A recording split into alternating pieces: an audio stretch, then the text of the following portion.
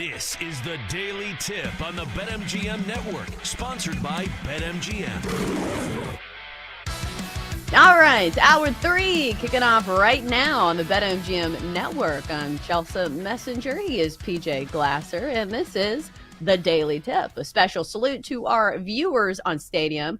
You can catch us on BallySportsLive.com, the Bally Sports Live app, along with YouTube TV, DirecTV, Amazon Prime, Samsung TV Plus, and what other platforms are out there. I'm sure there's a million, but we're glad you're joining us today. So over the next hour, we'll start by talking about some of the new challenge systems that will be in place during the MLB All-Star Game, the Commanders' beautiful new uniforms that harken back to the days when they were actually very good, as they are once again. At 8:20, we bring in Tim Barbalet, co-host of Inside Access on 105.7 The Fan in Baltimore. We'll talk a little baseball, maybe a little Ravens, and should be right up your alley, PJ, since you are fans of both of those teams. So let's vent a bit. How do you feel about being an Orioles fan this year? Because this was a hot, young, and up-and-coming team. It feels like, 2 years ago? And now it feels like they made zero moves. They let Corbin Burns go. And now you're sitting with a team that's not really challenging for the AL East. Is it frustrating to watch a team go from, a solid uphill trajectory to now kind of middling? It's incredibly frustrating for a lot of the points that you just made, because they've obviously been good the last 2 years, and you feel like they've been building towards something. And they just did nothing in the offseason to really improve their team, especially the pitching staff. I mean, their starting pitching, they knew they were going to go into the season with Bradish not being available until likely August. And then Grayson Rodriguez, had some injuries, and it turns out that he was then placed on the 60-day DL. So you came into and then obviously you lost Burns in the offseason. So you knew coming into the year you were going to be without your top three starting pitchers, and they just did nothing to really address it. And then on top of that, they brought back Brandon Hyde as their manager, which, I mean, they should have gotten him they should have got rid of him in the offseason. The Orioles, ever since like the end of June last year, just looked like a completely different team. They were lifeless. They would rarely come back in games. They didn't have any fight to them. And Hyde just strategically was not a good manager. So then you open the season with him, and it's more of the same. You get off to a terrible start. And that's still really the Orioles' biggest problem, is they have an interim manager right now in Tony Mansolino, Chelsea, that doesn't even want the job. He has no interest in managing a team. So I think that right now is the Orioles' two biggest problems, is the coaching staff is not good enough to compete or win a World Series. And their GM, Mike Elias, is a really good scout. He's great at developing talent. Obviously, they had the number one farm system in baseball for a couple of years. They've had all these top picks, and, he's done a good job on hitting on most of them. But there's a difference in scouting and evaluating talent and then being an actual GM and making the moves required to win a championship. And he just doesn't have that part quite figured out. And it's frustrating when you feel like your team should be good enough to compete for a championship and the organization just is not doing what it needs to help those players win. Yeah, I think it's frustrating as a bettor, because the Orioles were one of those teams that when they were good, it felt like they were always undervalued. And those are the teams you love as a bettor, like teams who are really good but don't have like the name recognition of you're never getting a good price on the Dodgers. You're never getting a good price on the Yankees. I will say this year you could kind of use that to your advantage with the Tigers, probably the best team in the American League right now. But some of those prices are steadily catching up to, how good their roster is. Like, you're not sneaking up on anybody by betting on the Tigers when Tariq Skubal, the favorite to win the Cy Young, is on the mound. But it's disappointing from that aspect as well. I feel like the Diamondbacks kind of fit into that category of a team over the past few years that flew under the radar, but they were really good. PJ, do you find yourself gravitating towards those teams? Those are my favorite teams to bet on. I agree. I miss the days. There was a wise woman who once said that in this house we do not fade the Baltimore Orioles. I miss those days, Chelsea. I really do. I got to be honest with you. I miss them quite a bit. I wish we could go back to those days, because I agree, right? In baseball, with these small market teams, if they're winning, you really don't hear a lot of people talking about it. The Marlins had won 10 straight road games before losing last night, Chelsea. Was anybody talking about that? Was anybody talking about how the Marlins have been playing great baseball, especially on the road? Nobody was talking about that. Could you imagine if the Yankees had won 10 straight games on the road? Could you imagine if the Dodgers, if the Phillies had won 10 straight games on the road? That's all you'd be seeing. You'd be seeing headlines about it. You'd be seeing on the bottom ticker of all these shows about it. So there absolutely is a benefit to these small market teams in baseball who are very quietly like playing really well and still being undervalued. So I absolutely agree with you. Like, that's what you're looking for. Now, from time to time, there's definitely value on some of those, big teams, and you can get them in certain spots, maybe more so on the run line, probably than just betting them straight up. But in baseball this time of year, Chelsea, like, it's a great thing when you get a small market team that's playing good baseball that nobody's really talking about it, and you can still get some good numbers on them. Yeah, and to prove the flip side of this point, so the Dodgers have lost 6 games in a row. $110 million of their payroll is on the injured list. And guess what their price is to win the World Series? Plus 220. Are you kidding me? Crazy. Like, this is a price for somebody who is in domination mode. Who you look at this team like, there's no way they don't win the World Series because, price is always relative. But plus 220 at the midway point of a season for a lot of things to go right, and you have to go through an entire postseason, that's an insane price on a team that's not trending in the right direction. I totally agree with you. Chelsea, I think we're setting up for like a really good October. Like, I think the postseason could get a little nuts because, I mean, if the Dodgers just stay true to who they are over the last 10 years, I feel like they're probably not going to make the World Series this year, right? Isn't it funny how last year, going into the postseason, I feel like was the first time in a while where like nobody liked the Dodgers because we have just seen them time and time again come up short in the postseason, and they're having another great regular season. Ohtani's doing Ohtani things, Freeman's great and Betts is great, and you're like, we know how this ends. And of course they go on to win it. Well, now that they've won it, I think a lot of people, even though they've obviously suffered a bunch of injuries, they're in the middle of the 6-game losing streak, we're like, they'll be fine. They still got all this talent. I don't know if that's necessarily the case. And then in the American League, I mean, good luck. The Tigers have been the best team all year. Like you said, Skubal's probably the best pitcher in the world. They got a great pitching staff. Hinch is an awesome manager. Do you trust that lineup, though? Is that lineup good enough to win in October? I don't know. The Astros have been playing really good baseball as of late. Valdez and Hunter Brown are great at the top of that rotation. But, is their lineup good enough, even though they've had a ton of postseason experience outside of like Altuve, Pena, and Alvarez? The Yankees have been up and down. So I think the playoffs this year in the MLB are going to be super interesting, especially in the American League. I think there's some great numbers you can get on a lot of teams. The NL, there are a bunch of great ones, even if the Dodgers don't win it. You could certainly see the Phillies or the Mets or the Cubs or one of these other teams doing it. But I think in the American League, Chelsea, depending on who gets into the playoffs, get some really good numbers on some teams that could end up making a deep run. I think it's going to be similar to last year in that it's going to be pitching dominant in the American League because we saw that with like the Royals and the Tigers and even the Yankees last year, because as much money as the Yankees have in their payroll on their lineup, their offense was a little untrustworthy for as, big of home run hitters as they supposedly are. So I think for that reason, I still like the Tigers in the American League. I think pitching is going to win it, as opposed to the National League, where I think it's just going to be a lot of runs scored. Because the Dodgers, the problem is not their run scoring, it's their pitching staff. The Phillies have had issues with their lineup kind of in the postseason the last few years.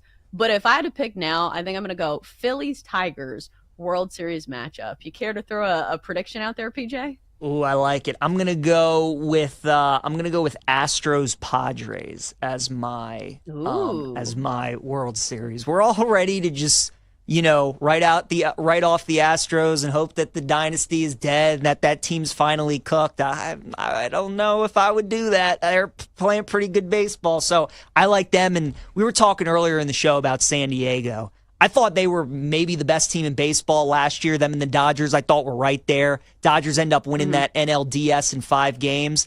I know the Padres are not playing great baseball right now. They're 1 game out of that final wild card spot, but that team is pretty similar. The roster's pretty similar to what it was last year. They still have a ton of stars. If their pitching staff is healthy, especially Michael King, going into the postseason. We know their GM, AJ Preller, is a madman. He's a psycho. He will get very aggressive at the deadline and trade away a bunch of prospects.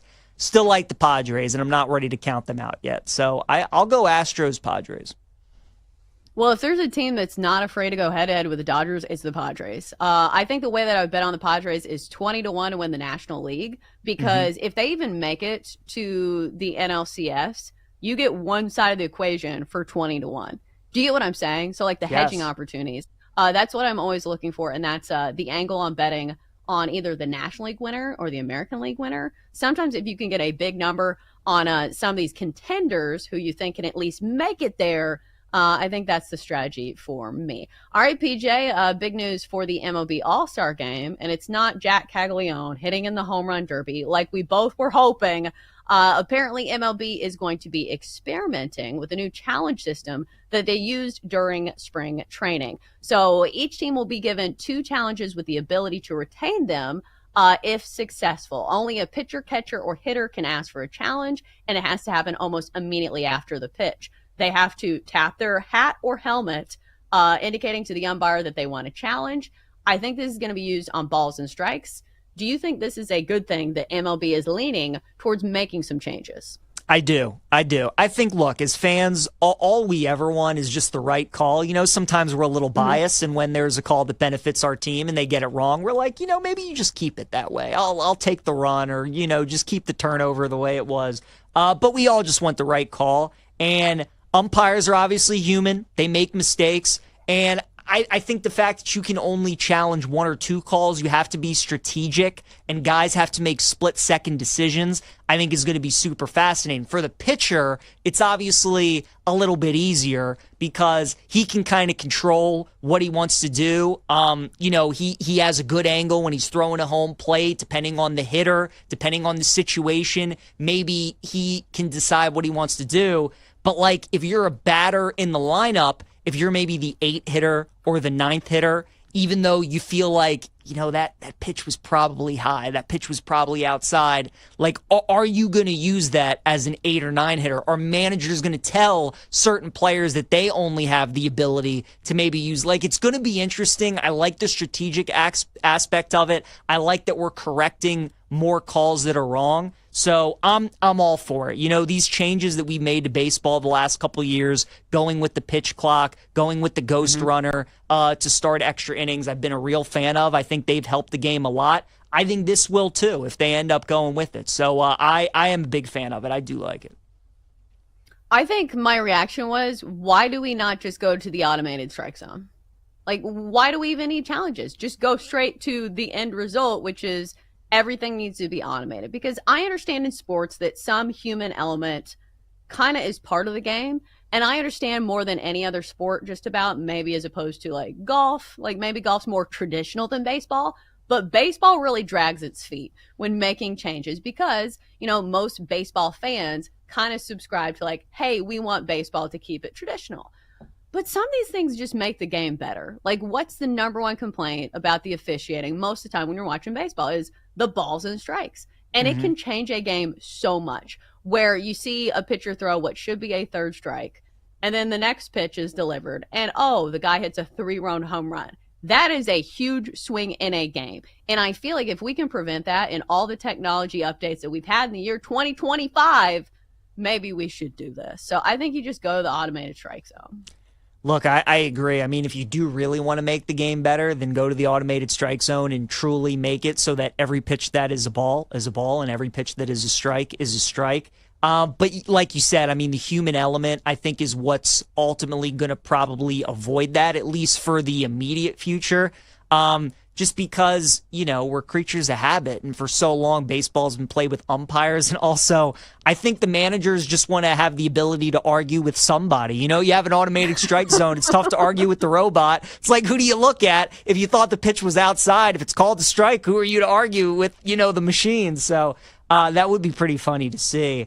I kind of agree with you, though. Like, again, if you're trying to make the game better, I mean, that's ultimately the end game. Like, that's the way to do it. So I think this is the right step, right? Because you are trying to improve it while keeping the human element and keeping umpires on the field. But ultimately, Chelsea, it'll be interesting to see if they just go to the automated strike zone. Yeah, I suppose this is a good compromise. It's a good middle ground.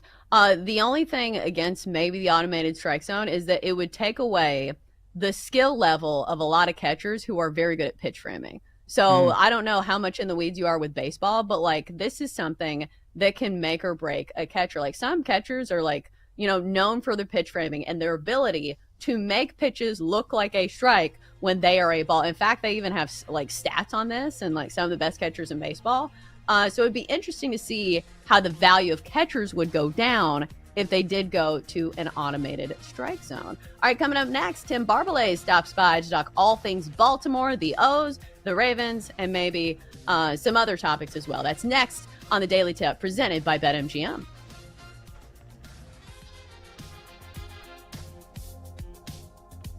The Daily Tip will be right back on the BetMGM Network, sponsored by BetMGM.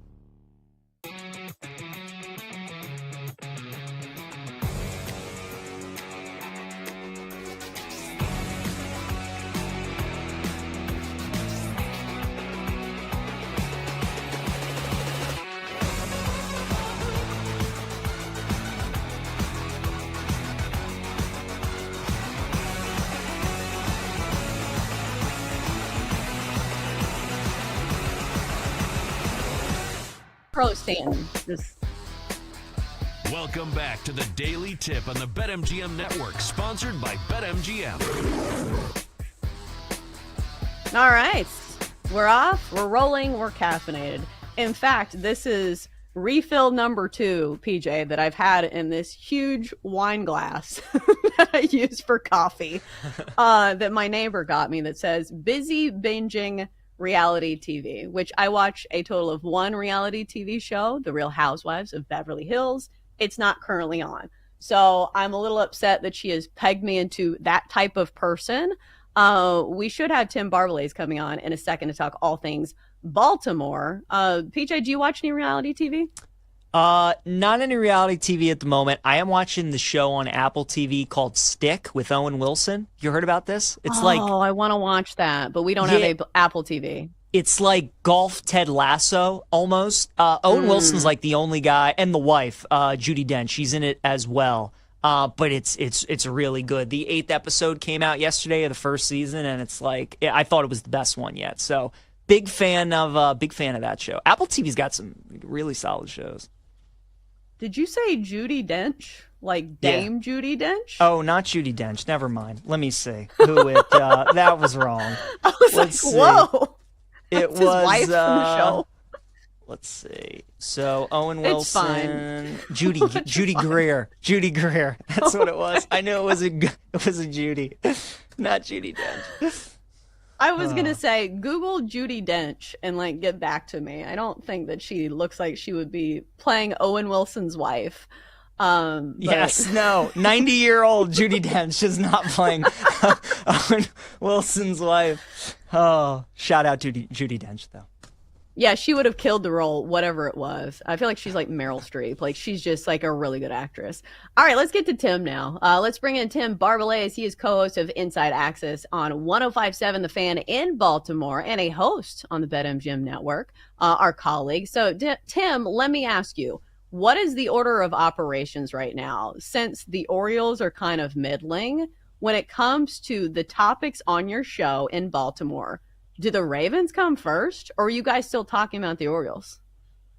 Hey, yeah, middling is probably a little bit kind there, Chelsea. But no, I mean, right now we're kind of in that dead period right now where we're waiting for training camp. It's been a couple weeks since mini camp. So to be honest, right now we're kind of just focusing on the trade deadline. Just how much could Mike Elias end up selling? Tim, are you still believers in the Orioles? Have you officially stuck a fork in them? After that Mets game last night, I think I got to quit them. You know, I keep telling myself that maybe they'll just go on a run here and get it close and get it within striking distance, and it's not happening. So have you stuck a fork in them? Do you think they're finally done at this point?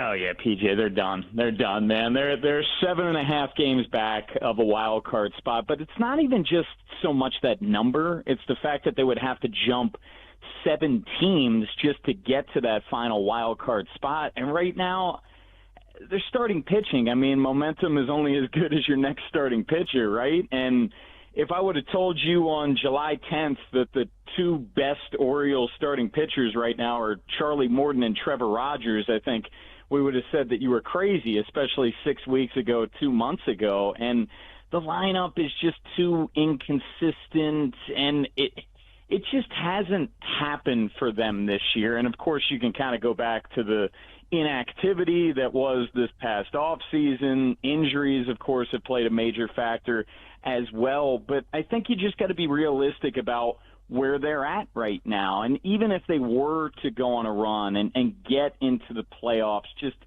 how far could they go at this point? And they have a lot of guys on expiring contracts, the Ryan O'Hearns, the Cedric Mullins. You can go to their bullpen, Sir Anthony Dominguez, Gregory Soto.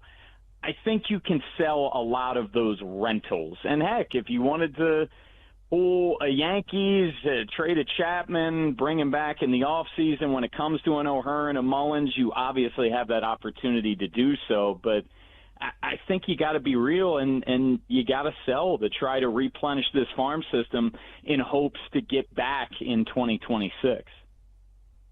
How much of this is on the ownership? Because I'm not an Orioles fan, but I remember when they got new ownership And I feel like the consensus was, oh, the Orioles are going to start spending money now. But, we're a couple years in, and it feels like that's not really the case. Am I off base here? I don't know if you're off base. I think it's something that I really struggle with, to be honest with Chelsea. I go back and forth so much where if you look at this offseason, they spent money. Did they spend it wisely? Of course not. They ended up adding close to $70 million in payroll. I'm just kind of torn in the fact, is this an ownership thing or is this a Mike Elias thing? Because we've yet to see Mike Elias give out a true multi-year contract to a free agent. He operates on these one-year deals to have that kind of financial flexibility year to year. So I think this offseason is going to be very telling. Assuming Mike Elias is still going to be running the ship, are they going to take big swings? The starting pitching market, free agency-wise, is really, really good. Are you going to take some swings there? Are you going to finally extend one of these young guys as part of your core? I think this offseason is going to be extremely telling, and whether Mike Elias can kind of change his stripes a bit and how he operates, and whether that's ownership maybe pressing him a bit. Look, I'm not firmly convinced that it was all Mike Elias firing Brandon Hyde a couple months ago. He was doing kind of a media tour a few weeks prior saying it's not Brandon, it's the injuries. I deserve a ton of blame for the offseason that happened. And then, boom, fired him a couple weeks later. And then Elias didn't even address the media until 3 days after he fired him. So I'm torn on it. I think it's probably part both, but if I had a lean, I think it's more Elias. Tim, how do you see that division playing out the rest of the year? The Orioles are pretty much the only team that can't win it at this point. They're 12.5 games back. It would take a miracle. Boston's 5.5 games back at Toronto. Tampa's 4 games back, and the Yankees are 2.5 games back. Do you like the Jays to win the AL East, or are you going with one of the other teams? I feel like we do, like, kind of at least a couple times a week just check in on the AL East, and for so long, just the entire show, we're like, I'm not buying the Blue Jays, not buying the Blue Jays. But they just keep winning, and they keep getting it done, and they haven't even gotten anything out of Anthony Santander, the former Oriole, this year. So, look, I don't even know what to make of this division. If I had to guess right now, I'm probably looking at the Yankees, and it seems like the past 3 years, PJ, the Yankees have had this June dive where they just have a horrible record, don't look like themselves at all. I think Tampa got off to that really good start, looked like a really balanced team. They've come back down to earth, but if I had a lean, I probably would go New York, but I feel like I'm becoming more a believer of the Blue Jays by each passing week. Well, and some of it feels like nobody just wants to pull away from the division. Yeah. It just feels like a very mid-division compared to years previous. Let's throw in a little Ravens talk, shall we? I understand it's July 10th, but what's the big off-season story for the Ravens this year? For me, I feel like it's like Super Bowl or bust. It feels like the Ravens are in the circle of trust for the regular season. Like, I feel like the talk doesn't even start for me nationally for the Ravens until the postseason rolls around, because that's when, like, the questions kind of arise. But what's the big story for the Ravens this offseason? I think the theme for the most part is kind of just running it back. This is a very, very similar team to what they had last year. And I remember being at the end of season press conference, and Eric DeCosta, I'm paraphrasing here, but he's saying, look, I don't really have a lot of work to do in terms of re-signing guys, because they lost Brandon Stevens, their starting corner, who really struggled last year, Patrick McCary, one of their guards. Outside of that, it was a lot of role players. So they were able to kind of just augment their roster. They did what the Ravens typically do. They're not huge active team in free agency. You brought in DeAndre Hopkins as a number 3, which in the past that would have been the entree at wide receiver for the Ravens, bringing in an old guy. But he's more of a role player. Jair Alexander really fell into their lap. And you drafted Malachi Starks in the first round. Their secondary is absolutely loaded. They got 4 first-round picks in that secondary, 5 actually. And this team as a whole, I think you can certainly make the case that it's the best team of the Lamar Jackson era. It's without a question the best weapons he's had. I think the defense is going to be a heck of a lot better than it was in the first 9 weeks of the season last year, where they were terrible and then rounded into form after that point. I think it's a really, really good roster with not a ton of question marks on it, but it's all about the postseason. That's all that matters with this team. It's all about the postseason. Is there anything they can do, Tim, in the regular season that would give you confidence in trusting them in the postseason? Or like you said, I mean, at this point, right? Because I feel like we've gone into the last 2 playoffs where it was the Christmas game after the Niners and it was the Christmas game after the Texans, where we looked at those performances and we're like, man, this team's going to win the Super Bowl. And then obviously they let us down. Do you think there's anything they can do in the regular season that would get you to trust them, or it's just like, just get to the playoffs and let's see what you do in January? I think it's probably just get to the playoffs, PJ, but I will say 2 of their first 4 games, they head to Buffalo and they head to Kansas City.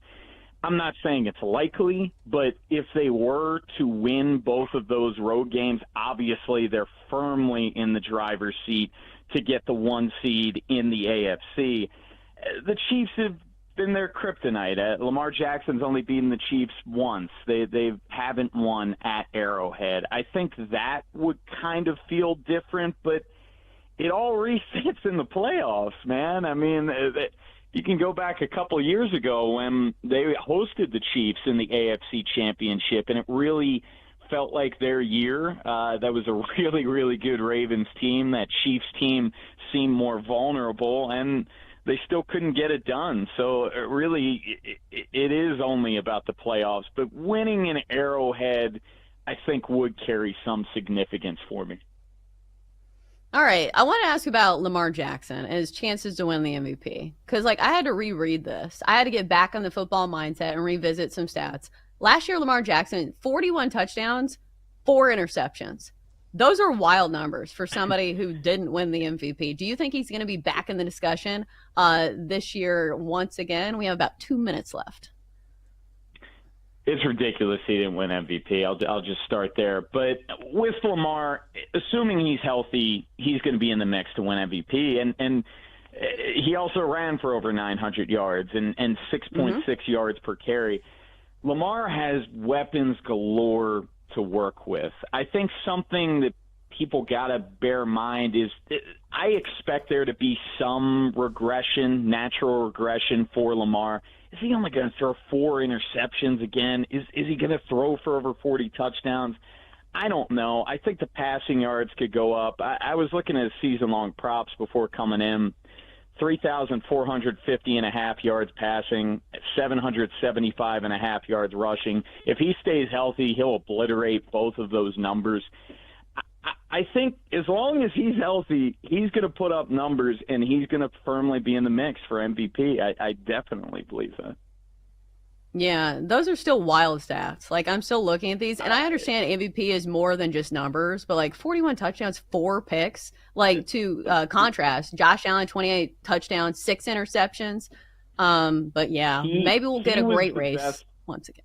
Yeah, he was the best player in football last year, and quite frankly, I really don't even think it was close. I think the mental gymnastics that the voters had to do to vote him first-team All-Pro at quarterback in a landslide, and then 7 of those votes flip to Josh Allen for MVP.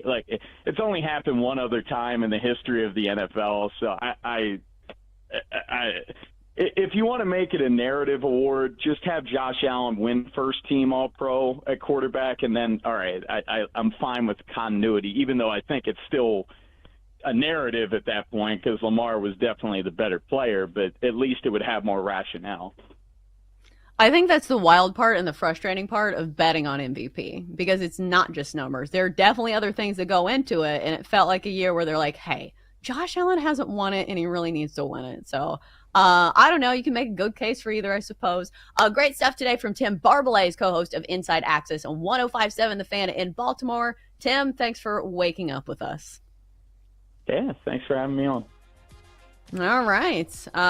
Great stuff. On the Ravens, we'll see if Lamar can put up those type of numbers again, and we'll see if he actually wins MVP this year. All right, coming up next, it's time for our best bets of the entire slate. They come your way next on the Daily Tip, presented by BetMGM.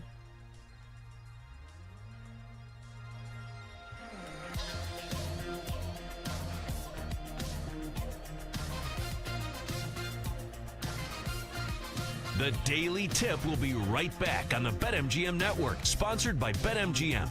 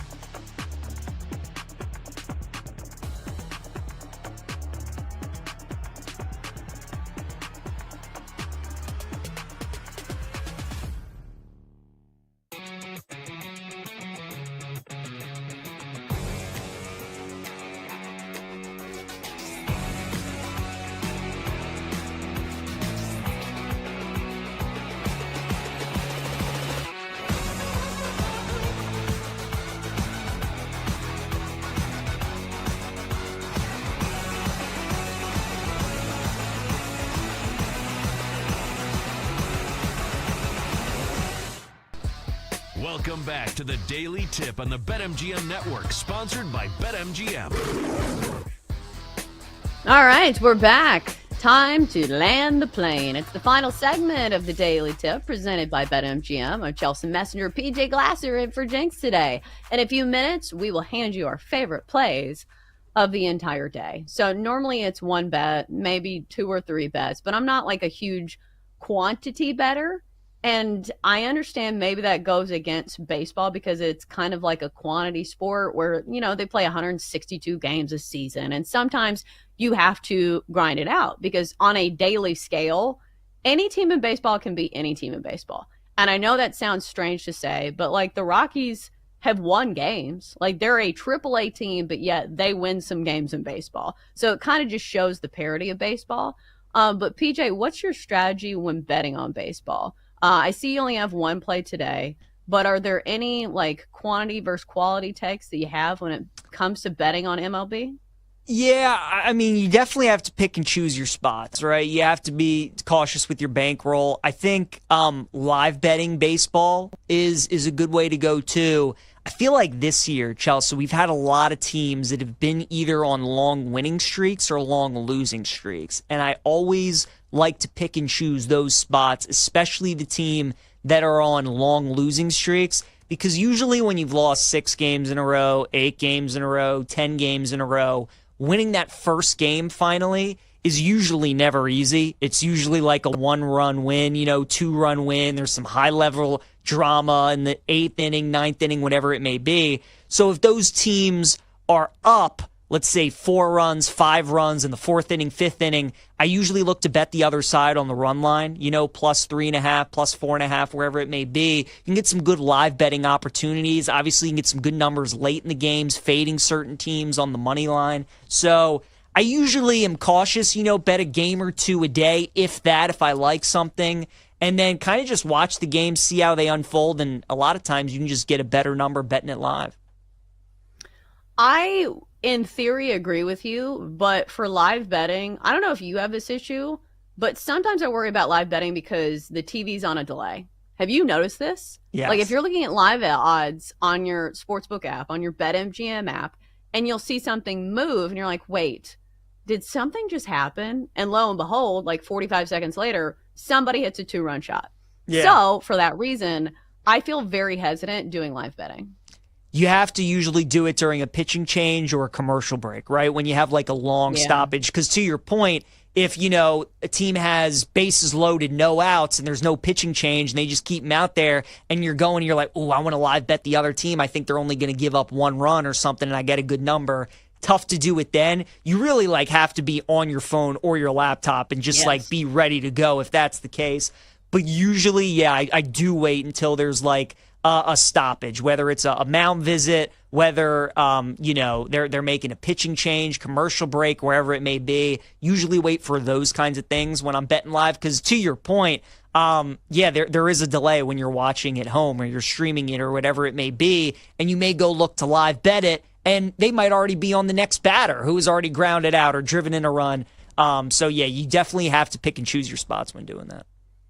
I've noticed this a lot on basketball, too. Like, have you noticed this on basketball? Because basketball obviously has a faster pace of play. Yes. And you're like, wonder why that just changed. Oh, he just hit a 30 and he got fouled. So just one of those things that you need to be aware of if you are betting on sports live. Coming up next on Bet Sweats, Joe and Sammy Pete look at NBA win totals and look ahead to week 0 in college football. I'll tell you what, that's not one thing I'm doing is NBA win totals right now. PJ, you're not a big NBA guy, are you? Like as far as that into the weeds? I am not. No, I'm a Wizards fan, Chelsea, so there's really not a lot of reason to watch the NBA. Usually Summer League is our Super Bowl. So, and they have a ridiculous Summer League roster this year. They were obviously tweeting it out. And it's guys that were rookies for them last year that started, played significant minutes, and then it's their rookie class this year. So they should have a pretty decent shot at winning the thing. I do turn in for a game or two to see how the Summer League guys are looking. But you know me, I'm a big college guy. We got college football to handicap, college basketball to handicap before we get into the NBA. So I got my focus on that. I feel like you could sell me more on college football because college football actually gets here before the NFL. Yes. Like, when's week 0? I feel like it's in like end of August. Yeah, end of August. It's coming soon. Like, it's is. July 10th. We have less than a month. You need to be reading up. I've got to get the Phil Steele College Football Handbook because I will say it takes a lot of research and homework to keep updated on some of these teams and the revolving door of talent now that we have NIL. You got to learn a bunch of new quarterbacks who you're like, I thought they played for this team. So I need to do that over the weekend. I need to get that Phil Steele College Football Handbook. All right, so now it's time to lock in our best bets of the day and tell you who we have the most faith in today. Time to place your bets. All right, PJ, since you are filling in, you get the pleasure of batting leadoff here. Who do you like for your favorite play? All right, I'm going to Rays and Red Sox. Big 4-game series between these two starting tonight out in Boston. I like the Rays on the money line tonight. I'm fading Walker Buehler, who has not been great for Boston. I'm also fading the Red Sox, though, who I think are a touch overvalued in the market. They've won 6 games in a row, but they've won 6 games in a row against the Nationals and the Rockies. So it's not like they're doing it against really good teams in Major League Baseball. They're literally beating up on maybe the 2 worst teams in the MLB. I think tonight going up against Tampa, who always, it seems like, plays them pretty tough in Fenway. Big series like this, the Rays have a pitching edge. And again, I think this is a nice sell spot on Boston, who might be a little overvalued because of the win streak, but the quality of competition has not been there. So give me the Rays as my best bet tonight. Money line -110. I think they probably should be like -120 tonight. I almost played the over in this game, but I stopped for the reason that you mentioned, is that the Red Sox offense has been really good, but against really bad pitching staff. So we'll see if the Red Sox can keep that offense going when there is a big step up in pitching staffs. But I do like that play. All right, for me, I'm going to go with the Mets on the money line at -138 over your Orioles today. I'm sorry, PJ. But the O's cannot be trusted even at home this year. They have a losing record, 19-23. Charlie Morton on the mound, who I will say has been better over his last 3. But on the season, it's been a season to forget. 5-7 with a 5.47 ERA. Meanwhile, the Mets start David Peterson, who has had a couple slip-ups, but coming off a good one against the Brewers, 6 2/3, only 1 earned run. And the Mets have been good as favorites this year, 42-21 as favorites. I know they have been less trustworthy on the road, but we saw how that last game turned out for the Orioles. They had a lead in this game over the Mets, and they blew it in the final innings and lost 7-6. Right now, I just can't trust the Orioles. I'm going to go with the Mets here, winners of 5 of their last 6 games. And plus, Juan Soto has great numbers against Charlie Morton. If you look at his splits against Morton in his past, 3 home runs and 12 at-bats and hitting .667. So let's go Juan Soto. Let's go Mets on the money line as my best bet. All right, so normally we do leans, so maybe not official plays, but PJ, do you have anything else you're looking at? Or is it just the one bet and the one bet only? Yeah, no, there were a couple leans. I do like the Mariners tonight. I was leaning towards them, -125 against the Yankees. Brian Woo's on the mound. He's been one of the most consistent starters in all of baseball this year. All 15 of his starts, he's gone at least 6 innings pitched. Big advantage tonight going up against Stroman. I also always love backing teams that are trying to avoid the sweep. Yankees won the first 2 games of the series, so I think Seattle could be a good look tonight. And then I like the Marlins at +140 tonight against the Reds. Chelsea, we were talking earlier, that was +155. Now it's down to +140, so we got some money coming in on Miami. And I think rightfully so. This was a team that had won 10 straight road games. They lost last night, but I would come right back with them tonight. Nick Lodolo's splits this year has been way better on the road than he has been at home. So I like Miami and Seattle. Those were a couple leans that I had tonight in MLB. I feel like Nick Lodolo used to be in the circle of trust, but he is no longer in the circle of trust. 5-6 this year with a 3.58. I feel like he had really good stuff, and he's been decent this year. It's just, I feel this way about Reds pitchers. Like Hunter Green was one of those guys I felt like would have a lot of high-end potential. He struck out a lot of batters, but I don't know. It feels like Cincinnati pitchers just not making the jump for me. So I will not be betting on the Reds or Nick Lodolo anytime soon. All right. I see Sammy P waiting in the wings, and we don't have the Donkster here since Jenks is off. So we'll go ahead and get to Sammy P, who's coming up next on Bet Sweats. I see you guys are doing NBA win totals. Salute, man. That is somewhere that I will not be diving into. So is there a team that like you really want to talk about for NBA win totals? We really like Philly. This is a team that had a win total last year of 53.5 and just got crippled by injuries, right? Embiid got hurt. George got hurt. The bench became the starters, and their total now is in the low 40s. And I think if you get that 70-game window from Embiid, which, again, is asking a lot, they can definitely get over a low number. I like that. Sticking with Pennsylvania, Sammy P, I bet Penn State the other day to win the national championship. Am I crazy, or do you like Penn State this year? You're crazy, but we like crazy. Here's the problem. They're good enough to win all the games that they should win. I just need to see it against better teams. But if you're right, you're going to have a great number. And I have several guys that tell me Penn State is the highest power-rated team in the country. For me personally, I just want to see it first, if that makes any sense.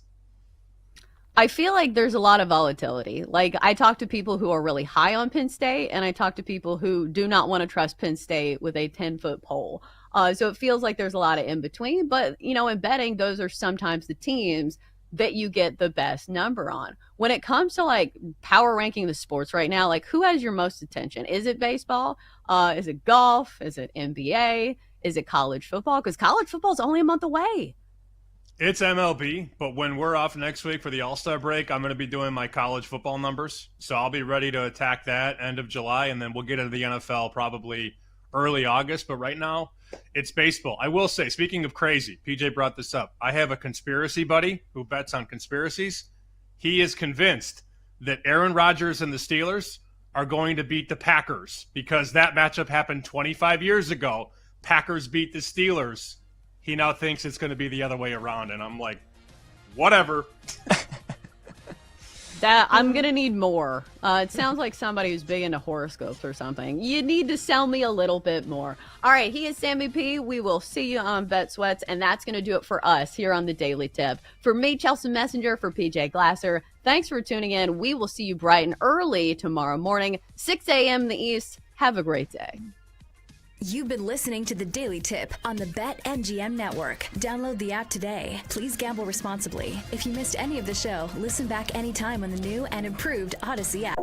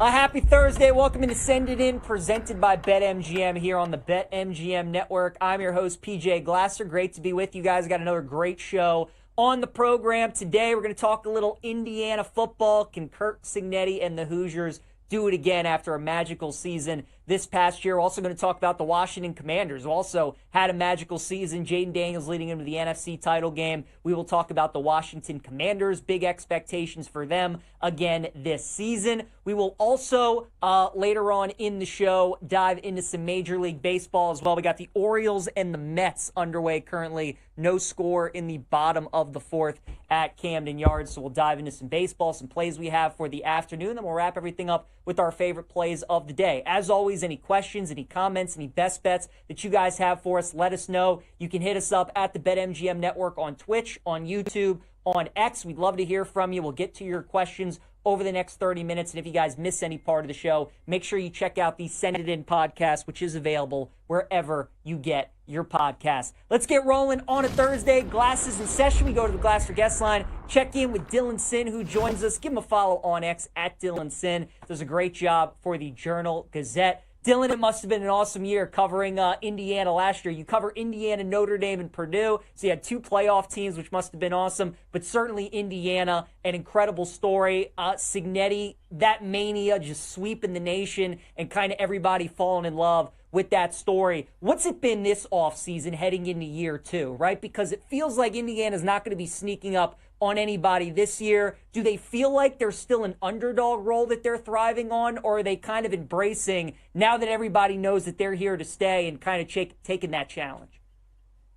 Yeah, I think it's interesting because they did obviously have the greatest season in program history last year. You go 11-2, but they didn't feel like they ended the season the way they wanted to, right? Like, they started 10-0, and they had two chances against Ohio State and Notre Dame to really make their mark in the way they wanted to, and they didn't play as well as they wanted to in either of those games. And they've been very upfront about they had a great season and they did more than anyone expected, but they also left what they felt was a fair amount on the table. And so they have a lot of guys coming back this year. I think that's the thing that a lot of people haven't really realized is IU brings a fair amount of last year's team back, even before we get to the transfers they brought in.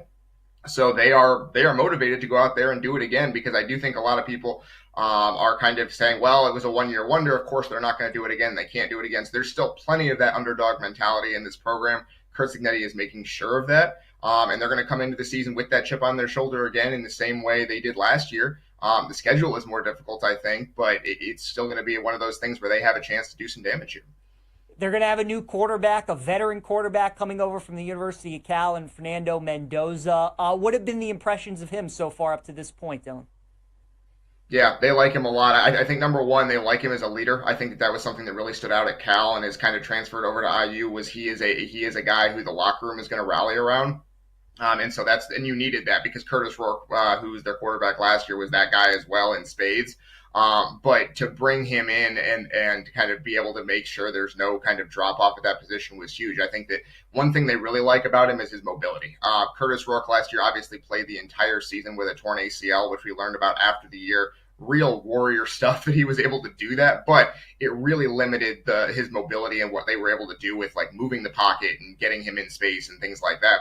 Mendoza has that kind of mobility. Now, at Cal, sometimes it was a little bit more of a detriment because they didn't have a great offensive line, and he would run himself into some sacks. I think that's the number one thing you're looking for this year, is with a better offensive line, which IU's is and should be better than last year and better than Cal. Can they do some creative things with Mendoza, get him moving in the pocket, get him to extend plays and see if you can make some plays out of structure? I think he's shown so far since he's gotten there that he has the ability to do that, in addition to what we all know is a big arm. So they really like what they have there. They think he was one of the best quarterbacks, not the best quarterback in the portal this offseason, and they feel like they can win a lot of games with him behind center. On the other side of the ball, the defense was terrific for Indiana last year, had a bunch of sacks. They were awesome against the run, just a really technically sound group. They do lose some guys, but also bringing back some key pieces from last year's defense. What do you expect that unit to look like this year? Yeah, I think it's going to be really good. I think there are very few teams in the country that have an All-American returning on the defensive line, at linebacker, and in the secondary. So all three levels of the defense, IU has an All-American from last year coming back with with Mikhail Kamara on the defensive line, with Aiden Fisher, a linebacker, and then with D'Angelo Pons, a corner, whom a lot of people consider one of the best corners in the country. I certainly do. I think he is really, really talented. So that is a fantastic foundation upon which to build. You're right. They did lose some pieces. C.J. West, the defensive tackle, both the defensive tackles, frankly, with James Carpenter going as well. That's going to be tough to replace. They brought in some good transfers to that position. It's just a question of, can those guys stand up to some of the better offensive lines in the Big Ten, which Indiana is going to face this year. So the defense has a great foundation. It brings back the coordinator and Bryant Haynes, who I thought was fantastic last season. Keeping him was a huge, huge deal when he had opportunities to go elsewhere. So I think the defense is going to be really good. It's just a question of, I think, along the defensive line, in the interior especially, do some of those transfers that they brought in, who have talent, who were coveted in the portal, do they hit?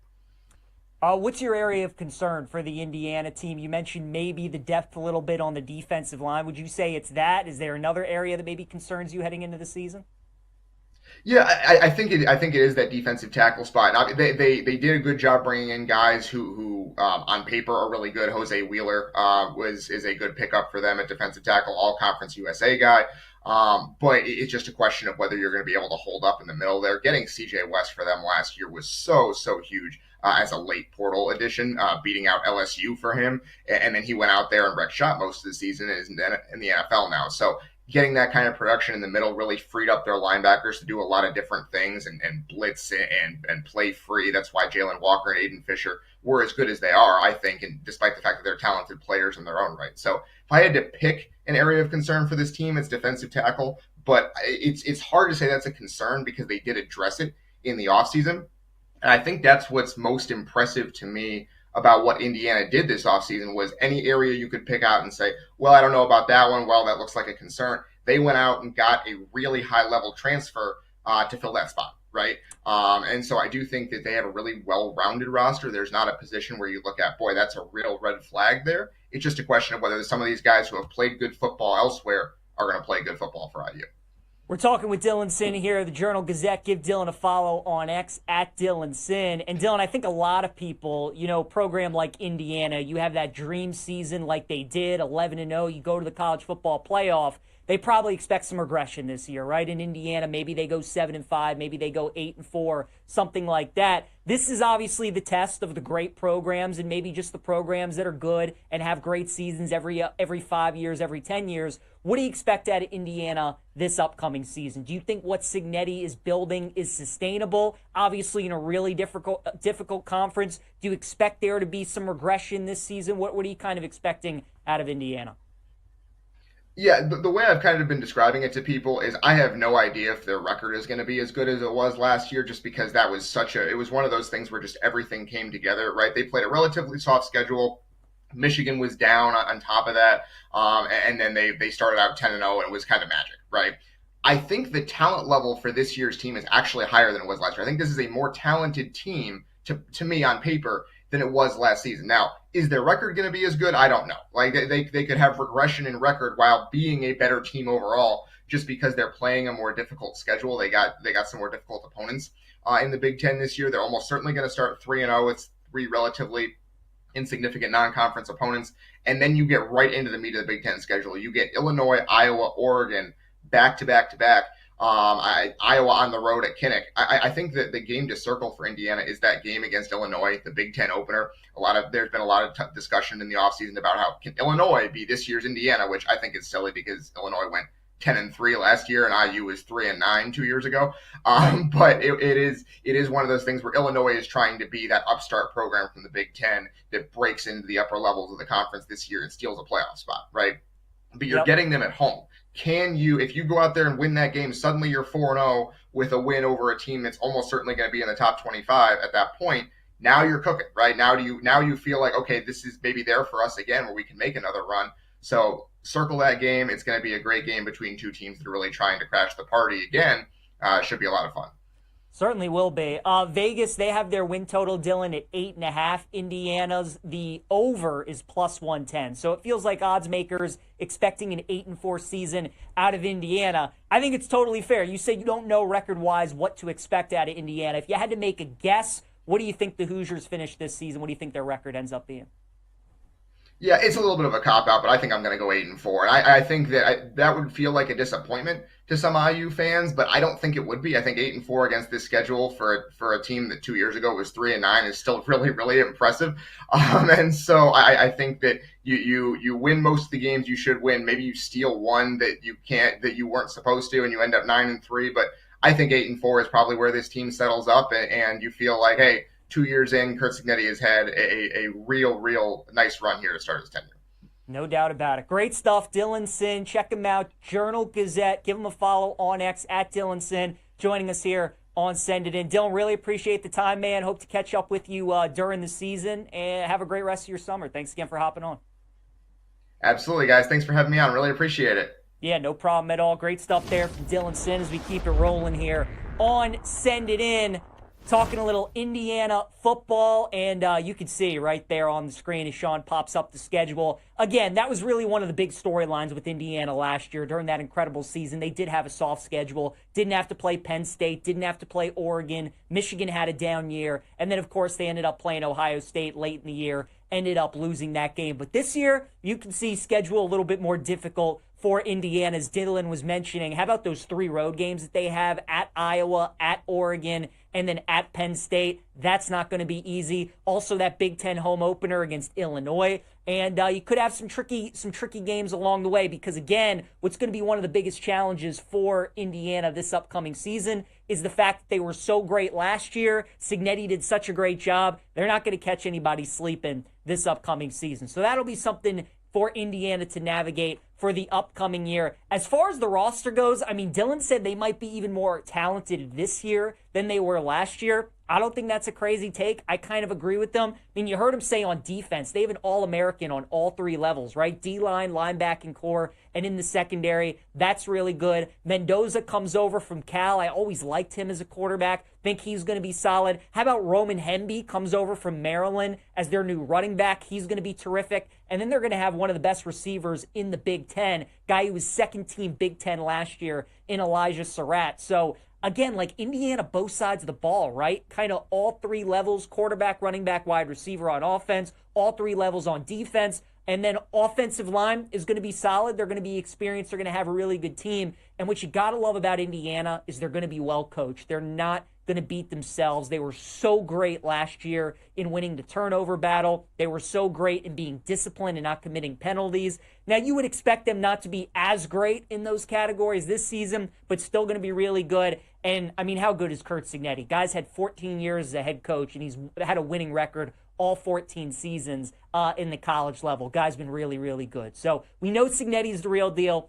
Obviously not expecting Indiana to do what they did last year. Their win total at BetMGM is a reflection of that, with the win total being 8.5 and the over being at plus 110. I really think that is a perfect number at 8.5, right? I mean, the 3 road games for Indiana are going to be tough to win. They're going to be big underdogs to Penn State. It's going to be tough to win that game. They're going to be underdogs to Iowa. We know Kinnick is always a difficult place to play. The Oregon game, I think, is interesting. I don't know if Indiana's going to win at Oregon. Autzen always a tough place to play. But they are coming off of a bye. They're going to have 2 weeks to prep. And Signetti, throughout his entire career as a coach, has been so good off of a bye week. So that could be one of those games where Indiana, off of a bye, gets a fast start as an underdog. You make that a fourth quarter game in Eugene. You never know what happens. So maybe that game could be interesting. I'd still pick Oregon to win the game. You get 3 losses there. And then it just feels like it's going to come down to all the home games. Is Indiana going to go undefeated in their home games in the Big Ten schedule? If they do that, then you got to feel good about the Hoosiers going over 8.5 wins. I think it's a perfect line, though. I'm staying away. Interested to see how Indiana is for the upcoming season. We're getting ready to talk about the Commanders, who, I mean, we're kind of the Indiana version of the NFL. These teams are so hard to handicap because Indiana's not one of the big brands, one of the premier teams in college football year after year, the Alabamas, Ohio States, Georgias, where these teams just reload year after year. Indiana, they could be the TCU from a couple years ago, that TCU team that goes all the way to the national title and then kind of falls back down. They could be that Auburn team with Cam Newton, wins the national title, then kind of falls back down. I don't think we all expect Indiana to be one of the top programs in the Big Ten year after year. They're just not going to get the recruits that Ohio State, that Michigan, Oregon, Penn State are going to get. But I think they're going to be a really solid program. They kind of could be what Iowa is every single year in the Big Ten. We always know what we're going to get out of Kirk Ferentz's teams every single year. I kind of think Indiana could be another version of that. So I'm afraid to bet against Signetti. I'm afraid to fade him and bet the under on Indiana. I just wouldn't bet the over, though. I think 8.5 is a perfect line. So I'm going to stay away from Indiana's win total as well. Chase Kitty on Twitter, Taylor Fritz plus 400 against Alcaraz tomorrow morning, but only plus 220 in set one. Interesting. How about our guy Chase Kitty coming on the show yesterday, giving us the Sabalenka upset as she goes down today to the American Amenasova. So great shout out by Chase Kitty giving us that winner. And keeping an eye on Taylor Fritz tomorrow. Definitely betting the over in that match. Over 37.5 between Fritz and Alcaraz. As Chase Kitty was telling us yesterday, Alcaraz tends to play with his food a little bit too much. Fritz has been great on the grass. So I think that match could maybe go a little bit longer than people expect. Reed Phillips, any live plays for the Scottish Open? Reed, we were on Sam Burns big. We're on Adam Scott big. Burns shot a 3 under today. He's in a nice spot. Adam Scott 1 under, not in as great a spot. I still like Sam Burns a lot. I will tell you, Victor Hovland looks very good. He was very popular this week. Victor, obviously from Norway, very familiar with links golf, playing out in Europe. He's had a great track record in the Open Championship. He's had a good track record when they've gone overseas. I think Victor might be a good look for somebody to keep an eye on over the next 3 days. And then, Reed, how do you feel about the overs for Cubs, Twins, and Rays and Red Sox? No play in Cubs, Twins for me today, Reed, or on Red Sox, Rays when it comes to the totals. Do have a side that I like, though, in Red Sox and Rays, which we will get to here in a little bit. But let's talk some Washington Commanders on the show as we continue our previews here on Send It In. And Washington, you guys, they got a big boy schedule for this upcoming season. Obviously, they got to play the NFC East. They get Dallas, Philadelphia, and the Giants 2 times this season. They got to play the NFC North, which is not going to be easy. They got to get the AFC West. We've obviously previewed all the NFC East schedules so far over the last 4 days. And it's all the same, essentially, right? Play your division opponents, play the NFC North, play the AFC West. All these games, all these schedules for all these teams are going to be difficult. Washington's schedule, though, jumps out at me the most. And it's probably the reason why I like fading them for the upcoming season. Their win total is sitting at 9.5, and the under is even money at plus 100. The reason I like Washington under 9.5 wins and why I want to fade them this year isn't because I expect Jaden Daniels to regress like crazy. Jaden Daniels is the real deal, folks. He might already be a top 5 quarterback in football. You're not that good as he is and just completely fall off the face of the earth. I think Jaden Daniels is going to be good. My biggest concern with Washington is this is not a franchise that is obviously used to success here in the last 25, 30 years. Usually, Washington made their first NFC championship game for the first time in 25, 30 plus years last season. The reason why the good teams stay good, the reason why the Chiefs are always good, the Bills always have a good regular season, the Ravens always have a good regular season, the Eagles have been good in a regular season, is because their quarterbacks are good, but also they're used to getting everybody's best shot throughout the season. And that is going to be Washington's biggest adjustment this upcoming season is can they adjust from the team when Jaden Daniels is a rookie and surprising everybody and nobody realizing how good he was and how good they were going to be to now they're not catching anybody off guard. People know coming into this year that Washington absolutely could be a playoff team for this upcoming season. They're minus 140 to get to the playoffs. Not only that, but how about the fact that Washington this year plays essentially 7 primetime games, 7 standalone games for the upcoming season, 6 in primetime, and then 1 international game in Spain against Miami. They also have a Week 18 matchup against Philadelphia, and that game very well could be to decide the division potentially. That could be that Sunday night game in Week 18 as well. So you're looking at a possible 8 primetime games for the Washington Commanders. How many times are we used to the Washington Commanders usually getting 1 primetime game? Maybe 2 primetime games. Usually seasons where we don't see them in primetime at all. Now they're getting 7 off of 1 great season from Jaden Daniels. They're putting them in prime time. They loved what they saw from Jaden Daniels so much. They're putting Washington in prime time 7 times. That is my biggest concern for Washington, is when you play in those prime time games, man, you're getting everybody's best shot. And it's going to take a toll on that roster, on that organization, that coaching staff, that as a group, as a collective unit, they're not used in playing in all those big-time games. They're not used in playing to all those prime-time matchups. I think that is the biggest concern I have with Washington. I would feel a lot differently about this team if I looked at their schedule and they had 13 1 o'clock games this year. If they had 14 1 o'clock games this year. 7 standalone games for the Washington Commanders, including a Christmas Day game against the Dallas Cowboys. They have a stretch where they play Monday night against the Bears, then they're at Dallas at 4:25, then they're Monday night at the Chiefs, and then Sunday Night Football against the Seahawks. That gives you an idea of the stretch that Washington is going to go through, playing big game after big game, prime time after prime time. So that's why I really don't like Washington this year, because let's say they do survive that gauntlet and somehow they get to the playoffs playing that schedule and playing all those primetime games.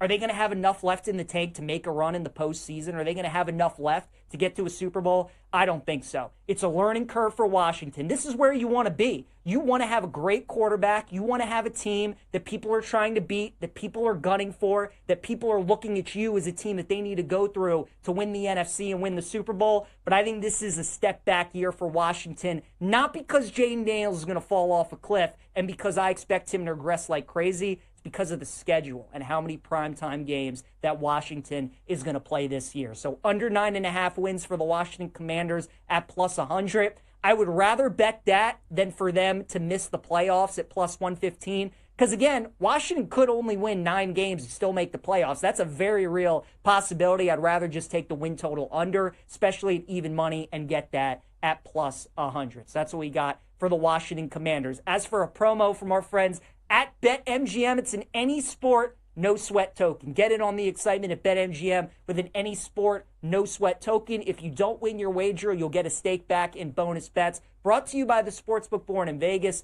Please download the BetMG app today, and please gamble responsibly. All right, let's get into some baseball bets that we have here on this Thursday.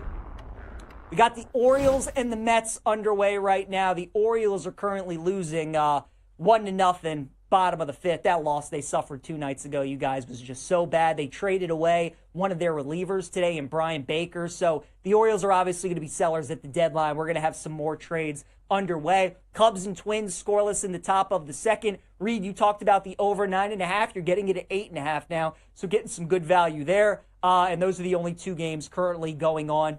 We do have a doubleheader today between the Orioles and the Mets, as Sagano's going to be on the mound for Baltimore. The Mets have not decided yet who they are going to throw in Game 2 of the doubleheader. The total is at 10.5. I'd probably just look at a Mets team total over. After Sagano was so good the first 2 months of the season, he's really started to regress a little bit. It's a guy coming over from Japan as a 35-year-old. It took the MLB a little bit to get adjusted. Get some film on him. Now that they have, teams are starting to hit him hard. They're starting to see him well. So we're looking at a Mets team total over there in that game. Marlins and Reds. We got the Reds as a minus 170 favorite today. The Marlins are going to be plus 140. Cal Quantrill on the mound for Miami. Cincinnati going with Nick Lodolo. Folks, we've done a lot of shows where Nick Lodolo has been making starts at home in Cincinnati, and we love fading Nick Lodolo in those spots because his splits in home and road, very drastic, much better pitcher on the road, sub 2.5 ERA on the road, whereas at home, it's got an ERA nearly 4.66. So I would look to fade Lodolo today. And the Marlins, before yesterday losing, had won 10 straight road games. They've been awesome on the road. Give me Miami at plus 140. Mariners and Yankees today in the Bronx. Give me the Mariners at minus 118. Brian Wu has arguably been the most consistent pitcher in all of baseball this season. The guy has made 15 starts and has gone at least 16 innings, has gone at least 6 innings in all 15 of those starts. Would be impressive if he went 16 innings in all those starts, but he only went 6. He's been awesome for Seattle. Going up against the Yankees today, are looking for the sweep. So not only are we getting Brian Wu, who's been going at least 6 innings in all these games, you're also getting a Seattle team looking to avoid the sweep today in New York. So I like the Mariners at minus 118. Rays and Red Sox. Reed, you asked about this game with the total. Staying away from the total, but I'm fading Boston. I'm taking Tampa today at minus 110. Walker Buehler has not been good this season for Boston, but not only that, I think we're overvaluing the Red Sox here just a little bit. People are going to look at the standings. They're going to look at the recent performances for the Red Sox, and they're going to see that Boston has won 6 games in a row, and that's great. Problem is those 6 games were against Washington and the Colorado Rockies, arguably 2 of the worst teams in baseball. Now you step up in class, go up against a Tampa Bay team that usually over the years have played the Red Sox really tough in Fenway. Give me Tampa minus 110 today against the Sox. Guardians and White Sox today in Chicago. Guardians minus 135. You got Logan Allen on the mound for Cleveland. White Sox going with Jonathan Cannon. I'm going to take Cleveland at minus 135 today. After losing 10 games in a row, the Guardians finally had a nice series at Houston. I think they take some of that momentum into this series against Chicago. Great opportunity for the Guardians to build a little momentum heading into the All-Star break weekend. So we'll take the Guardians at minus 135. And then Nationals and Cardinals today in St. Louis. Mike Soroka against Miles Michaelis. Nats with a great performance yesterday. Blowout St. Louis. I'm going to stay away from that game today. Braves and Athletics in Sacramento. You got Spencer Strider going up against J.P. Sears. I can't bet the Braves, especially at this price, until Brian Snitker is gone, right? Braves are kind of the third team I've felt this way about so far this season. It was the Orioles early on in the year when they needed to get Brandon Hyde. They finally did. They look much different. The Nationals with Davey Martinez, they finally got rid of him. They won yesterday big. I'm not betting the Braves until they get rid of Snitker. They need a big-time jolt to that clubhouse and to that team. So until they get rid of Snitker, I'm not going to be betting Atlanta, especially at this price. So I'd look at the A's today at plus 145. Rangers and Angels today in Anaheim. You got Patrick Corbin on the mound for Texas, and that's really what's going to seal it for me in taking the Rangers at minus 105. Corbin's been really good so far this year for Texas. I think they get the win today in Anaheim, so give me the Rangers. And then Diamondbacks and Padres. D-backs are a favorite today in San Diego. I think that's telling you a lot with Eduardo Rodriguez on the mound against Randy Vasquez. Give me the D-backs minus 120 today. Get the win in San Diego. All right, you guys, let's wrap up the show. PJ's place here on Send It In.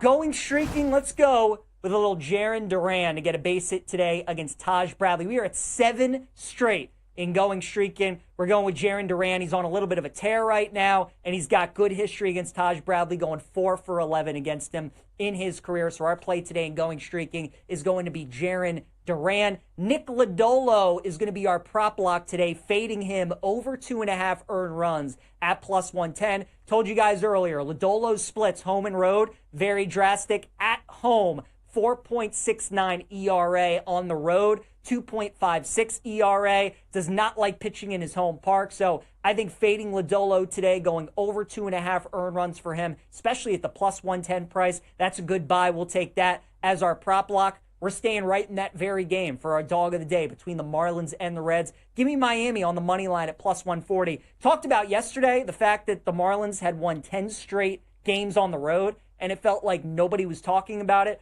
Well, they finally lost yesterday. So now that streak is over. I think most people expect the Marlins to kind of just turn back into the Marlins team that we all kind of expected them to be this season. I think they bounce back today going against Lodolo. So give me the Marlins at plus 140. And then finally, my best bet today is going to be the Commanders win total under 9.5 at plus 100. I'm taking Washington under wins. It's not a knock on Jaden Daniels. It's a knock on the schedule for Washington and the fact that this franchise and organization is not used to being in the spotlight. They're not used to dealing with so many games in prime time, so many standalone games. They get 7 standalone games this season. That's a lot of games that you got to get up for. That's a lot of games where you're facing teams at their very best, teams that are going to be highly motivated, and you're getting their best shot. Don't know if Washington's ready for that quite yet. We'll go under 9.5 wins for the Commanders. And Sean is telling me that we got some breaking news in the recruiting of college football. Lamar Brown, number 1 overall recruit, is going to go to LSU. So there's a little college football news for you as well. Thanks again to Dylan Sin for joining us today on the show. Appreciate you guys tuning in as well. We'll wrap up the week tomorrow. We'll see you then.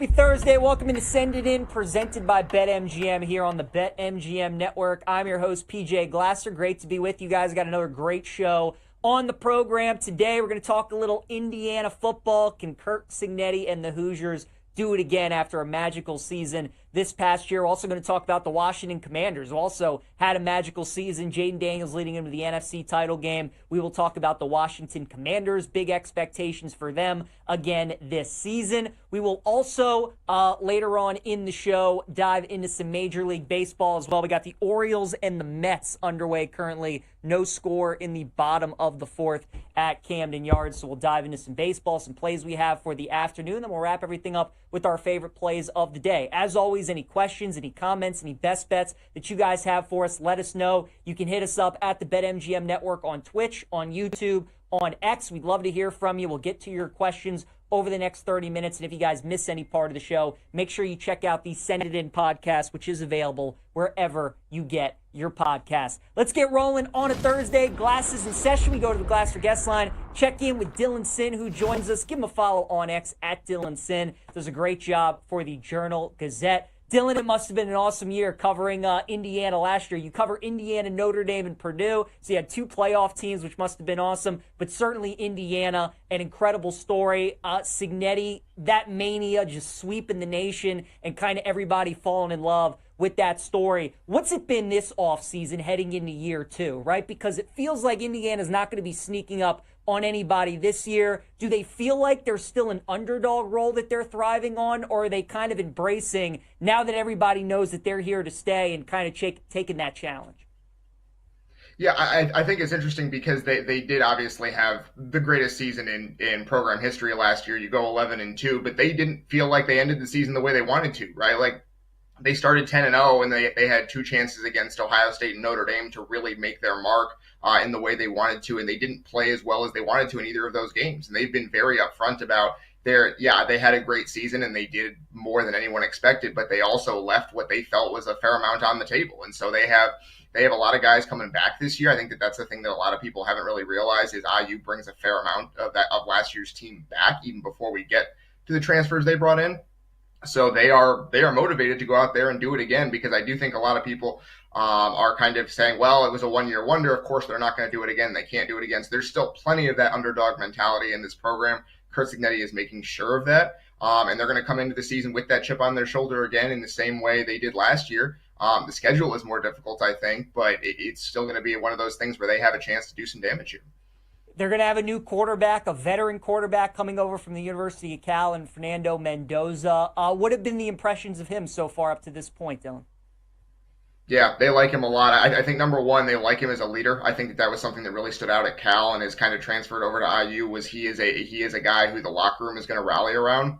And so you needed that, because Curtis Rourke, who was their quarterback last year, was that guy as well in spades.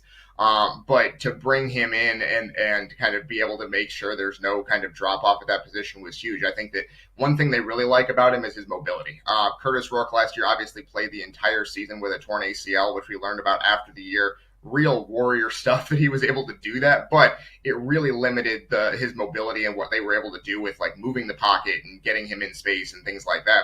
Mendoza has that kind of mobility. Now, at Cal, sometimes it was a little bit more of a detriment because they didn't have a great offensive line, and he would run himself into some sacks. I think that's the number one thing you're looking for this year, is with a better offensive line, which IU's is and should be better than last year and better than Cal. Can they do some creative things with Mendoza, get him moving in the pocket, get him to extend plays and see if you can make some plays out of structure. I think he's shown so far since he's gotten there that he has the ability to do that, in addition to what we all know is a big arm. So they really like what they have there. They think he was one of the best quarterbacks, not the best quarterback in the portal this offseason, and they feel like they can win a lot of games with him behind center. On the other side of the ball, the defense was terrific for Indiana last year, had a bunch of sacks. They were awesome against the run, just a really technically sound group. They do lose some guys, but also bringing back some key pieces from last year's defense. What do you expect that unit to look like this year? Yeah, I think it's going to be really good. I think there are very few teams in the country that have an All-American returning on the defensive line, at linebacker, and in the secondary. So all three levels of the defense, IU has an All-American from last year coming back with with Mikhail Kamara on the defensive line, with Aiden Fisher, a linebacker, and then with D'Angelo Pons, a corner, whom a lot of people consider one of the best corners in the country. I certainly do. I think he is really, really talented. So that is a fantastic foundation upon which to build. You're right. They did lose some pieces. CJ West, the defensive tackle, both the defensive tackles, frankly, with James Carpenter going as well. That's going to be tough to replace. They brought in some good transfers to that position. It's just a question of, can those guys stand up to some of the better offensive lines in the Big Ten, which Indiana is going to face this year. So the defense has a great foundation. It brings back the coordinator and Bryant Haynes, who I thought was fantastic last season. Keeping him was a huge, huge deal when he had opportunities to go elsewhere. So I think the defense is going to be really good. It's just a question of, I think, along the defensive line, in the interior especially, do some of those transfers that they brought in, who have talent, who were coveted in the portal, do they hit? What's your area of concern for the Indiana team? You mentioned maybe the depth a little bit on the defensive line. Would you say it's that? Is there another area that maybe concerns you heading into the season? Yeah, I think it is that defensive tackle spot. Now, they did a good job bringing in guys who on paper are really good. Jose Wheeler is a good pickup for them at defensive tackle, all conference USA guy.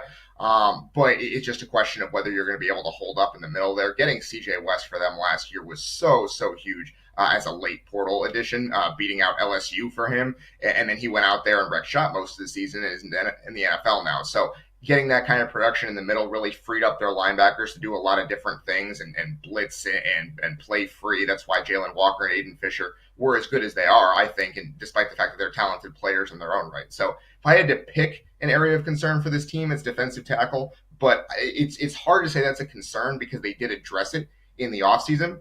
And I think that's what's most impressive to me about what Indiana did this offseason was any area you could pick out and say, well, I don't know about that one. Well, that looks like a concern. They went out and got a really high-level transfer to fill that spot, right? And so I do think that they have a really well-rounded roster. There's not a position where you look at, boy, that's a real red flag there. It's just a question of whether some of these guys who have played good football elsewhere are going to play good football for IU. We're talking with Dylan Sin here of the Journal Gazette. Give Dylan a follow on X at Dylan Sin. And Dylan, I think a lot of people, program like Indiana, you have that dream season like they did, 11-0, you go to the college football playoff. They probably expect some regression this year, right? In Indiana, maybe they go 7-5, maybe they go 8-4, something like that. This is obviously the test of the great programs and maybe just the programs that are good and have great seasons every 5 years, every 10 years. What do you expect out of Indiana this upcoming season? Do you think what Cignetti is building is sustainable? Obviously, in a really difficult conference, do you expect there to be some regression this season? What are you kind of expecting out of Indiana? Yeah, the way I've kind of been describing it to people is I have no idea if their record is going to be as good as it was last year, just because that was it was one of those things where just everything came together, right? They played a relatively soft schedule. Michigan was down on top of that, and then they started out 10-0, and it was kind of magic, right? I think the talent level for this year's team is actually higher than it was last year. I think this is a more talented team, to me on paper, than it was last season. Now, is their record going to be as good? I don't know. Like they could have regression in record while being a better team overall, just because they're playing a more difficult schedule. They got some more difficult opponents in the Big Ten this year. They're almost certainly going to start 3-0. It's 3 relatively insignificant non-conference opponents, and then you get right into the meat of the Big Ten schedule. You get Illinois, Iowa, Oregon back to back to back. Iowa on the road at Kinnick. I think that the game to circle for Indiana is that game against Illinois, the Big Ten opener. There's been a lot of discussion in the offseason about how can Illinois be this year's Indiana, which I think is silly because Illinois went 10-3 last year and IU was 3-9 2 years ago. But it is one of those things where Illinois is trying to be that upstart program from the Big Ten that breaks into the upper levels of the conference this year and steals a playoff spot, right? But you're getting them at home. Can you, if you go out there and win that game, suddenly you're 4-0 with a win over a team that's almost certainly going to be in the top 25 at that point. Now you're cooking, right? Now you feel like, okay, this is maybe there for us again where we can make another run. So circle that game. It's going to be a great game between two teams that are really trying to crash the party again. Should be a lot of fun. Certainly will be. Vegas, they have their win total, Dylan, at 8.5. Indiana's, the over is plus 110. So it feels like odds makers expecting an 8-4 season out of Indiana. I think it's totally fair. You say you don't know record-wise what to expect out of Indiana. If you had to make a guess, what do you think the Hoosiers finish this season? What do you think their record ends up being? Yeah, it's a little bit of a cop-out, but I think I'm going to go 8-4. And I think that that would feel like a disappointment to some IU fans, but I don't think it would be. I think 8-4 against this schedule for a team that 2 years ago was 3-9 is still really, really impressive. And so I think that you win most of the games you should win. Maybe you steal one that you weren't supposed to, and you end up 9-3. But I think 8-4 is probably where this team settles up, and you feel like, hey, 2 years in, Curt Cignetti has had a real nice run here to start his tenure. No doubt about it. Great stuff, Dylan Sin. Check him out, Journal Gazette. Give him a follow on X at Dylan Sin, joining us here on Send It In. Dylan, really appreciate the time, man. Hope to catch up with you during the season, and have a great rest of your summer. Thanks again for hopping on. Absolutely, guys. Thanks for having me on. Really appreciate it. Yeah, no problem at all. Great stuff there from Dylan Sin as we keep it rolling here on Send It In. Talking a little Indiana football, and you can see right there on the screen as Sean pops up the schedule. Again, that was really one of the big storylines with Indiana last year during that incredible season. They did have a soft schedule, didn't have to play Penn State, didn't have to play Oregon. Michigan had a down year, and then, of course, they ended up playing Ohio State late in the year, ended up losing that game. But this year, you can see schedule a little bit more difficult for Indiana, as Dylan was mentioning. How about those 3 road games that they have at Iowa, at Oregon, and then at Penn State? That's not going to be easy. Also, that Big Ten home opener against Illinois. And you could have some tricky games along the way, because, again, what's going to be one of the biggest challenges for Indiana this upcoming season is the fact that they were so great last year. Cignetti did such a great job. They're not going to catch anybody sleeping this upcoming season. So that'll be something for Indiana to navigate for the upcoming year. As far as the roster goes, I mean, Dylan said they might be even more talented this year than they were last year. I don't think that's a crazy take. I kind of agree with them. I mean, you heard him say on defense, they have an All-American on all 3 levels, right? D-line, linebacking core, and in the secondary. That's really good. Mendoza comes over from Cal. I always liked him as a quarterback. Think he's going to be solid. How about Roman Hemby comes over from Maryland as their new running back? He's going to be terrific. And then they're going to have one of the best receivers in the Big Ten, guy who was second team Big Ten last year in Elijah Surratt. So, again, like Indiana, both sides of the ball, right? Kind of all 3 levels, quarterback, running back, wide receiver on offense, all 3 levels on defense. And then offensive line is going to be solid. They're going to be experienced. They're going to have a really good team. And what you got to love about Indiana is they're going to be well coached. They're not going to beat themselves. They were so great last year in winning the turnover battle. They were so great in being disciplined and not committing penalties. Now, you would expect them not to be as great in those categories this season, but still going to be really good. And, I mean, how good is Curt Cignetti? Guy's had 14 years as a head coach, and he's had a winning record all 14 seasons in the college level. Guy's been really, really good. So we know Cignetti's the real deal. Obviously not expecting Indiana to do what they did last year. Their win total at BetMGM is a reflection of that, with the win total being 8.5 and the over being at plus 110. I really think that is a perfect number at 8.5, right? I mean, the 3 road games for Indiana are going to be tough to win. They're going to be big underdogs to Penn State. It's going to be tough to win that game. They're going to be underdogs to Iowa. We know Kinnick is always a difficult place to play. The Oregon game, I think, is interesting. I don't know if Indiana's going to win at Oregon. Autzen always a tough place to play. But they are coming off of a bye. They're going to have 2 weeks to prep. And Cignetti, throughout his entire career as a coach, has been so good off of a bye week. So that could be one of those games where Indiana, off of a bye, gets a fast start as an underdog. You make that a fourth quarter game in Eugene. You never know what happens. So maybe that game could be interesting. I'd still pick Oregon to win the game. You get 3 losses there. And then it just feels like it's going to come down to all the home games. Is Indiana going to go undefeated in their home games in the Big Ten schedule? If they do that, then you got to feel good about the Hoosiers going over 8.5 wins. I think it's a perfect line, though. I'm staying away. Interested to see how Indiana is for the upcoming season. We're getting ready to talk about the Commanders, who, I mean, we're kind of the Indiana version of the NFL. These teams are so hard to handicap because Indiana's not one of the big brands, one of the premier teams in college football year after year, the Alabamas, Ohio States, Georgias, where these teams just reload year after year. Indiana, they could be the TCU from a couple years ago, that TCU team that goes all the way to the national title and then kind of falls back down. They could be that Auburn team with Cam Newton, wins the national title, then kind of falls back down. I don't think we all expect Indiana to be one of the top programs in the Big Ten year after year. They're just not going to get the recruits that Ohio State, that Michigan, Oregon, Penn State are going to get. But I think they're going to be a really solid program. They kind of could be what Iowa is every single year in the Big Ten. We always know what we're going to get out of Kirk Ferentz's teams every single year. I kind of think Indiana could be another version of that. So I'm afraid to bet against Signetti. I'm afraid to fade him and bet the under on Indiana. I just wouldn't bet the over, though. I think 8.5 is a perfect line. So I'm going to stay away from Indiana's win total as well. Chase Kitty on Twitter, Taylor Fritz plus 400 against Alcaraz tomorrow morning, but only plus 220 in set one.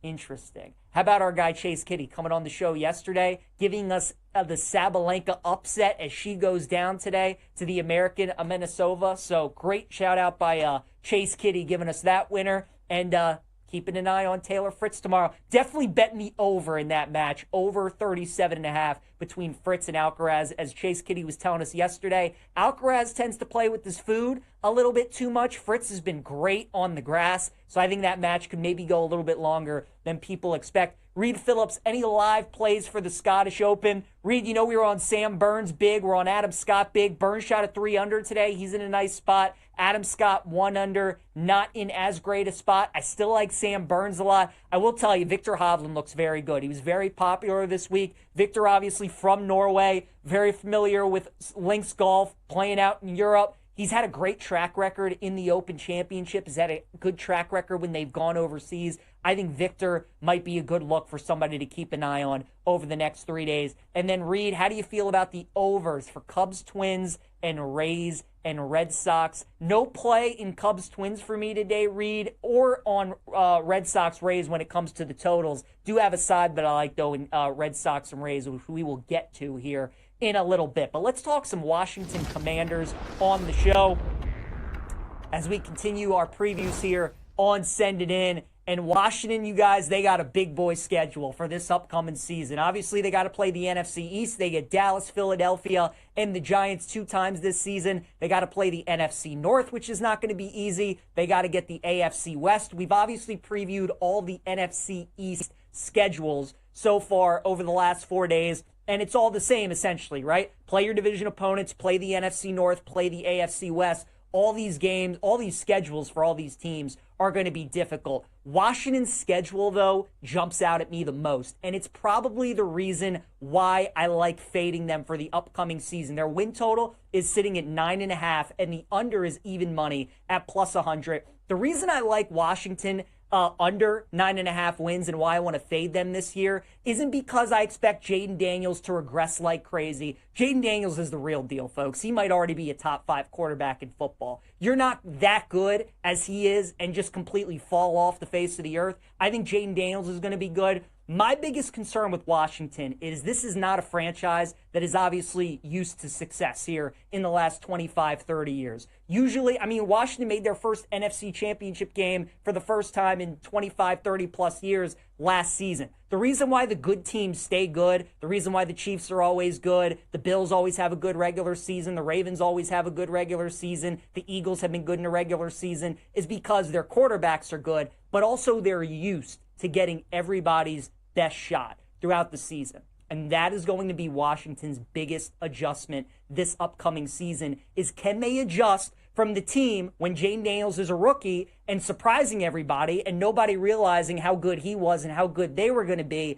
to now they're not catching anybody off guard. People know coming into this year that Washington absolutely could be a playoff team for this upcoming season. They're minus 140 to get to the playoffs. Not only that, but how about the fact that Washington this year plays essentially 7 primetime games, 7 standalone games for the upcoming season, 6 in primetime, and then 1 international game in Spain against Miami. They also have a Week 18 matchup against Philadelphia, and that game very well could be to decide the division potentially. That could be that Sunday night game in Week 18 as well. So you're looking at a possible 8 primetime games for the Washington Commanders. How many times are we used to the Washington Commanders usually getting 1 primetime game? Maybe 2 primetime games. Usually seasons where we don't see them in primetime at all. Now they're getting 7 off of 1 great season from Jaden Daniels. They're putting them in prime time. They loved what they saw from Jaden Daniels so much. They're putting Washington in prime time 7 times.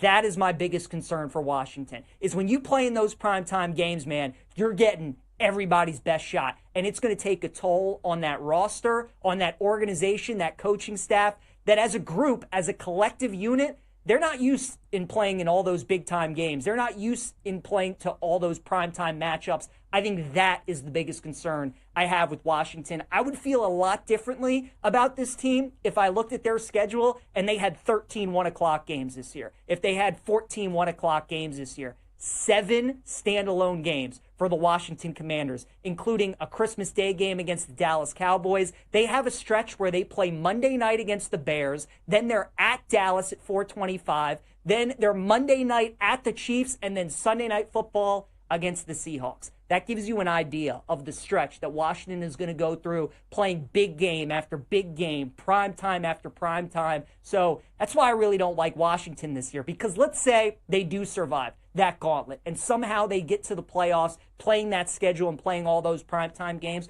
Are they going to have enough left in the tank to make a run in the postseason? Are they going to have enough left to get to a Super Bowl? I don't think so. It's a learning curve for Washington. This is where you want to be. You want to have a great quarterback. You want to have a team that people are trying to beat, that people are gunning for, that people are looking at you as a team that they need to go through to win the NFC and win the Super Bowl. But I think this is a step back year for Washington, not because Jaden Daniels is going to fall off a cliff and because I expect him to regress like crazy. It's because of the schedule and how many primetime games that Washington is going to play this year. So under 9.5 wins for the Washington Commanders at plus 100. I would rather bet that than for them to miss the playoffs at plus 115. Because again, Washington could only win 9 games and still make the playoffs. That's a very real possibility. I'd rather just take the win total under, especially at even money, and get that at plus 100. So that's what we got for the Washington Commanders. As for a promo from our friends at BetMGM, it's an any sport, no sweat token. Get in on the excitement at BetMGM with an any sport, no sweat token. If you don't win your wager, you'll get a stake back in bonus bets. Brought to you by the Sportsbook Born in Vegas. Please download the BetMG app today, and please gamble responsibly. All right, let's get into some baseball bets that we have here on this Thursday.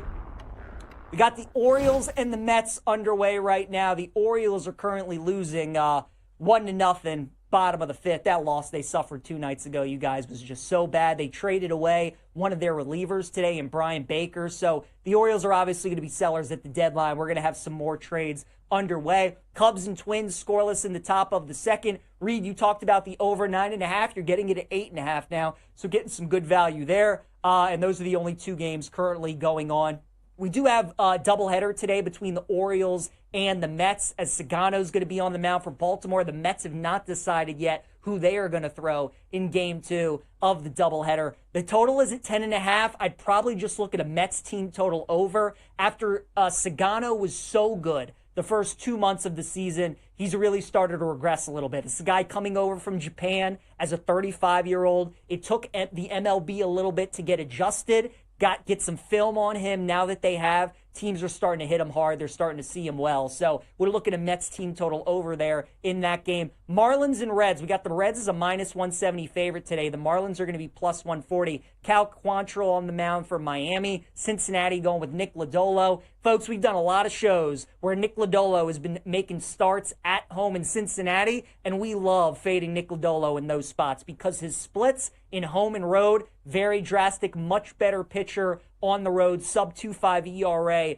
on the road, whereas at home, it's got an ERA nearly 4.66. So I would look to fade Lodolo today. And the Marlins, before yesterday, losing, had won 10 straight road games. They've been awesome on the road. Give me Miami at plus 140. Mariners and Yankees today in the Bronx. Give me the Mariners at minus 118. Brian Wu has arguably been the most consistent pitcher in all of baseball this season. The guy has made 15 starts and has gone at least 16 innings, has gone at least 6 innings in all 15 of those starts. Would be impressive if he went 16 innings in all those starts, but he only went 6. He's been awesome for Seattle. Going up against the Yankees today, who are looking for the sweep, So not only are we getting Brian Wu, he's been going at least 6 innings in all these games, you're also getting a Seattle team looking to avoid the sweep today in New York. So I like the Mariners at minus 118. Rays and Red Sox. Reed, you asked about this game with the total. Staying away from the total, but I'm fading Boston. I'm taking Tampa today at minus 110. Walker Buehler has not been good this season for Boston, but not only that, I think we're overvaluing the Red Sox here just a little bit. People are going to look at the standings. They're going to look at the recent performances for the Red Sox, and they're going to see that Boston has won 6 games in a row, and that's great. Problem is those 6 games were against Washington and the Colorado Rockies, arguably 2 of the worst teams in baseball. Now you step up in class, go up against a Tampa Bay team that usually over the years have played the Red Sox really tough in Fenway. Give me Tampa minus 110 today against the Sox. Guardians and White Sox today in Chicago. Guardians minus 135. You got Logan Allen on the mound for Cleveland. White Sox going with Jonathan Cannon. I'm going to take Cleveland at minus 135 today. After losing 10 games in a row, the Guardians finally had a nice series at Houston. I think they take some of that momentum into this series against Chicago. Great opportunity for the Guardians to build a little momentum heading into the All-Star break weekend. So we'll take the Guardians at minus 135. And then Nationals and Cardinals today in St. Louis. Mike Soroka against Miles Mikolas. Nats with a great performance yesterday. Blowout St. Louis. I'm going to stay away from that game today. Braves and Athletics in Sacramento. You got Spencer Strider going up against J.P. Sears. I can't bet the Braves, especially at this price, until Brian Snitker is gone, right? Braves are kind of the third team I've felt this way about so far this season. It was the Orioles early on in the year when they needed to get Brandon Hyde. They finally did. They look much different. The Nationals with Davey Martinez, they finally got rid of him. They won yesterday big. I'm not betting the Braves until they get rid of Snitker. They need a big-time jolt to that clubhouse and to that team. So until they get rid of Snitker, I'm not going to be betting Atlanta, especially at this price. So I'd look at the A's today at plus 145. Rangers and Angels today in Anaheim. You got Patrick Corbin on the mound for Texas, and that's really what's going to seal it for me in taking the Rangers at minus 105. Corbin's been really good so far this year for Texas. I think they get the win today in Anaheim, so give me the Rangers. And then Diamondbacks and Padres. D-backs are a favorite today in San Diego. I think that's telling you a lot with Eduardo Rodriguez on the mound against Randy Vasquez. Give me the D-backs minus 120 today. Get the win in San Diego. All right, you guys, let's wrap up the show. PJ's Place here on Send It In. Going streaking, let's go with a little Jarren Duran to get a base hit today against Taj Bradley. We are at 7 straight in going streaking. We're going with Jarren Duran. He's on a little bit of a tear right now, and he's got good history against Taj Bradley, going 4 for 11 against him in his career. So our play today in going streaking is going to be Jarren Duran. Nick Lodolo is going to be our prop lock today, fading him over 2.5 earned runs at plus 110. Told you guys earlier, Lodolo's splits home and road, very drastic. At home, 4.69 ERA. On the road, 2.56 ERA. Does not like pitching in his home park. So I think fading Lodolo today, going over 2.5 earned runs for him, especially at the plus 110 price. That's a good buy. We'll take that as our prop lock. We're staying right in that very game for our dog of the day between the Marlins and the Reds. Give me Miami on the money line at plus 140. Talked about yesterday the fact that the Marlins had won 10 straight games on the road, and it felt like nobody was talking about it. Well, they finally lost yesterday, so now that streak is over. I think most people expect the Marlins to kind of just turn back into the Marlins team that we all kind of expected them to be this season. I think they bounce back today going against Lodolo, so give me the Marlins at plus 140. And then finally, my best bet today is going to be the Commanders win total under 9.5 at plus 100. I'm taking Washington under wins. It's not a knock on Jaden Daniels. It's a knock on the schedule for Washington and the fact that this franchise and organization is not used to being in the spotlight. They're not used to dealing with so many games in prime time, so many standalone games. They get 7 standalone games this season. That's a lot of games that you got to get up for. That's a lot of games where you're facing teams at their very best, teams that are going to be highly motivated, and you're getting their best shot. Don't know if Washington's ready for that quite yet. We'll go under 9.5 wins for the Commanders. And Sean is telling me that we got some breaking news in the recruiting of college football. Lamar Brown, #1 overall recruit, is going to go to LSU. So there's a little college football news for you as well. Thanks again to Dylan Sin for joining us today on the show. Appreciate you guys tuning in as well. We'll wrap up the week tomorrow. We'll see you then.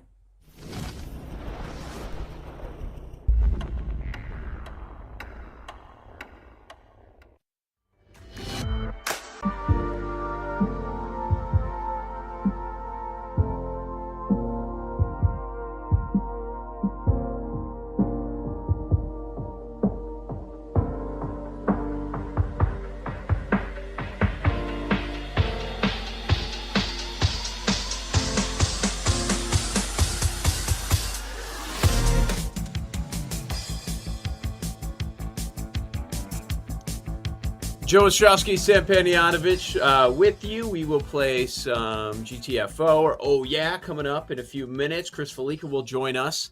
And I love his piece. He gave out some win total plays or some season-long bets that he likes going into the season for Fox Sports, where you write for, Sam. And I was waiting for your story of the week. I don't see it yet. The last one is the hot dog story. Pins and needles. Is that together? Did you figure out what you're going to do?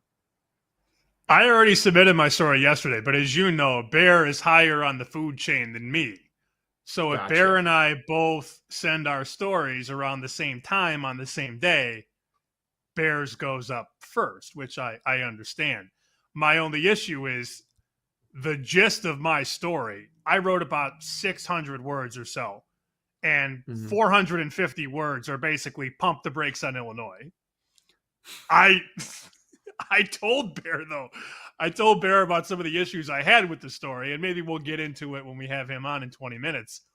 When I heard Joel clap for the first time, it was on this show. And you had the crew play the audio. And when I heard him say the most likely team to make the playoffs for the first time is Illinois, I went, ah! So that's the entire country. How I feel. That's how I feel. But as somebody conditioned to know better, I do. And as I write in the story, which hopefully is up later today and I can share it on X and you can read it on your day off tomorrow or on our vacation next week, I basically lay out that I've gone to a lot of bad Illinois games over the years and watched a lot of bad Illinois football. And to expect them to improve on a 9-win regular season is a very tall task. It's easy for a team to come out of nowhere, right? Come out of nowhere, win 9 games, win the bowl game. It's not easy to sustain that. Ohio State can do it. Alabama can do it. Georgia can do it. Clemson can do it. Illinois has not proven in the last 40 years that it can sustain back-to-back double-digit win seasons. And that's the truth. That's not an opinion. That's a fact. So we'll talk about it with Bear, hopefully. Yeah, we will. We will. Also, getting some response to our review of Hardball. Mike Moreau, who watches the show each and every day, sent a link to the guy who Hardball is based off of, the movie. And based on this picture, I'm trusting Mike on this. Not what I envisioned. Not what I envisioned as the guy that was the gambler and the drunk and turned things around for the team, but he did. We also didn't bring this up during the segment. We talked about Hardball during the break. And the one thing that we didn't bring up during the segment was that coach from the other team, the Boo-Wahs, not only is he a prick, but he wears the full team uniform. Dusty Baker. He's got the jersey and the pants on. And Keanu Reeves is wearing raggedy jeans, a T-shirt, and a leather jacket. And he looks like he owes somebody money. Awesome. The other coach has the full uniform on, which is just such a loser move. If you're a grown man, don't wear a Little League uniform. Don't do it. I've seen it, man. I bet you have. Seen it with, I bet. With the baseball pants too. So it's Spikes? like, I guess. Yes, actually, cleats. 100%. I swear to God. These people are clowns. Reliving their youth through their children. That's exactly what you end up seeing a whole lot of until they rebel and they push back. I see a Tribune review from 2001. Cabrini Green-based Hardball offers little to cheer about. Terrible review. It's awful. Come on, Mark Caro. What did Roger Ebert give Hardball? I should know this. He gave it 2.5 stars. Outrageous. Come on now. Hardball tells the story of a compulsive gambler whose life is turned around by a season of coaching an inner-city baseball team. That sounds like a winning formula for a movie, and it might be if the story told more about gambling, more about the inner city.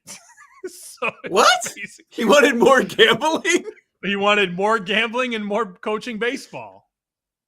Well, isn't that what the whole thing was? He didn't like the love interest. That's what that was, right? The love interest was pretty wild. The opening scene, though, before they get to the bar where we get to meet Keanu Reeves for the first time in action as a gambler, he's at the church. And the priest comes out and says, "Are you looking for faith or forgiveness?" And the camera cuts to Keanu Reeves, who says, "I'm looking for the Bulls to cover the spread." And that's how it starts. That's the beginning of the movie. So we're giving the whole thing away, but I also loved when he took the kids out for pizza, and then he's like, "How am I going to pay for all this?" It was $40-some bucks, which now it's basically pizza for a couple of people, $40-some bucks. But he goes to pay.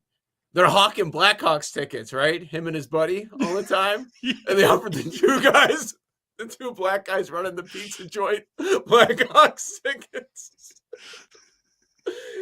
Like, no, ain't happening. We're not going to hockey.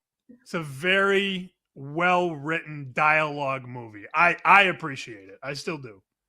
No doubt. Go for the ace on your next Wimbledon bet. Use this odds boost token at BetMGM to score a bigger payout if your bet wins. This is Bet Sweats, Joe Ostrowski, Sam Panayonovich. Going to play some GTFO or Oh Yeah. Is Amir coming in? I forgot to ask him during the break if Amir was doing this or we're going to end up giving the topics. I would love Amir to guide the ship here because I, believe it or not, have never played this game. So if Amir wants to hop in, I would welcome it with open arms. Okay. Yep, I'm ready. All right. We got imaging for it too. All right. Go ahead, man. It's now time for GTFO or Oh Yeah.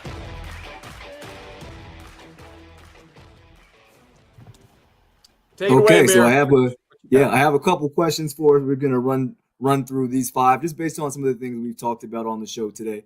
Number 1, Michael Penix Jr. will lead the NFC South in passing yards this upcoming season. We talked about Tristan Wirfs and what that means. Baker Mayfield having a historic year. GTFO or Oh Yeah. Oh yeah. NFC South. You're thinking Baker. You're thinking Bryce Young. Whatever, the Saints. Oh yeah, Sam. No, it's happening with Penix. You've talked a lot about what you think the ceiling can be for him. Look at the weapons.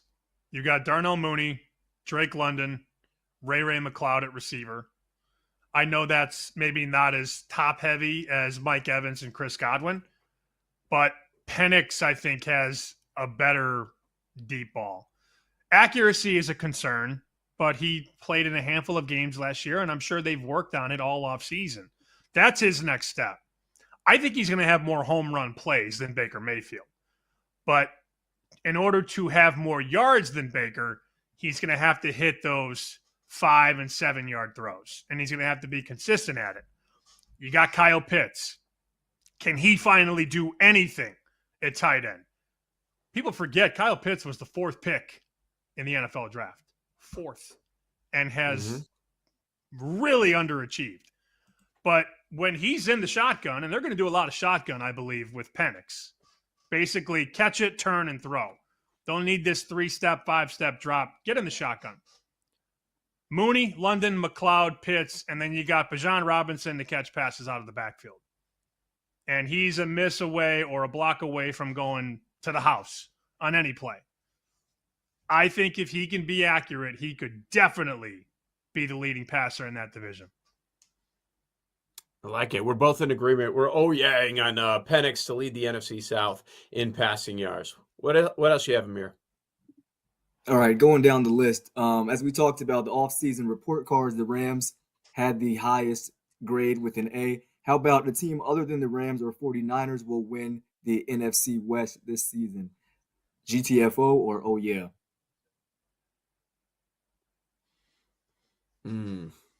Seattle, Arizona. I know you like Arizona. Just for myself, I'm going to say GTFO. I don't want to buy 100% in San Francisco. I understand why they're the favorite, even though they were in last place last year with the schedule, people returning from injuries.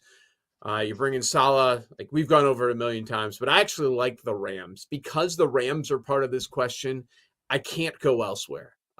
This could be the last stand here for Stafford. And I think it's going to come down to one of these two teams. If I'm picking one, I would probably pick the Rams to win the division. But you're taking both away from me, and I'm left with Seattle, Arizona. I can't go there. Could get behind the over on wins. Could get behind Marvin Harrison over the receiving total, over the touchdown total. Maybe a pizza money bet on him to lead the league in receiving yards. But in terms of winning the division, GTFO. It's going to be Niners or Rams. All right, moving on down to number 3. We talked about the Orlando Magic with Nick. We talked about win totals. Orlando Magic will finish either first or second in the Eastern Conference at the end of the regular season. You know, obviously the Celtics dealing with injuries right now, Cavs and Knicks. Will they jump one of those teams and finish top 2 in the Eastern Conference? GTFO or oh yeah? We're coming GTFO. off a season. Really? GTFO. Okay. Yeah. Go All ahead. right, I cut you off. No. They're not winning. They're not winning 55 games this year. That's what it'll take. So we're talking regular season, right, Amir? Yes, just regular season. First or second seed? Because I was thinking about this. We're coming off a season when everybody agreed all season long, well, it's going to be Cleveland and Boston in the Eastern Conference Finals. It's going to be Cleveland and Boston. That's what it was in the regular season, and then completely flipped. Neither of them end up making it in the very end there. So I was thinking about that angle, but yeah, let's show me. Everybody just decided this is a team that's going to collect all the wins that are available, and Boston's going to slide down. Indiana's going to slide down. New York probably slides up, and then you also have Cleveland there. They were the one last year. But is it going to be Orlando? I'm going to fade that. GTFO. We're on the same page so far, Sam. And I'm with Nick. Like, why? 11 more wins? Yeah, they can make a jump, but that's a pretty big leap there. Okay, moving on down. We talked a little bit about the Devin Booker extension. A lot of big extensions going on with Shea Gilgeous-Alexander, Chet Holmgren.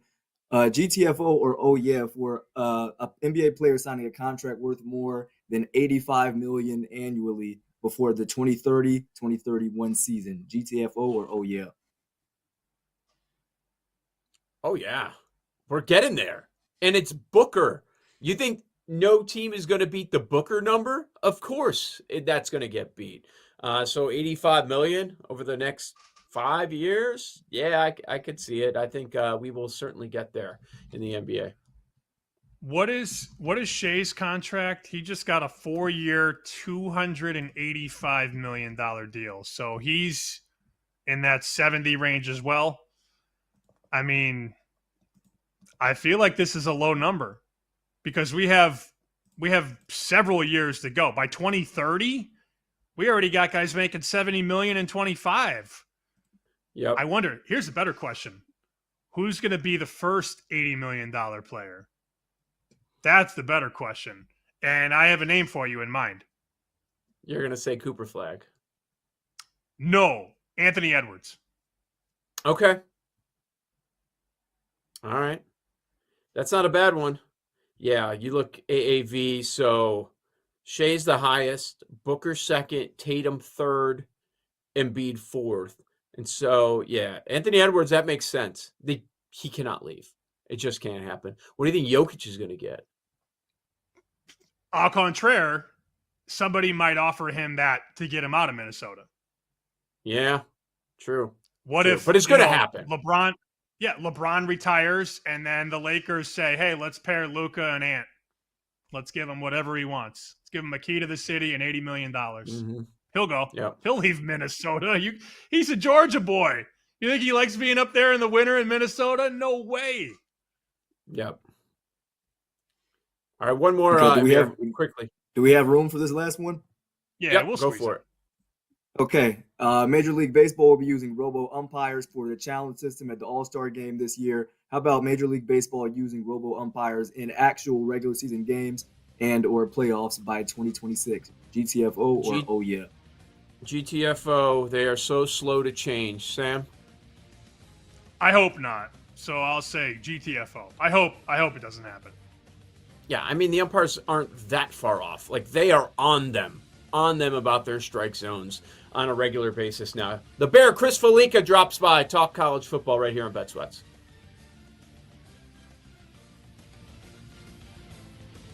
You're listening to Bet Sweats with Joe O and Sammy P on the BetMGM Network.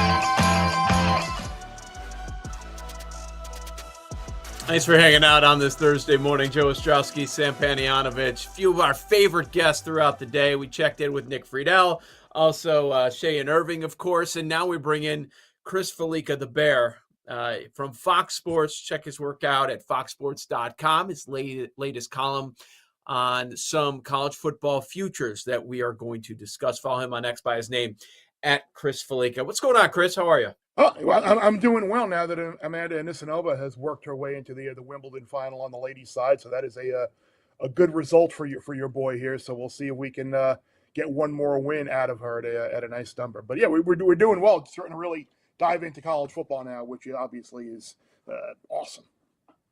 I love this. Your first bet on this Fox Sports story, Illinois to win the national championship. Take us through it. Oh, yeah, clearly it's a team that after winning 10 games last year in the fashion that they did, definitely on the improve in the big – I'm kidding. You know that. If you read the story, you can get a couple of different numbers out there. I saw in Illinois under 7.5 at plus money, and I also saw in Illinois under 8.5 at minus 150.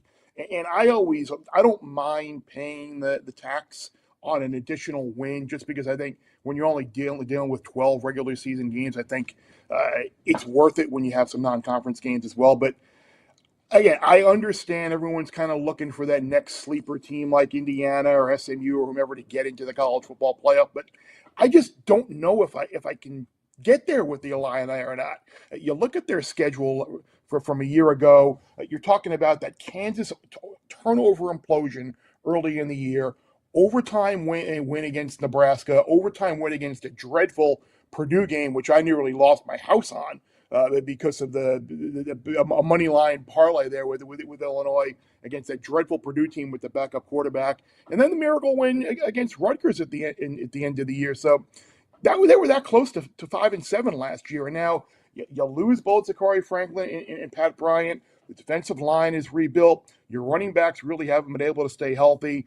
Like 9 wins is going to be a major accomplishment against a schedule which features a tricky game right off the bat there, Sammy, at Duke.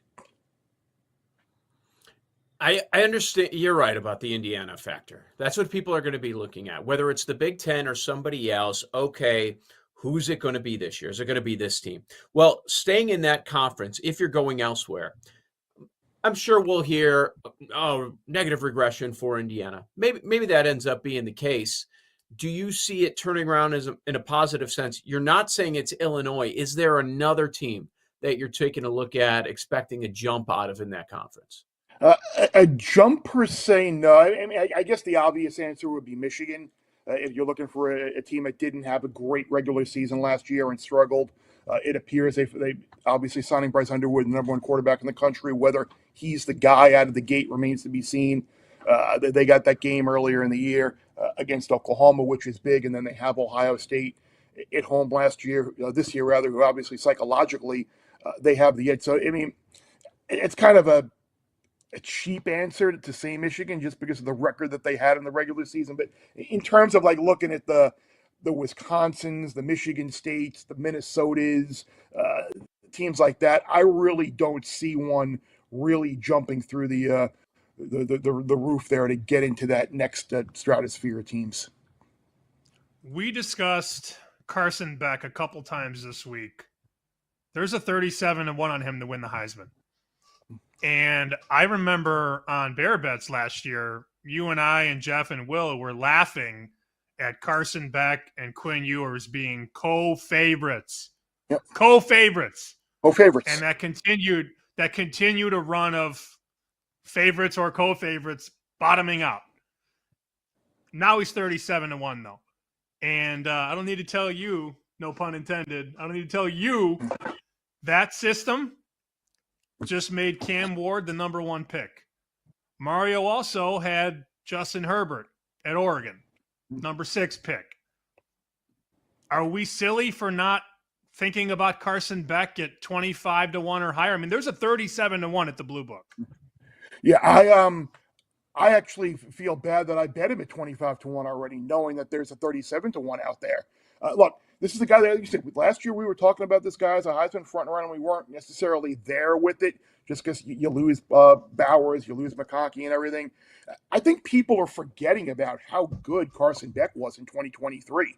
I mean, leading Georgia to the national title, talking about him being the number one pick, maybe top 5 pick, winds up coming back. And now, in addition to what you just said about Mario and the Shannon Dawson offense there, what they did for Cam Ward, you look at what they did in the offseason in the portal. They are going to have one of the best offensive lines in the country. They have a deep running back room. I think they feel pretty good at receiver with JoJo Trader and Elijah Lofton. They got some other guys that they brought. They transferred from BYU, who I think they are pretty high on, bit them in the slot and run a lot of quick screens. Lofton is that kind of like Bowers type weapon. I think could be a big thing. And I wrote up in the column yesterday on FoxSports.com like Miami to make the playoff at plus 200 is certainly a bet for me.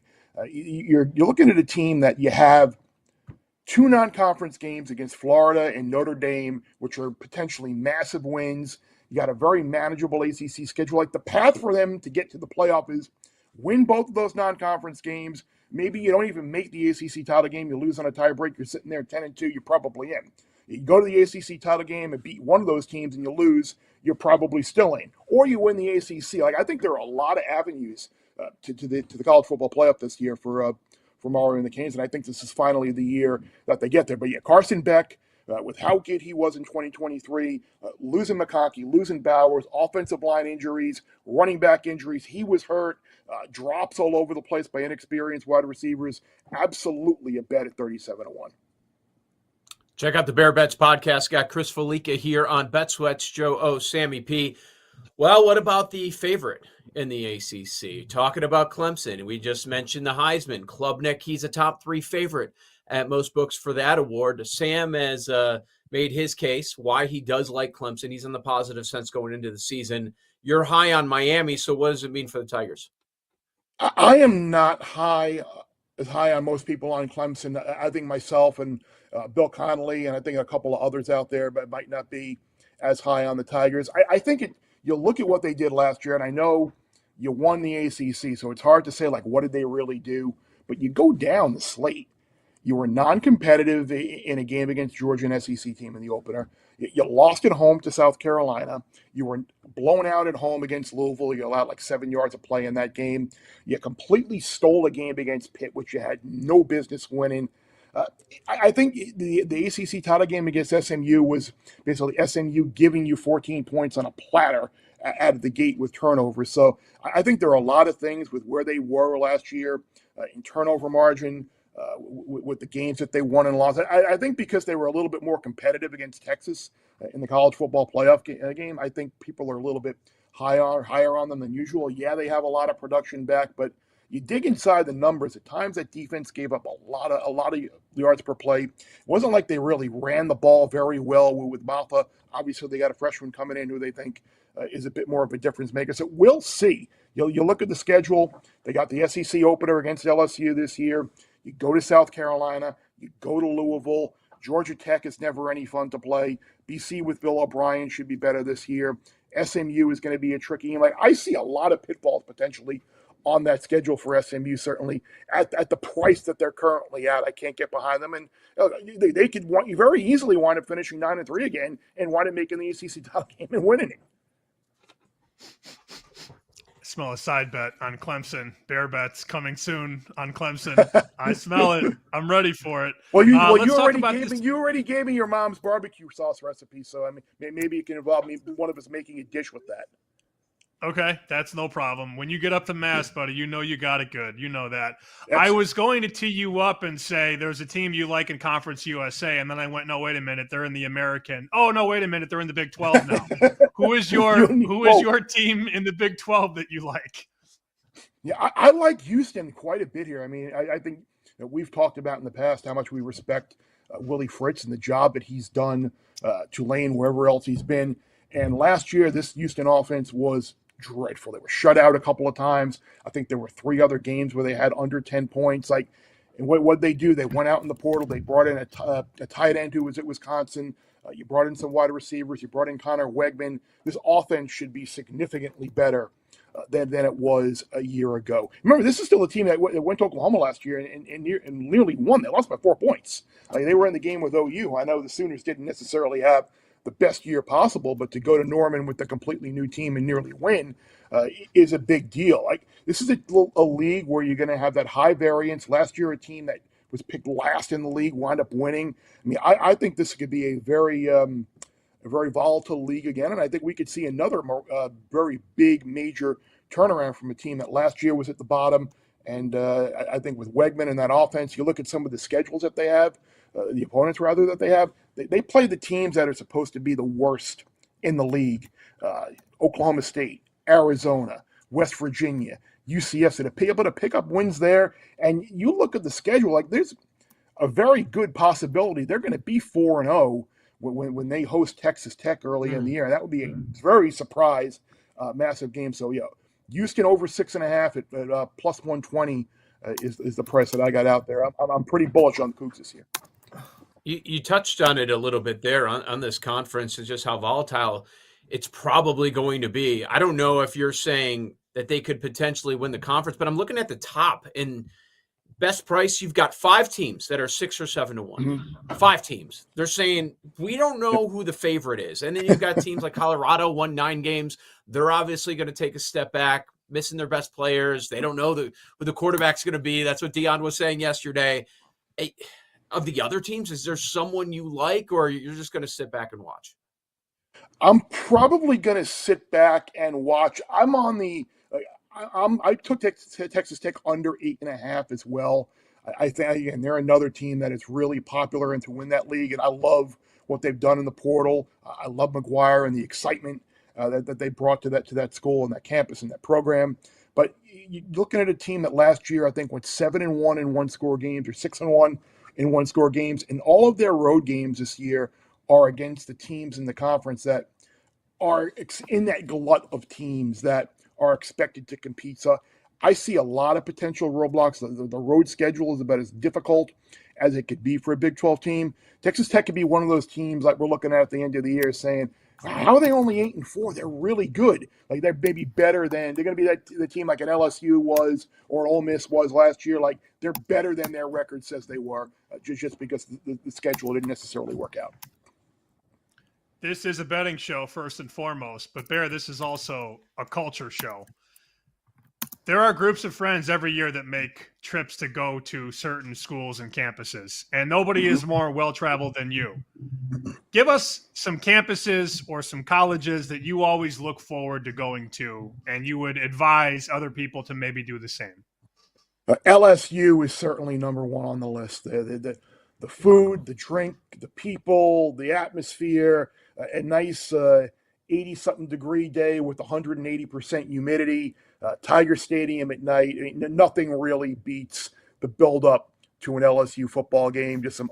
It's just an unbelievable trip, and you will never, ever regret going to Baton Rouge to go tailgate with the LSU fans, eat with the LSU fans, drink with the LSU fans, and spend a day and watch LSU at Tiger Stadium. That is clearly number one on the list. And then the other one, which I think it goes a little bit underrated, maybe a little bit underrated just because of white uniforms or whatever, Penn State.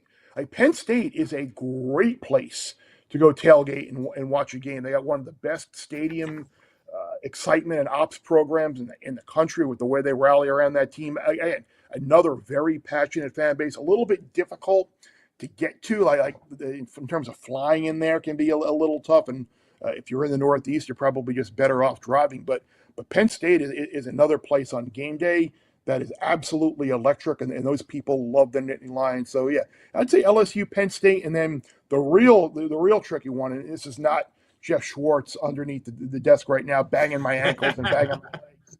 It convinced me to say it is Oregon. It is a pain in the you-know-what to get out there. But when you're out there, Eugene, the scenery, a couple of really good Italian places called BetMGM's out there that I'm sure Jeff has been to many times. I sure have. Austin is a really cool, unique stadium. You're right on top of the field. The stadium's was kind of like originally built in like the side of this like mountain hill area, and now what they've done, obviously, with the Phil Knight Nike money, building that program up. The campus is immaculate. The team is good, and again, you're talking about maybe not the biggest stadium in the world, but they are loud, they are excitable, they are rambunctious, and they get after it as well. So yeah, I would say Oregon, and then their rival in the Pacific Northwest, Washington, is another place with that stadium right on Lake Washington. The way it kind of shakes with the noise. Seattle, another great food town as well. So yeah, don't forget the PNW when it comes to college football.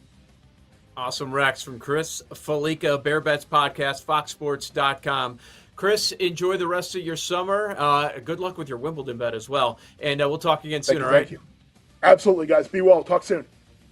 Lightning bets on the other side. It's Joe O. It's Sammy P. Bet Sweats, the BetMGM Network.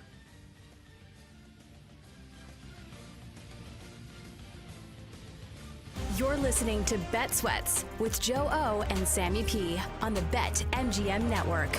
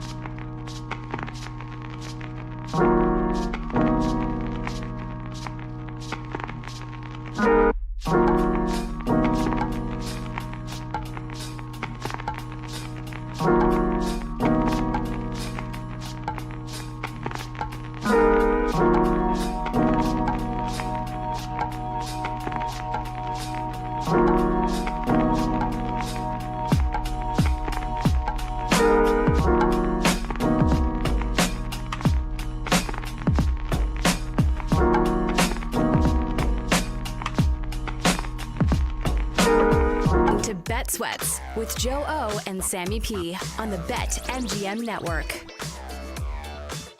Good question by you to Chris Felica, because there are not many other people you'd rather hear the opinion of. Okay, road trip, college football, where do I have to go? He gave a couple of Big Ten options, but number one on the list right away, he went to LSU. There was no doubt about it. Probably a question that he's been asked before.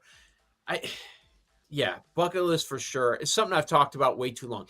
It's hard with our schedule because it's very difficult to travel during football season, and you would want a whole weekend because, like, we have Sunday morning shows too. You would want a whole weekend to enjoy the full experience. But, man, I've always wanted to go to an SEC tailgate, and it still hasn't happened. That's got to be rectified. LSU this year at home plays Florida, South Carolina, Texas A&M, Arkansas. I would be down next year making this work where we go to LSU Bama next season, because I'm assuming they're going to play at Baton Rouge next year. That would be a game that you could sign me up for. But it's, as you said, you have to be on the air at, 8 o'clock in the morning on Sunday. It's not funny. It's kind of funny. It's kind of funny. Well, we'll see. We'll see about this year. Okay. Yeah. Yeah, I'm looking at their future schedules. You would think the Bama one's going to happen. Your boys are going there.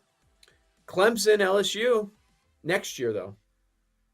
I don't know if you'd be interested. I'm going to make a couple trips this year, but then I have to do the show Sunday from the hotel and then fly back Sunday during NFL to then be back Monday morning. It's never fun. Fire you? Like, what if you missed one? Well, I'm glad you brought that up because I am officiating a wedding later this year. I'll tell you exactly when it is. It's the first weekend in October, and it's a Sunday wedding. And I'm trying to figure out, like, I'm so sick, and I never miss work. Should I officiate? Should I do the show and then officiate the wedding? And then I'm thinking to myself, no, you shouldn't. You should just call that day off. But I'm stupid. Yes. No, you're allowed that day off. Where's the wedding? And is it the person that sends you all the Instagram reels? No, it's not. It's not him. He knows who he is. And he sent me 2 more during the show. Now it's a thing. So now he heard you say that, and now it's going to keep going. Huh? You think he heard it or no? He just happened. I'll give you a hint. I'll give you a hint who he is. Boom! That's who it is. Oh, the punt guy. Punt. Yeah. Boom! No, I would have never known, even if I saw his name when he showed me the phone. I didn't. I don't know his real name. It's a lot. It's a lot of Instagram messages that go unanswered. I also, since we're talking about college football, and I honestly love this more than I would ever admit. Talking about college football in the middle of July. We didn't even do a baseball segment today, but I do have a baseball bet. How about the first 3 games for Fox Big Noon Kickoff this year? They go to Columbus week 1 for Texas, Ohio State. Week 2, they go to the Cyhawk. It's in Ames, Iowa. Iowa State. And then week 3, Oregon rolls into Northwestern to take a piece out of the meow. Northwestern will host Big Noon Kickoff. Yep, week 3. Why? I don't know. Who wants that? Oh, there was a backdoor deal made there a long time ago. Somebody's paying off a debt, like my guy in hardball. Come on. Why are we going to Evanston? Oh, that's rough. That's rough. If it was Fitz, if Fitz was still there, they wouldn't cut the grass for a month. with Oregon coming in. Oh, that's what they yeah, used to that's do. true. You remember that before they Yeah. went turf? They had the grass, Yep. and then Ohio State would come in. Say Ohio State was playing Northwestern late October, Fitz would be like, "Psst, we're not cutting the grass for a month." And then Ohio State would show up with all their speed, and they couldn't – the grass would eat everybody alive. Can't do that anymore on the turf. But, Northwestern would always need to find those extra advantages. And you know where game day is going to be week 1. Texas, Ohio State. You're going to just bet the loser to win the title, right? Is that what you're thinking? Yeah, we talked about it yesterday. I think it's a good idea. But As either side. Yeah. Yeah, whoever loses. I do think Ohio State's going to win. I wouldn't be surprised, though, if Texas won. It's a 3-point spread. If Texas were to lose, though, I think the perfect scenario is Ohio State winning by a couple scores. Then we hear the knives coming at Arch. He's overrated. He ain't going to cut it. And then Texas goes out to about 8-9-1, and then you bet them then. That would be the perfect scenario for me. I'm thinking about your lightning bets because you just alluded to it that you do have a baseball bet. I'm wondering, is he going back to the Nationals? Are you? No, I'm not. I can give you my lightning bet, though. Let's try and stay hot, buddy. This would be the exclamation point on a nice run so far this week with us together because you're off tomorrow. I'm going to go 9:57 Seattle with Brian Wu. Mariners are in the Bronx against the Yankees, and BetMGM is giving me a big number there. There are several books where I can just go -110. BetMGM has -118. So I'm going to lay the cheaper number. Give me Wu and Seattle at -110. Flip a coin. I'm going against that Yankee team. Okay. Not bad. Good look there. Wu's a guy that you can certainly trust. I like that Seattle team overall.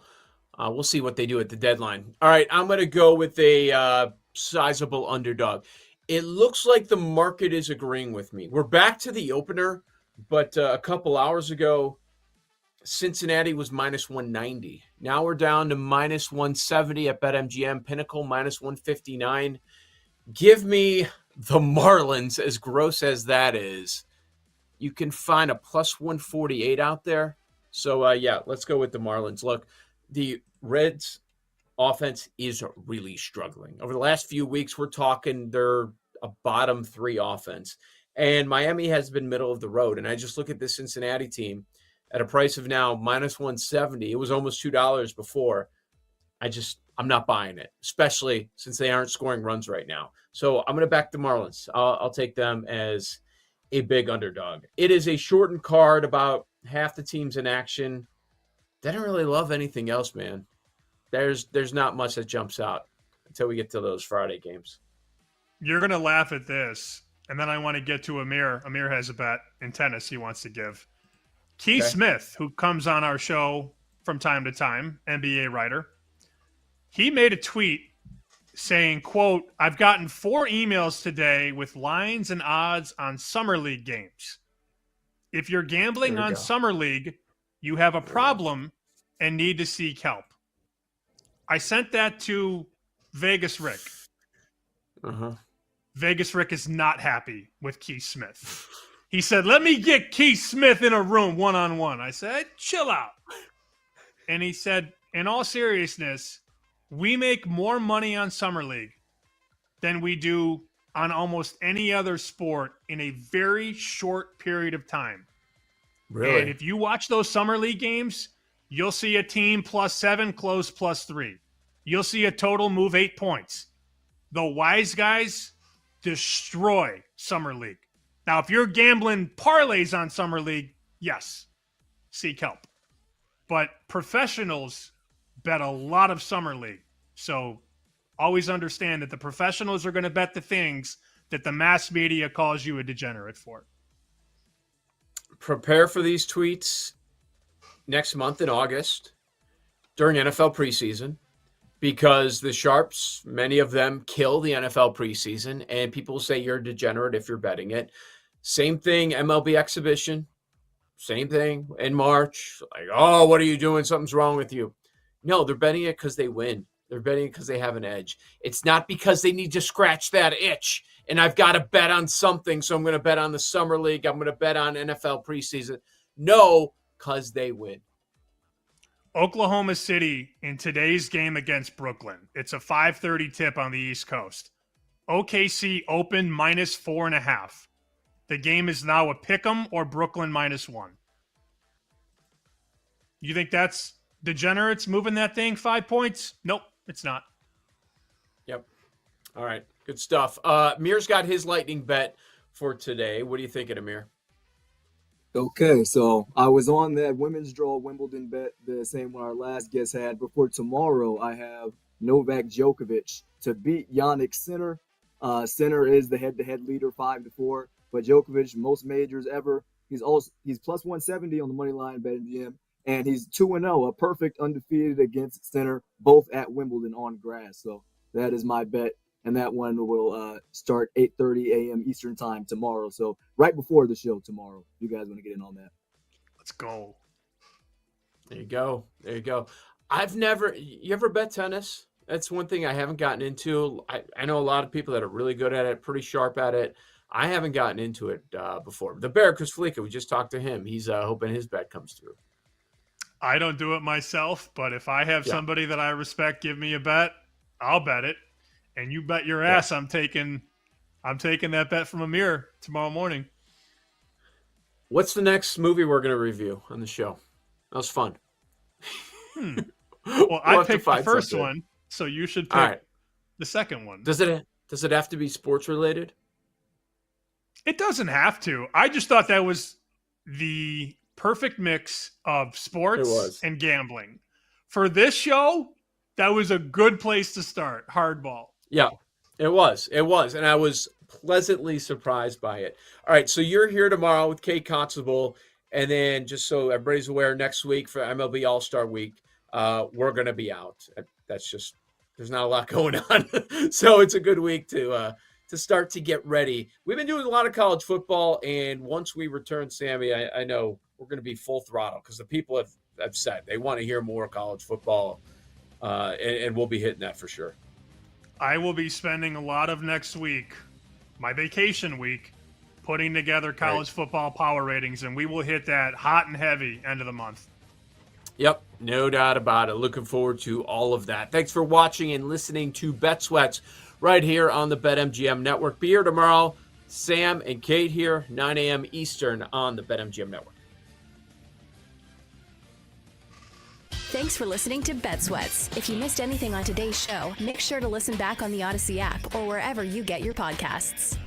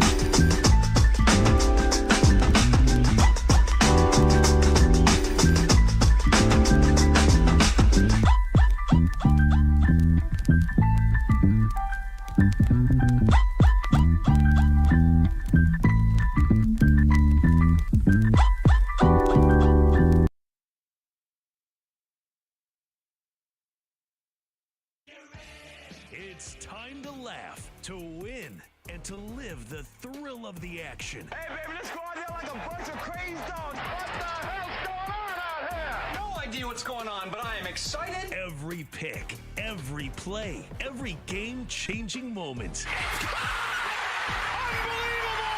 This is You Better You Bet, brought to you by BetMGM, the sportsbook born in Vegas on the BetMGM network. It's a great day to be alive, and it's a great day to be a better. Welcome to another edition of You Better You Bet, presented by BetMGM, right here on the BetMGM network. I'm Femi Abebefe, hanging out with you guys over the next 4 hours, where you can find us across a multitude of platforms. Make sure to watch us live 24/7 on the BetMGM network and directly on the free Odyssey app. You can also check us out on Twitch at BetMGM network and on YouTube at the BetMGM network. Also, if you want to watch us, you can go ahead and do so at YouTube TV, Roku, Fubo TV, Samsung TV Plus, and more. And from 6 to 7 Eastern, head on over to the NBC Sports Now channel, available on Peacock. That's right, it's a Peacock Power Hour each and every weekday here on YBYB. And as always, if you want to listen to us, you can listen to us at Sirius Channel 160 and Sirius XM 205. And throughout these 4 hours, hit us up on social media. You can find me on Twitter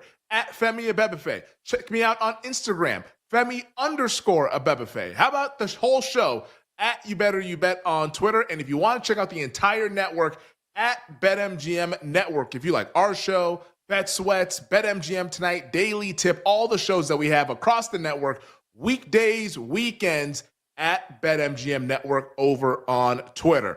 We got the whole crew hanging with us as well on this Thursday. You got Tyler Morales, Grant Leader in for Jake Hassan, Bill Zimmerman, Mike Brown, Sean Ha, Nick Costos. He is out today, but filling in for Nick is the guy that you know and love. You see him here each and every Friday, was filling in for us on YBYB all last week with Rob Brown. It is Jared Smith, who you can hit up on Twitter at Jared Smith Bets. Jared, what's going on, man? It's been a while since we've done a show together. You guys held things down last week. To that, I say thank you, but it's good to do a show together once again. Oh, I think Jared muted himself. He was so excited. I mute myself? Yeah, there we go. He was so excited he muted himself. Yeah, now we got you. We got hey! You. Great to be back. No, it was awesome last week. Obviously, love being in the saddle whenever you guys are out. I hope you enjoyed your vacation. I hope you were chilling like villains. Oh, yeah. I'm sure Nick was. He always is anytime he's not here. So great stuff to be back. Excited for it. We got right out of the gate. Like literally, right before we're about to go on air, it's like all of a sudden Fast and Furious. Like the NBA never stops. It never stops. We got Summer League that's about to tip off. I'm watching ESPN right now. They got the whole crew out there at Summer League. We're ready to roll, man. Yeah. This is a fun time of year to watch some basketball here in Las Vegas. And if you miss any part of the show today, because it's 4 hours, we're going to talk some NBA, National Football League, Major League Baseball. We're going to get to a lot of stuff. Wimbledon, as the semifinals are set in the men's side, the final set for the women's side. If you miss anything, make sure you check us out in podcast form. Just search You Better You Bet wherever you get your podcasts. And while you're there, you might as well go ahead and subscribe, rate, and review. We greatly appreciate how much you guys love the Wagertainment. We have 2 guests who will be joining us on the program starting 1 hour from now in 60 minutes. Former MLB general manager, host of the leadoff spot on MLB Network Radio. It is Steve Phillips who's joining us here on You Better You Bet, baseball insider for MLB Network and TSN. We'll hit the biggest storylines in baseball as we're a few days out from the All-Star break,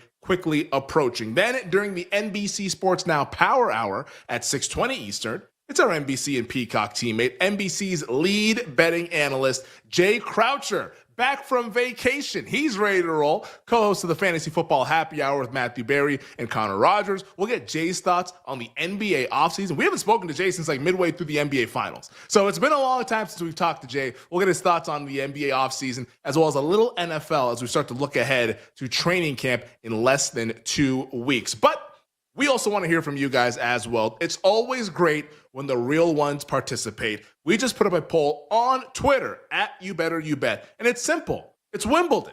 Best bet to win the men's Wimbledon title. Is it Carlos Alcaraz minus 125? Is it Jannik Sinner at plus 200? Novak Djokovic plus 450? Or the American Taylor Fritz, the long shot. Who doesn't love an underdog story? 16-1 Taylor Fritz to win Wimbledon. What's the best bet for the men's Wimbledon title? Let us know by weighing in on the poll. Once again, at You Better You Bet on Twitter. We will reveal the results of said poll later on in the program. But Jared, let's go ahead and get into some of the news of the day that just came out 5 minutes ago. How about that? Shout out to the NBA for doing this. But Oklahoma City Thunder have reached an agreement with their star forward, Jalen Williams, a rookie max extension, 5 years worth up to $287 million. This is on the heels of about 24 hours ago, reaching an agreement with Chet Holmgren. Jalen Williams, though, now signs 5 years, $287 million, as the Thunder have their core guys complete. SGA signed earlier this offseason,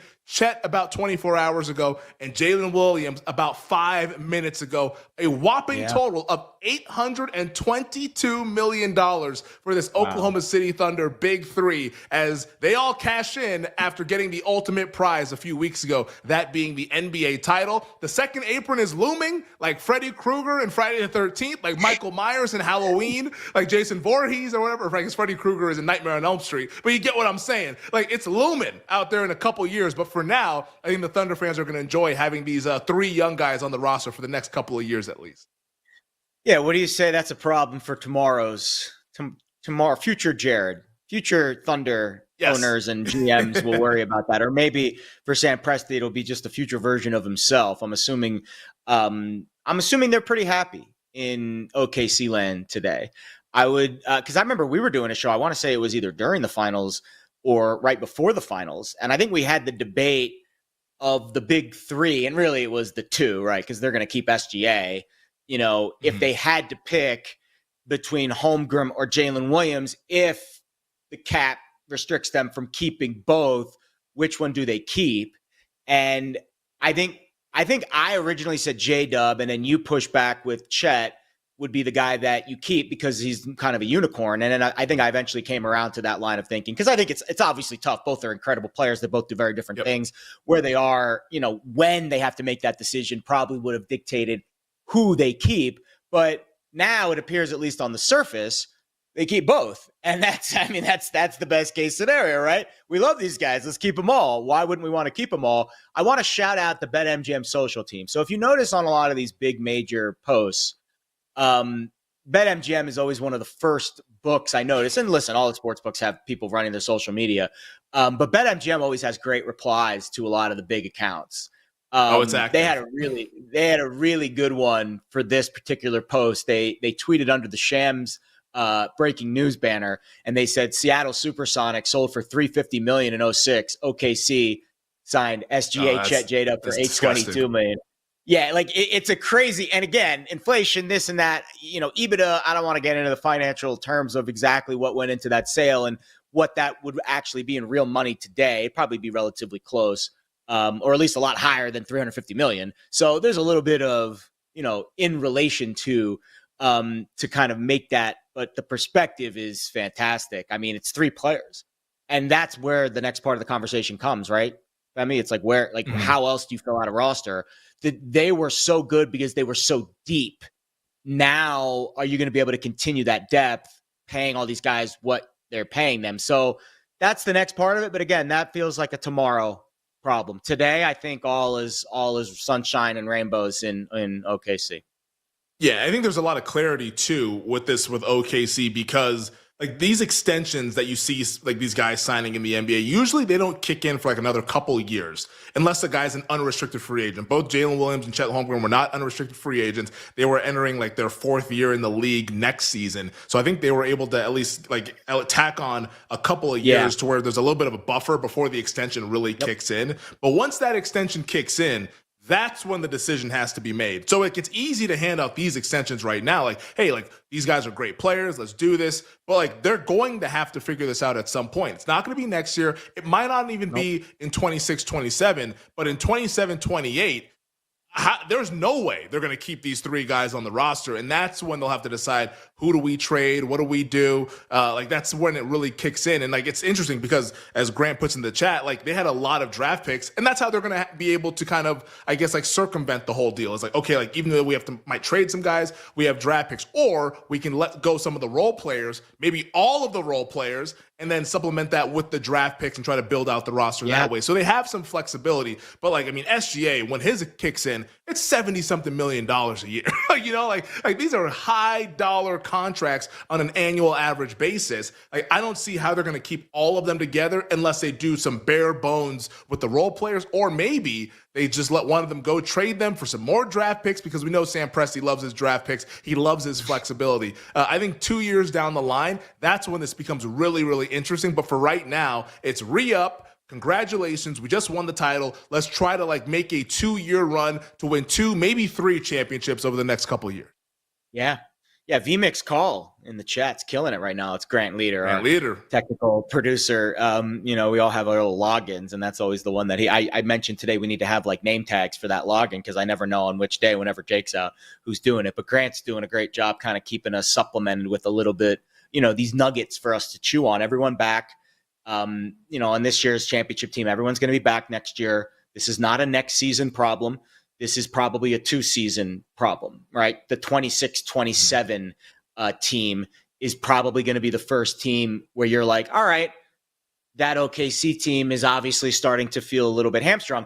But then the other factors you have to consider, and this is why what you mentioned of getting this done early is beneficial. Salary cap keeps going up and up and up. So the earlier you do this, the more you save on the back end. It's like, are you willing to put in the work now? Are you willing to pay a little bit more upfront now for that extra 5-10% of wiggle room in 2 years?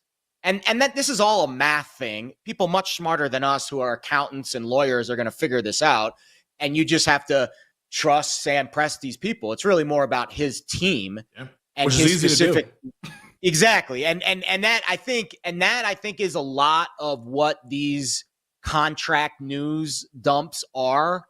A lot of it's just facts and figures being sent to us by agents and management teams, and then us in the media have to use our discernment to know if this particular GM is making a foolish or a wise decision. I think in this particular case, even though the numbers are like, whoa, $822 million for 3 guys, you have to look at it through the frame of who the 3 guys are. And when it's going to actually hurt them in 2 years, the cap will be X amount percentage higher. It won't hurt them as much. And again, it's hard for a peon's brain to wrap our heads around this, but I do think this was a really, really smart move long-term for them. So with the 3 guys now signed, sealed, and delivered, SGA, Chet Holmgren, now Jalen Williams today, OKC plus 275 to repeat as NBA champions. Do the Thunder win the title again next year, Jared? I mean, probably, or at least they're in the championship, probably. But I don't want to make that bet right now. That's not a bet. They're bringing everyone back. They're bringing everyone back from the roster. Like everyone's under contract. They're all like, it's on paper, it looks really, really good for a team that won 68 games last year that was missing Chet Holmgren for a large portion of the season, missing Isaiah Hartenstein for a large portion of the season, and they were still one of the great defensive teams in recent history. Like, it's all out there for them to go out there and do it again. This is what it feels like, but you tell me if I'm off base with this comparison. It feels like the Boston Celtics coming off a championship, bringing everybody back in an Eastern Conference that was for the taking again. It feels that easy. It feels on that level of you'd be shocked to think the Celtics aren't in the finals again next year. Guess what? They didn't even make the Eastern Conference finals the next year. So best laid plans of mice and men. Today, it feels that easy. But is that a bet I'm willing to make now with certainty, knowing how much time is between now and when the actual result will be determined? No, I'm not willing to make that bet now. And to your point, 2 years ago, it felt like Denver was going to go on a run as well. And then they didn't even get to the Western Conference Finals, blowing that Game 7 at home to the Minnesota Timberwolves, bowing out in the semifinals there, the conference semis I shall say. So yeah, it's a new day in the NBA. Like, it feels like these teams should go on these runs, and OKC is probably the one that's best equipped to do it, given the age of these guys and the flexibility that they do have. But I mean, you look around that Western Conference in particular, a lot of teams got better. And the team we just mentioned, the Denver Nuggets, they are one of them. And SGA is awesome, and OKC is awesome. But the best player in the league, that guy plays in Denver. That's Nikola Jokic. And Nikola Jokic took those dudes to 7 games this year with nobody. Murray was doing God knows what in Game 7. Aaron Gordon was limping around. Michael Porter Jr. was like with a sling on a basketball court. Like, if that team is healthy and they've made improvements, maybe Denver is the team, or even the Houston Rockets, who, oh, by the way, I don't know if you know, just traded for Kevin Durant a couple weeks ago. The West is going to be a hell of a lot of fun, man. It's going to be great in the Western Conference. Yeah. Cannot wait to see it play out. But Jalen Williams, J-Dub, should be J Money sign after the rookie max extension signed, as the whole core will be back for the defending champion Oklahoma City Thunder. We're just getting started here on You Better You Bet. On the other side, the contract talks continue as Devin Booker, big money in Phoenix. We break it down next here on You Better You Bet. We'll be right back with You Better You Bet, presented by BetMGM, the sportsbook born in Vegas.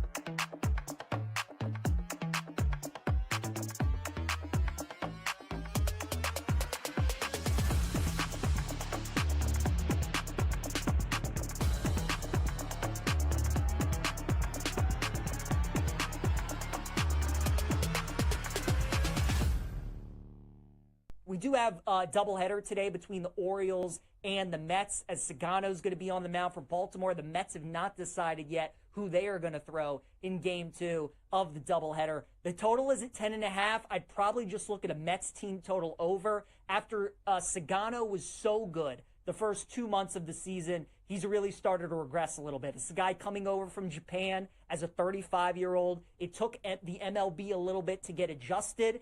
Get some film on him. Now that they have, teams are starting to hit him hard. They're starting to see him well. So we're looking at Mets team total over there in that game. Marlins and Reds. We got the Reds as a minus 170 favorite today. The Marlins are going to be plus 140. Cal Quantrill on the mound for Miami. Cincinnati going with Nick Lodolo. Folks, we've done a lot of shows where Nick Lodolo has been making starts at home in Cincinnati, and we love fading Nick Lodolo in those spots because his splits in home and road, very drastic, much better pitcher on the road, sub 2.5 ERA on the road, whereas at home, it's got an ERA nearly 4.66. So I would look to fade Lodolo today. And the Marlins, before yesterday, losing, had won 10 straight road games. They've been awesome on the road. Give me Miami at plus 140. Mariners and Yankees today in the Bronx. Give me the Mariners at minus 118. Brian Wu has arguably been the most consistent pitcher in all of baseball this season. The guy has made 15 starts and has gone at least 16 innings, has gone at least 6 innings in all 15 of those starts. Would be impressive if he went 16 innings in all those starts, but he only went 6. He's been awesome for Seattle. Going up against the Yankees today, who are looking for the sweep. So not only are we getting Brian Wu, he's been going at least 6 innings in all these games, you're also getting a Seattle team looking to avoid the sweep today in New York. So I like the Mariners at minus 118.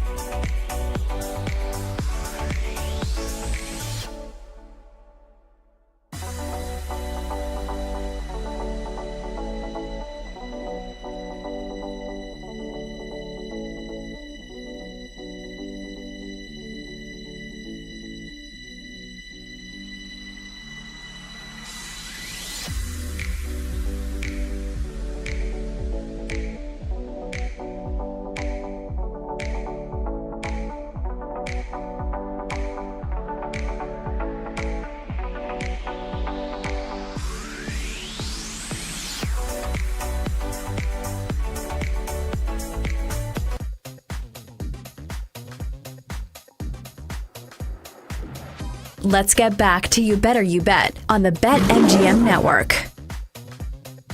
Welcome back. This is You Better You Bet, hanging out with you guys on this Thursday on the BetMGM Network. Femi Abebefe, Jared Smith holding things down on this July 10th. A lot of fun going on in the summertime. You got some summer league action. Wimbledon's been really interesting. Shout out to how do you say her name? Anisimova is the American that just won and beat Sabalenka. Big win for Anisimova.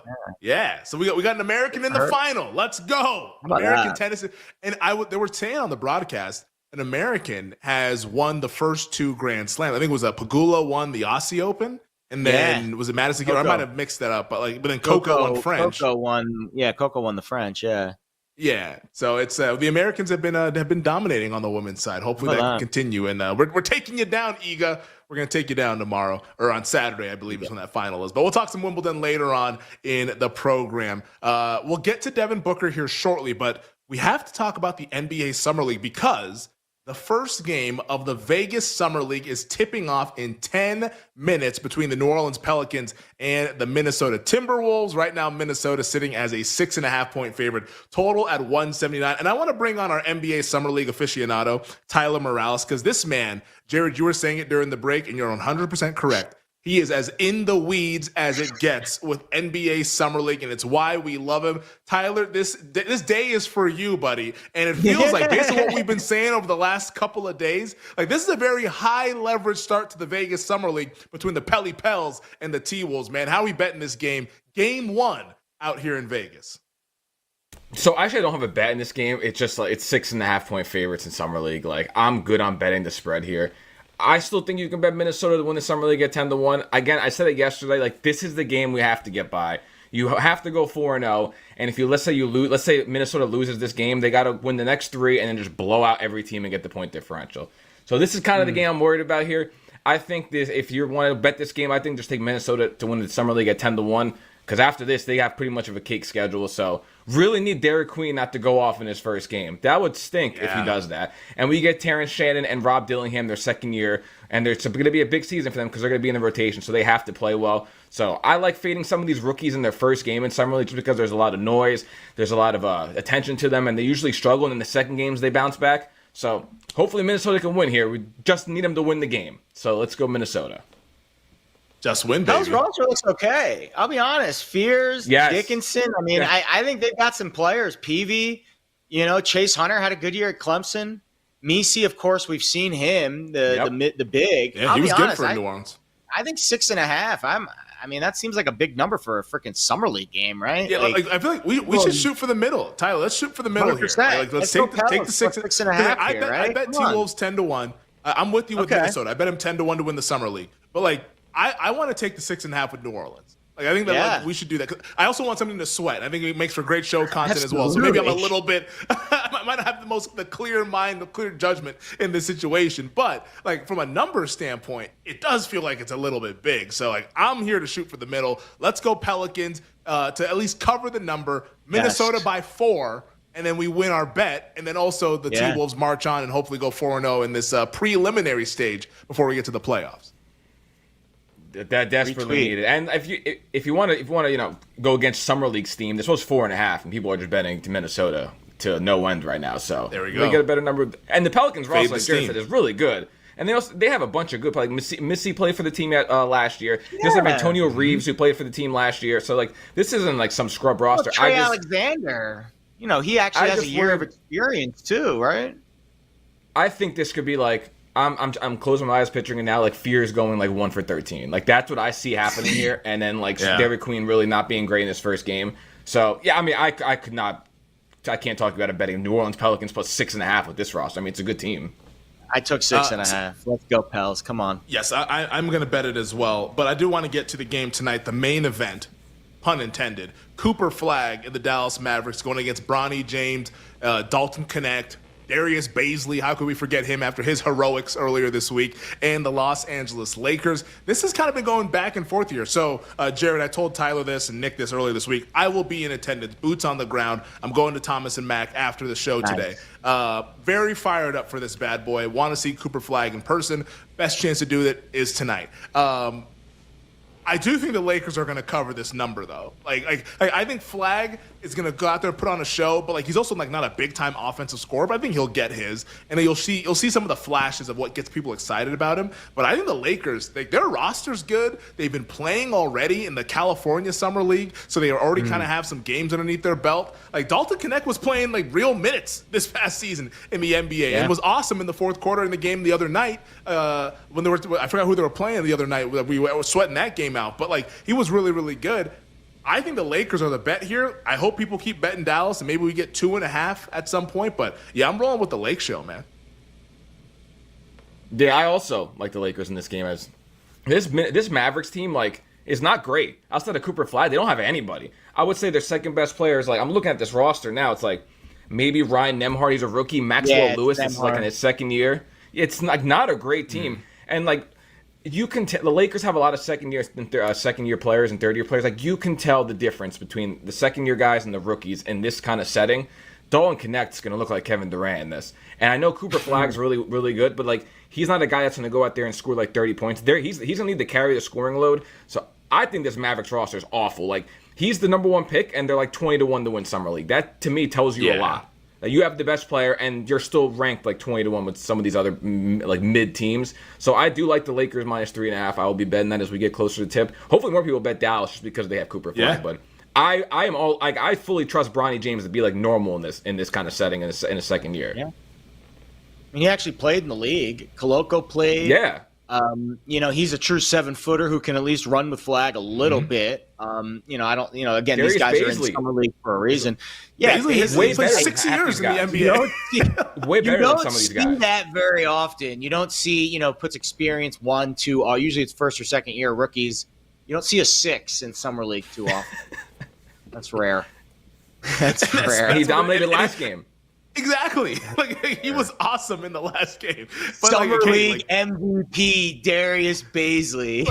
Summer League senior citizen Darius Baisley. That's what he is. It's this guy should not be out there on the floor. But damn it, if he's gonna be out there, I'm gonna bet on his team. So I'm laying it with the Lakers, man. There's a couple threes out here in Vegas. So I'm gonna just sit there and wait. I've been looking at the market. I haven't bet it yet. I'm just gonna keep eyeing it. I have it up here. If we ever get a sniff of a 2.5, that's just all systems go. But let's see how low it goes. I think there's going to be a lot of excitement to back Cooper Flag in the Dallas Mavericks. A little bit of cold water on the nightcap, though, because we did find out last night VJ Edgecombe for the Philadelphia 76ers will not be playing in tonight's game against Dylan Harper and the San Antonio Spurs. I guess his Edgecombe thumb thing is a legit injury. I thought it was just some load management the other night in the Utah Summer League, but no, Edgecombe will not play tonight, which is a bummer.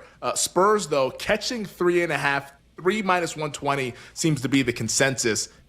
I still think I like Philly without Edgecombe. San Antonio's roster, Tyler, didn't look super impressive to me. No Dylan Harper is what Tyler just put in the chat here. That makes a lot of sense as to why this is still 3.5. I think it's Philly, Tyler, to bet in this game. I don't want to bet anything with San Antonio. I'm good. This game actually sucks now if Harper's not going to play and no Edgecombe. I might just leave after the Lakers-Mavericks game. Honestly, I was thinking about staying for the first half of San Antonio-Philly, but at this point, the hell am I going to watch there? Go ahead and watch these other jabronis on this team? I guess. Who else do they have in Philly? Nobody? Yeah, I'm good on this. Janai Broom. Go watch Janai Broom. Janai Broom, my best friend. How'd that go last college basketball season? I'm laying it with Philly, though. I think Philly's the play. I don't know, Tyler, if you disagree or not. We talked about this last game while we bet Philly against Memphis when VJ Edgecombe was gone, was injured. They have experience now playing without him. They're going to be their second game with playing without VJ Edgecombe, and like you said, Janai Broom's not the best player, but Judah Mintz from Syracuse, he went to Syracuse 2 years ago. He's been their guy. He's been averaging 20 points per game in all their games that they've played so far. I actually kind of like the under. I think this is just going to be hideous basketball. That's what I see with this. There's no Dylan Hart. You got the two best players out of the game. The Philly offense has not been great without Edgecombe. They scored 90 points, and Memphis scored a bunch of points. That's the only reason that game went over. I would lean under here and just expect a sloppy game early on in Summer League. And this is going to be, a lot of people are going to be there. It's going to be a lot of these guys' first games on national TV on ESPN. I expect it to be really ugly. And the Thomas and Mack isn't the greatest shooting backdrop. The other arena in there, Cox Pavilion, is a big time. It's like a high school you gym. Can score there. That's like a high school gym. I think it could get ugly in this Thomas and Mack game. So if I were to bet something, it'd be the under. I'm so good on the spread here. The total's gone down about 4 points. Was 177.5 now down Makes to sense. 173.5 with no Harper, no Edgecombe for the Spurs and Sixers, respectively. We'll put Summer League off to the side for the next segment. We'll talk a little bit more about the Summer League, some interesting tweets about Summer League that I want to share with the fellas here. But Jared, we did see the news late last night. It was actually right after the show got done, but the Phoenix Suns decided to go out there and give Devin Booker a 2-year, $145 million extension through 2029 and 30. Booker now has the highest annual extension salary in NBA history. Those 2 years, he will make $72.5 million per year. Want to say that again. Booker will make $72.5 million per year in those 2 seasons. The 28-year-old will now make $316 million over the next 5 years. Of course, Devin Booker, first-team All-NBA a few years ago, gold medalist with the Olympic team last summer. Hell of a player. The Suns, though, you look around and you wonder, which direction are they going in? Because you have Booker and, I guess, Jalen Green, and after that, woof. Yeah. I'm hoping that Kaman Malawach turns into something, because if he doesn't, that roster is really, really bad. Yeah, they traded a first-rounder for Mark Williams, and then they drafted Malawach. I mean, so you hope that maybe they can build some semblance of a Twin Towers kind of lineup around those 2 guys. And then you've got Booker in the backcourt, right? We saw OKC have success with that, with the 2 bigs. And then I think they drafted another. I think they have 3 center, or maybe that's Houston. There's a team that has like 3 centers on their roster. And I'm like, how are you going to play all these guys? So we'll see how Phoenix handles that. The Booker thing I think it's positive for the league in a sense.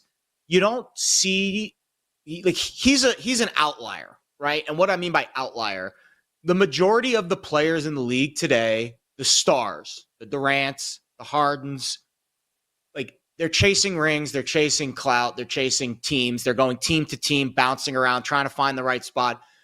Booker's probably going to retire as a Sun, and he said he's wanted to do that. Again, that's rare for a star player. Arguably a top 10, maybe in the, category or in the conversation of top 5 player in the league currently today, to want to be in the city he is in and to show love for that city and to want to play in one city for his entire career. I mean, how many players? I mean, I have to until I see reason not to believe him. I mean, I don't know him, so maybe if I knew him, I would feel differently. I guess why I ask you that is because, like, this NBA is so different now to where, like, there's no point of trying to get to free agency because nobody ever has money. So, like, and there's no the best loyalty either. So when someone shows loyalty, it's like, what's going on? It does make you kind of scratch your head a little bit, like, what's happening? It's the Windhorse mead. But what did he mean by that? Like, like that's what it turns into, because, like, why would you ever want to get to free agency? Nobody ever has cap space anymore. So the way to get your money is to re-up with your team, and then a year, maybe 2 years later, say, I want out. And guess what? When you say you want out, you get traded at that contract rate. So, like, it's almost like you can lock in your money, kind of like what Damian Lillard did with the Portland Trailblazers. Said, oh, Rip City for life. Let me sign. Next summer, I want to go to the Miami Heat. You know what I mean? Like, he has come out and said how he feels about Phoenix. Like, he has made that and you might public. be right. I'm just saying that, like, there's a possibility that, like, in 18 months he might be like, get me the hell out of here. It's very fair pushback. Right now, I have to take him at his word because, if you go back and again, when I was doing research for the show, I went back and I read some of the stories on Booker, and in February, so about 5 months ago, Doug Holler of The Athletic put out a long story about how he really loves Phoenix. And maybe that was 6 months ago when they had Durant and they had all these positive things. Obviously, the circumstances could change. But if let's just operate in that vacuum for a second. Let's say he is someone who loves Phoenix. He's telling the truth. He wants to stay in Phoenix. He likes the climate. He likes the golf. I don't know. Yeah. And he wants to win there. It is. It's a fantastic area. That's how I feel about Vegas. How many Hall of Famers have been with one team their entire career and won a championship? I think Dirk's the only one that comes to mind. I can't think of another one. Well, Kobe. Recently. Kobe. Fair. Oh, yeah. Perfect. Yeah. Great example. Yeah. Recently. Kobe, Dirk, and Tim Duncan. But recently, it's been a while. Steph Curry? Yeah, Duncan's been retired for a while. Obviously, Dirk's been retired for a while. Obviously, Kobe's been retired for a while. In the last decade, It doesn't exist anymore. Yeah. It might never happen again where a star Hall of Fame player stays with one franchise his entire career and wins a championship. Now, obviously, Booker needs to still get to that pinnacle, but we're at least in the vicinity where he has a chance to at least stay with one. None of the other current stars can say that. So it's unique. It has a chance to be a really unique story if he follows through with it. Steph Curry is probably the last of that era of guys who stay with one team and, you think he's and win the title. You think he's going to stay with Golden State forever? You think he may take one last? I think he will. Right? I don't know. I know. Maybe Charlotte moves him since he's from that area. We'll have to find out at some point later on. We'll get back to NBA Summer League and some of the takes that are out there about something that we love here on YB. It's all coming at you next year to wrap up this 3 o'clock hour. We'll be right back with You Better You Bet, presented by BetMGM, the sportsbook born in Vegas.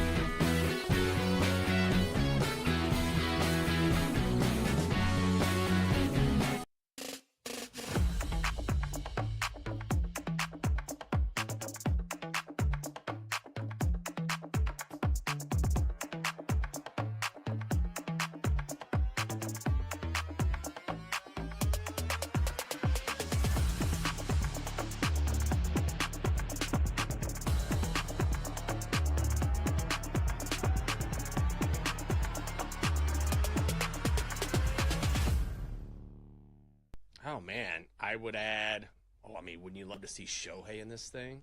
That'd be unbelievable. Wouldn't you want to see Aaron Judge in this thing? That'd be I'd like to see Jack Caglione in this thing. Why not? I mean, I know he's only hit like 2 home runs this year, and he's, struggling to make the transition for the Royals, but he might be fun. Like, that would be cool because of maybe the potential. And then you have sort of the best of both worlds, right? You have superstar, this guy who can absolutely crush the baseball, who could be a star at some point. Vladdy Jr. is a good one. Pete Crow Armstrong is a good one. But having Shohei there would take it to the next level. Just anytime he's on the baseball diamond, it's already electric. So to see him out there hitting home runs would be awesome. Even though I feel like his reactions are so muted that it would just be like, I don't know, he'd hit like a 469-foot home run. It's just like, well, another day for Shohei. Because you kind of want to see the reactions. It's surprising to me that we don't have Pete Alonso in the Derby this year. He has been a fixture in the home run Derby, and we know he takes it very seriously. I honestly feel like it's the mental toll on him, and that he has taken this so intensely seriously over the past few years. And when he doesn't win, like, it has to be severely disappointing. Like, I still have the image burned in my brain of the year that he was deadlifting weights in between, like, sessions at the home run Derby. And they have, like, the camera close up on his face, and he just looks so intense. Like, bro, just have some fun.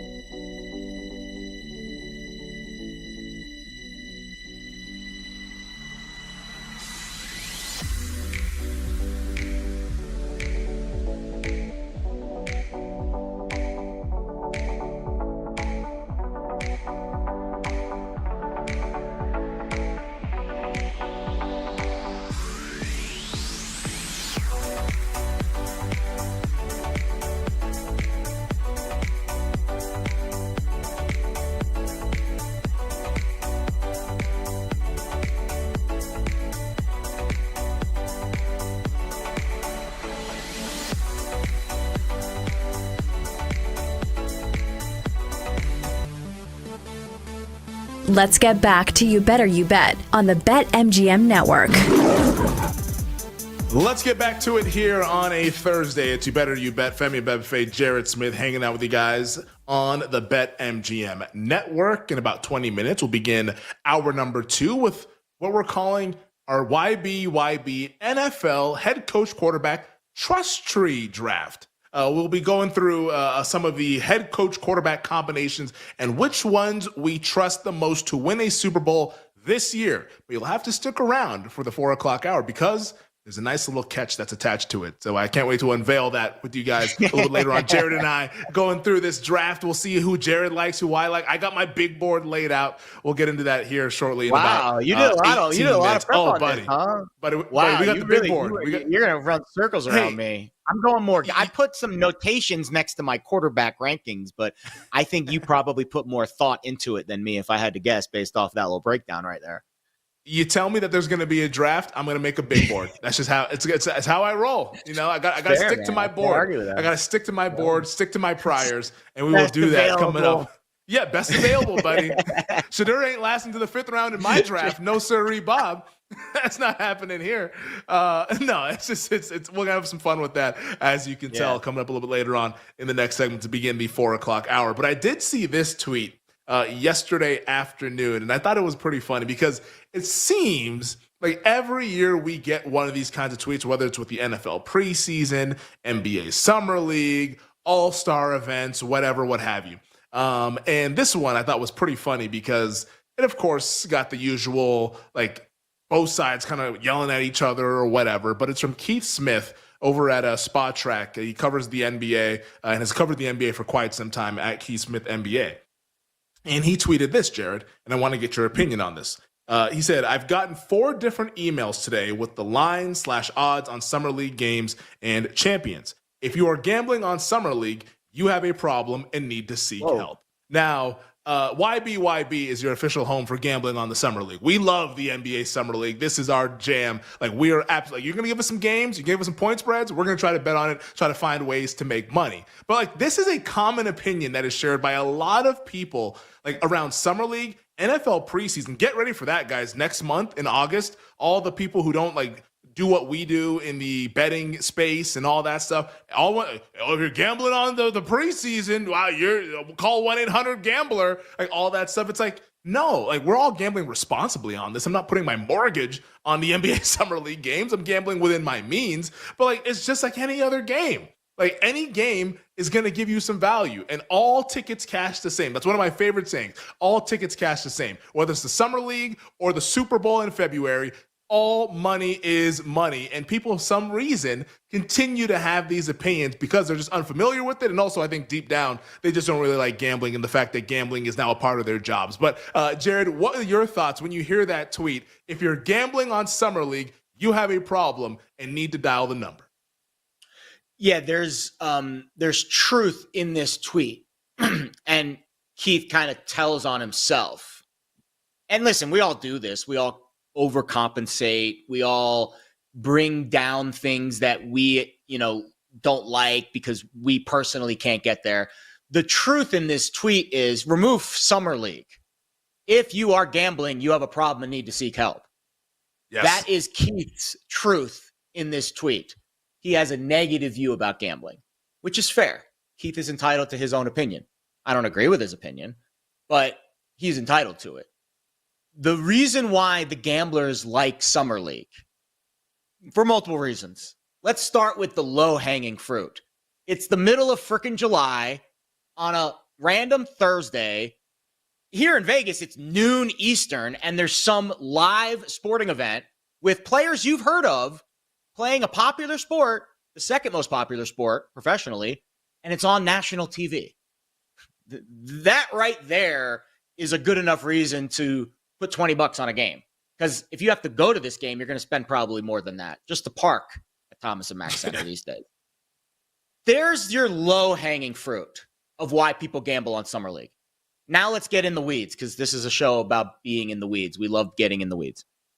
The markets are illiquid, very illiquid. You could bet something at a 1 point number in the morning and it's 6 by the time the game tips, because there aren't as many eyeballs on it. it's harder to get the information. If it's harder for the gambler to get the information, it's also harder for the sportsbook to get the information. So if you are willing to work harder, you have a chance to get more information and have more of an edge than you would on an average NBA regular season game in the middle of the year.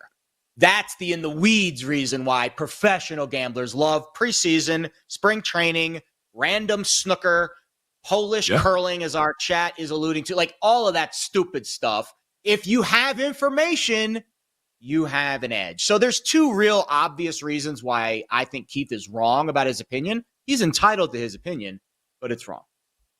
Yeah, I think it's just like, just say what you want to say. You know, like don't hide behind Summer League or don't hide behind the NFL preseason next month. Just say what you want to say. I hate gambling. Great, cool. You have your opinion. I have mine. I love it. like you know what I mean? And also too, to that point, because like, I think also a lot of like people who do like gambling, some of them think this way as well. Like, oh, I can't do the summer league. Hell, 10 years ago, I felt that way. Oh, well, I don't want to ever do like NFL preseason because like I don't know what's going on, just because I was ignorant. You know, like not knowing the fact that like usually when there's uncertainty, that's when you want to be like waist neck deep, like in everything that has to do with that, and try to find out ways to make money, as opposed to what's really degenerate is betting Sunday Night Football 5 minutes before kickoff. Like that's actually degenerate behavior, because like that's as liquid a market as you will find in the regular season, and like that's just there's like zero edge pretty much at that point. 5 minutes before kickoff of the biggest game of the week, and that's what a lot of people do, and like that's like okay, but then doing this is not okay, just because NBA Summer League games are not of consequence in terms of winning a title outside of the Summer League championship, which nobody ever recognizes unless somebody's hung a banner. But I have not seen that up to this point. But like, you know what I mean? It just feels like there's an ignorance there. There's just an unfamiliarity. And when people are unfamiliar with stuff, they hate it. Like that's just kind of human nature. And I think that's playing out here with this case with our guy Keith here. But yeah, I thought it was interesting. I was like, I had to bring this up on the show because I was like, wow, what a tweet here, huh? Like we are the show of the Summer League, and here are people trying to knock you. Don't let folks knock you for betting the Summer League, because damn it, if you have an edge, take advantage of that edge. And it's not like the limits are that high either. So take advantage of it and get after it with Summer League. We're going to get after it here as we are sweating out currently the Pelicans and the T-Wolves, with Minnesota up 11-10. As Jeremiah Fears looks good. I tell you that right now. He looks pretty good. Wasn't on the same page with his teammate on that last turnover there, but he's got some juice. We'll see if he can go here in what should be a really entertaining game. Jared, let's in the meantime, in the little minutes that we have here to wrap up this first hour, let's talk about some NBA win totals, because BetMGM earlier this week, I believe on Tuesday, put out their win totals for the upcoming NBA season. And I wrote down about 5 win totals that I really like. You said you had a couple. I will give you first word. What is your favorite win total in the NBA? Could be an over, could be an under. What do you like for this upcoming season? I have 2 that I think I'm going to bet. One that I really like, and it's the Hawks over 46.5. I think that one is, it seems super low, especially in the Eastern Conference. The other one that I'm not as high on, but I think would be a fun bet, is the lowest one, which is Utah at 18.5. I mean, that just seems You're going like over on the Jazz.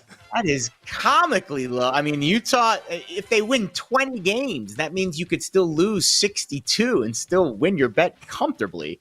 And you lose 62 times throughout the course of the season. So that one, I think, just for, what's in giggles, I think needs to be a bet. But I think the one I really like is Atlanta over 46.5 for obvious reasons. Yeah, I'm in lockstep with you. I had Atlanta written down as well, over 46.5, minus 120. I think it just makes a ton of sense. I talked about this one yesterday, so I won't spend too much time on it here, but I'll just share it with you since you were not on the show with us. Portland Trailblazers over 33.5. That's probably my favorite win total. And I think we actually talked about this the day after Drew Holiday got traded. We were doing the shows together, and Holiday got traded from the Celtics to Portland. And I said that I think Portland's going to be frisky this upcoming season. I do share that opinion. I believe in that opinion. Over 33.5 for me with the Blazers. But another one that I'll give you here, it's an under. And it's actually on a team that I like quite a bit once we get to the playoffs, but I think they're going to have to figure some things out in the regular season. That's the Houston Rockets. Win totals at 54.5. 54.5 is a high number. is a high number on a team that just acquired a player in Kevin Durant who has struggled to stay healthy. Now, the goal with the Houston Rockets is to get Durant to April and May. Make sure he's healthy come winning time, come playoff time, because that's what's going to take them to the next level. But in the regular season, Durant's probably good for 68, 65 games on a good season. I see this team going under 54 and 28, still a hell of a season, better season than what they had this past year. So I like the under on the Houston Rockets, and you can get at even money at BetMGM. Yeah, that's a good look. I think, again, it's very early in the process, so you want to keep the concept pretty high level. It's really hard to be specific. I know what this rotation is going to be. I know what this team's going to look like. We have general concepts of ideas of what teams are going to be. That's why Atlanta, directionally, we like the direction they're going in there and over. Houston, to Femi's point, there's some situational analysis there. I'll give you another situational analysis win total. This one didn't pop off to me in my initial glance, but now that I'm, thinking along the lines of you with Houston, I think this one makes sense. How do we feel about Milwaukee's win total betting an under off the sole thinking that Giannis is not going to be there the entire year, and this number is baking in a full season of Giannis? Now, granted, you're betting on something that hasn't happened yet. You don't know what the actual probability is that he is going to get traded. I just feel it in my bones that I don't think he's going to be in Milwaukee the whole year. And if I don't think he's going to be in Milwaukee the whole year, this number's wrong, right? Yeah, this is definitely a Giannis happy camper number, is how we've described it here on You Better You Bet. If Giannis says and we don't know. Nobody's talking to Giannis. Nobody's heard from Giannis. We're all speculating here. But if all of a sudden he wakes up in August and says, get me the hell out of here, that 45.5, it's not going to be available. Bye-bye. I think unless, and I said this to Nick, unless they're able to convince him to stay and then get a guy like Bradley Beal, who's shown interest when he eventually gets bought out by Phoenix. If you get Bradley Beal on the team and it's Miles Turner and it's Giannis and it's a terrible Eastern Conference, I think that they can actually go over that number because Giannis is still the second best player in the league, in my opinion. But yeah, if that doesn't happen and Beal goes to the Clippers, which is what it sounds like might happen, I'm not going to like Milwaukee whatsoever. So the Milwaukee Bucks under would be how I would look, but right now I'm just going to stay away because there's way too much uncertainty. Who knows what side of the bed Giannis is going to wake up on when he ultimately makes his decision. All right, we'll begin hour number 2 talking NFL QB head coach trust tree here on You Better You Bet.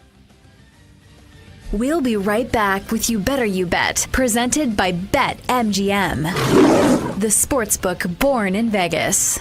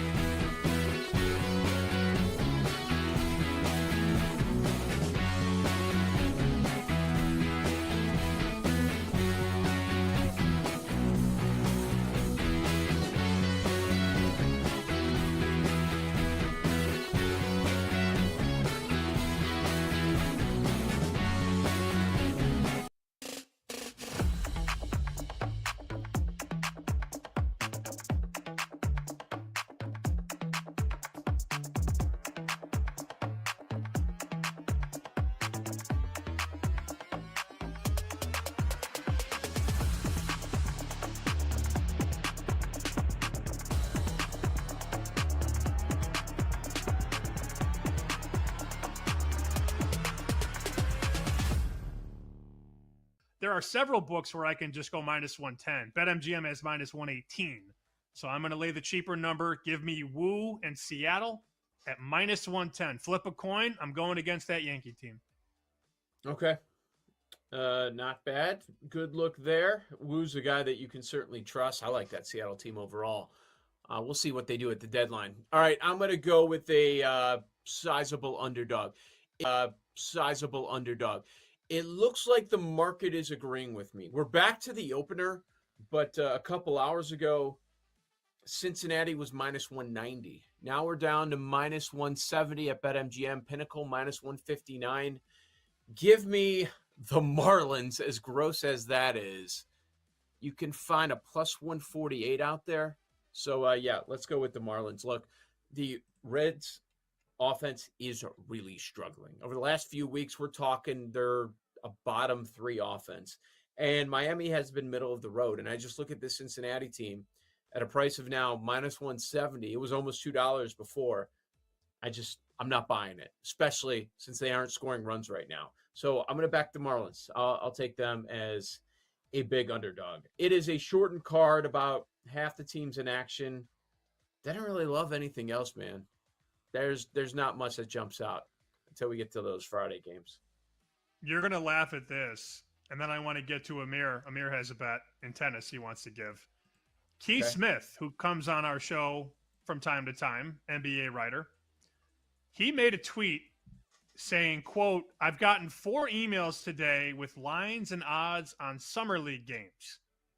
If you're gambling on Summer League, you have a problem and need to seek help." I sent that to Vegas Rick. Vegas Rick is not happy with Keith Smith. He said, "Let me get Keith Smith in a room one-on-one." I said, chill out.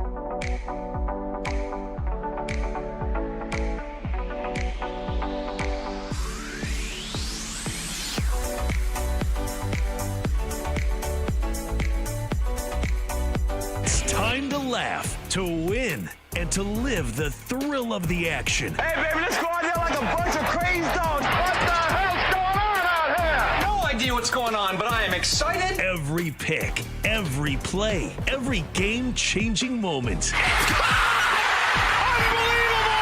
This is You Better You Bet, brought to you by BetMGM, the sports book born in Vegas on the BetMGM network. Welcome back. It is our number 2 of You Better You Bet, presented by BetMGM, right here on the BetMGM network. Femi Abebefe, Jared Smith. Jared filling in for Nick Costos. Nick is out today. We'll be out tomorrow, and we'll be out all of next week. I can't make any jokes, though, because I'm going to be out all of next week as well. So it's YB recharge here in the month of July as we head towards training camp. And then the NFL sprint will be on and cracking. Because once we get to August, ain't no taking time off. Although I'm taking off during Labor Day weekend. That's neither here nor there. We'll get to that when we get to that later this summer. But we did a little bit of reshuffling here with the show. Just want to let people know who have been listening at the top. Steve Phillips of MLB Radio Network, MLB Network, TSN. He'll be joining us later on during the 5 o'clock hour. So if you're looking for Steve Phillips here in this 4 o'clock hour, hang with us. He'll be on with us in the next hour to talk all things Major League Baseball as we're rapidly approaching the All-Star break coming up on Monday. Home Run Derby, Tuesday, the Summer Classic, and then a couple days off before we get things on cracking again on that Friday to begin the second half of the season. But wanted to kick off this hour, Jared, with a little bit of National Football League, because I was thinking about this earlier today, and I was talking to Bill, our executive producer, who's going to be joining us here shortly to participate as well. And I was like, you know what? Like, what's a fun NFL device that we can use today? And I was like, what's a cool way to think about the league, to think about some big picture stuff? And I came up with head coach quarterback trust tree, because whenever you talk about teams and whenever you talk about who can win it all, who can make a deep run in the playoffs, you usually start, what's the head coach quarterback combination? And what's that combination that you trust the most? So I figured, as a fun way to have this exercise, let's go out there and do a head coach quarterback trust tree draft. So we will be picking 5 head coach quarterback combinations each. It will be, I guess, a 10-round draft technically, or I guess a 5-round draft. We just both get a pick in each round. But you know what I'm saying. There'll be 10 head coach quarterback combinations that will be selected, 5 rounds, and we will go back and forth. And the real catch with this one, because we want to make it interesting, you cannot choose the head coach quarterback combination that just participated in last year's Super Bowl. So that is the Philadelphia Eagles and the Kansas City Chiefs. So no Sirianni Hurts, no Reed Mahomes, that being the 2 head coach quarterback combinations that have won the last 2 Super Bowls. So those guys are off the table. We're only choosing from the 30 teams that are available. And to determine the order, we have our YBYB resident official, our executive producer, Bill Vinovich. Just kidding. Bill Zimmerman joining us here to do the coin toss. Jared, I'll let you call it in the air because you are the away team I'm a here. visitor. You're the visiting team. So, Jared, if you want to go ahead and call it, and then Bill can flip the coin, and we'll be underway here. This is the easiest call of the whole segment. Tails never fails. I mean, come on. Obviously. Obviously. Right. So Jared is going with fails. We have the YBYB commemorative coin. So we are going to be tossing it here. Femi, you didn't give me your old Foot Locker jersey. I needed the stripes here. But that's I was looking for it last Halloween. That was a layup Halloween costume, but I've lost it. Oh, no. But all right, here we go. You got heads and tails. Jared is called tails. It is heads. Heads is victorious. First pick. Can I be honest? I'm actually happy about this because I have 2 guys at the top, and I personally really struggle to decide between the 2. And I know that you're going to take one of these 2, and it's going to make my decision so much easier. I'll let you have the honor, my friend. Do you know? I don't know. I'm pretty confident it's going to be one of these 2 guys. I might get crazy. I might get crazy. All right, with the first overall pick in our NFL head coach quarterback trust tree draft here on YBYB. Now, I'm thinking about this. I got the first overall pick. I put my board together. Who do I trust in January to actually win playoff games? Because that's the operative word, trust. Think about the history of the league, the last 5 years. Who do you trust? Who has come up big?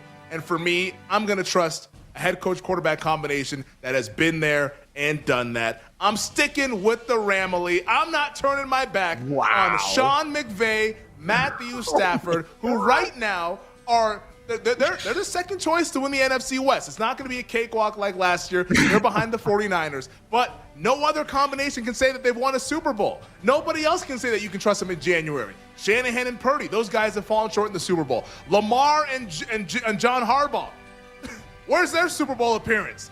McDermott and Allen. I'm going with the guys who have been there, done that with the number 1 overall pick. We're keeping it in the Ramily. Give me McVay and Stafford in January to get things done. That's my pick in our quarterback trust tree draft for the head coach quarterback combination. I think if you gave me 5 guesses, I probably still wouldn't have gotten Rams.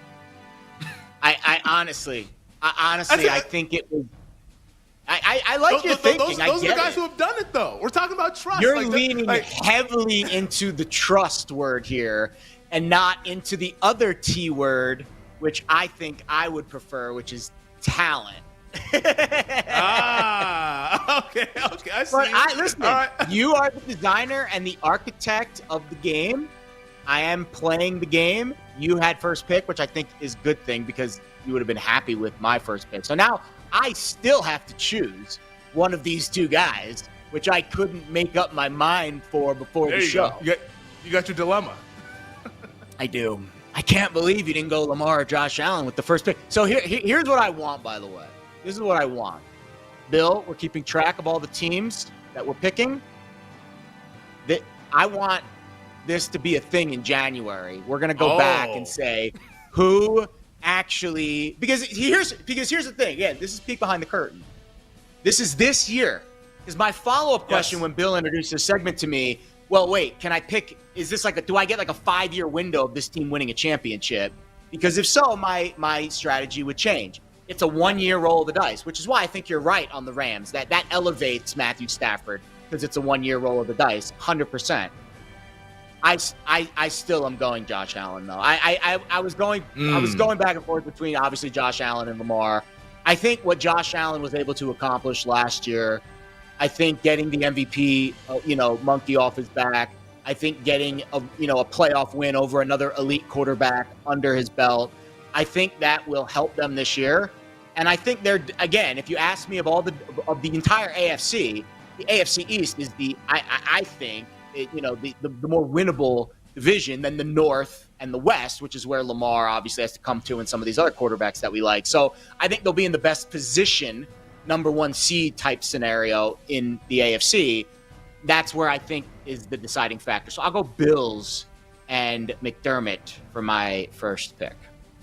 I can respect that. They were number 3 on my board. I can definitely respect the Buffalo Bills. And you know what? To your point, I think Buffalo just has a Kansas City problem. I don't think they have we can't get over the hump problem. It's just a Kansas City problem. And if there was ever a year that they could avoid Kansas City, I do think Buffalo could actually get to the Super Bowl. So I'm picking up what you're putting down. McDermott Allen, I think, is a very, very reasonable option. Once again, we go back to that word trust. That's the word that we're working with here, at least the word I'm working with. Give me someone that's almost been there and done that. Give me a head coach quarterback combination that took the best head coach quarterback combination to overtime just 2 years ago. It's the same division, but damn it, we're going to corner that market in the NFC West. I'm going with Kyle Shanahan and Brock Purdy. Mr. Moneybags, Brock Purdy. Big extension this past year. If the Niners stay healthy, the schedule is rather reasonable, and we've seen them actually do it. They've actually won playoff games. They've won in January. Hell, they might have beat the Eagles a few years ago had Purdy's elbow not exploded in the first quarter. Who knows how that game plays out? The next year, they ran through the NFC that year, and they almost beat the Chiefs. For some reason, they decided to take the ball first in overtime. I don't know why the hell they didn't know the rules, but whatever. But I'll roll with Kyle Shanahan and Brock Purdy as my 3rd overall pick, 2nd choice in this NFL head coach QB trust tree draft. Yeah, I think for the sake of having one team in the AFC, having one team in the NFC, if Purdy was available for me with my 2nd choice, I think that's where I would have went because he was the next, and he was my top NFC quarterback for sure. I think he's a good MVP bet. I honestly do. I think the beginning part of their schedule is and we can do a whole segment on awards. We can maybe get into it next week when you guys are out because I've got a lot of great in-depth information about why you have to pick a team that wins a lot of games. And in the MVP markets, the teams that are going to win a lot of games, those quarterbacks are all priced 5, 6, 7 to 1. Purdy's not. He's 25, 30 to 1. And the Niners could win 14 games this year. So I think that's a really good bet. Shock anybody. Would not shock me at all if they're in the Super Bowl 14-3, number 1 seed. And if that's the case, Purdy will get serious consideration, might even get a sympathy vote because he was close 2 years ago and Lamar beat him out down the stretch. Well, look at the Niners schedule those last 4 weeks. They faltered down the stretch the year Purdy had a chance to win it. This year, that schedule is soft and they get 2 games in prime time. All right, I'll go Lamar. I mean, those were the 2 guys I was deciding for my top pick. I was like, no way, I'll get both of them. So I don't want to go back-to-back in the AFC, right? That's like drafting 2, running backs with your first 2 picks in fantasy. But I think if you're going to give me Lamar Jackson and Harbaugh as the 4th quarterback coach off the board, a guy that's already won 2 Super Bowls and a team that's already been there. I know not with this iteration, but I think Lamar Jackson, you can make the argument he's the most talented quarterback perhaps in the entire NFL outside of, the guy that apparently everyone says is fat now. So we should just, jump Patrick off the Mahomes bandwagon. Well, here's where I have to go 1994 Mel Kiper on you with the Indianapolis Colts passing on Trent Dilfer. You're taking this John Harbaugh, Lamar Jackson head coach quarterback combination that continues to choke in January. That's who you trust? 2 years ago, home game against Kansas City. They lose that one last year against the Buffalo Bills. Outgained them 3 turnovers. Like, you're going with this team. These guys have lost at every step of the way. Well, what else are my options how do you trust here? them? I can't. What else are my options here? Am I going to go unknown. Dan Quinn and Jaden Daniels, who have never even been to that point? Hey, they won more playoff games or I guess they won the same amount of playoff games. No, they won more playoff games than Lamar and Harbaugh last year because they won 2 and Bill Lamar and says Harbaugh his won number 1. 2 is still available, so obviously I didn't get the memo. Bill, who's your number 2? That's still available. I mean, so full transparency, I had Harbaugh and Lamar at 5 on my board because I've seen it too many times. They have scarred me way too many times. And last year, I told myself, still in the top 5. Still in your top 5, still in the top though. 5. Because Lamar's too damn good to have him like beyond 5. But I'm not taking him with my second pick. Had you not taken Harbaugh and Lamar, I want to know who Bill's number 2 is. I was not going to take him. I want to know who these Bill's guys, number 2 is. These guys have scarred me. Oh my gosh! Kudos I'm to too you for doing it. I'm too nice. Yeah, you I'm you are trusting. too nice. Trusting. In the playoffs, until otherwise, these dudes are losers. They are losers, man. They are. Like, what is it? So who are you taking then with your 5th pick? Who with your 3rd pick there? The first MVP season. They lose to Ryan Tannehill at home on a Saturday night. Like, what are we doing? Then the second year, they lose to the Buffalo Bills and they score like 3 points in the game. And it's so many years with this Baltimore Ravens team. 2 years ago, let's just lose to the Chiefs as a 5-point favorite at home. Last year, here Buffalo, here's 3 turnovers, and here's a dropped 2-point conversion attempt. I just can't with the Baltimore Ravens. I lost so much money on that game. I lost so much money on the Ravens in that game. As you can tell, I've still not gotten over it, Baltimore. Come on. Oh, my gosh. All right. I'll get to my 3rd pick here. All right, so with the 5th overall pick, 5th selection, I will go with a team that has not done it yet.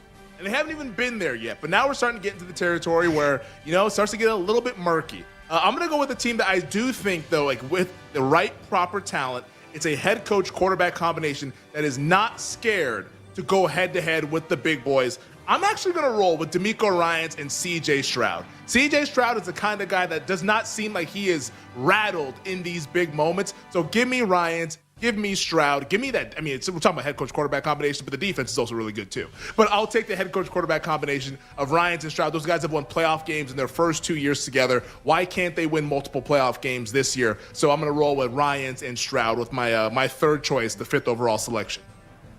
So, do we want to wait to do this one on the other side, or do you just want to plow through it? We have 1 minute left here. Bill says wait. We can wait on that one. We can wait on it. I'll be honest. Yeah. I want to know who Bill's number 2 is. Who the heck is Bill? We've selected the best quarterback. You know what? I know who Bill's number 2 is, and I'm going to pick this team on the other side. I know exactly who it is. I know the quarterback. I know the coach. I don't want to pick it because then I'm going to have 3 AFC teams, but I'm hamstrung here. It's okay. It doesn't matter yet. 3 AFC teams or not. We're just talking about who we trust. AFC is probably going to win the Super Bowl this year. Spoiler alert. True. All right. We'll continue our YB NFL head coach quarterback trust tree draft on the other side. It's You Better You Bet. Femi Bedfay and Jared Smith here on a Thursday. We'll be right back with You Better You Bet, presented by BetMGM, the sportsbook born in Vegas.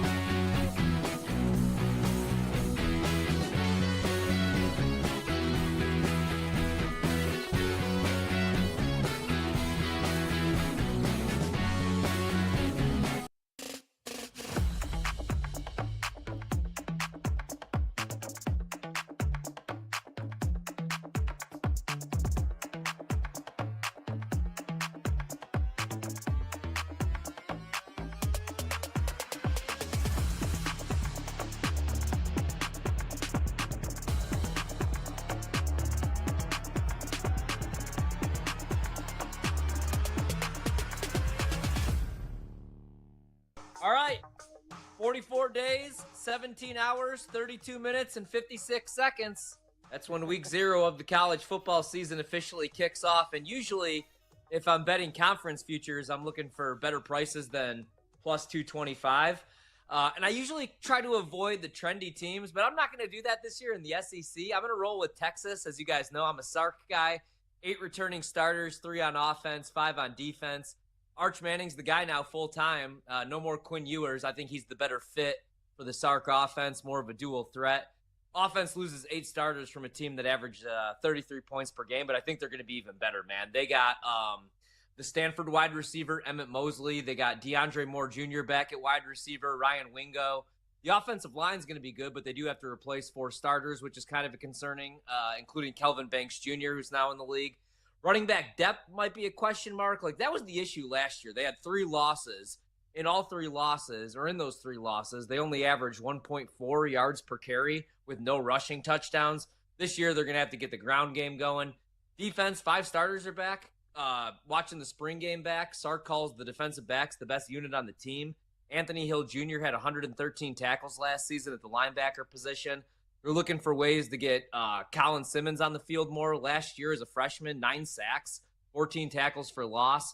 Tough opener week 1, but I already bet them against Ohio State as 3.5-point dogs. I do think Arch is the real deal, man. I don't know that he's going to be the number 1 overall pick because I don't know that he comes out.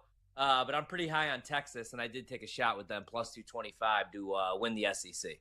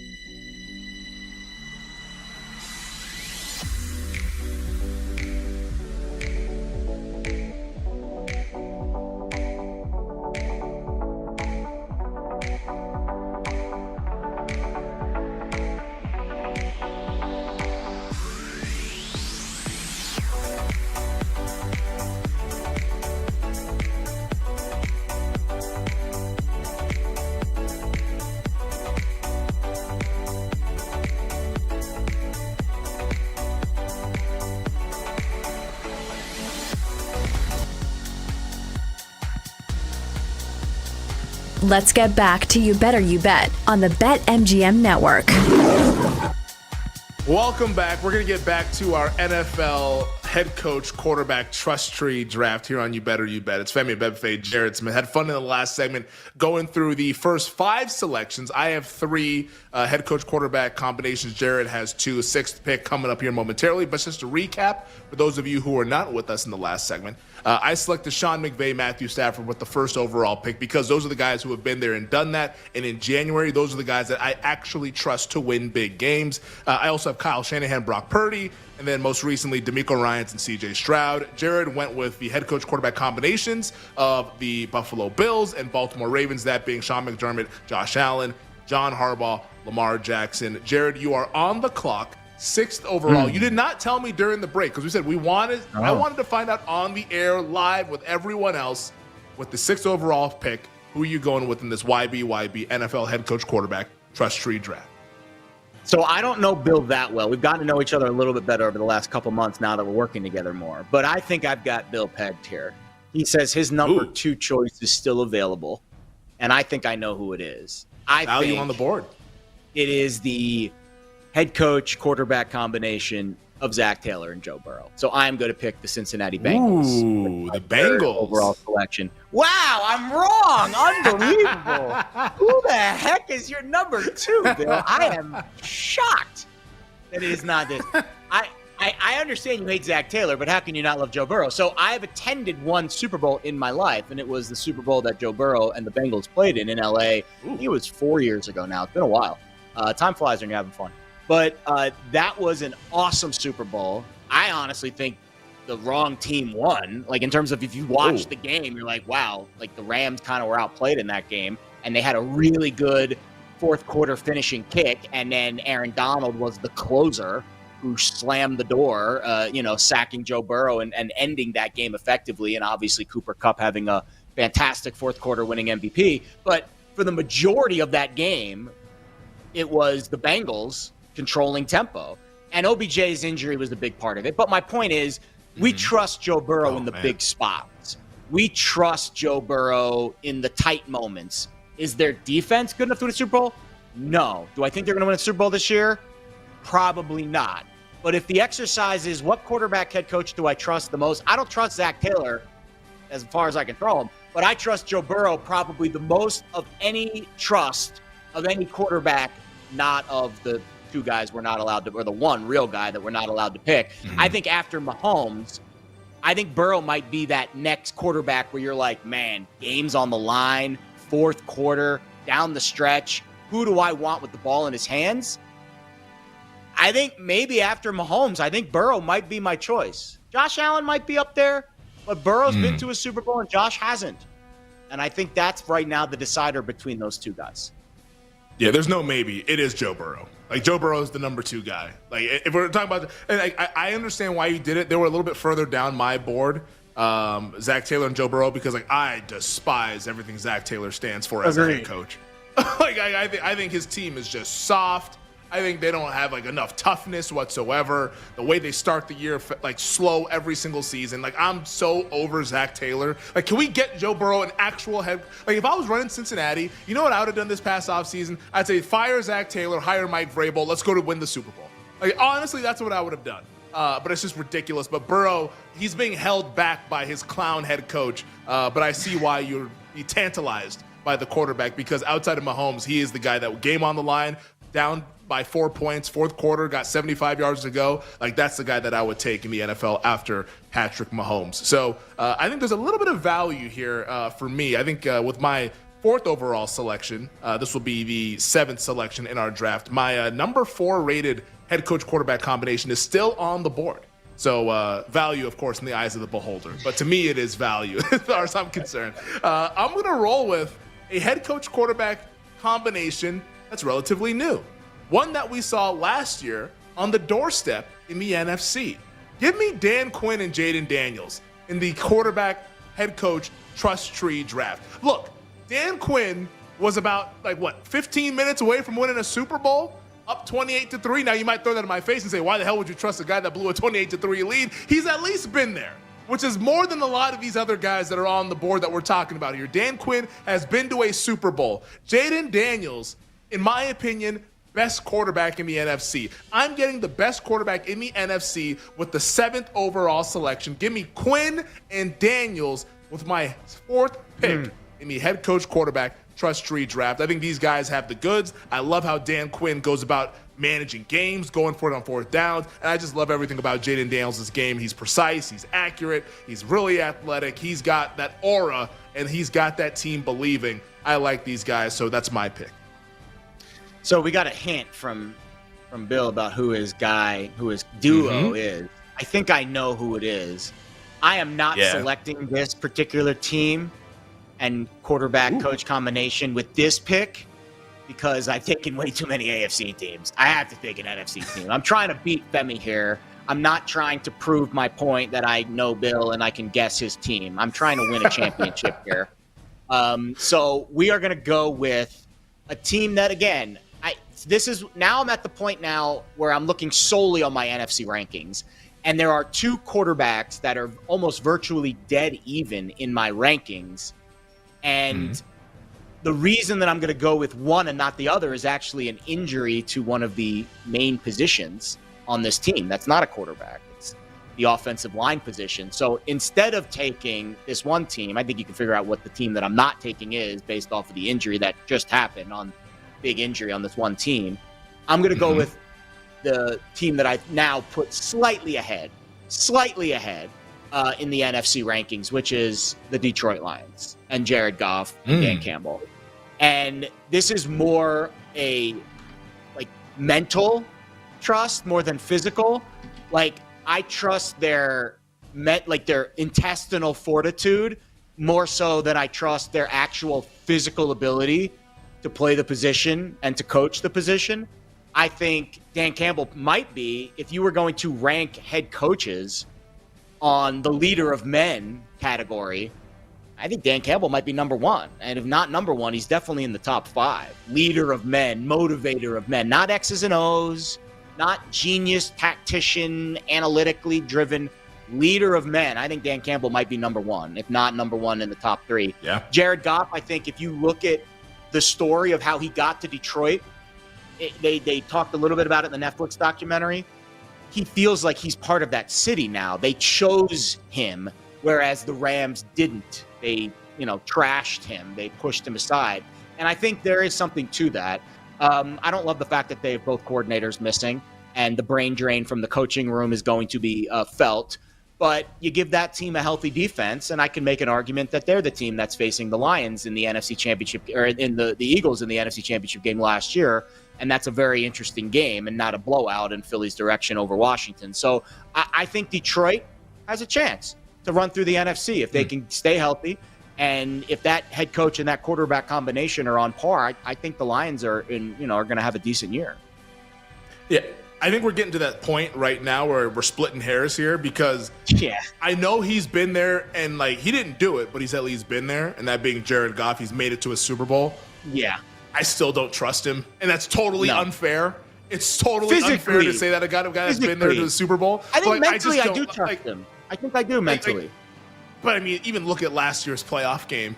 It just got weird early on, and I don't know, maybe things were just not right. Maybe they were a little bit rusty. The Commanders came in with house money. They were feeling good about themselves after beating the Bucs in the wild card round. But every time I watch Jared Goff, I'm just like, man, today could be a stinker. He doesn't exude confidence.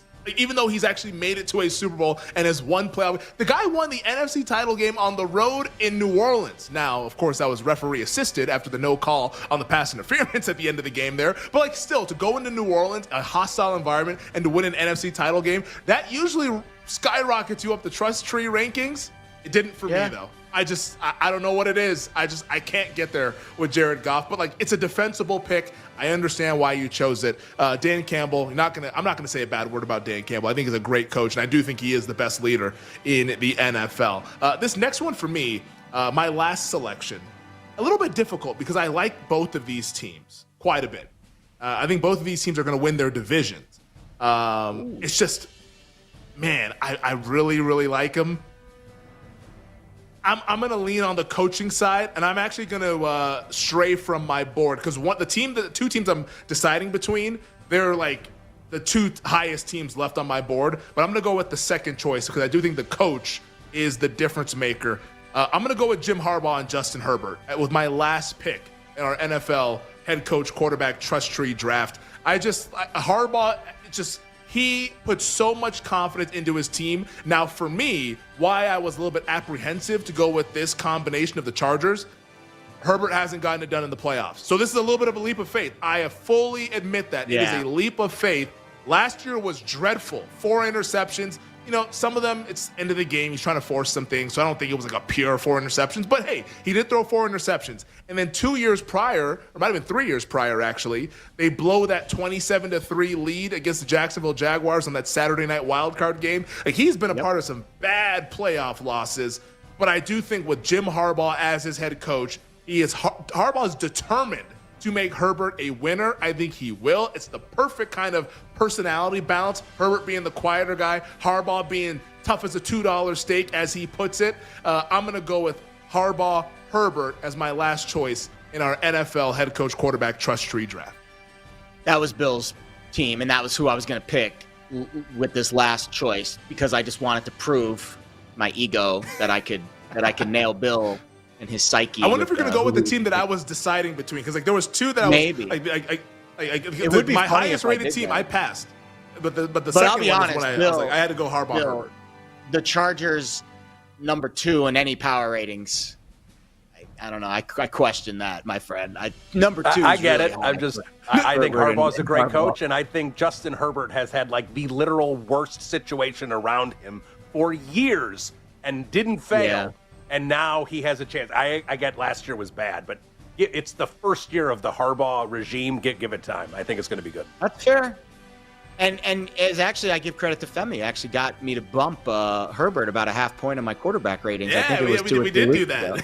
Yeah. Was it Herbert and Rodgers, or what was the conversation? Yeah, it was between. He was tied with Rodgers and like Tua and Stroud. I was like, all right, I'll give him a half a point. I was like, come Give him on, a what are half we doing a here? point. I don't know. I'm just down on Herbert. Maybe, hey, listen, I'm wrong all the freaking time, and you can tell me I'm wrong. People do it. I'm wrong a lot. Last time we saw him play, he threw 4 picks. Last time we saw him play, he threw 4 picks in a playoff game. So, like, it's not like he's like the picture-perfect quarterback, but I do think his upside's really, really high.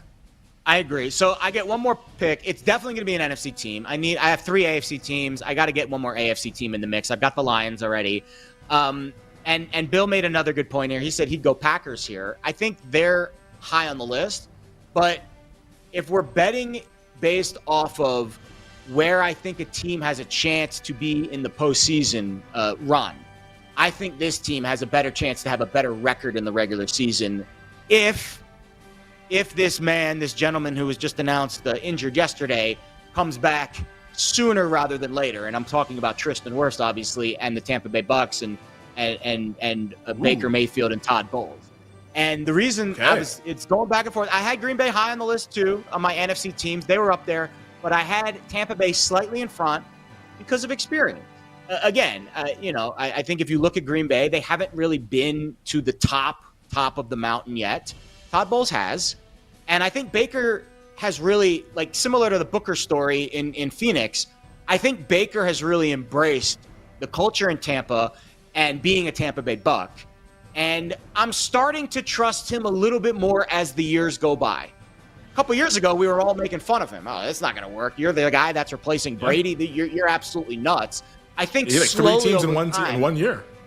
Yeah, I think slowly over time, he's kind of won me over a little bit. They've got a great offense. I like Licht. I think they're going to replace Cohen in a seamless way because I think Baker's solid. And Todd Bowles, listen, he's won a Super Bowl. He's been pretty steady, rock solid. Like, he's been there. He's done that. I feel comfortable, I think, slightly more comfortable with Baker and Bowles than I do with Packers. So I'll go in that direction, and who knows? Maybe Green Bay has this fantastic year, and I'm completely dead wrong because I'm wrong a lot, and LaFleur has a chance to prove me wrong, but I would still go Baker and Bowles. All right, going Baker and Bowles. So to recap, Jared's team in this YBYB NFL head coach quarterback trust tree draft, which was really, really fun, by the way. I hope everybody enjoyed it, listening and watching. Jared has Sean McDermott, Josh Allen, John Harbaugh, Lamar Jackson, Zach Taylor, Joe Burrow. I mean, these are all of like Mahomes' slain victims right here. Dan Campbell, Jared Goff, and then Todd Bowles, Baker Mayfield is what makes up Jared's team. My team, Sean McVay, Matthew Stafford, Kyle Shanahan, Brock Purdy, DeMeco Ryans, C.J. Stroud, Dan Quinn, Jaden Daniels, and then rounding it out, Jim Harbaugh, Justin Herbert. That is my squad in our head coach quarterback trust tree draft. On the other side, I actually do want to get into some of the guys that got left off the board here. Some guys that are still up there, that are still available, because I do think there's some interesting conversation to be had here in this trust tree draft. So we'll go with the priority free agents on the other side, as well as getting some other topics to wrap up this hour here on You Better You Bet. We'll be right back with You Better You Bet, presented by BetMGM, the sportsbook born in Vegas.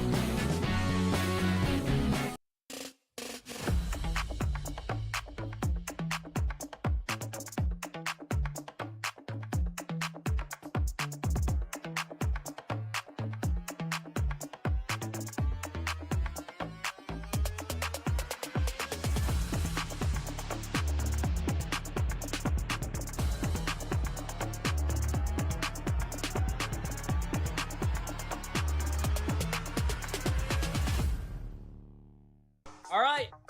44 days, 17 hours, 32 minutes, and 56 seconds. That's when week 0 of the college football season officially kicks off. And usually, if I'm betting conference futures, I'm looking for better prices than plus 225. And I usually try to avoid the trendy teams, but I'm not going to do that this year in the SEC. I'm going to roll with Texas. As you guys know, I'm a Sark guy. 8 returning starters, 3 on offense, 5 on defense. Arch Manning's the guy now full-time. No more Quinn Ewers. I think he's the better fit for the Sark offense, more of a dual threat. Offense loses 8 starters from a team that averaged 33 points per game, but I think they're going to be even better, man. They got the Stanford wide receiver, Emmett Mosley. They got DeAndre Moore Jr. back at wide receiver, Ryan Wingo. The offensive line is going to be good, but they do have to replace 4 starters, which is kind of concerning, including Kelvin Banks Jr., who's now in the league. Running back depth might be a question mark. Like, that was the issue last year. They had 3 losses. In all 3 losses, or in those 3 losses, they only averaged 1.4 yards per carry with no rushing touchdowns. This year, they're going to have to get the ground game going. Defense, 5 starters are back. Watching the spring game back, Sark calls the defensive backs the best unit on the team. Anthony Hill Jr. had 113 tackles last season at the linebacker position. They're looking for ways to get Colin Simmons on the field more. Last year as a freshman, 9 sacks, 14 tackles for loss. Tough opener week 1, but I already bet them against Ohio State as 3.5-point dogs. I do think Arch is the real deal, man. I don't know that he's going to be the number 1 overall pick because I don't know that he comes out. But I'm pretty high on Texas, and I did take a shot with them plus 225 to win the SEC.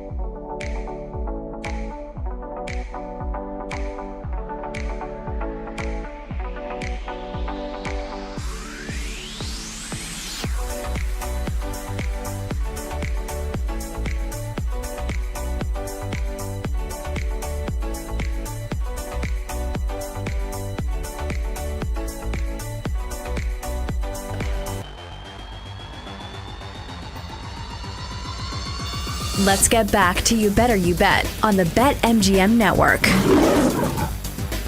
Welcome back. This is You Better You Bet, presented by BetMGM on the BetMGM Network. Femi Abebefe, Jared Smith here, just wrapping up our YBYB NFL head coach QB Trust Tree Draft. Once again, for those of you who missed it the last couple of segments, check it out in podcast form. Just search You Better You Bet wherever you get your podcasts. We went out there and gave all our explanation for why we liked our head coach quarterback combinations. Once again, mine are Rams, Niners, Texans, the Commanders, and Chargers. And then Jared went with the Bills, the Ravens, the Bengals, the Lions, and the Buccaneers. The omissions, the Green Bay Packers, they were the team, Jared, that was 7th on my board. I was deciding between LaFleur, Love, and Harbaugh Herbert. Went with Harbaugh Herbert just because I think Herbert has a ton of upside, as does Jordan Love. But I just trust Harbaugh more than I do LaFleur. So I had to I had to deviate from the board. It was kind of nip and tuck. They were both kind of in the same range there, but I went with Harbaugh and Herbert. But my next team after Harbaugh and Herbert might surprise people. But if we're talking about trust and we're talking about playoff success and people who've won multiple playoff games, I actually had Mike Tomlin, Aaron Rodgers as my next one after Harbaugh and Herbert, just because it's those dudes. It's funny because Aaron Rodgers won his only Super Bowl against Mike Tomlin and the Pittsburgh Steelers. But Tomlin at least has made it to the playoffs a bunch. He's won playoff games, although they haven't won a playoff game since 2016. Every Steeler fan will remind you of that. Like, just as much as the national media tells you about how Tomlin's never been below 500, every Steeler fan will remind you that they've not won a playoff game since 2016, which if I was a fan, I probably would do the same as well. But he's at least won a Super Bowl. He's been to another one. Rodgers has won many a playoff games, only been to one Super Bowl, which is actually one of like the weird kind of developments of this last like 20 years in the NFL, a quarterback of that talent only being to one Super Bowl. But it would be Tomlin and Rodgers for me, followed by, Bill mentioned it in the chat, Pete Carroll and Geno Smith. Like, that was the next team for me after Tomlin and Rodgers. It was Carroll and Smith, then Sean Payton and Bo Nix to wrap up my 12-team board that I put together.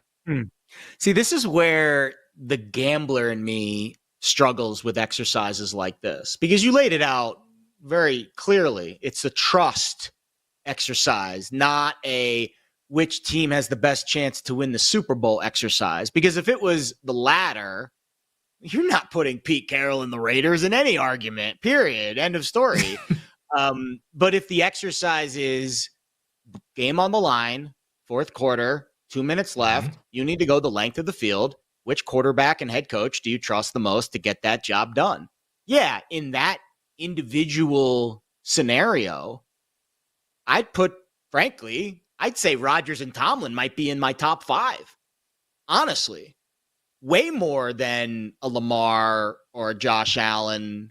I think, honestly, if you make the NFL season one game, that's it. You get one roll of the dice. I think Rodgers and Tomlin would be pretty high on my list. All you got to do is go out there for one game and bring the noise, and the best team wins the championship. Obviously, in a vacuum, it's impossible because there's other teams involved in all this stuff. Yeah. But if you had to pick, all right, it's the eve of the Super Bowl. You get your choice. Any coach, any quarterback, go win that one game.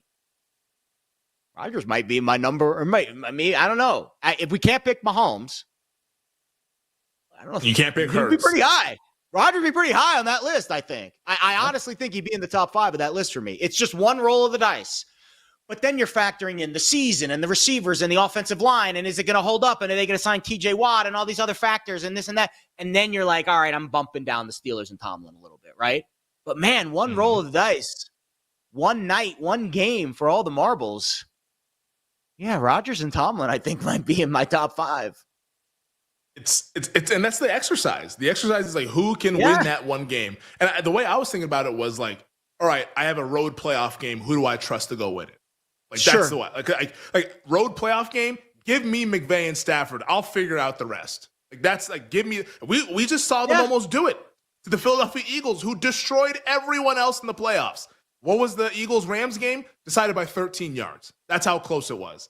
Like, those guys, I trust them. Like, they're going to put up a good effort. And if they lose, it's because the other team is better. It's not because they soiled themselves and made dumb mistakes or whatever like that. It's just because the other team is better. And that was the case last year when the Eagles beat them. Like, the Eagles were just the better team, so they won the game. But, like, McVay and Stafford were right there. We were that close to Rams hosting Commanders in the NFC title game. Like, that close to that actually being a reality. So which is why they were my number 1 overall pick there. But, yeah, I think when I think about this exercise, I want to kind of apply it to the Super Bowl markets.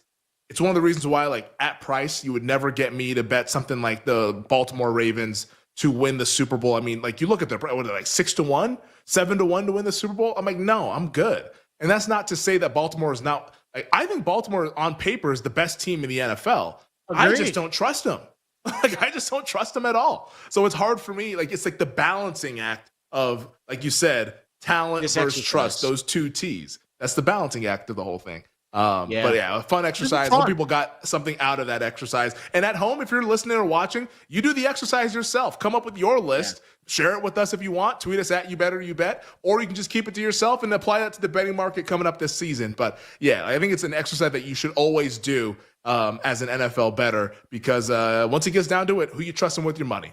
And last year I realized it's not going to be John Harbaugh and Lamar Jackson, not after what they did to me in that fateful AFC divisional playoff game. I don't think I would bet night on the Ravens again as a favorite in a playoff game, unless they're facing like the Texans. Maybe that seems to be the only team they can cover against in the playoffs. Even that game got close late. They covered against Pittsburgh. They did cover against That's Pittsburgh. true. That's true. Divisional opponents, they don't have any issues with. It's those added divisional opponents they seem to have all the problems with in the playoff games, the Baltimores and the Kansas Cities. I think it's a fascinating exercise because it goes against a lot of the things we are trained to care about in gambling, which is don't overreact to something little, look at the whole piece of the pie and make a judgment. But in this particular scenario, Femi's right. Like the Rams with Stafford and even the Steelers with Rodgers in a very isolated, solo, one-track scenario, those quarterbacks are way more preferred than the more talented, younger, better roster Ravens, Bills. Like it's a very unique way to approach handicapping the NFL because it, again, removes a lot of the things that we normally use as these like checkpoints of, all right, this team has this, I can bet on them. This team has this, I can bet on them. It's only a psychological exercise. And that is a big part of playing quarterback and coaching in the NFL. Yeah. I'm just looking at the Super Bowl market and comparing it to kind of how we talked about this. It is pretty funny seeing some of these teams that are high up there. Yeah. Minnesota's one, and I know Grant put that in the chat earlier. The Vikings, I couldn't rate them because I've never seen JJ McCarthy on the NFL field. Fair. Team quarterbacks and coaches that I've not seen before. Like the Dallas Cowboys are a popular team, of course. I'm a Dallas Cowboys fan. I never considered putting the Cowboys on my board because I don't know what Schottenheimer looks like as a head coach. Like I know what Dak looks like. I don't really trust him.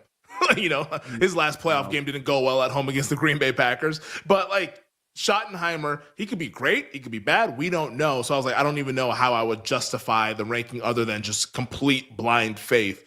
So like those I kind of put off to the side, but the betting market has to kind of have them out there, and it's just it's something that people are going to take that leap of faith. I'm not going to be one of them unless it's maybe like a big price, but even then, I think you can do better things with your money. Maybe just bet the win total over if you really love that team, or bet them to win their division if you really love that team. But I wouldn't bet them to win the Super Bowl. Not something I would do. So yeah, I think for me, the Rams are the team that I would trust the most. Although they're 20-1, I'm not saying I'm going to necessarily bet them, but in a playoff setting, I would actually entertain betting them. I bet them given individually as an underdog against the spread 100%. in a one-game roll of the dice. But I'm not willing to invest in them long-term because Stafford's old. They're working in a new offense essentially with, Adams, and what's that going to look like, without Cooper Kupp, and he was such a productive player for so long. So that camaraderie, like I'm not willing to invest long-term. But once I watch 15, 16 games and they've got a road playoff game at Philly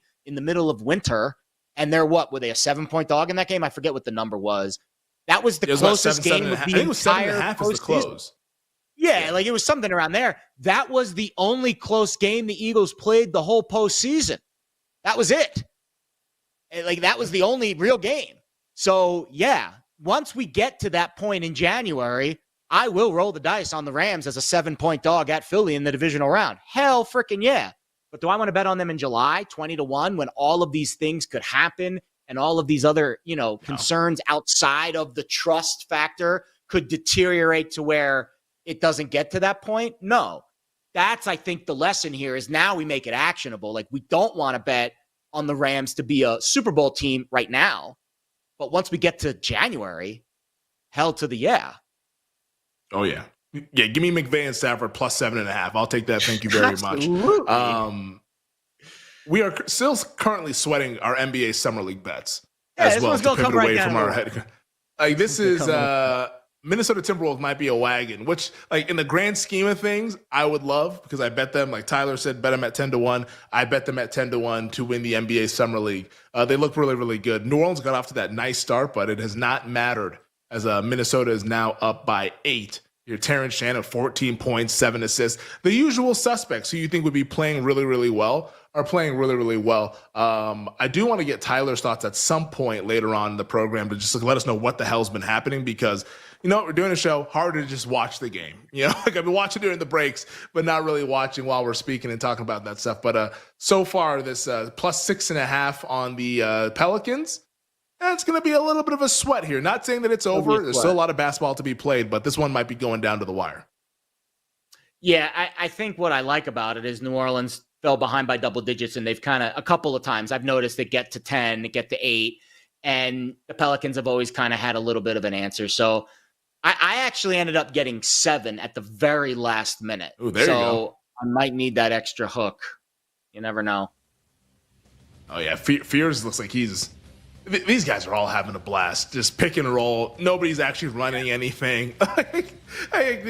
What, 3 of these guys are going to be on the actual Pelicans. Everybody else goes to the G League or overseas or whatever. But that's the beauty of NBA Summer League.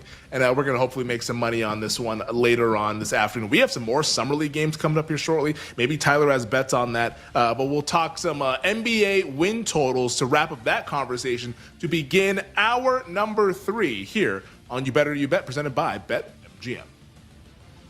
We'll be right back with You Better You Bet, presented by BetMGM, the sportsbook born in Vegas.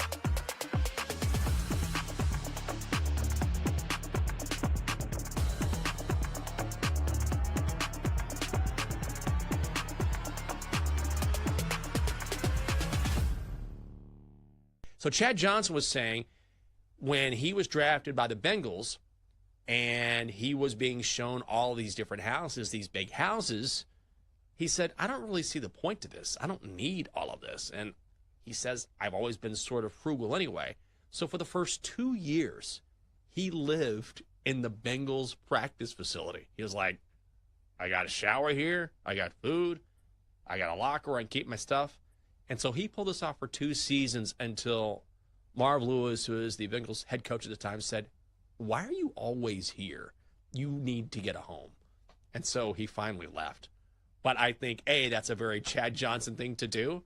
And then, B, it speaks to the fact, not that players should try to live at the team's practice facility, but I also think it sort of speaks to the alternate reality or mentality of a lot of these players, which is, I need to save and be careful. Most people don't approach it like that. Oh, absolutely not. But I feel this story seemed super relatable to me because my husband played baseball. And here's the thing, you are not in that city for the entire year. It is really hard to find short-term leases. And if you do, it's a lot more expensive. Then you have to find furniture. Then you have to hook up electricity. You have to pay your cable bill. You have to arrange all of these things just for guys to not even be there for half the season. Because think about it in football as well. You know, you have away games, you're traveling, you're doing a lot at the field. So, like, it makes sense. Honestly, I feel like for some of the guys, it would be nice to have an option where you could have like a few apartments, you know, at the stadium or somewhere close. In fact, they do this in baseball now. I wish they were doing this when Jake was playing, but they do this for minor league guys where they have like a big unit of apartments or something, and the team will fund your stay there. because just logistically, it's really hard for baseball players because they're moving around so much. And again, it's a short-term lease. Oh, you got released. Oh, you got traded. You got to find somewhere mid-season. So there are a lot of things. And what you said about the guys who don't make the huge contracts, you're right. That's the majority of professional athletes. It's not just football, it's baseball, it's whatever. Most of it are guys who are playing a few years. They'll make decent money, but it's not money that's going to last them the rest of their lives.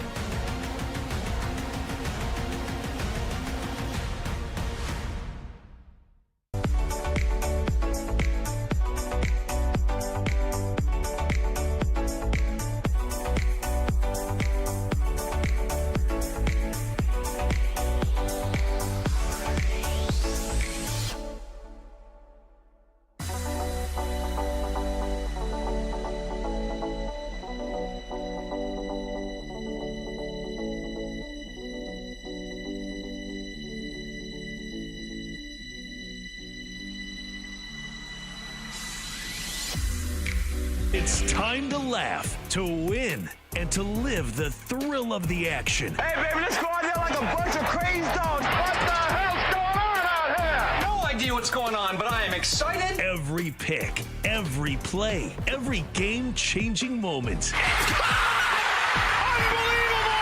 This is You Better You Bet, brought to you by BetMGM, the sports book born in Vegas on the BetMGM network. Welcome back. It is hour number 3 of You Better You Bet, presented by BetMGM on the BetMGM network. Femi Abebefe hanging out with Jared Smith. Jared doing a great job filling in for Nick Costos. 2 hours down, 2 to go. If you missed the last hour, you want to check it out in podcast form. We went through our YB NFL head coach quarterback trust tree draft. Which head coach quarterback combinations do we trust in the playoffs to win a Super Bowl this year? We had a fun exercise there, helping us kind of get the gears turning and thinking about things in a different way as we're still in the infancy stages of finalizing our NFL opinions ahead of the season, which is, look at the calendar, 2 months away, folks. The NFL season, 2 months away. In fact, I mean, shoot, we'll be through week 1 in 2 months as the Monday Night Football game, week 1 is September 8th.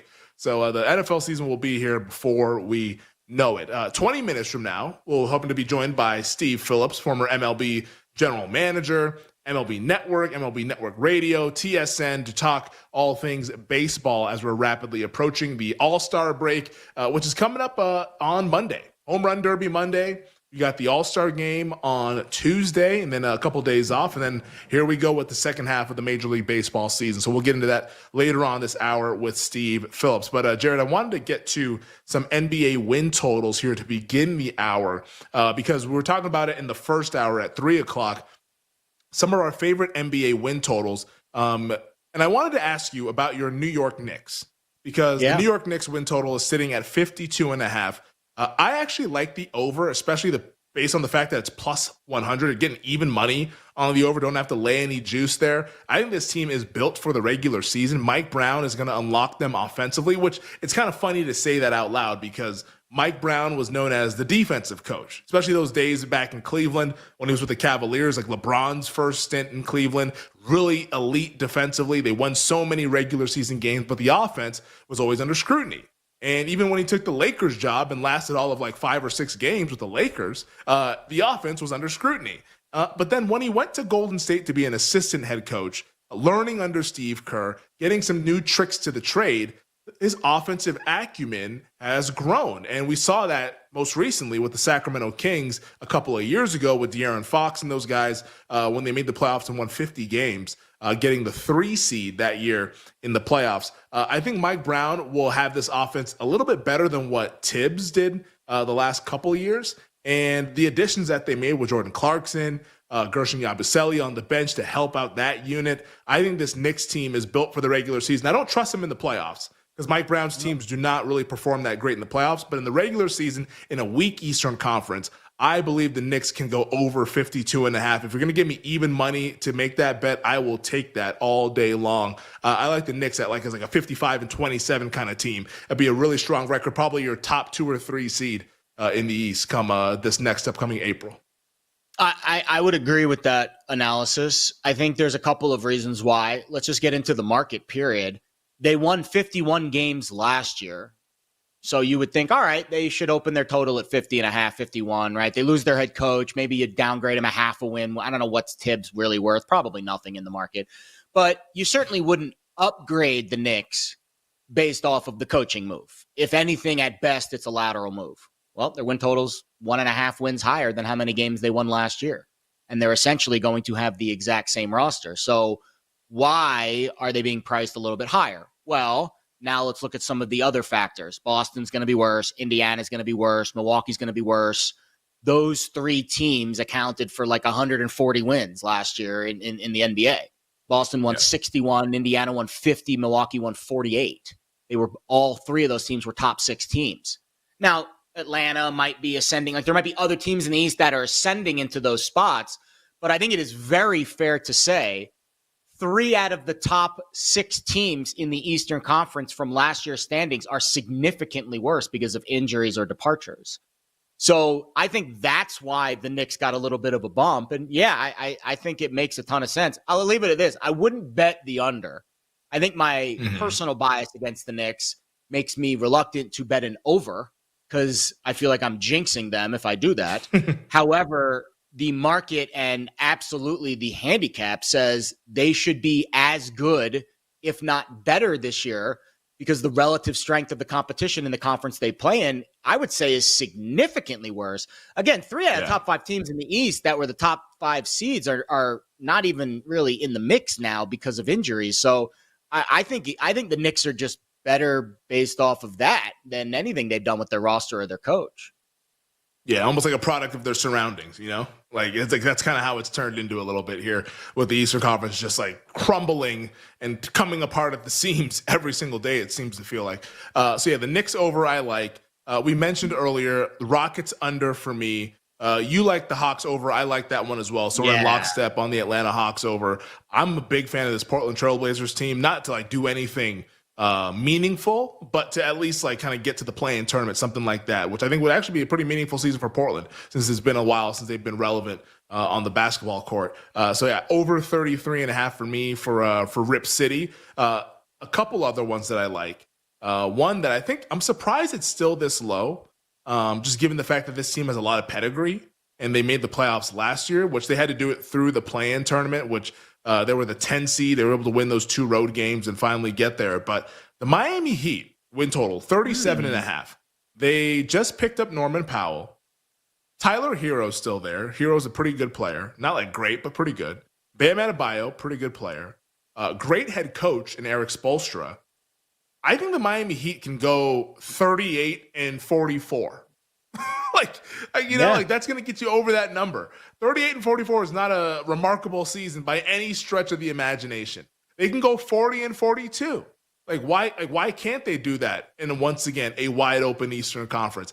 I think Miami's being a little disrespected by the betting market here. I think they're going to find ways to put this together to at least get to 500. Give me over 37.5 on the Miami Heat. This doesn't make any sense to me. Like Miami is a well-run program, and I think those teams are going to be the ones that kind of flourish with everyone else kind of being diminished due to injury.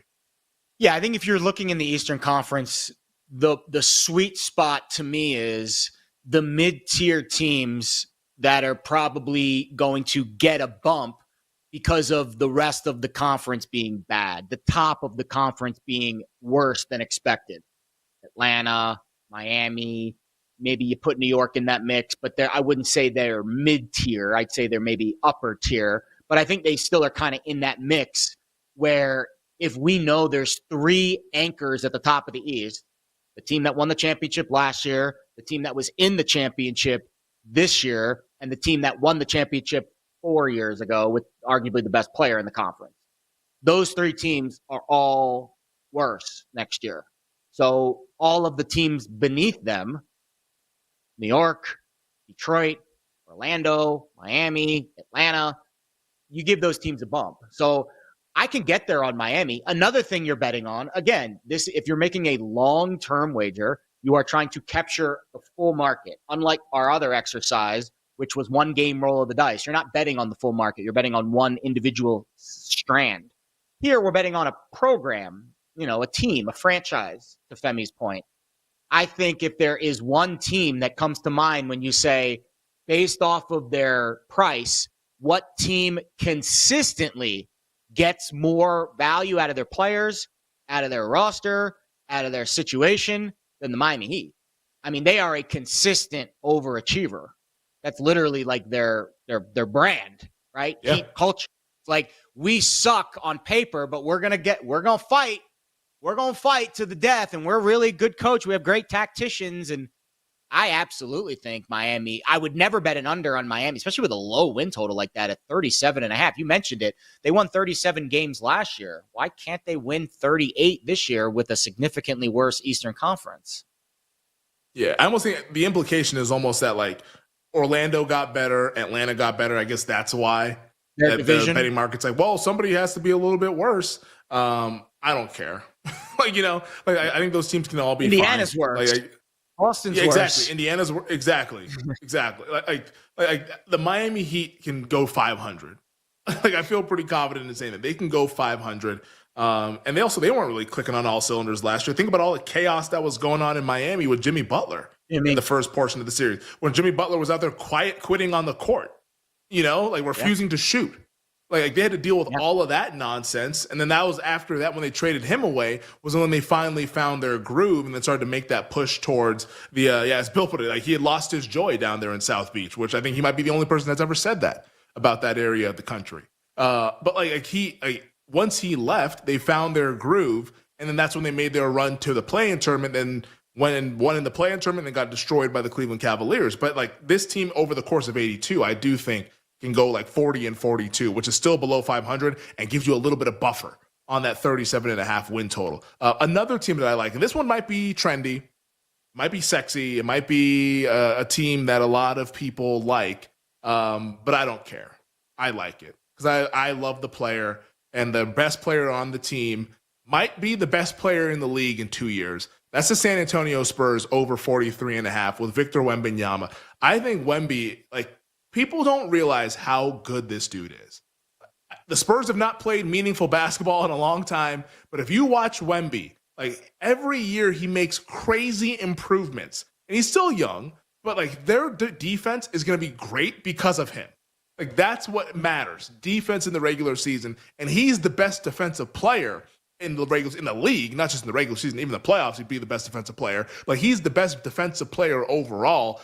I think the ceiling for the Spurs, it's not to win the title this year. They're still a couple of years away from that, maybe 3-4 years away from that. But right now, just to go over 43.5, you bring in a full year with De'Aaron Fox, which they have to figure out this Fox Harper Castle thing, but we just saw a team in the Indiana Pacers that had multiple ball handlers as well. You can pull this off. Maybe one guy comes off the bench, or maybe go to a 3-guard lineup. I trust that the Spurs will figure this thing out. You got talented players. They acquired them, but they have the guy. As long as he stays healthy, I think San Antonio surprises people. I think San Antonio makes the playoffs this year. I love Victor Wembanyama. I love this over 43.5.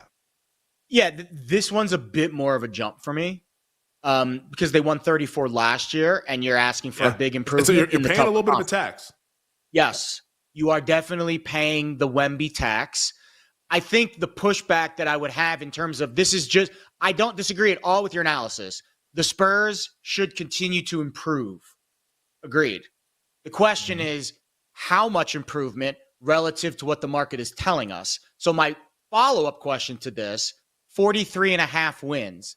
In the Western Conference last year, that's the 9 seed. Should we just be betting them to make the playoffs at plus money? Is that the better bet?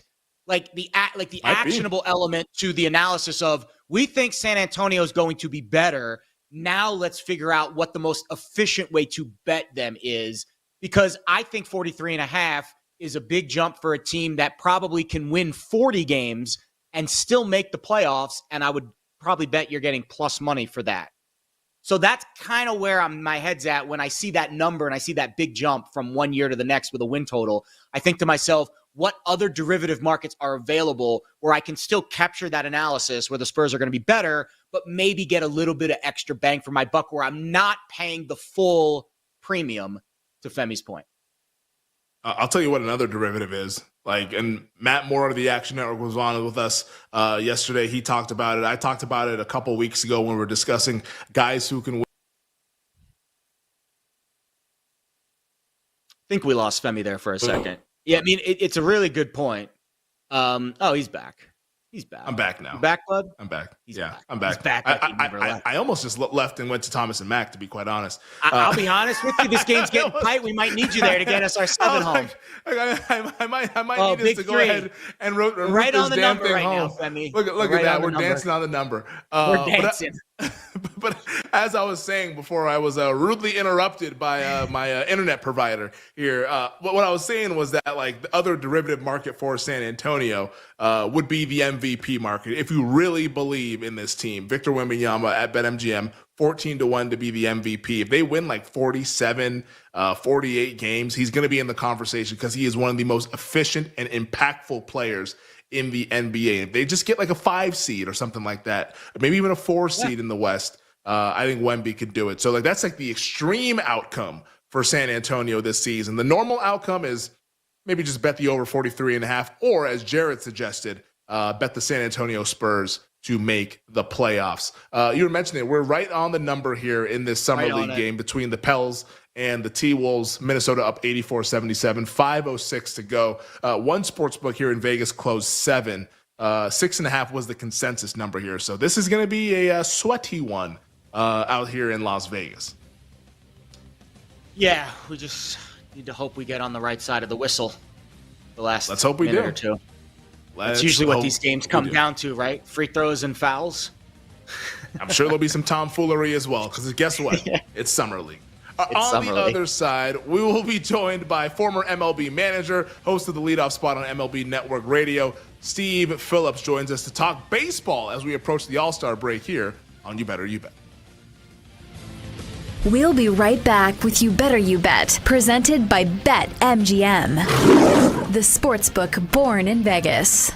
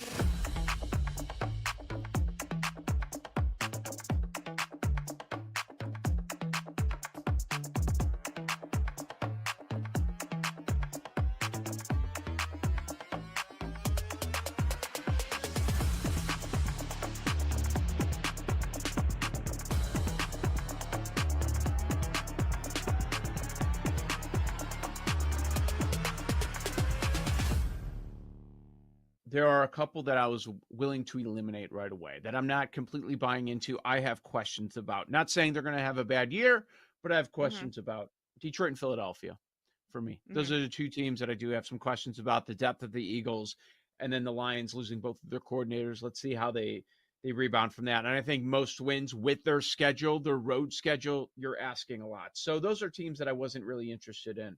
And then the rest, it's Buffalo, Baltimore, Kansas City, and San Francisco. My first reaction was, oh, yeah, Bills. I like the Bills. I like the Bills to have the most wins. And then I look at it, oh, they're the favorite at plus 350. And then I, like you, uninterested suddenly in this market with them as a favorite and only plus 350. San Francisco. Everything went wrong injury-wise last year. Everything. And I know there are some new pieces, and you don't have certain guys, like you don't have Debo anymore, but I think they could be okay. They could be just fine with that. They add to the depth on that defense, but the biggest thing is that soft schedule. By far the easiest schedule in the NFL. That's why the win total is so high. Like, there are questions. What version of CMC are you going to get now? How does he look coming back from the injury? Same thing with Brandon Ayuk. Like, I understand all of that, but they still have the talent. They still have the all-world left tackle on that offensive line. And you bring in Robert Saleh back to run that defense, and we know how successful he was as defensive coordinator before moving on to head coach of the Jets. So at 13-1, I'm with you. I think that's very doable for the 49ers in a bounce-back year where they could be in the mix for most wins in the league.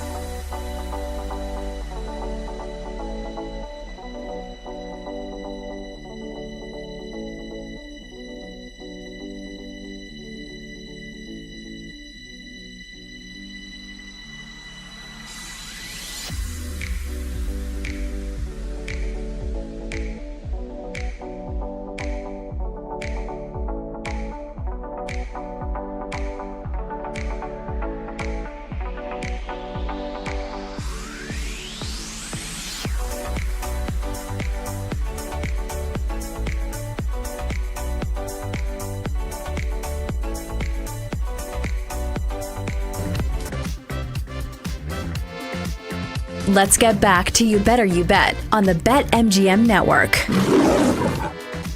Welcome back. This is You Better You Bet, presented by BetMGM on the BetMGM network. Femi Abebefe, Jared Smith, hanging out with you guys here on this Thursday. 40 minutes from now, we'll give you an update as to what's happening in Las Vegas as we are sweating out a summer league basketball game, baby, between the Pelicans and the Minnesota Timberwolves. T-Wolves currently have the lead right now, up by 7. So this one's going to be a close one. We'll also get a little bit of Scottish Open as well as our social question, which we encourage everybody to go ahead and check out over on Twitter at You Better You Bet. But joining us right now to give us a state of Major League Baseball as we're rapidly approaching the All-Star break this weekend is a former MLB general manager, host of the leadoff spot on MLB Network Radio, baseball insider for MLB Network and TSN. It is the great Steve Phillips who's joining us here on You Better You Bet, who you can find on Twitter himself at Steve Phillips GM. Steve, we appreciate you for hanging out with us here this Thursday afternoon. I got to start off with the team that we all think in the betting sphere, I think also just traditional sports fans as well,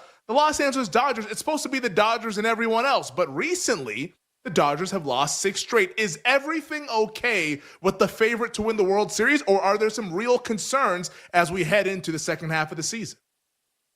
Well, I think the answer is both. Everything is okay, but there are some concerns. I mean, obviously that starting pitching is something that they've had so many injuries with. Now, the good sign is Tyler Glasnow came back yesterday, threw the ball well. Blake Snell's not far away. But they've lost 6 in a row, so everybody gets a little panicky. But remember, the 6 losses came on the heels of their going 15-3. And so if I were to tell you that they've won 15 of their last 24 games, they're 15-9, you'd think, that's pretty good. But they lost the last 6, so we want to dwell on it. They're not hitting like they have. Over this last 6 games, Shohei Ohtani's hitting below 200, Freddie Freeman, Andy Pages.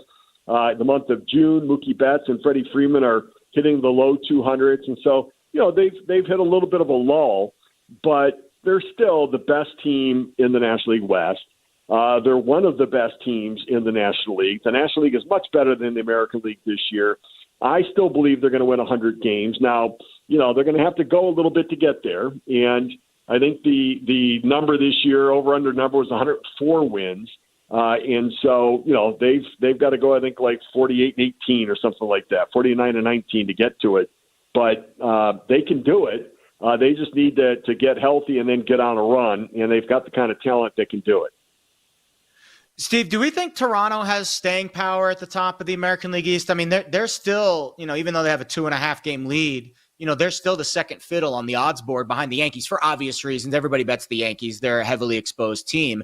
But Toronto's looked good. I mean, they're fantastic at home, and it's tough to go across the border and win up there. And I'm not, maybe I'm just my Yankees fandom speaking. I'm not overly high on their pitching staff. So I wouldn't be shocked if the Blue Jays won that division. Would you? I wouldn't be shocked. I think that I do a lot of work for TSN, so I follow the Jays a lot. And I just got done writing an article, in fact, for the website for TSN. And I think they can hold on. But what's interesting is that if you look at the run differential in the American League East and use that as any sort of barometer, they would be a fourth-place team. That both the Yankees are over 100 runs in run differential. They scored more than 100 runs than their opponents. But the Rays and Red Sox both have a better run differential than the Blue Jays. The Blue Jays are, I think, 14 games over 500 or 15 games over 500, and they are just a plus 20 run differential. And so, the run differential, it is an indicator of some things, right? That how many you score, how many you give up, but also if, like for the Jays, you look at it and think, their record should be 49 and 45 based upon the run differential. And they've got 54 wins. And so it does make you think they've outperformed their numbers a bit. And they've had some good timing and some good fortune go their way. But they are playing better. And I think they need to get better, though, to hold on to the top of the division, which means Vladimir Guerrero Jr. has to get back to not just being good, because his year's okay. He needs to be great. They paid him $500 million to be great. He needs to be a superstar, not just an all-star. Bo Bichette needs to hit for more power. And then they need Anthony Santander to come back. They need Dalton Varsho to come back and just be who they've been in their career. They don't have to be better than that. Just be who they've been. But they've got to add a starting pitcher to protect themselves. They've got to fortify the bullpen a bit. But I think they can hold on. The Yankees need starting pitching. I still think that the Stanton, activation threw them out of kilter a bit with Ben Rice and with Paul Goldschmidt. So I think they can hold on. I think the Red Sox are going to make a run here. They've won 6 in a row. They're playing really good baseball now. And I could see potentially, that the Blue Jays, Yankees, Red Sox, and Rays all make the division, all the playoffs. And that you just end up with the Astros and the Tigers in the other division winners. So it's going to be interesting to see. But I do think the Jays can hold on. Yeah, the Jays right now, plus 125. As Jared mentioned, the Yankees still the favorites to win the American League East over at BetMGM, plus 110. This is You Better, You Bet. Femi Abebefe, Jared Smith. We're hanging out with Steve Phillips, former MLB general manager, host of the leadoff spot on MLB Network Radio, baseball insider for MLB Network and TSN, who you can find on Twitter at Steve Phillips GM. Well, you're a general manager or former general manager, and we're about 3 weeks away from the trade deadline. Everyone's now talking about who needs to make a move, who could be on the move. Which team do you think most needs to make a trade to kind of give them that push to maybe win the division or make a run towards the pennant once we get to October? Yeah, I think the Mets need to get some pitching with the injuries that they've had. They need to get some starting pitching. I don't think there's any question about that. I think the Phillies could use some upgrade at the bullpen area, in the back of the bullpen. I think they need to upgrade on Jordan Romano. We talked about the Blue Jays. The Yankees need pitching. The Red Sox need pitching. So I think that there's everybody needs something right now. I think that the Giants may have made their big play with Rafael Devers. I don't know if they have how much more money they have the wherewithal to go out there and spend to bring in somebody. The Padres, I think, in order to get beyond the Giants, need to get some more offense for themselves and maybe pitching. Dylan Cease has really struggled this year so far. The Astros just need Yordan Alvarez to get back and probably another starter into the mix there. But, I think that what's interesting, I think the biggest player at the trade deadline could very well be the Arizona Diamondbacks. And I mean as a seller, not as a buyer. They're 4.5 games out of the wild card right now. There's 4 teams in front of them.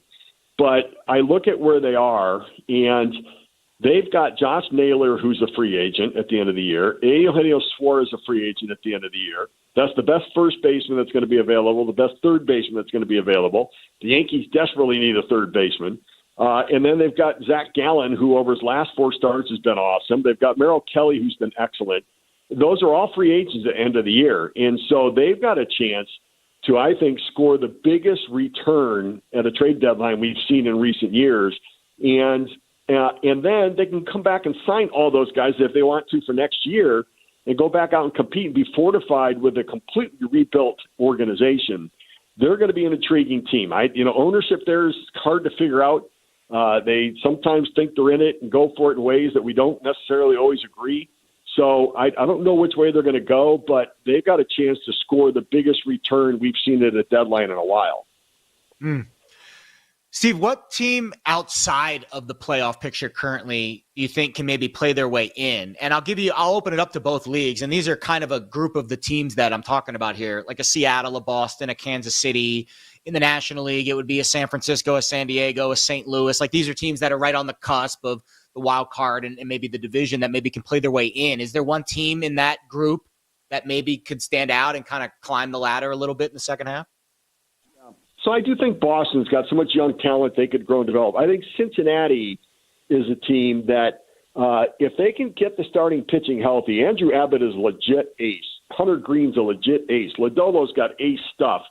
And if they can just get some consistent offense, they need Matt McLean to go. But if they could add to that, I think that they could make a run. I do. I think Terry Francona, with a young team growing, they could be the Tigers from last year that over the last 2 months, they make the run to the postseason. I could see that potentially happening. I think, I think that you start looking at Tampa Bay. Tampa Bay they always overachieve. We always, don't assume much with them. But I think Boston, Tampa Bay, and the American League East could certainly push their way into it. I just don't think Arizona's going to get in.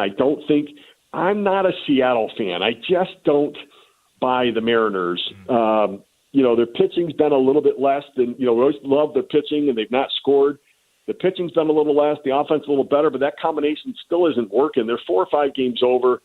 I don't know how much financial wherewithal they have to make deals, and so I have a feeling they could fall back. If Kansas City can add some offense and get, if Caglione can get going, and I've decided that his new nickname is Lumberjack Caglione. I mean, he looks like a lumberjack, the big slugger. He's only hitting 150, but he had a bomb of a home run yesterday. And if they can get him going and they can get the offense, I think the pitching is good enough to be able to compete. They could get back into a race as a wild card team. They're not catching Detroit. But, the wild card races, if you're around 500 in the American League, you've got a shot right now at a wild card spot. And so I do think that with some offense, you could get there. I do think, too, that the general managers are going to decide who wins the NL Central between the Cubs and the Brewers. The Brewers are so underrated. They're so good. They are really good. I think Pat Murphy does an amazing job managing them. And I do like the Cubs, but I think there's a level of grit and toughness and sort of that underdog mentality that the Brewers want to show that the Cubs what they can do. You've got the whole managerial competition there. And do not discount the Milwaukee Brewers from making a run, especially if they get to the postseason. They got Brandon Woodruff back with the Mizorowski kid and with Freddie Peralta. That's a 3-headed monster and a really good bullpen with McGill and Uribe at the end of the game. Milwaukee can make a push.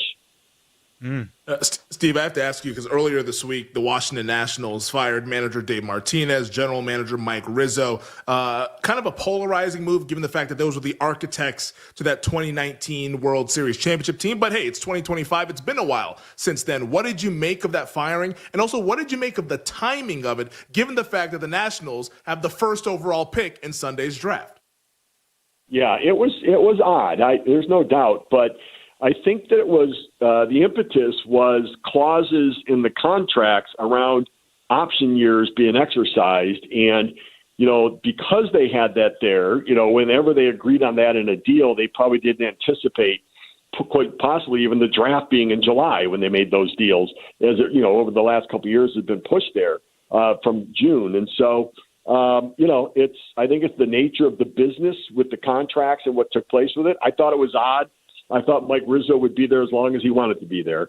And managers sometimes can be changed if the message isn't going through the way it should be. I know they had a bad month of June where they didn't play well. And my initial instinct was, I wonder if the owners wanted to make a change with the manager. And Mike Rizzo said, no, I'm not making the change. And that forced both of them out. I'm understanding that's not the case.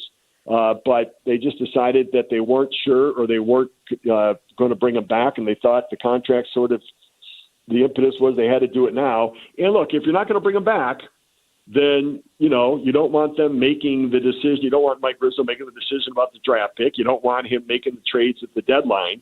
You want somebody who's going to be there for part of the future. The question is DeBartolo going to be there for part of the future running this franchise? Is he the interim general manager? But it was awkward. There's no question about that. And I think it did send some shockwaves around the industry. Steve, last minute here. We heard about a month or two ago, Andrew McCutcheon, put out the post about the balls being different this year. The seams are unique, and it makes sense, in relation to what the Spider Tack thing was. Now they're changing the seams. Is there anything to that for you with the ball, the travel of the ball, the drag and all this stuff, or is it kind of just noise? I think it's noise. I really do. I think that the balls, the commissioner's not down there watching the assembly of the baseball at the factories and overseeing that, saying, look, let's do this a little bit more here, that a little bit more there. I just don't think that there's anybody doing that. There is some margin for error within it. And can they be wound a little tighter? Sure. When you're dealing with equipment that changes over time and machinery that can change over time that can impact things. But I honestly don't think that anybody's playing with it, manipulating it in a way to try to get more distance or less distance or anything else. I think that if it feels different, it's just maybe that batch of balls that came out because the machinery and the equipment made it come out that way. But it still was within the margin for error of the numbers and specifications that they have. And so, I don't think we're having more home runs or less home runs this year. It doesn't feel that way for me. A lot of streaky play, it feels like, where teams are really hot or really cold. They kind of go up and down. But I don't notice or seem to believe there's much of a difference. Yeah, everyone has a theory, don't they? Everyone's got something as to what's happening with Major League Baseball. He is Steve Phillips, former MLB general manager, leadoff spot on MLB Network Radio, does great work on MLB Network and TSN, on Twitter at Steve Phillips GM. Steve, we appreciate you taking the time. I know it's a busy time of the year. All-Star break's coming up. We appreciate you. Enjoy the break. We'll hopefully talk soon before the season wraps up. Nah, no worries, guys. I'll do anything for Bill Zimmerman. You know that. Oh, yeah. A Billy Z shout out. Let's go. Yeah. How about that? It's Steve Phillips. Awesome guy. Hit him up on Twitter at Steve Phillips GM. On the other side, we will give you an update about the tomfoolery happening at Thomas and Mack Center with the end of the Pelicans and Timberwolves Summer League game is coming at you here on You Better You Bet. We'll be right back with You Better You Bet, presented by BetMGM, the sportsbook born in Vegas.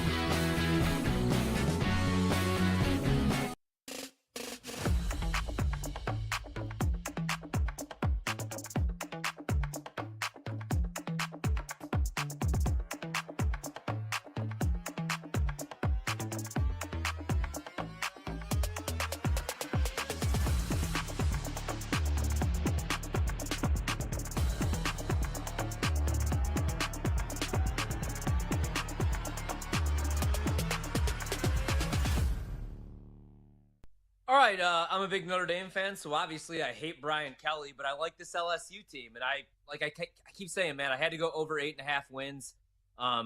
It's pretty juiced right now, but I still like them to win 9 games. If they don't win double-digit games or at least make it to the playoff, we'll see. I mean, it's a big buyout, but he's only 29-11. They have 7 returning starters, 4 on the offensive side of the ball, only 2 on defense. One, though, is Harold Perkins, who was a 5-star stud. Now he's coming off a knee injury. Their kicker's coming back. Garrett Nussmeier is looking to be a top 5 pick or the number 1 overall pick. He comes back for his senior season. Little interesting fact for you guys. Jaden Daniels and Joe Burrow won the Heisman in their 5th year of eligibility. Nussmeier in his 5th year. Last year, threw for over 4,000 yards, 29 touchdowns. They bring back their leading rusher in Caden Durham. He was first-team all-freshman in the SEC. 753 yards on the ground, 6 touchdowns. Was also one of 2 players in the FBS with a reception longer than 80 yards and a rush longer than 70. So I think he could have a monster year. I like the receiver room, man. Aaron Anderson's back. He caught 61 balls last year and had 5 touchdowns. And they bring in Nick Anderson from Oklahoma, who was hurt last year, but 2 years ago, or in 2023, had one of the best freshman seasons in Oklahoma history. He had 10 touchdowns, 798 receiving yards. They have to replace 4 offensive linemen, including Will Campbell, but they bring back DJ Chester, their center. They hit the portal. I like Witt, the linebacker. Last year led the team in tackles, had 125, 10 of those for loss and 3.5 sacks. And like I said, Harold Perkins, if he could just stay healthy, man, he was a 5-star. Obviously, he's going to want to improve his draft stock and stay healthy. They're moving him to the star position. I mean, the road games against Bama, Clemson, Vandy, Ole Miss, and Oklahoma do scare me a little bit. And they haven't won a week 1 game the last 5 years, and they open with Clemson, who I also really like this year. But I'm going to take a stab with LSU, plus 135 to make the playoff, and Brian Kelly finally gets them there.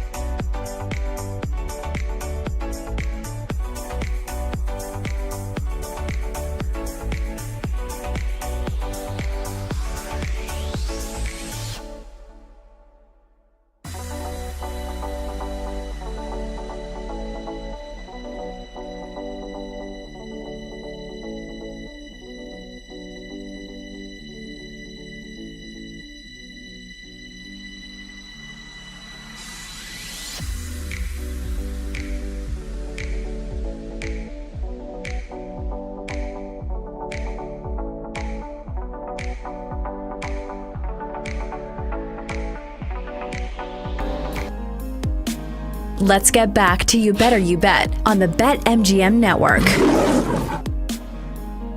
This is the first time I've ever heard of this music. This is the music that you come back to when you just suffered a summer league bad beat.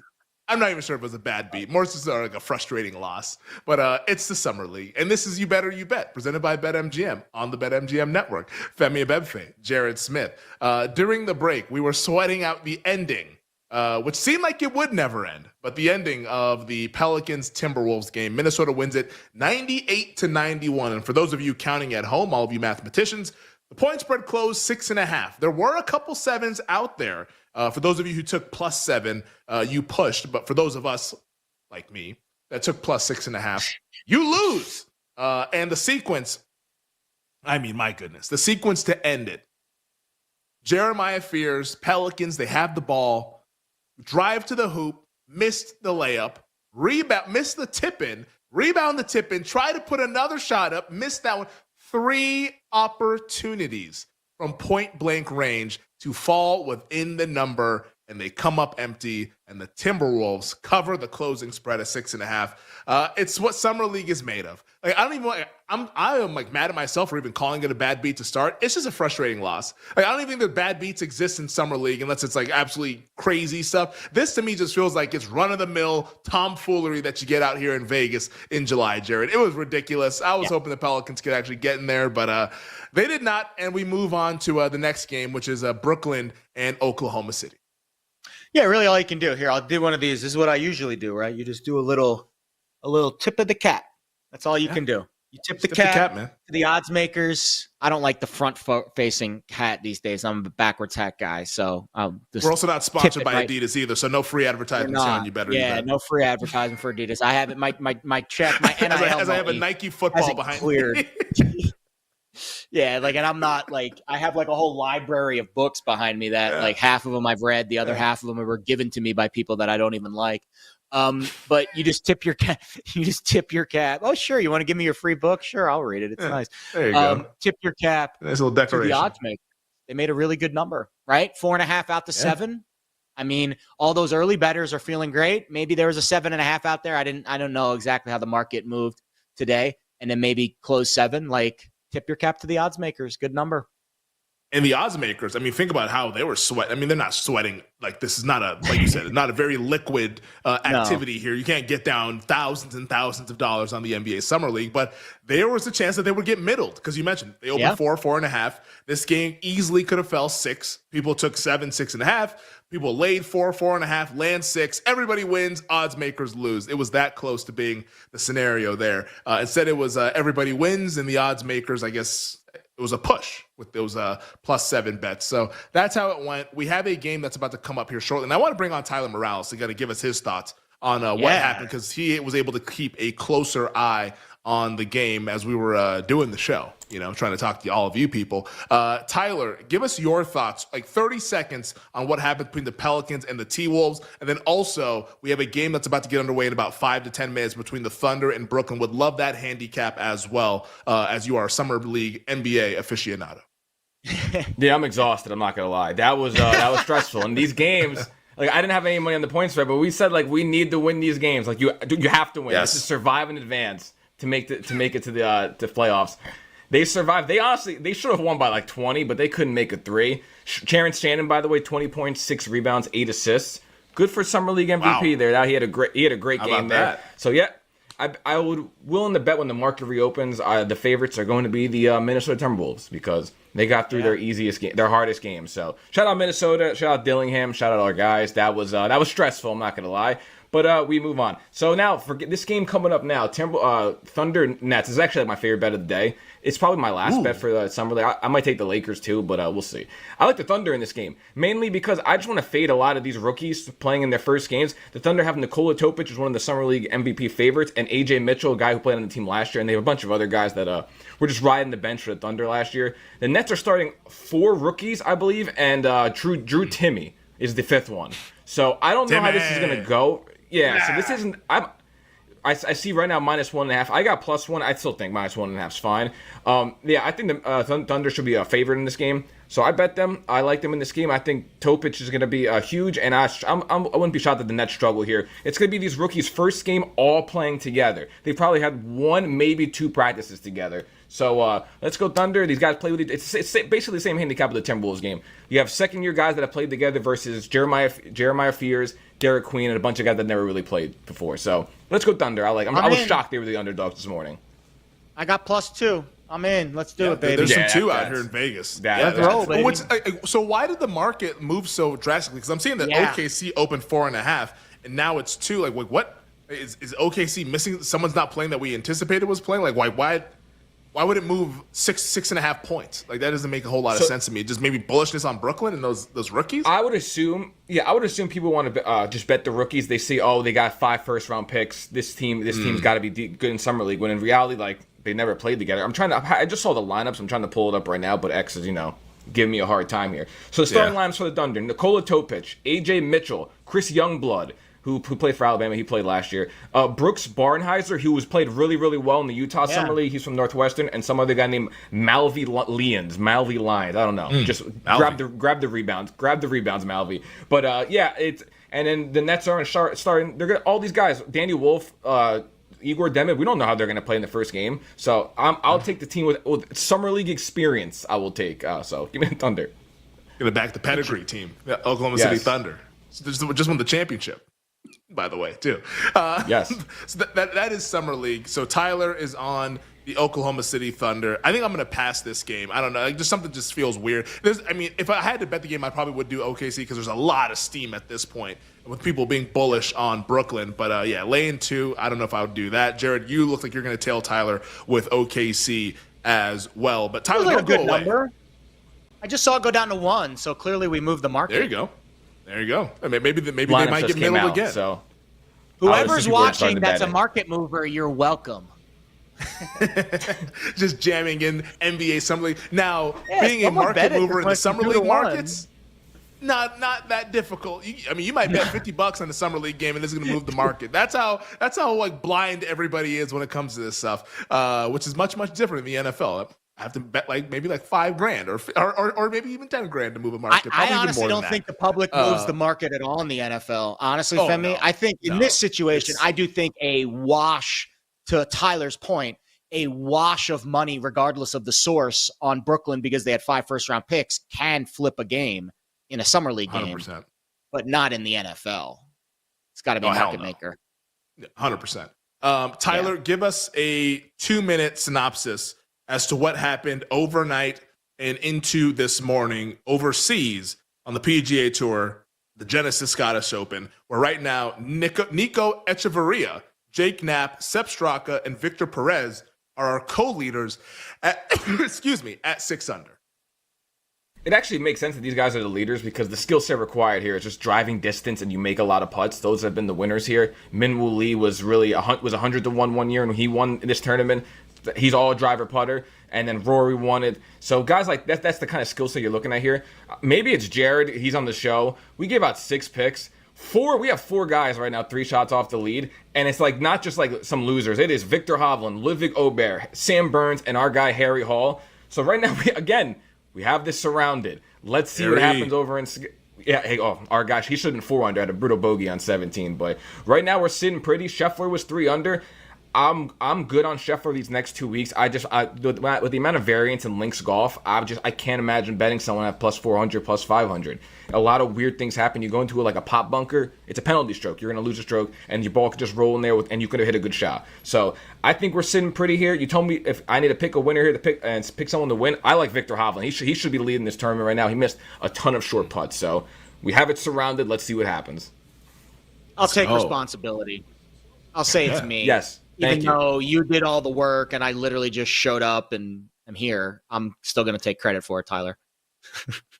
It's all you. Maybe that's what's troubling our guy Aldrich. It's pot bunker, pot geeter. Little pot geeter, pot bunker, same thing. I don't know what's going on. Green jacket, gold jacket. Who gives a hoot?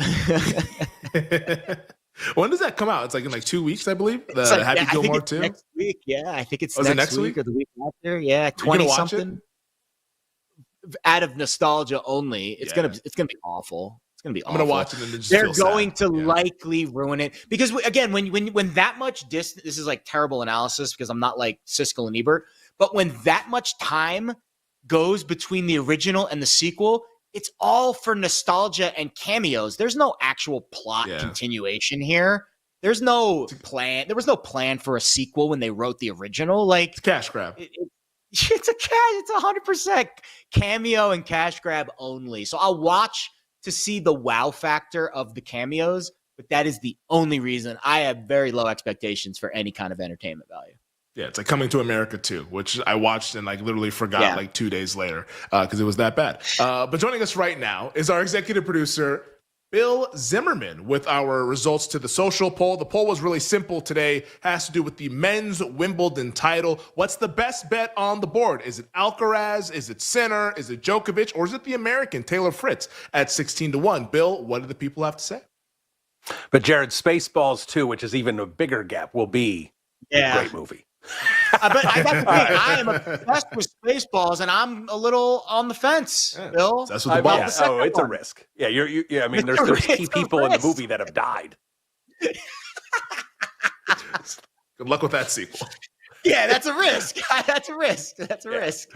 All right, let's jump into the results here. As Femi said, straightforward here. Best bet of the 4 remaining men's in the semifinals here. Bringing up the rear, Taylor Fritz plus 1,600. No surprise there. Just 8.3% of the vote. But then Yannick Sinner coming in at 18.8% of the vote at plus 200. Djokovic still getting love from the real ones at plus 450. They like him at 29.2% of the vote. And not too much of a surprise, the favorite, Carlos Alcaraz at minus 125, getting 43.8% of the vote. But if you're like me, you are anti-Alcaraz because you've got Sinner and Djokovic at better prices than they are now. There we go. Bill is anyone but Alcaraz, which is unfortunate because Alcaraz has won this, 2 years in a row, I believe? And he's probably going to win it again. You never know. It's a tennis match. You never know. I mean, Sinner was dead in the rights until Dimitrov had the medical retirement. You never know with tennis. So thank you to all the real ones out there participating in the poll on Twitter at YouBetterYouBet. That does it for the 5 o'clock hour. On the other side, the NBC Sports Now Power Hour, talking the NBA. Big news out of OKC, and it's coming at you next here on You Better You Bet.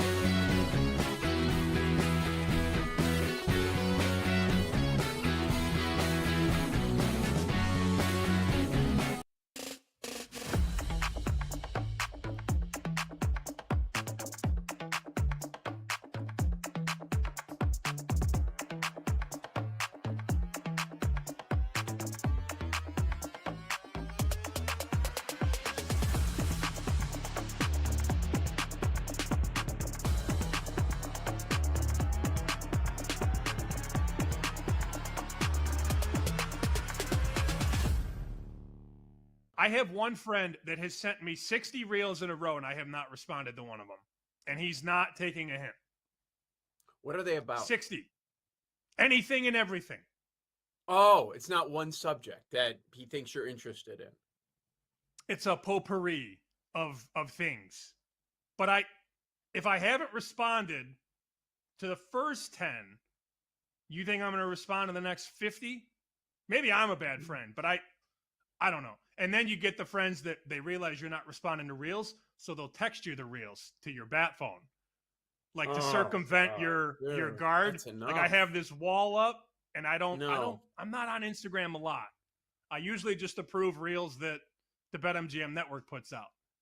But then I got guys that realize I'm not reading the reels that they send to my messages, and then they will text them to me directly, which, it drives me insane.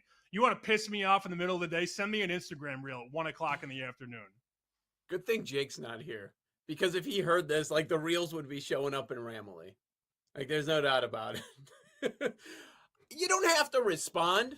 But yeah, really, I gotta make sure Sammy P sees this right now. I got to he's not responding to his messages on Instagram. I'm going to hit him up on his text. He's got to see this. That's wild. But yeah, I think I have some friends that do the same thing. They're sharing it, but I don't think you have to respond. Sometimes I'll give a thumbs up, but yeah, I don't have to respond. I kind of want to show you, but I don't want you to see who it is. Okay. I'm going to figure this out. Hold on. This could be anything. I'm gonna put a Post-it note over the name, and then just scroll. How about that? We'll just do that. Okay. You're gonna do this on the show or during the break? Yeah. So these are the reels. Okay. Oh, damn it! I missed it. I missed it anyways. Well,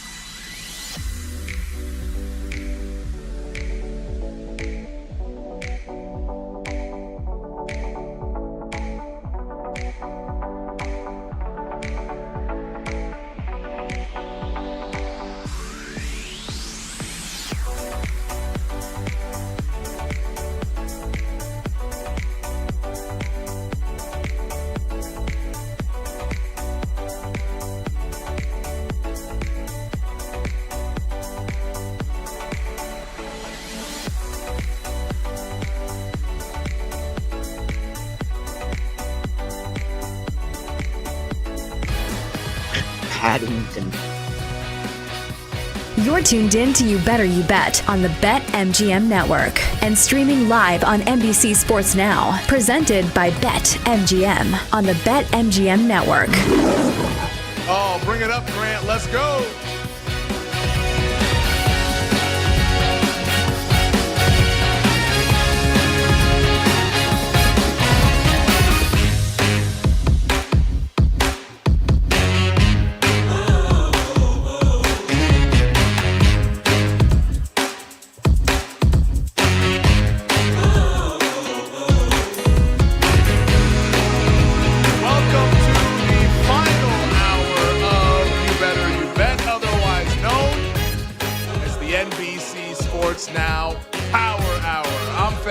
Hanging out with Jared Smith here on a Thursday. Been rocking it for the first 3 hours. Jared's doing an awesome job filling in for Nick Costos.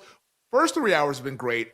Final 60 minutes will be great as well because we have a banger NBC Sports Now Power Hour on deck for you guys. 40 minutes from now, all of our best bets from across the world of sports with Gambling Night in America. Talk about the WNBA, Major League Baseball, NBA Summer League. We're tackling all of it. But 20 minutes from now, we'll be joined by our NBC and Peacock teammate, the great Jay Croucher, NBC lead betting analyst. And what I've heard, a little birdie told me, our executive producer, Bill Zimmerman, told me that Jay has a banger NFL MVP bet that I cannot wait to find out what that is. So Jay's going to give us some NFL, some NBA, and also a little bit of the FIFA Club World Cup, which the final will be on Sunday. So we'll get a FIFA Club World Cup final bet from Jay as well. So we'll get into all of that coming up over the course of this NBC Sports Now Power Hour. But we begin with our top story on the day, and that is out of Oklahoma City with the defending NBA champion Thunder. Because today, Jared, the Thunder decided to make the Big Three complete. SGA last week got the massive contract, $70 million extension per year, like $200-something million, an insane amount of money for SGA. 24 hours ago, Chet Holmgren gets the rookie max extension. And then earlier this afternoon, right as You Better You Bet's getting underway at 3 o'clock Eastern, the Oklahoma City Thunder reach an agreement with Jalen Williams. J-Dub agrees to a 5-year contract worth up to $287 million. It is the rookie max extension for Jalen Williams as the three of them, SGA, Chet Holmgren, J-Dub, The 3 of those guys' contracts all combined to a value of $822 million. Money well spent by the Oklahoma City Thunder, who are coming off winning the NBA title a few weeks ago. But now, because the conversation about OKC is, hey, this core is really, really young. This core could potentially be the next great NBA dynasty, but how long can they keep it together? Because the second apron tax is looming out there for every single NBA team. We just saw the Boston Celtics earlier this summer start their offseason by trading away Kristaps Porzingis, trading away Drew Holiday to get under that second apron luxury tax. What will OKC decide to do in a couple of years once these extensions kick in? Because that's the tricky part for the Thunder. Can they keep all 3 guys together, or will they have to trade away one of them? Or do they keep all 3 guys and then just use their draft picks for the rest of the role players and let go some of those guys like Caruso and Dort and Hartenstein, guys that helped them win the title just a few weeks ago? It's a fascinating conversation, and the flexibility for OKC will make them a very, very interesting team down the line. But in the moment, the Thunder, your NBA title favorites, as they should be, have to be feeling really, really good about keeping this core together, because what they did this past year was special, winning 68 games and capping it off with their first ever title. Yeah, deserve to be the favorites. We deserve to mention them in a dynastic way. I think in today's NBA, going back to back it's just so hard. And I'm not saying that's a dynasty. I'm not the gatekeeper of what is or what isn't a dynasty.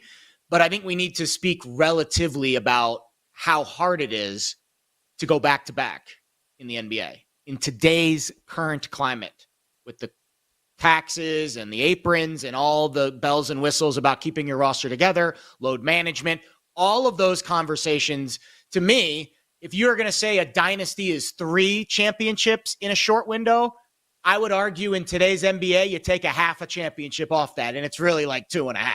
Like, if the Thunder go back to back, I think they've entered the dynasty chat, even though I think traditionally speaking, when I was growing up, really 3 was kind of the dynasty talk. Now I think maybe it's a little harder, I think, now today than it was 5-10 years ago, even a couple of years ago. I honestly think this new wrinkle with the CBA, Femi, is definitely having its impact. I mean, we saw significant high-level NBA sources during this cycle get on major networks and say the new CBA is killing free agency. Free agency is dead. There's not as much movement. It's a lot harder to keep your players and this and that and all of the new challenges that it faces. So I think Oklahoma City, we need to advance the discussion where you keep all 3 guys, the main 3 cogs, and you keep pretty much the entire roster intact, and you go back to back. Obviously, this is a big if.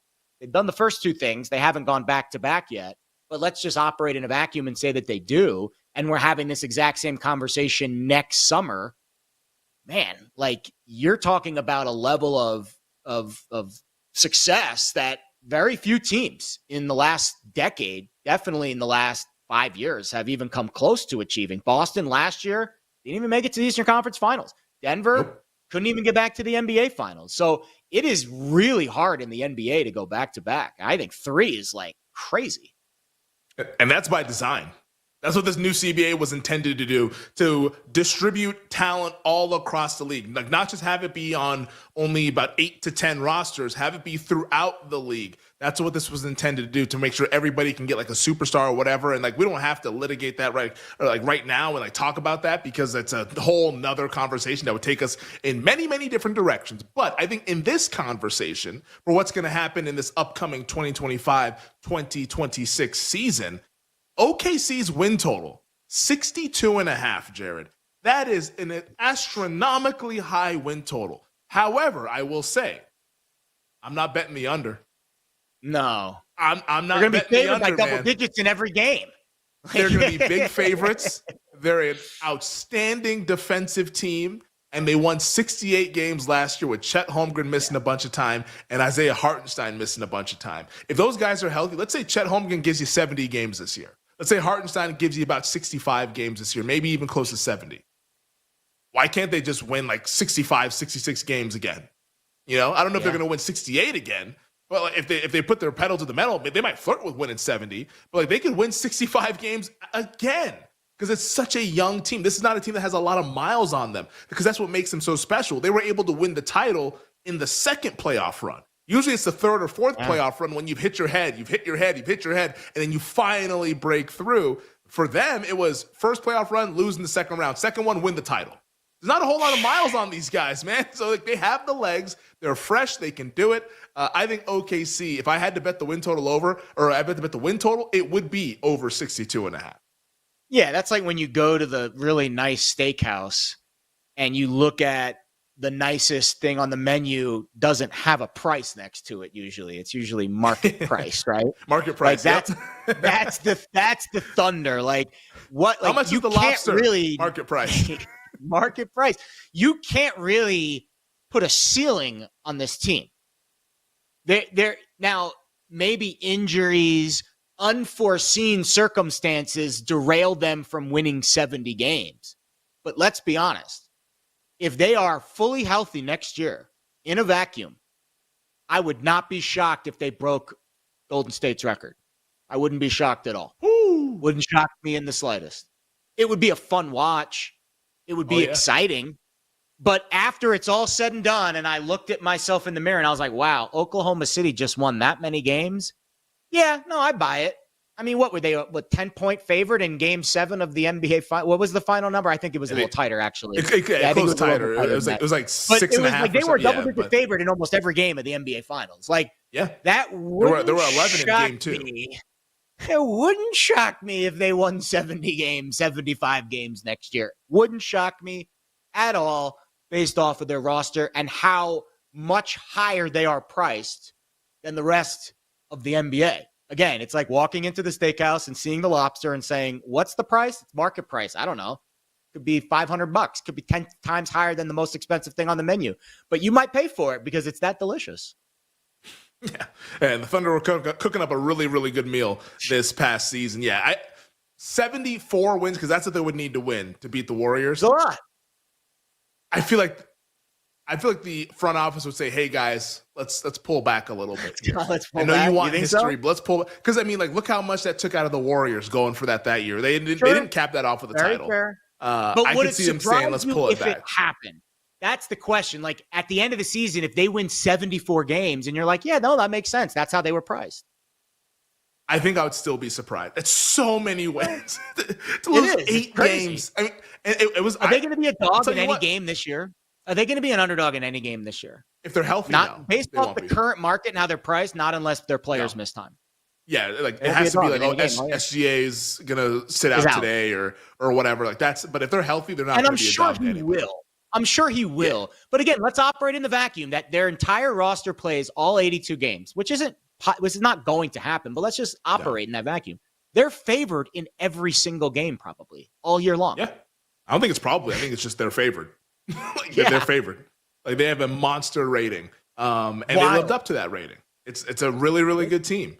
And if this were an older CBA, we'd be talking about this team, and I think we would be right in saying this is the NBA's next dynasty. In this current CBA, we'll see. That's all I'll say is we'll see. I don't think that this is something that you can bank on beyond these next couple of years of being, they're going to be this dominant. But they have the draft picks, but still, like, they hit the lottery with Chet and J-Dub. I don't know if they can do that again as good as Sam Presti is, as great as Sam Presti is as a general manager. The situation is a little bit more bleak in Phoenix, where the Phoenix Suns, coming off a rough year, traded Kevin Durant. They're about to buy out Bradley Beal at some point this week, maybe next week, but it seems like the two sides want to go ahead and part ways.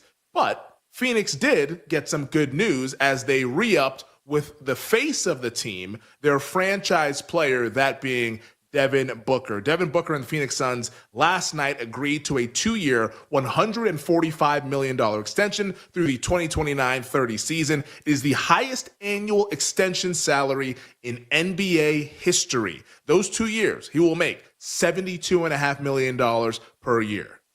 Say it again.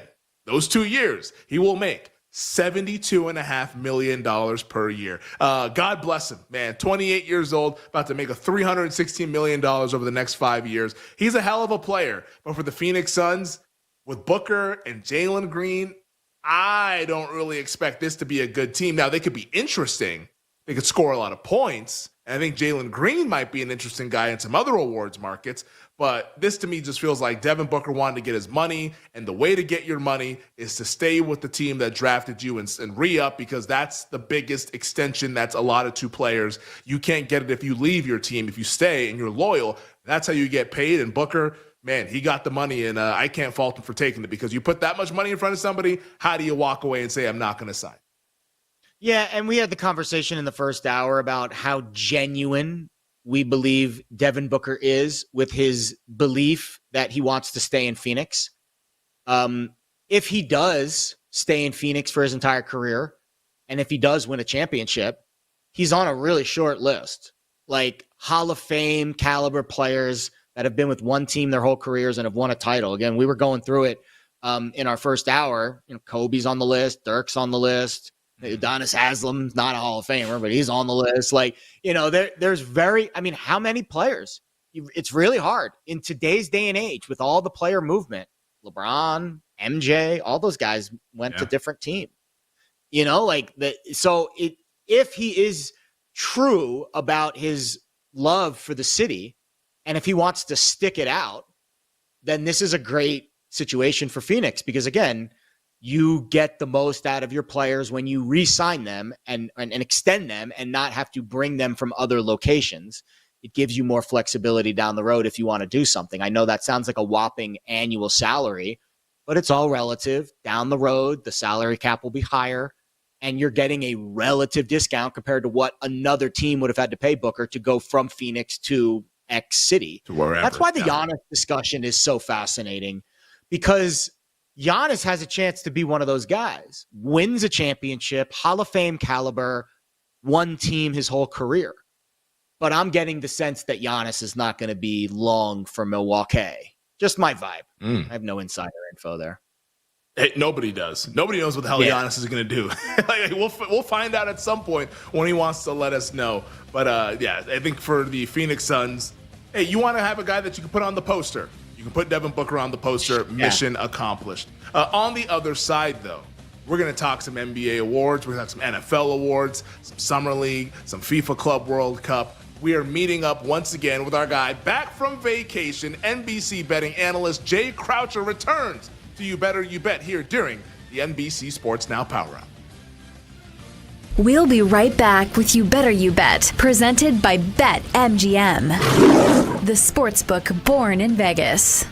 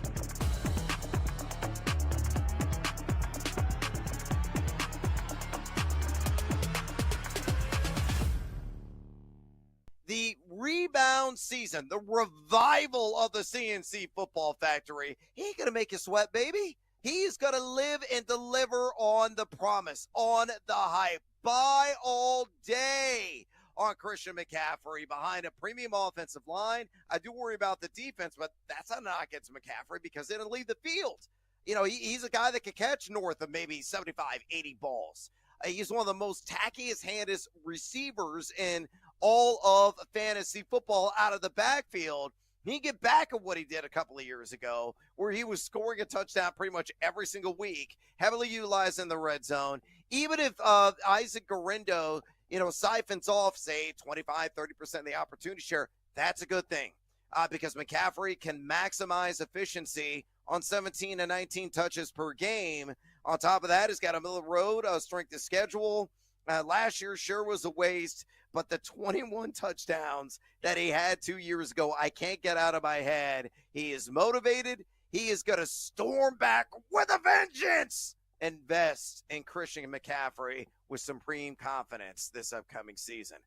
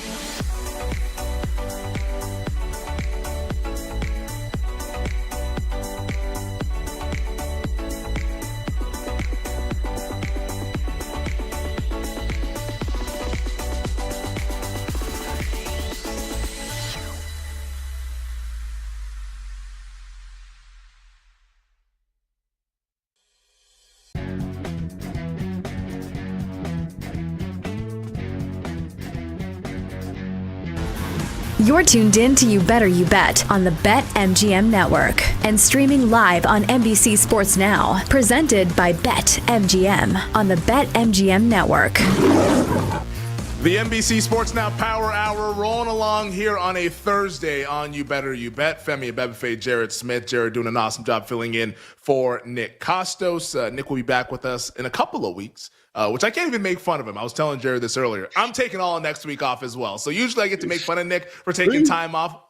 Peace out, everybody. I'm just back for 1 week. I was off last week, back this week. See you later next week. But Jared's doing an awesome job filling in for Nick Costos. 20 minutes from now, all of our best bets, though, from throughout the world of sports, Gambling Night in America, NBA Summer League, MLB, WNBA, whatever you want, we got it. And we'll give those out to you in 20 minutes. But joining us right now here on the NBC Sports Now Power Hour, a gentleman that has been gone for the last few weeks. Speaking of vacation, we have not spoken with this gentleman since the NBA Finals, but he is back and ready to roll. Our NBC and Peacock teammate, lead betting analyst over at NBC, the one and only Jay Croucher, joining us here on You Better You Bet. Check him out on the Fantasy Football Happy Hour with Matthew Berry and Connor Rogers, and on Twitter at CroucherJD. Jay, what's going on, man? How we doing now that you're back stateside, buddy? It's been a minute. Yeah, it has been.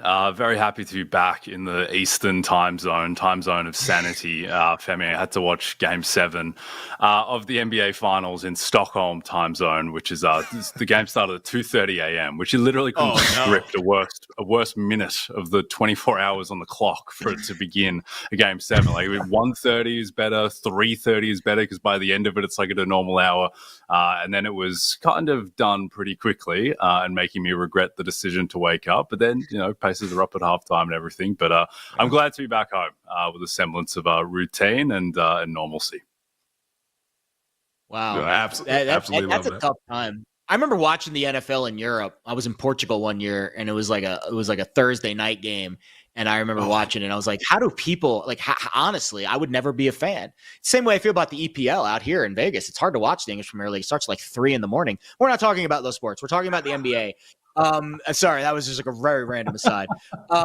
So the win totals in the NBA, we were going through them earlier. Like the first place I always look, and this is like, I'm not a big NBA handicapper, especially not in the weeds as much as you are, Jay, but I always look to the extremes, right? Like what's the highest or the top 2 or 3 highest? What are the top 2 or 3 lowest? Like, are there any misprices like on the outliers there? Did you notice anything like Utah's is super low, 17.5, like any inkling of an over there? Any of the top teams, maybe a little bit too high, but that's where my first glance always goes, outliers, and then maybe work my way in from the middle there. Yeah, I think the big thing with outliers is that you're looking at incentives. Like, are the top teams, do they care about winning a lot of regular season games? Like this year, like the Cavs, they probably won't care as much about getting the 1 seed and going all out to win 60-plus regular season games because they did that last year and then it didn't help them so much in the playoffs. And this year they've got, more guys like, Lonzo Ball isn't going to go as hard in the regular season as Ty Jerome did. And I think they'll just be very conservative with Mitchell and Garland, given the ailments that they dealt with in the playoffs. At the other end, I think that the most interesting thing to me with win totals is just how does gravity work as the season goes along? Because these teams like Brooklyn and Utah, gravity is going to pull them down, particularly in the second half of the season. Brooklyn in particular, just with how their draft picks are structured, they have their own pick this year and then they don't really going forward. So this is the year for them to tank. And they can pull so many great tanking levers. Like they can just throw out their 5 first-round picks, just put them all on the floor at the same time. Just see what happens. Lose a game by 30, but let those guys develop. I think that Utah as well, who were really an abomination to the NBA last year with the stuff that they were pulling. Walker Kessler took like 8 threes in a game towards the end of the season. Just absolutely shameful stuff. I suspect that Markkanen is going to get moved at some point, so they will be heavily invested in losing as much as possible. Of the bad teams, the one that probably gives me the most pause in terms of an under would be Washington. I'd probably lean slightly over there. The floating 20.5, 21.5. I think that they have a lot is exaggerating a bit, but they have competence on the roster. And I think that they can get to 23, 24 wins as opposed to the 2021 where it's lined at the moment. Yeah, they got some veteran leadership. Marcus Smart, CJ McCollum. The Wizards, they're not your run-of-the-mill bad team. They're probably still going to be bad, but just not like Utah Jazz bad. You mentioned that win total. What's your favorite win total, though, when you look at it? Like, you can combine the teams that are in the middle, maybe some there's so many interesting ones. Like, the Hawks are really interesting. I know we've talked about the Portland Trailblazers on this show. I like the over for that one. What's your favorite win total, taking a glance at the numbers over at BetMGM? So this team finds a way to screw me every year, but I'll go back to the well on the Clippers, over 46.5. It's just minus 120 to the over, but I just think that this team, where they're one of the most unique teams in NBA history, which I don't think people really think of them through that lens, but I can't remember a team that was this deep in good players and then also this old. So the old part is the concerning aspect, but at the same time, this team won 50 games last year, and we forget because of how badly it ended in Game 7 against the Nuggets. But at that point, the Clippers were rated by market as effectively the second best team in the Western Conference after Oklahoma City. They ended the season on an absolute tear. Kawhi Leonard finished the season playing like 45 minutes in playoff games and looking like a top 10 player in the league. And the fact that they were able to win 50 games with Kawhi missing well over half the season and he finishes the season healthy, They get more depth. I think that John Collins giving them their first power forward, their true power forward, and basically Blake Griffin, I think will help them. Brook Lopez is a great backup for Ivica Zubac. They really leaked points when they're having to play my countryman Ben Simmons at backup center, or very much not my countryman Drew Eubanks at backup center. So just having Brook Lopez in there, having Collins, suspect that they're probably going to sign Bradley Beal as well, maybe even Chris Paul. Like they're going to go 10, 11 deep in competent players. And I think that they will be able to replicate last season where they won 50 games. Rookie of the year. Obviously, there's one guy, and then there's the rest of the field. I feel like it reminds me of the National League and American League MVPs. Like I keep trying to find that, diamond in the rough to unseat Shohei or unseat Judge. But are we wasting our time trying to dig deep for someone not named Cooper Flagg?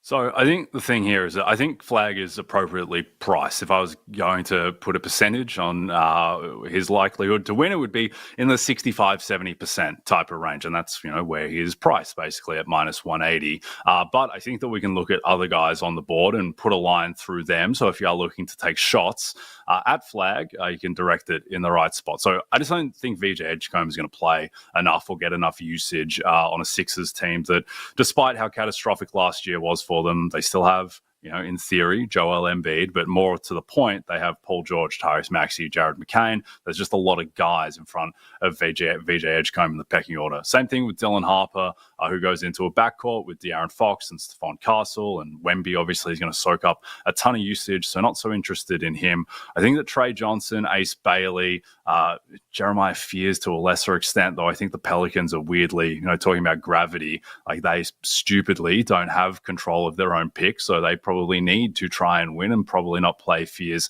as much. But I think that Johnson and Bailey, just because they're going to get, I think, a fair bit of usage, particularly Bailey, if he'll have the opportunity, because that Utah team is such a blank slate.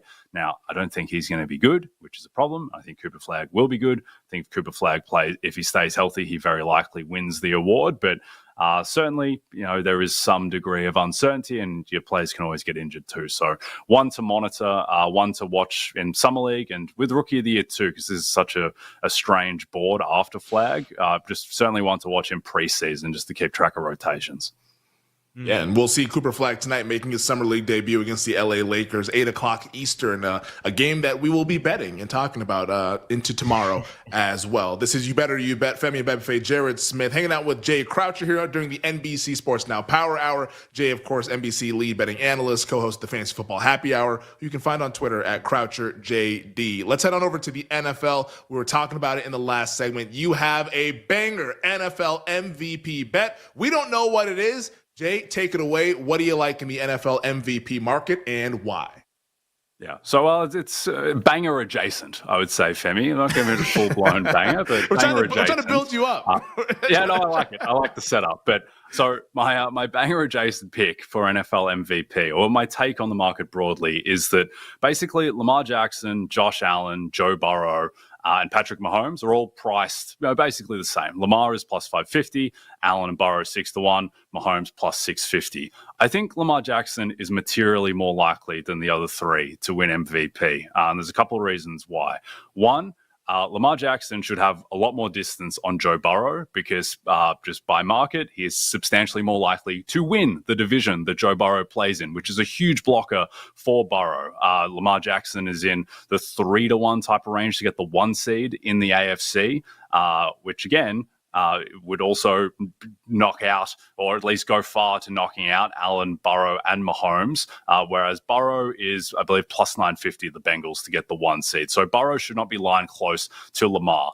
Josh Allen, who obviously could win MVP. Josh Allen is perhaps the best quarterback in football. But Allen last year, when we look at whether what he did was sustainable, I don't think it was, because he got very lucky with interceptions. His turnover-worthy play rate implied that he should have thrown multiple more interceptions than he did, whereas Lamar Jackson had one of the lowest turnover-worthy play rates in the league. Now, he's probably going to throw more than the 4 interceptions that he threw last year, but I don't think he's going to throw double-digit picks. And we've seen in this market, or in this award, that voters are obsessed with touchdown to interception ratio. They hate interceptions, which is why 2 years ago when Lamar won, Josh Allen didn't win because he had 18, 19 picks or whatever he did. Now, I think voters overvalue interceptions, but no, that's the life that we are living, and so we have to deal with that. And so I think Lamar, his statistical profile lends itself very well to winning MVP because his stat line is just so crisp. And they've brought back the same guys, same OC, same strong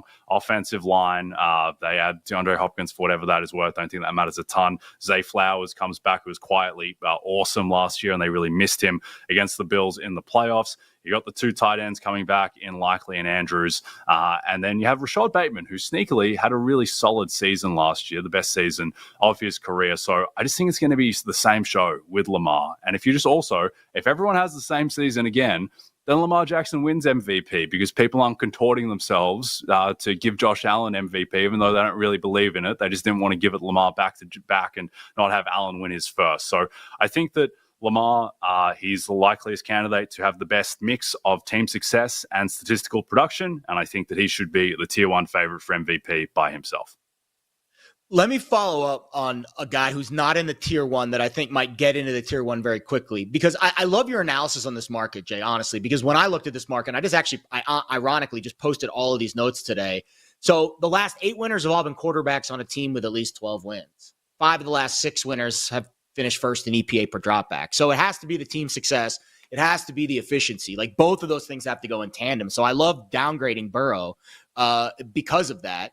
And I think we're maybe a little low on Purdy because of this. Because when I look at the schedule and I look at the win totals and I see San Francisco with a chance, I think, to win 13 games this year. And then I look at those last 4 weeks, right? And that's what did Purdy in 2 years ago. The last 4 weeks on prime time, Christmas night, he was outplayed by Lamar Jackson. Last 4 weeks for the Niners this year, Tennessee, Indy, Chicago, Seattle, 2 of those games are in prime time. And in the first 4 games, New Orleans, Arizona, Jacksonville, Seattle. So 28-1 on Purdy could be gone real quick if he gets off to a hot start. And then I like the ending for San Francisco, that finishing kick. I don't know if Purdy can win, but 28-1, then you come back on Lamar later. Am I crazy for that strategy?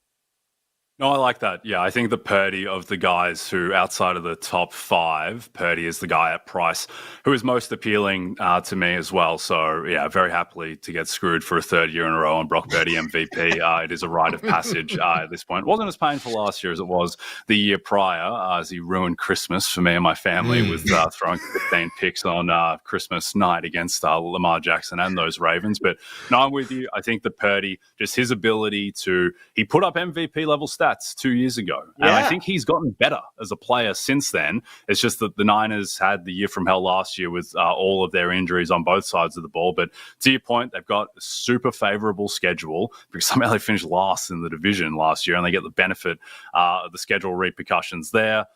With Shanahan's offense, it's going to be conducive to putting up the numbers that he needs. He has an issue with pedigree, which is why the problem with Purdy is no one thinks he's as good as Lamar or Allen or Mahomes or Burrow, but he can potentially overcome that with the numbers. And also the fact that, he's been in an MVP discussion. He was the MVP favorite going into the penultimate game of the season or the 3rd last game of the season. So he's been there before. So that will help with pedigree somewhat. So, yeah, I like Purdy at 28-1. I think he's more likely to win than other guys who are aligned in the same range like, Jordan Love, CJ Stroud, Justin Herbert. I would take Purdy over them. Jay, in about 20 seconds, what do you like in the Club World Cup? Like PSG to win, Femi. Shockingly, it's the north of -300 favorite.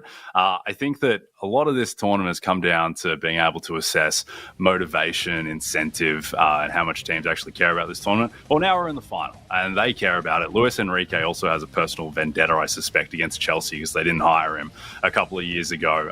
This team is playing at a historic level at the moment. They're just destroying everyone. And Chelsea, if you watch them play in the Premier League this year, they're a team that is okay with being destroyed. And also, they didn't start the tournament great. It's just they picked it up lately. But I think PSG, they win, and they win by margin. That's why he is Jay Croucher. We absolutely love it, man. We'll talk to you next week. We wrap up the show, Gambling Night in America, on the other side. It's You Better You Bet here on the BetMGM Network. We'll be right back with You Better You Bet, presented by BetMGM, the sportsbook born in Vegas.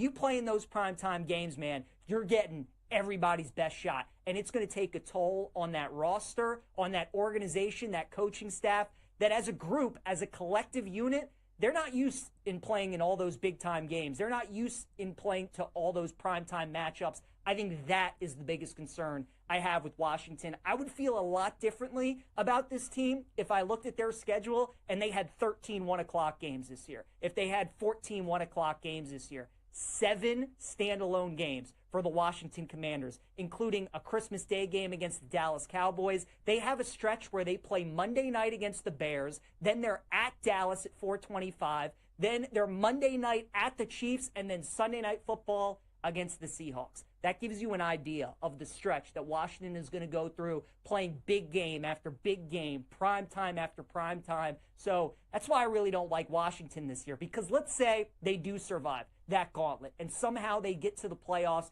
playing that schedule and playing all those primetime games. Are they going to have enough left in the tank to make a run in the postseason? Are they going to have enough left to get to a Super Bowl? I don't think so. It's a learning curve for Washington. This is where you want to be. You want to have a great quarterback. You want to have a team that people are trying to beat, that people are gunning for, that people are looking at you as a team that they need to go through to win the NFC and win the Super Bowl. But I think this is a step back year for Washington, not because Jaden Daniels is going to fall off a cliff and because I expect him to regress like crazy. It's because of the schedule and how many primetime games that Washington is going to play this year. So under 9.5 wins for the Washington Commanders.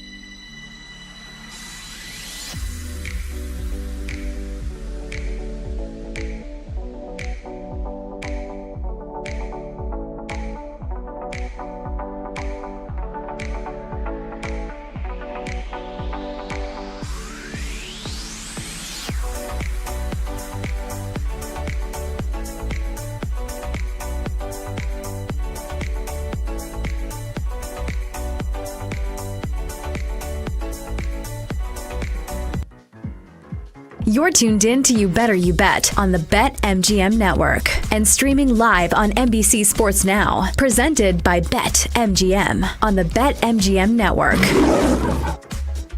Welcome back. It's the final segment of You Better You Bet, presented by BetMGM on the BetMGM network. We're hanging out with you guys during this NBC Sports Now Power Hour. Awesome show that we've had over these 4 hours. Go ahead and thank the crew for the show that we've done. Obviously, our Tyler Morales, our technical director, our engineer, board op Grant Leader, executive producer Bill Zimmerman, video director Mike Brown, and our social media producer Sean Ha. Thank you to everybody who participated in You Better You Bet. Thank you to Jared Smith for filling in for Nick Costos. And how about the guests that we had on the program? And if you missed any of them, make sure you check us out in podcast form. Just search You Better You Bet wherever you get your podcasts, Odyssey, Spotify, Apple, iHeartRadio. With that new deal with Odyssey and iHeartRadio, we're at even more places across the country. You get the Wagertainment just going down your veins, baby. We absolutely love it. Check out all of the podcast interviews that we had. Steve Phillips of MLB Network, obviously Jay Croucher, who joined us in the last segment, our NBC and Peacock teammate. If you missed any of those interviews, once again, just search You Better You Bet wherever you get your podcasts. After us, though, on the BetMGM Network, the good times keep rolling from 7 to 11 Eastern Time. BetMGM Tonight with Ryan Horvath. And the man joining us right now, like he does each and every weekday, it is the big noise. It is Brad Evans. Brad, what's happening, buddy? How we doing? Hola, amigos, and God bless my Chicago Cubs. An easy run line cover today at plus 135. Oh, that the Chicago Cubs. I have to be honest. I took the Twins in the first 5, Brad. I bet Minnesota first 5. And within 5 minutes, I said, "Ruh-roh, Shaggy, we might be in trouble." We might be in trouble. Goes yard not once but twice. I mean, the Cubs have been in a slumber the last couple of days, but the best offense in baseball. You knew they were going to wake up, my man. Hater. I was PCA. Hateration, holleration, all up in the dancery. That was me. That was me with the Chicago Cubs. But they got it done. PCA keeps doing his thing. I don't know, is he the most popular Chicago athlete right now? Like, everyone has PCA fever out there in the Midway. Like you're in those neck of the woods. Like, this dude, everybody loves him. I know Caleb Williams, the quarterback of the Bears, but he hasn't won yet. I know there's expectations. PCA's out there winning. Cubs lead the division. And it feels like he's the star above Kyle Tucker and the rest of the crew. Yeah, he really is. Quite the media sensation. A guy that's really humble, always trying to get better. He's just electric. He can make the argument he's the best defensive center fielder in baseball. A guy that I talked about on BetMGM tonight way back in late April and said, you know what? He's kind of worth a small investment in the MVP market. It may sound outlandish. Then the odds were 50-1, and they, of course, have come cascading down.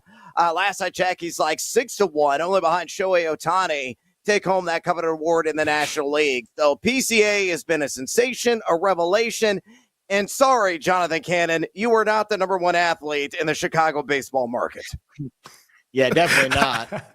It's crazy, actually, because he's a guy that you actually think can win an MVP with his tools. Like, he has the tools to win an MVP, I think. He just has to leave the league that Ohtani plays in. That's the only problem. Yeah. That Ohtani just has, it's just like he's behind Shohei Ohtani, just the guy that wins it every single year. But we'll see how it plays out over the second half of the season. Brad, what do you like tonight in the world of sports and why?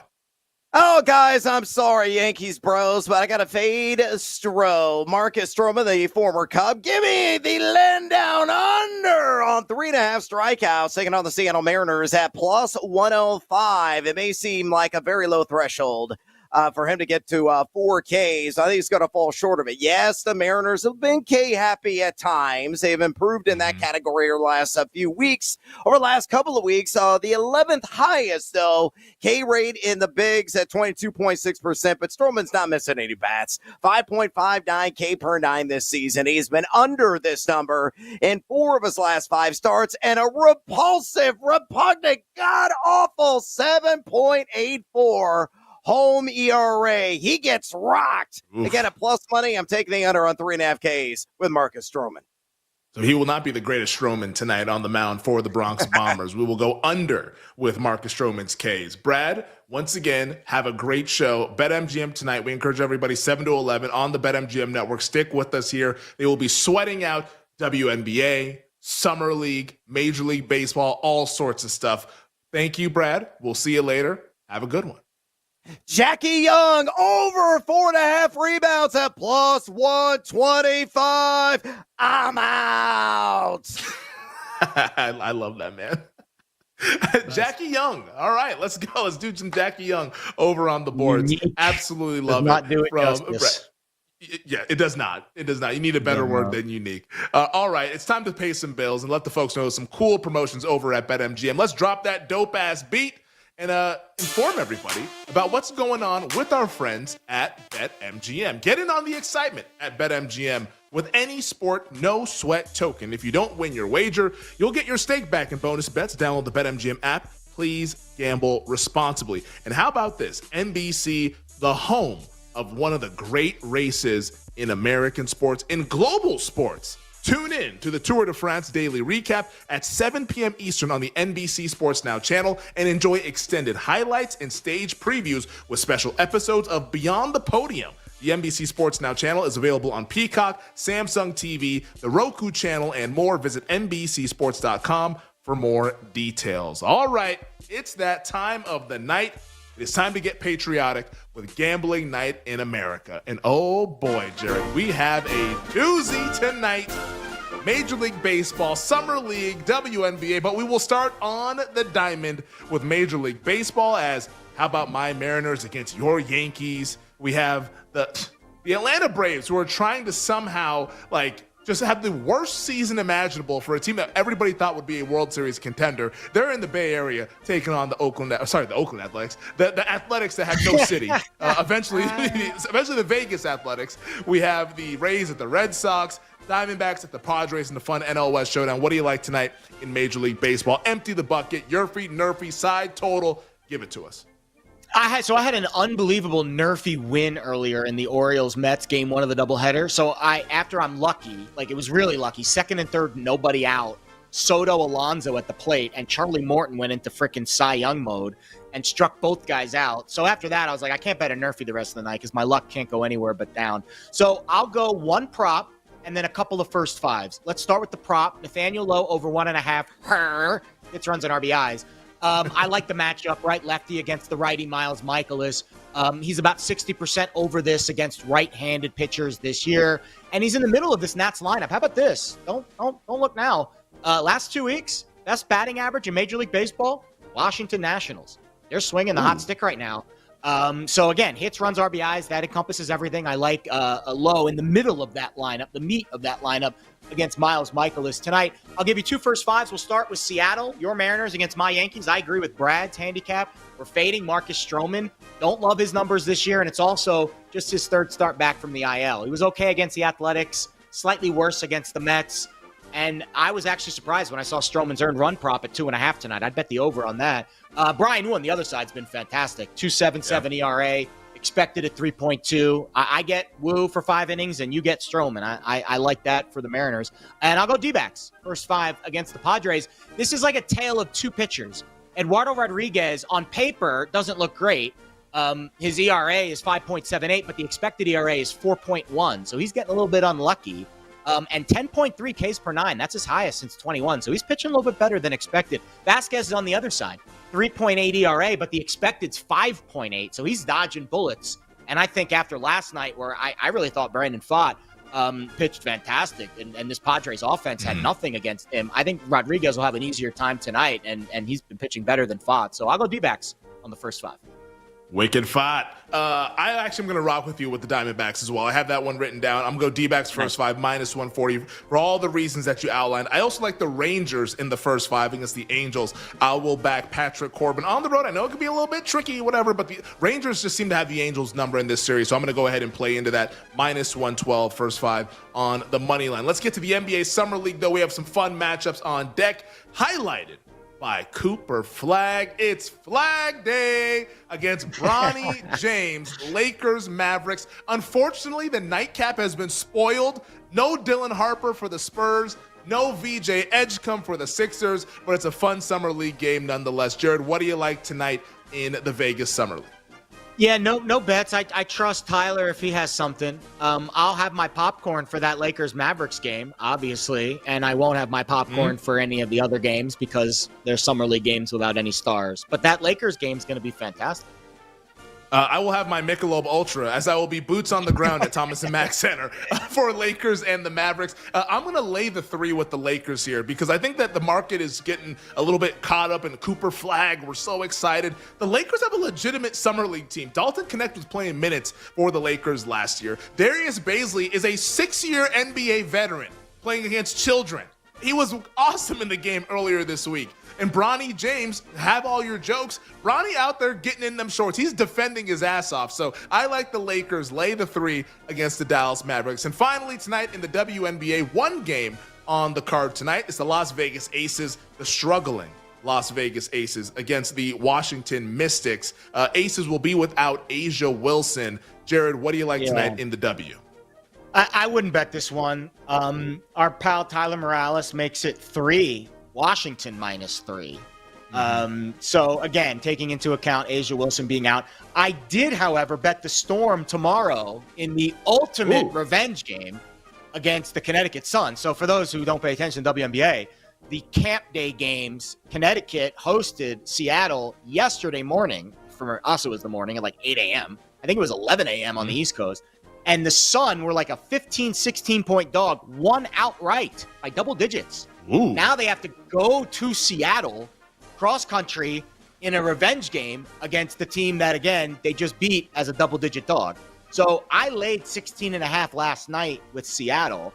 I think you can still lay 16.5 now. I have a feeling they win that game by 40. Just my gut. Just by 40. Maybe lay some alts with the Seattle Storm. You know how I get down. Whenever the star player is out for a team, that's the time to bet on them. Las Vegas Aces without Asia Wilson. Even in the W, though?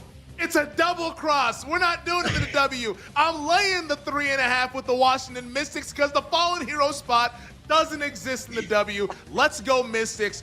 Work that ass tonight. I'll lay it with Washington. And that does it for us here on a Thursday edition of You Better You Bet. For Jared Smith, I'm Femi Bebefe. For our entire crew saying good luck with all the bets, and we'll see you guys tomorrow afternoon on a Friday here on the BetMGM Network.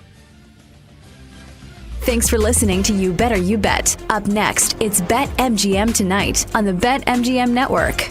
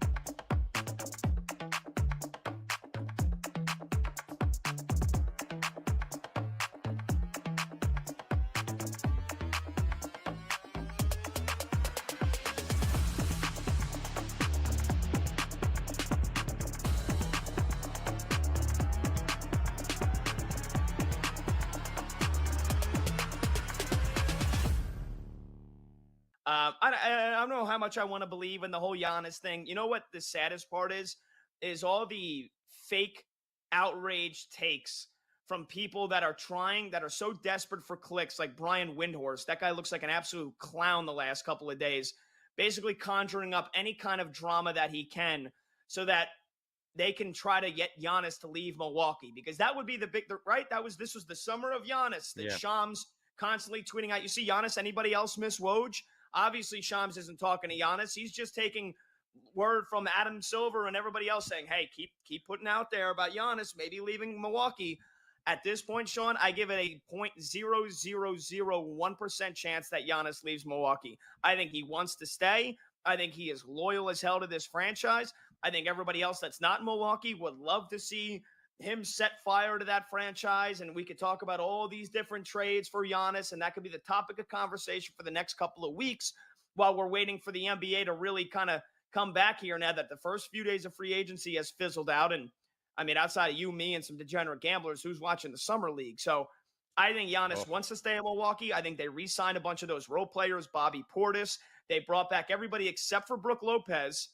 And then they get Miles Turner, and they basically take Damian Lillard's 2 years that they've left to pay him for 113, and they stretch it out to $22.5 million a year. So you do that, plus the addition of Miles Turner, and yes, it is essentially like you're paying $50 million to have Miles Turner on the Bucks. Okay, this is a team that is being aggressive, that is not just going to lay down and say, oh, golly gee, we really can't win right now with Damian Lillard hurt, so I guess we can't add to this team. Sorry, Giannis, maybe you should leave Milwaukee. No, screw that. They've got a top 5 player in the league, and they're doing what they can to stay competitive. And next year, they're going to be able to add a couple of more pieces as well. So you've got Giannis, you've got Miles Turner, who just proved he's a pretty damn good impact player, a guy that can shoot the three at nearly 40%, great shot blocker, had a great postseason until the finals, at least offensively. He dominated Chet Holmgren defensively for large stretches of that game, of that series. But I love what Milwaukee did. And I don't think there's a shot in hell Giannis is leaving, because I think all the moves that John Horst and this Bucks front office are doing, they wouldn't be doing if they didn't have at least, some kind of semblance that Giannis was staying. Like, hey, you guys make some moves to improve the team, and I'm 100% staying. I want to stay. I like what Milwaukee has done. And also, I don't think LeBron's leaving LA, because truthfully, I don't think anybody wants him that badly.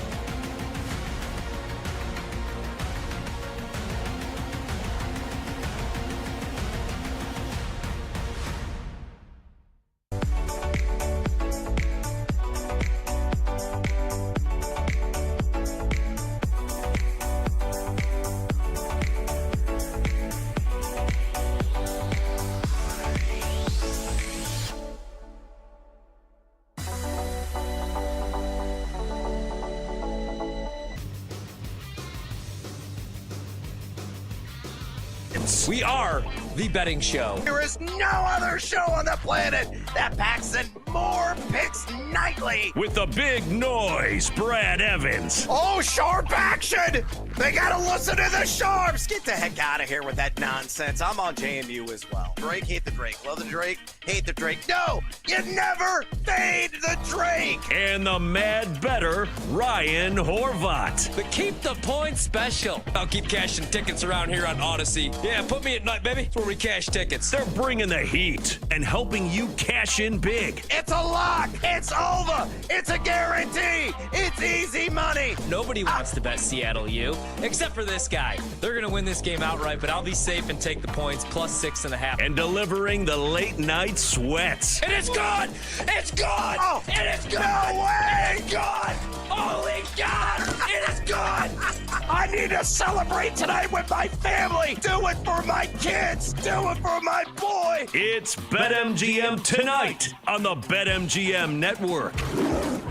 Hola, amigos! It's time to bring the noise! Another banging edition of BetMGM tonight. I'm Brad the Big Noise Evans, and joining me on this hashtag Tequila Thursday, he's indeed a thirsty one, the one, the only, the ever handsome Ryan Horvat. And we got a locked and we got a loaded show for you tonight. Of course, we're going to view our cards here momentarily. It was a bad night for my colleague, but your boy broke out the broom. Finally got a sweep, going 3 for 3, which I've done a couple of times this week. So hopefully the heater is going to burn brightly, and hopefully Horvey will burn one brightly tonight as well in various plays. We're going to reveal those here momentarily. Then Parlay Pete's going to mosey on over here and get his parlay play of the day on the board. We're going to say hello to our little friend, and we're going to roll the shoulders, get seduced by the juice at plus money.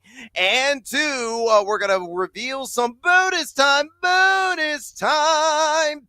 on top of that. Then Jennifer Lee Chan is going to be joining us talking all things San Francisco 49ers. Will CMC have a bounce back and really storm back with a vengeance after an injury-plagued last season? What about Brock? Ain't he still Purdy?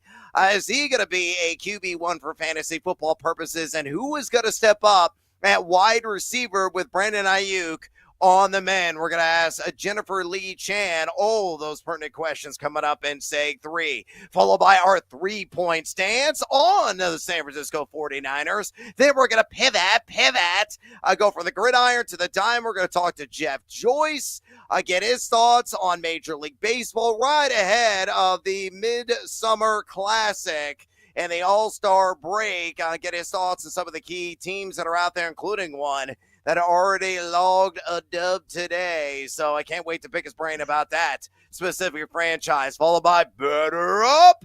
We got 3 games to choose from out on the left coast. We're going to try to throw out as well another Crew to Cash winner this week. We already cashed in earlier this week. Hopefully we're going to get another one, counting our winnings in our hot hit parlay of the night, so you don't miss all 5 legs I think we have tonight on that particular offering, and it is a juicy one. It might be a record juice honestly, that we're going to throw out there. So you want to stick around for that. Followed by College Cash on the round of SEC teams. You spin me round, round, baby, round, round, like a record, baby. Round 2 fantasy football breakdown, as we already covered round 1 over the last couple of days. You missed any of that, you can always download, listen, subscribe to the BetMGM podcast, get our thoughts on some guys that are likely going to have their name called very early in fantasy drafts. We're going to continue that exercise tonight again with our round 2 insights. And 2, we want to talk to you, the 2.02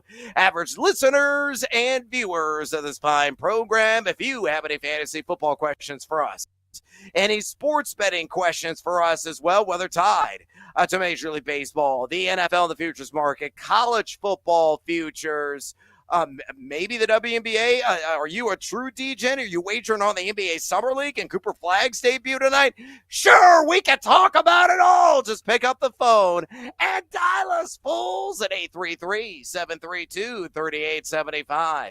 833-732-3875. You can also hit us up on the X or the Twitter at BetMGM tonight, where we have our pole dancing poll question of the day.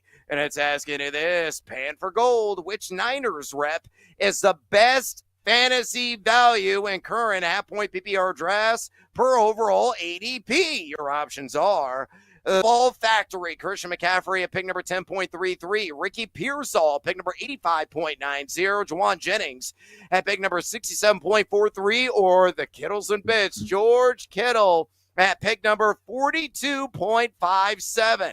So far, 150 votes cast. Make your voice be heard. Exercise. Yeah, Democratic, right? Key the votes are coming, and drop us a comment, a.k.a. bring the noise on X at BetMGM tonight. On X at BetMGM tonight. And we got to address some breaking news that just came off the wire right before we went live on the show regarding former Pittsburgh Steelers starting running back and current running back of the LA Chargers and Najee Harris. The Mercury News reporting that Harris was injured by a fireworks explosion during a July 4th celebration. So this is finally starting to trickle out. Other people were injured. Very scary incident. Antioch police and the greater Bay Area are already investigating the incident, and it's still ongoing and active. The good news is, in regards to Harris, he sustained a superficial eye injury, according to his agent, Doug Hendrickson, during that fireworks mishap on the 4th of July, but is fully expected to be ready for the upcoming NFL season. So here's how we're going to play this. Horvat, let's take it from a fantasy football perspective, and I hope nobody else was seriously injured in this episode. Didn't people learn anything from JPP? Like back in the day? I mean, we all see the pictures. Dude, blew off half his hand. Stop playing with fireworks. Pro athletes, it's a major risk, and really most of America probably should follow suit as well. But again, let's take this to a fantasy football perspective, and we'll do a little game of head-to-head, a player pick-em, if you will, based on current ADP values. Amari Hampton, who was a guy I feel was built like a Sherman tank. An absolute load, a guy that was a yak beast in North Carolina, the FBS level. Of course, a top draft pick of this franchise. He's going RB17 right now at pick number 45.35 in drafts conducted over last month. So, Ryan, tell me you'd rather have in a fantasy draft it picking today. Amari Hampton or Hubba Hubba Chuba Hubbard? I would rather have Chuba Hubbard. Yeah, play go Hubbard over Hampton just because I still think the volume's going to be cranked for Hubbard. How about Hampton or Joe Mixon? I would rather have Hampton because of age. Oh, 100% would be Omari Hampton for me. Last one, Omari Hampton or Kenneth Walker the third? Kenneth Walker the third for me. Yeah, I got Kenneth Walker the third a little bit higher as well. But, Hampton's stock certainly could be on the rise. We were already getting some rumblings, and Najee Harris was unhappy with the fact that the organization went out and spent high draft capital on a running back, and they've been, thoroughly impressed by the assets that Hampton has already brought in minicamp and rookie minicamp as well. Of course, push will come to shove once the real training camp opens up here in a couple of weeks for the LA Chargers. But Harris already in hot water. And speaking of Harris, right now his ADP is an RB33, 100.09 overall. So looking at some of the players around him, tell me who would rather have in a head-to-head scenario. Najee Harris or Jaylen Warren? That's tough. I would take Jaylen Warren right now. 10,000% is going to be requisite Warren for me. I absolutely love that guy, even though he is at a full-blown timeshare with another rookie, and that being Caleb Johnson, formerly Iowa, and, of course, now a member of the Pittsburgh Steelers. How about Najee Harris or Tyrone Tracy of the Giants? I'll go Tyrone Tracy. Definitely Tyrone Tracy and a walk. Last one, Brian Robinson of the Commanders or Najee Harris? Man, that's tough. I'll go Najee Harris because I think it's going to be a better offense. Ooh. Yeah, it's really tight. Both these guys should be able to get a sizable workload inside the 20-yard line. But, yeah, I'd probably go with Najee as well. So that gives you kind of an idea of where our mindset is. Najee Harris more of a certifiable RB3, RB4 in light of this recent news. Omar Hampton, his price tag just continues to rise. A very firm RB2. Any other insight you have on this surprising incident involving explosives, and we have no idea how many, and Najee Harris? I mean, already, it wasn't a great year for Najee Harris, right? And I know the offense didn't exactly click last year in Pittsburgh, but not his most efficient season, and it's already a one-year deal. And they liked Omarion Hampton so much that they used a first-round pick on him. I loved him at North Carolina, over 1,500 yards the last 2 years, a ton of touchdowns. Any other year, he's the first running back taken. When Ashton Genty is also really special, but Hampton's going to be a hell of a player. He's rare, man, because he's like a bowling ball, but he's also got a ton of speed. He can catch balls out of the backfield. I think he's a little underrated there. So I think he's going to be a monster eventually, especially that could be week 5, week 6. So I'm a big fan of his. Yeah, I think out of the gate, he's going to get 12 to 14 touches per game, and it's only going to ratchet up from there. So go all in on Omarion Hampton in your fantasy drafts this season. All right, time to get after it. Let's fly through our cards tonight. These are our top 3 plays tonight. Numero uno, I should say, mi amigo. What do you have? All right, so I bet the White Sox and the Boston Red Sox, but I don't want to talk about that because I'm 0-5-1 the last 2 nights. So instead, I'm going to try to give out some actual good information and winners. Penn State to win the Big Ten plus 220. 7 returning starters on offense, 6 back on D. They lose Abdul Carter, but they steal Jim Knowles from Ohio State to run the defense. I believe in Drew Aller, even after the college football playoff stinker, over 3,000 yards through the air last year and 24 touchdowns. Outside of Tyler Warren, didn't have a whole lot of weapons. Now they get Kyron Hudson from USC, Devontae Ross from Troy, and they get both backs back, and Katron Allen and Nick Singleton. Both went over 1,000 yards. Year 2, calling plays for Andy Kotelnicki. Probably remember him a couple years ago at Kansas. I love his offense. And then on the defensive side of the ball, even though they don't have Abdul Carter, like I said, they have Jim Knowles as coordinator, and Dennis Sutton's back, Durant's back up front. A.J. Harris is one of the better corners in football. They get Oregon at home on September 27th. November 1st at Ohio State will be a huge game, but I think they win both of those games, man. If James Franklin doesn't get it done this year, I don't think it ever happens. They spent a lot of money this year. Penn State to at least win the Big Ten plus 220, play number 1 for me. All right, numero uno for me. I'm going to sprint through this. Marcus Stroman just started. I'm going to live and land down under on 3.5 strikeouts against the M's at plus 105. Only a 5.59 K per 9 on the season. Has been under this in 4 of his last 5 starts. 7.84 homie array this year. And Seattle, they're number 11 in K rate, 11th highest in Major League Baseball the last couple of weeks. But Stroh simply does not miss bats. Give me the under 3.5 strikeouts plus 105. Numero dos on your card. Fire away. Nice and quick. I like Clemson to win the ACC. Not a great price, plus 110, but I bet it again today. 14 starters back, 8 on offense, 5 on defense, and their kicker. Cade Klubnik coming off his best season. And they have weapons for him. Antonio Williams is back. Wesco and Moore are both back. When they finally entered the offense after that clubbing from Georgia, they were number 11 in the country. And defensively, Dabo stole Tom Allen from Penn State with a 3-year contract. Actually used the transfer portal. And they don't play Miami this year until maybe the ACC championship game. So I like Clemson to win the ACC and the national title this year. A little sprinkle on that as well.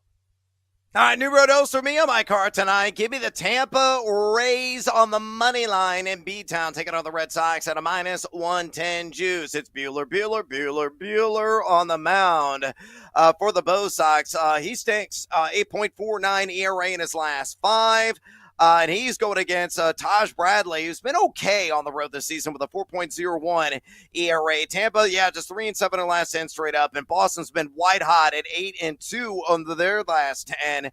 Both teams inside the top 10 in WRC+. I think somehow, some way, the Rays find a way to get the victory at Fenway. So I'll take them on the money line, -110. Numero tres, Horvat, bring it home. Kansas State to win the Big 12, +600. I talked about Avery Johnson. I think he has a legit shot this year to win the Heisman. They lose DJ Giddens in the backfield, but Dylan Edwards is an absolute stud. He averaged 7.1 yards per carry. He's just got to stay healthy, get a bunch of touches. They bring back their leading wide receiver, Jace Brown, who had 823 yards and 5 touchdowns. And on defense, their top 2 tacklers return as well. So they got some tough games. They open up the season in Dublin, Ireland against Iowa State, but I like Kansas State to win the Big 12 at +600.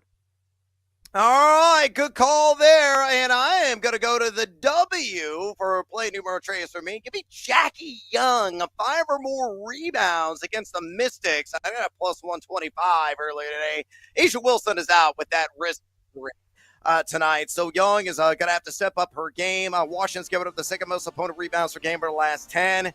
And she has gone for at least 5 rebounds in 3 of her last 6. Like the price here, +125. All right, we got to take a little siesta here on BetMGM tonight. We come back. Harley Pete's going to get his bet on the board. We're going to say hello to our little friend and so much more. Stick around. This is BetMGM tonight on the BetMGM Network.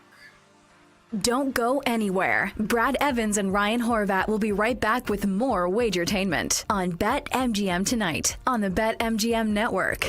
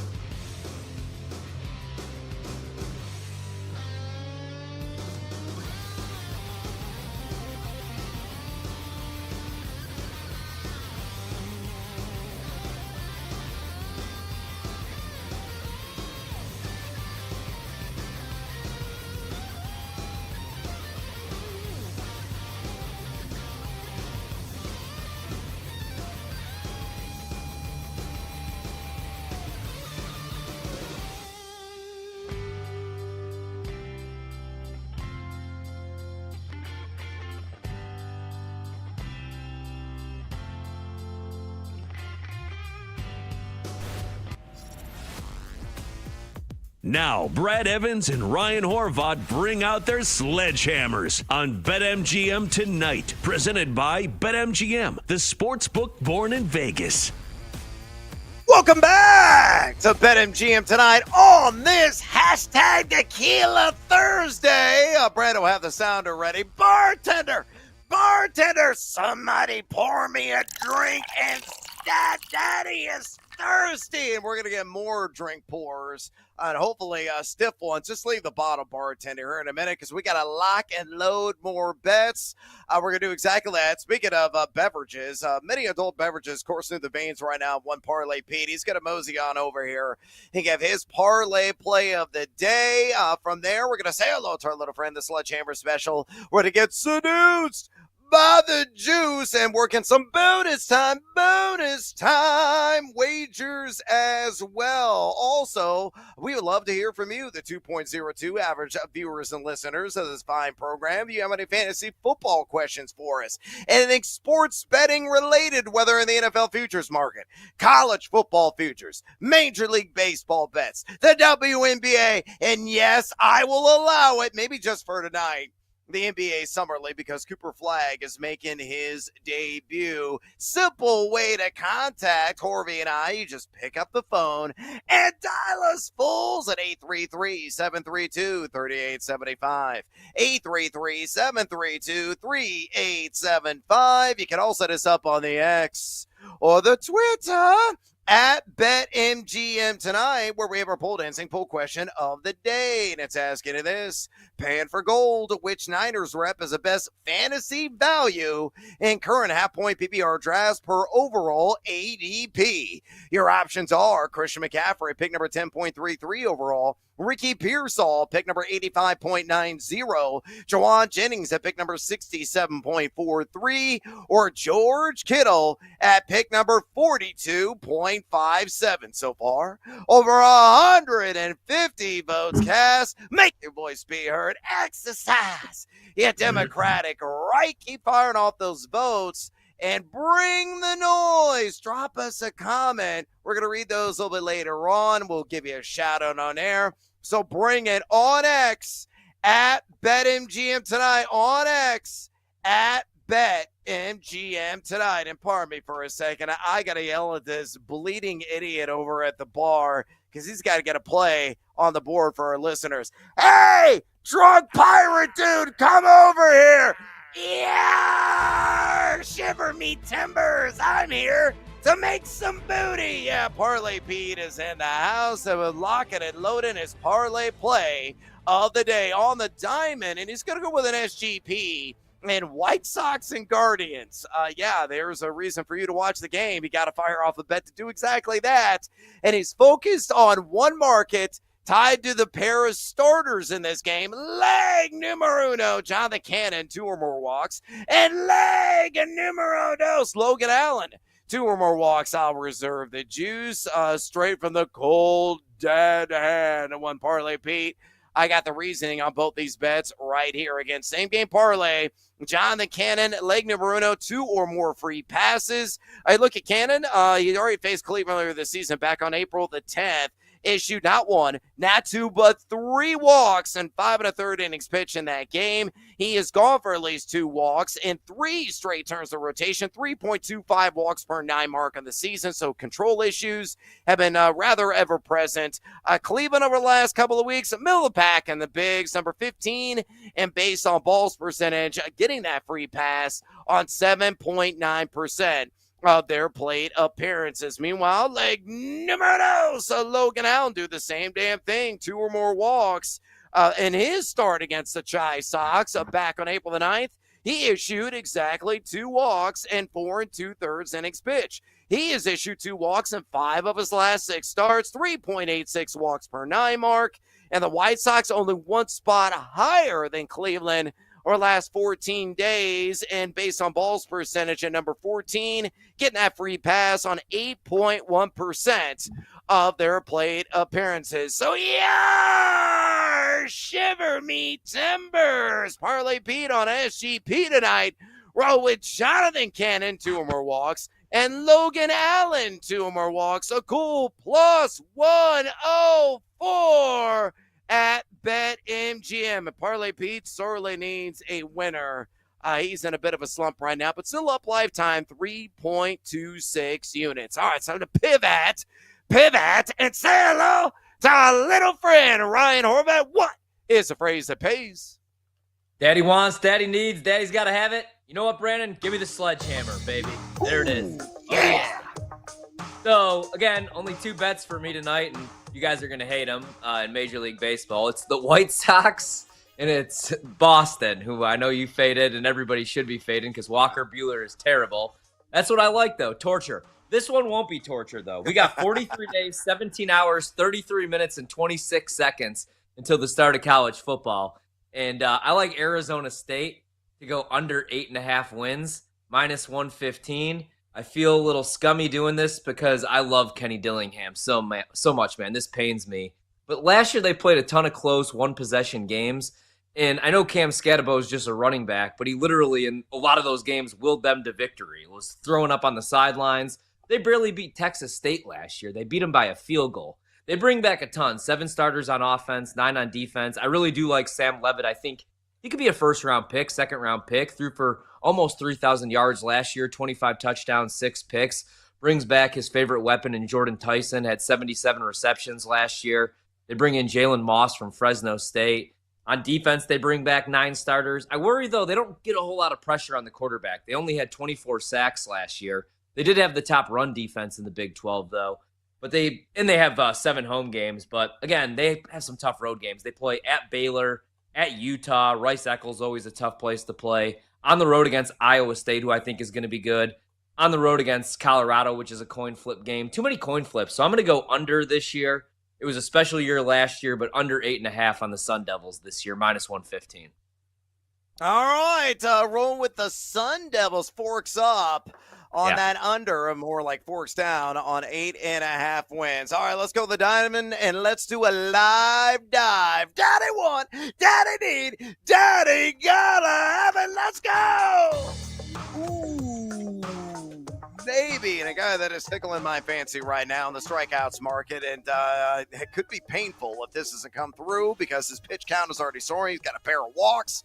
Just completed the first inning against the New York Yankees. Brian, woo! For you Ric Flair fans out there, I'm taking the over 5.5 strikeouts on the live market at minus 120. Actually, it's a better juice because the number closed at 5.5 and minus 140. Did have 1 strikeout in the opening frame, and hopefully he's going to get the additional 5 to cash in on the over. The Yankees have not been strikeout prone here of late. Number 20 in K rate over the last 2 weeks at 20.5% of their plate appearances, but woo! 8.72 K per 9 on the season. Even better mark on the road in that category at 9.10. He had 6 strikeouts against the Yankees back in a start on May the 13th, and has cashed the over on 5.5 Ks in 5 of his last 6. So put all together, Brian, woo! I think cashes the over on the live dive, 5.5 strikeouts against the Bronx Bombers at a minus 120 juice. Speaking of juice, it's time to roll the shoulders, my man, and get seduced by the juice. Oh, bartender, thank you so much for the double pour. It is hashtag Tequila Thursday after all. It's time to take a shot. Let the reposado go down smooth. Let's catch a buzz at Plus Money. Horvey, what do you like? Yeah, this is literally me taking a shot, man. I have a lot of family in Tallahassee. Obviously, they're big Knowles fans. So last year, they talked me into their defense was going to be the 85 Bears. I bet them against Georgia Tech, and they just got absolutely punked in the trenches. This year, though, I do like them to go over 7.5 wins because of the price, plus 160. I don't hate Mike Norvell as much as most. 2 years ago, they ran the table in the regular season, went 13-1. They lost Jordan Travis, so they would have been in the playoff. Last year, they were too hyped up, and for whatever reason, they brought in DJU to play quarterback. This year, they bring in Thomas Castellanos from Boston College. 2 years ago, he turned the ball over way too much, had 14 picks. But last year, his accuracy numbers went up from 57.3 to 61.5 completion percentage, only threw 5 picks. And they got Gus Malzahn now as the OC. I think that's the perfect fit, being a dual threat. 2 years ago, he rushed for over 1,000 yards and 13 touchdowns at Boston College. 4 transfers on the offensive line. I like Jalen Lucas, the running back. He only played 2 games last year and he got hurt. And then a wide receiver, I like the transfers they brought in. Squirrel White from Tennessee, if he could just stay healthy, and Deuce Robinson from USC. Defense, Darrell Jackson Jr. was going to enter the draft. Didn't like where he was going to be selected or whatever happened there, so he opted to come back, which is big. They got James Williams from Nebraska, McCray from Western Kentucky. I think they could win 8 games. The schedule is tough. They open at home against Bama, which is probably a loss. But you got Norvell coaching for his job. You know, they're at UVA, home against Miami, at Clemson, NC State, Florida. There are some coin flips, but I think they could win 8 games. And I like the price at plus 170. So I'm going to go with a bounce back here for Florida State over 7.5 wins. All right, roll with the chop there, and the Florida State Seminoles on the over 7.5 wins. We're going to track the number of plus 160. All right, let's go with the diamond tonight. Let's giddy up with a Texas Ranger, Adolis Garcia. I'm going to take the over 1.5 total bases against the Halos at plus 120. Yeah, rolling the shoulders against seduced by the Juice. Now, he's only done this 2 times this last 8 games in the month of July. He does have 3 extra base hits and 23 at-bats, though, against the Angels this season. And he is facing Kochanowicz, who he is 2 for 4 against, with a pair of long balls. Kochanowicz, a 5.31 home ERA this season and a 45.5% hard hit rate allowed. So put all together, Adolis Garcia, I think, is going to club one into the gap or possibly with the fence. Give me the over 1.5 total bases at plus 120. It's bonus time, bonus time. Whether on the diamond in Major League Baseball tonight, maybe on the hard court in the NBA Summer League, the WNBA, or you're sticking with the futures markets in the NFL or college football. Pick your poison, Ryan. All I demand is another bet. Give me a winner, baby. All right, you know what? I changed my mind. We'll fire off one prop tonight. We're going to go with Austin wins. Not a great price. You could get crazy and ladder this if you want. I just need a winner in baseball. Austin wins from the A's just to record a hit. Minus 135 is the best price that I'm seeing. This year, he's hitting 293, 5 homers, 19 RBI. He's the catcher for the Sacramento A's. I may have just said Oakland because I'm losing my mind. But he's short sample size, 3 for 4 against Spencer Strider in his career with a homer and 4 RBI, a 750 batting average. He's the only guy in the lineup tonight for the Athletics that's actually faced Strider in his career. And again, 3 for 4, 1 homer, 4 RBI. And all we need is 1 hit, minus 135. I need a winner. We'll take a shot with my main man now, Austin wins for my A's.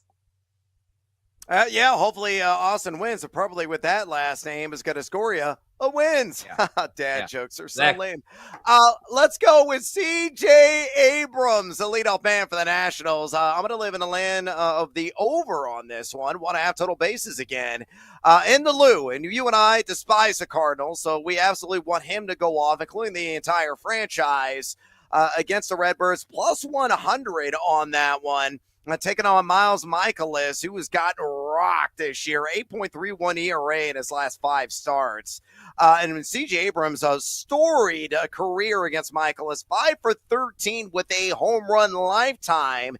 Now this month, he's only been over this 2 of 8 games. But on the road this season, batting robust, 316 with a 1,010 OPS. And on top of that, against St. Louis in 22 at-bats. Yes, these numbers are real, and they are indeed spectacular. 455 batting average and a 1,065 OPS. C.J. Abrams has logged against the STL. Really owned the Redbirds so far this year. So put all together, C.J. Abrams over, baby. 1.5 total bases in St. Louis at plus 100 juice. All right, real quick, give me a scoreboard update. Got a little bit of time here before break. The O's polishing off the Mets. Second game of the doubleheader.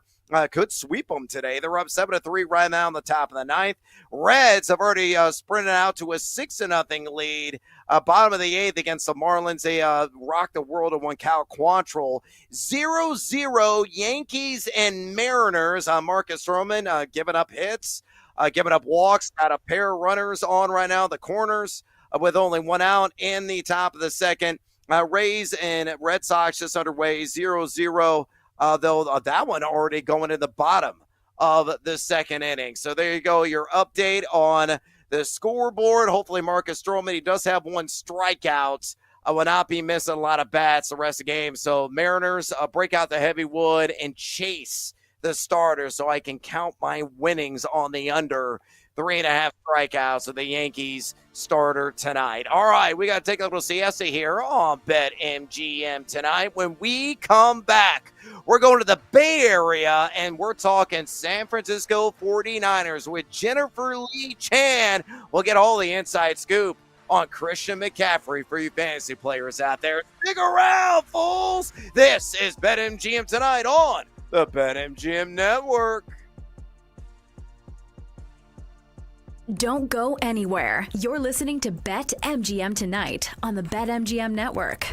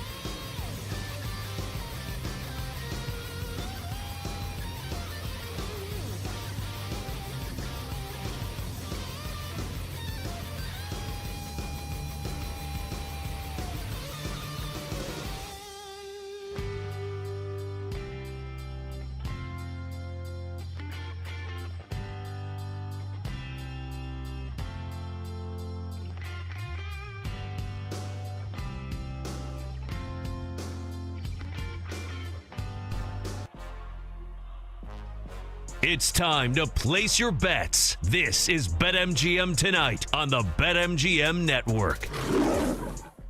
Welcome back to BetMGM Tonight. Brad the Big Noise Evans with it. Ryan Horvath in the house on this hashtag Tequila Thursday. We're going to be talking to Jennifer Lee Chan on the San Francisco 49ers here momentarily. But before we bring Jennifer on, a friendly reminder, folks. You want to talk some fantasy football with us. You want to talk sports betting, whether in the NFL futures market, college football futures, on the diamond tonight in Major League Baseball. Heck, you want to talk NBA Summer League, the WNBA, we're open for business. Simple way to contact Tori and I. Just pick up the phone and dial us fools at 833-732-3875.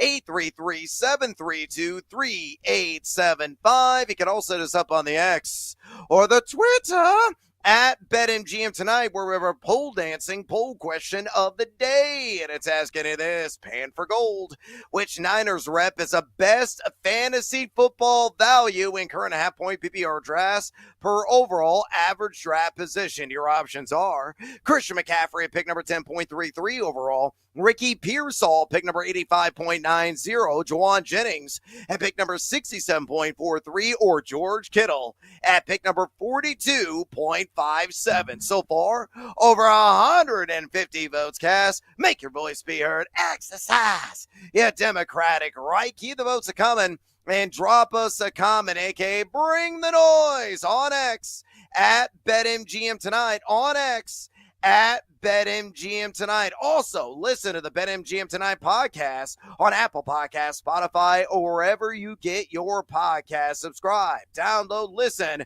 to the BetMGM Tonight podcast. Now, through the picture and sound, I should say, we are going to talk to Jennifer Lee Chan, NBC Sports Bay Area. Make sure you follow all of her insights. She's the 49ers beat writer for the NBC Sports Bay Area, on a podcast co-host on 49ers Talk. Follow her on X at Jennifer Lee Chan. Again, on X at Jennifer Lee Chan. Jennifer, welcome to BetMGM Tonight. Straight away from me, Brock Purdy might be one of the most underappreciated quarterbacks in gaming circles. Right now in fantasy football, he's barely a quarterback one in 12-team formats and has numerous soft markets among season-long betting props. Truthfully, this fellow sports betting donator has a ticket out on him to lead the NFL in passing yards at plus 950. Am I wrong in that assessment, or am I just slightly crazy? Give us your assessment overall of Brock Purdy and his potential this year. I mean, as long as everybody stays healthy on the 49ers offense, Brock Purdy has the chance to be a great producer for your fantasy team. He's got great weapons, and Christian McCaffrey, as long as he stays healthy, Ricky Pearsall should have a much better season in his second year. Juwan Jennings was also pretty reliable last year. The few things that are uncertain, obviously, is Brandon Ayuk and when he's going to come back, and Demarcus Robinson, will he be suspended for 3 games? So those are the factors that we don't know about yet. But honestly, with Kyle Shanahan as the offensive coordinator, head coach, there's no reason to not take Brock Purdy at some point. Yeah, Jennifer, I'm a big Christian McCaffrey fan. I probably follow along his journey too much on Instagram. He's having a baby, which is awesome. And also just because I want to know if he's going to be healthy. Only 4 games last year, but when he was out there, Kyle Shanahan was still giving him the ball. 50 carries, 202 yards. They have Isaac Guerrero. How healthy do you think he is? Can we expect him to play at least 14 to 15 games? And what do you think the workload will be like? Do you think maybe it's more carries for Guerrero? Maybe they use him more as a slot receiver? How do you think they use Christian McCaffrey coming off a pretty injury-filled season? Yeah, I mean, as long as he stays healthy, and what he's looked like so far in minicamp and OTAs, he looks very fast. He looks very bouncy, as John Lynch says. Healthy. He says he feels great. No injury issues at all. And actually it took him a little while to get go last year when he had that knee injury in the Buffalo game. Before that, I actually was like, oh, this is him. He's back. Now, when he came to the 49ers in 2023, kind of working his way in, he started in 22, 23. He really kind of hit the ground running in training camp and minicamp, did every percent. He's not quite doing that this year, I think, because he knows the offense so much better. So he's taking a little off, but we have seen him take a couple reps full speed, and he looks really fast. He looks like Christian McCaffrey of 2023. I saw the ESPN projections, the Mike Clay projections had the Niners defense ranked 32nd. I'm actually kind of high on them this year just because of the return of Robert Saleh. A little worried about the secondary. Do you think this defense could be top 15, good enough at least to compete for a Super Bowl? I would think so. I mean, they've still got players like Nick Bosa, Fred Warner, Deommodore Lenoir, who got a huge contract. They've got players at every level. It's just whether the opposite players are going to play well as along with them. So Bryce Huff, they brought in as a pass rusher to play opposite of Nick Bosa. So if he can produce, that obviously seals off the other edge. They've got some guys in the center, but really they're banking on these young guys that they drafted. Their first 5 picks of the draft were defensive players. So if they can actually produce, then they'll have a pretty good defense. So it's whether they can get up to speed. Can they cover? Who's going to play next to Fred Warner? There are a lot of questions, but they do have players that can step up. So it's whether they can actually fit the bill or not. And we'll see once training camp starts, because they looked good during minicamp, but obviously no pads, no hitting. So there's a lot of work still to be done for those young guys. Yeah, no doubt about it. That I think is the most glaring question mark right now for San Francisco is how competitive that defense is going to be under Saleh and his return to the Bay Area. We're talking to Jennifer Lee Chan from NBC Sports Bay Area, where she covers the Gold Panthers. She's a podcast co-host as well on 49ers Talk. Follow her on X, would you kindly, at Jennifer Lee Chan. Again, on X, at Jennifer Lee Chan. Jennifer, what's the latest on Brandon Ayuk's recovery? And on a related note, who do you believe brings more boom to fantasy players this season, Juwan Jennings or Ricky Pearsall? Well, that's a toss-up on Juwan Jennings or Ricky Pearsall. Obviously, Juwan Jennings had a great season last year, just short of 1,000 yards. He's going to really be that wide receiver one.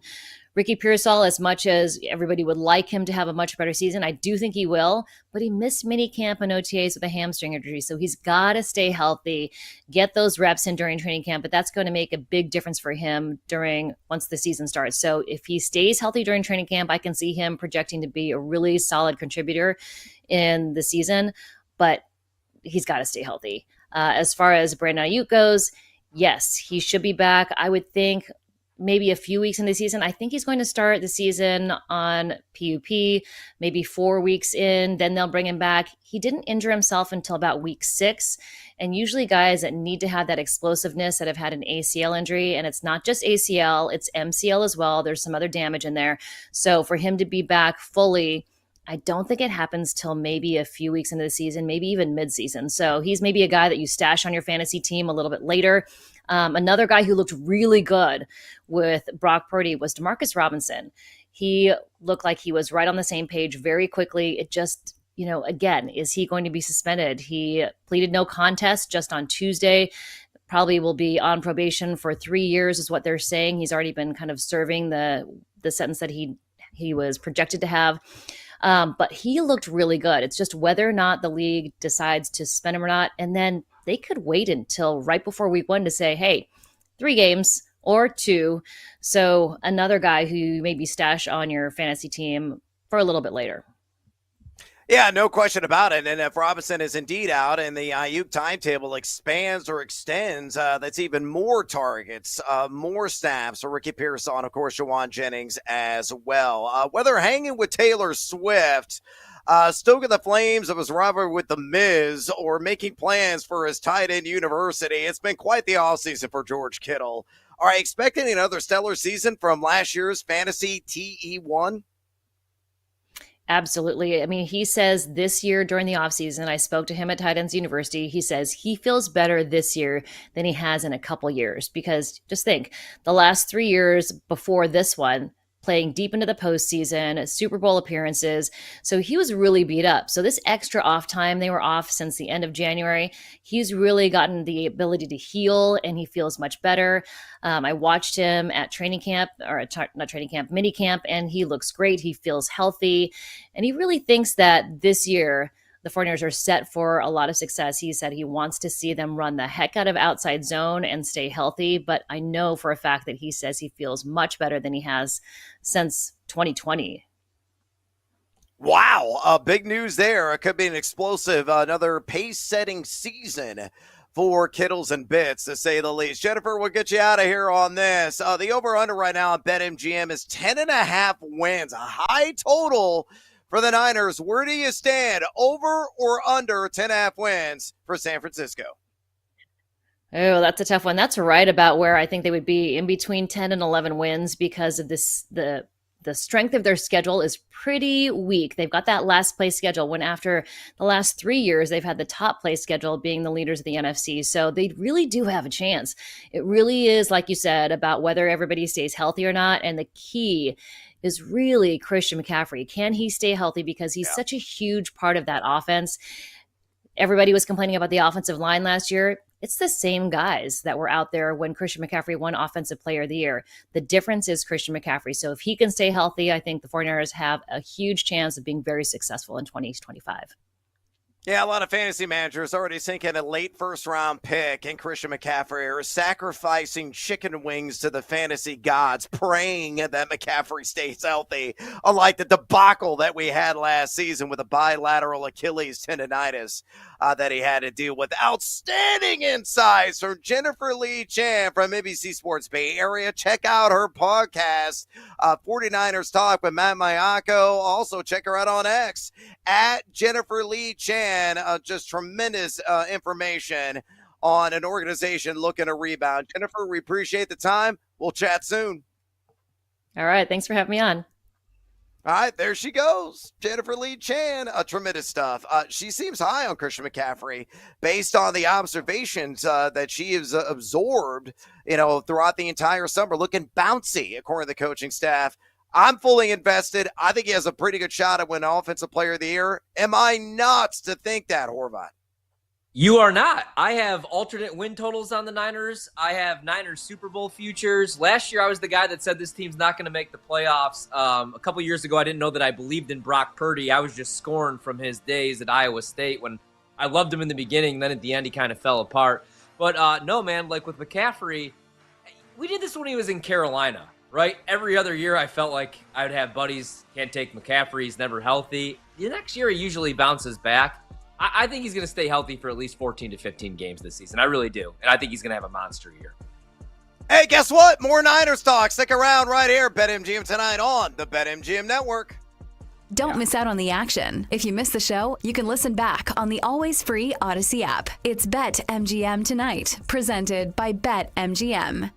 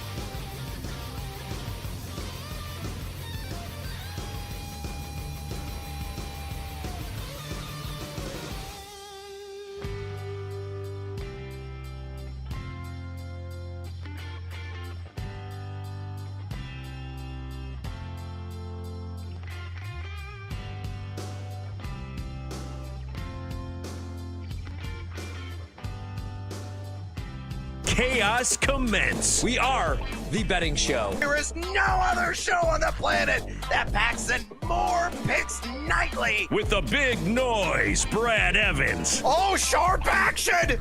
They gotta listen to the sharps! Get the heck out of here with that nonsense. I'm on JMU as well. Drake, hate the Drake. Love the Drake, hate the Drake. No, you never fade the Drake! And the mad better, Ryan Horvat. The Keep the Points special. I'll keep cashing tickets around here on Odyssey. Yeah, put me at night, baby. That's where we cash tickets. They're bringing the heat and helping you cash in big. It's a lock! It's over! It's a guarantee! It's easy money! Nobody wants to bet Seattle U, except for this guy. They're going to win this game outright, but I'll be safe and take the points plus 6.5. And delivering the late night sweats. And it's gone!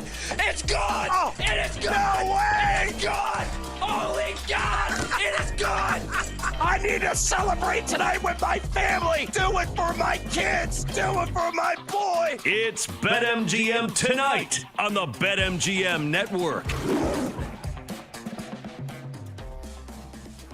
Welcome back to BetMGM tonight. Brad the Big Noise Evans with you. Ryan Horvat in the house on this hashtag Tequila Thursday. We had an awesome interview with Jennifer Lee Chan, breaking down everything San Francisco 49ers.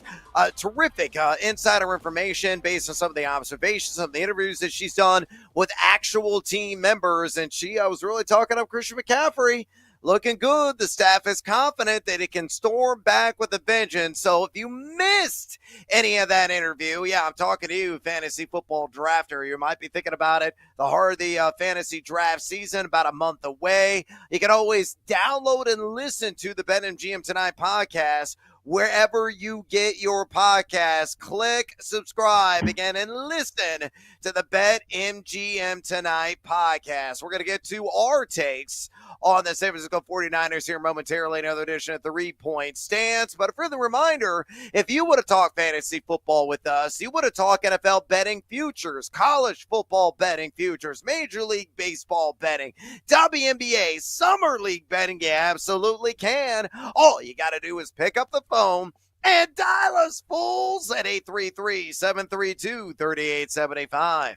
833-732-3875. You can also hit us up on the X or the Twitter at BetMGM Tonight, where we have our pole dancing poll question of the day. And it's asking you this: pan for gold, which Niners rep is the best fantasy value in current half-point PPR drafts per overall ADP? Your options are Christian McCaffrey, pick number 10.33. Ricky Pearsall, pick number 85.90. Juwan Jennings at pick number 67.43 overall. Or George Kittle at pick number 42.57. So far, over 150 votes cast. Make your voice be heard. Exercise your democratic right to keep the votes coming and fire off a comment, aka bring the noise on X at BetMGM Tonight, on X at BetMGM Tonight. Speaking of the king of sports books, get in on the excitement at BetMGM with an any sport, no sweat token.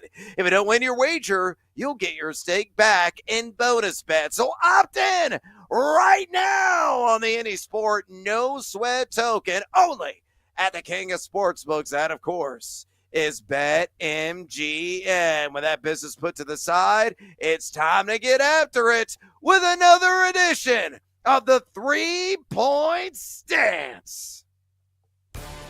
Ready, set, hike. Brad Evans and Ryan Horvat are lined up in their 3-point stance to blitz through every NFL team on BetMGM tonight. All right, continuing on our series, we have broken down every single NFC West team the entire week. Let's put a cherry on top of the sundae with a team that many are expecting to win this division and represent in the playoffs. So we're going to start with our fantasy values and spins of some of the marquee names. We'll do a prop stop and then our team lean over under on wins for the San Francisco 49ers. All right, let's start off on the fantasy side of things. Let's go with Ain't He So Purdy? Yeah, that being Brock Purdy. Pick number 96.19 is the overall ADP. And drafts conducted last month at Best Ball 10s. quarterback 12 overall, so barely a QB1 in 12-team format. So based on that valuation, Horvat, is Brock Purdy overvalued, undervalued, or properly valued, my guy? I'm going to say undervalued. I think he's a top 10 quarterback. Right now, I'd probably have him as QB 10. I did bet him 28-1 to win the MVP. He was in the conversation 2 years ago before that late season loss to Baltimore. They go from playing one of the toughest schedules in the league to the easiest schedule in the league. And I like the way that they close out, man. Week 11 against the Cardinals, week 12 against the Panthers, week 13 against the Browns. Then it's the Titans, Colts, Bears, and Seahawks. Last year, even in a down year, 3,864 yards, and he missed 2 games. And even in a down season, his efficiency, like 8.5 yards per attempt, second best in the NFL, 5th in passing yards per game with 257.6. And that was without Brandon Ayuk, right? And a bunch of guys banged up. Christian McCaffrey. So I think he's a little undervalued. Yeah, I got him properly valued. Honestly, I'm a pansy. I should have him higher in my rankings right now, but here's the deal, folks. I love Chicago Bears, and for some sick demented reason, I believe in Caleb Williams. I have Caleb Williams 2 spot higher. I have Bo Nix 1 spot higher. I have the Dak attack 4 spots higher. I think he's in the conversation with all those guys. And chances are, when push comes to shove, I'm in an auction/salary cap draft. I'm going to go with the extra dollar. I'm going to extend the go gadget arm maybe a round ahead of the ADP and pick Brock Purdy because I do honestly have a ticket on him to lead the NFL in passing yards at plus 950. Mike Clay's got him predicted for 4,608 passing yards, 25 passing touchdowns, 263 on the ground, and 5 rushing TDs. He's got him a quarterback 8. Middle of the pack in terms of fantasy quarterback strength of schedule, number 18. I was only number 26 in just completion percentage last year, but number 8 in deep ball completion percentage and top 10 as well in red zone completion percentage. Thank you, Kittle, George. I like Purdy. Again, sack up Evans. You should move him up your rankings. I'm going to stick to it, though, for the sake of the segment. I'm going to say properly valued on Purdy at quarterback 12. Let's go to Christian McCaffrey, 10.33 overall is the ADP, RB5.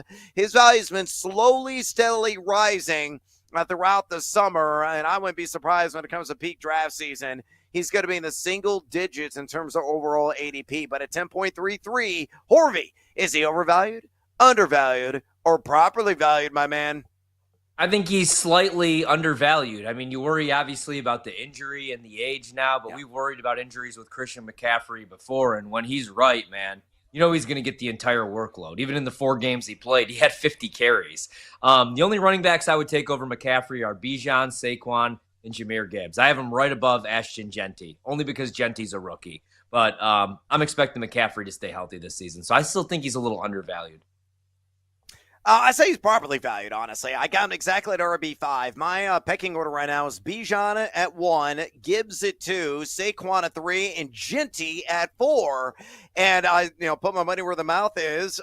In round 1 of the Scott Fish drive, I had a decision to make at running back, and it's a premium because you got a half point per carry in that league for workhorses. I have my choice between Genty and McCaffrey, and I went Genty. So I stuck to my guns there. And I'm going to stick to him again right now. You look at my Clay projection of 1,176 on the ground, 9 rushing touchdowns, 72 catches. And if the defense is that bad, that could be a low number. It could be like 85 this year. 617 through the air and 3 touchdowns. RB3 is what Clay's got him at from ESPN.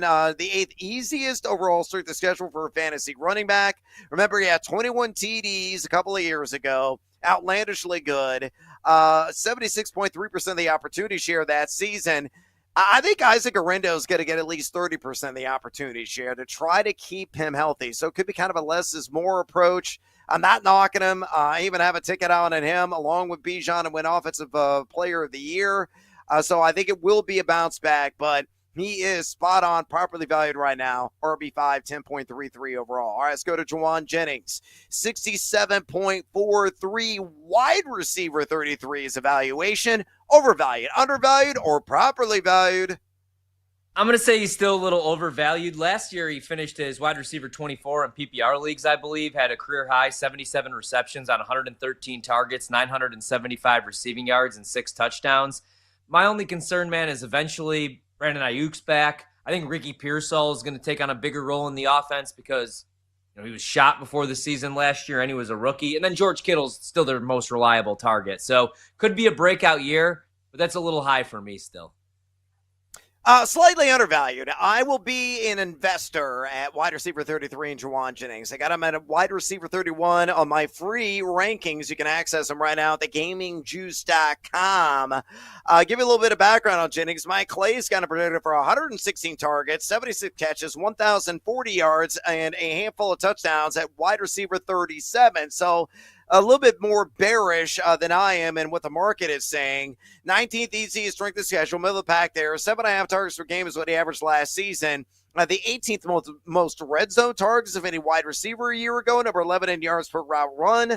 Very impressive number 4 contested catch rate, and he was number 17 in fantasy points per route and number 20 in route win percentage. I like those advanced metrics. I think he's underappreciated. I think he's undervalued. I think he's underrated. I am a buyer on Juwan Jennings at wide receiver 33. All right, let's go to George Kittle. Guy that's hoping to body slam the competition once again. 42.57 overall is ADP. Tight end 3. Overvalued, undervalued, or properly valued, Horvey? I'll say properly valued. I'd still go Bowers and maybe Trey McBride over him. The only thing about McBride is he had 2 touchdowns last year. Kittle plays the game so violent. He's almost like a glorified tackle at times. But especially now with like some of the pieces coming back healthy. I'd have him at tight end 3, so I'll say properly valued. I got him at tight end 3. I think he's exactly properly valued. You look at Kittle, Mike Clay's got him predicted for 106 targets, 82 catches, 1,048 receiving yards, 7 touchdowns at tight end 3. The third hardest strength of schedule for fantasy tight end. 6.3 targets per game is what he averaged last year. He was number 4 among tight ends in air yards, number 2 in red zone targets, number 2 in total yak.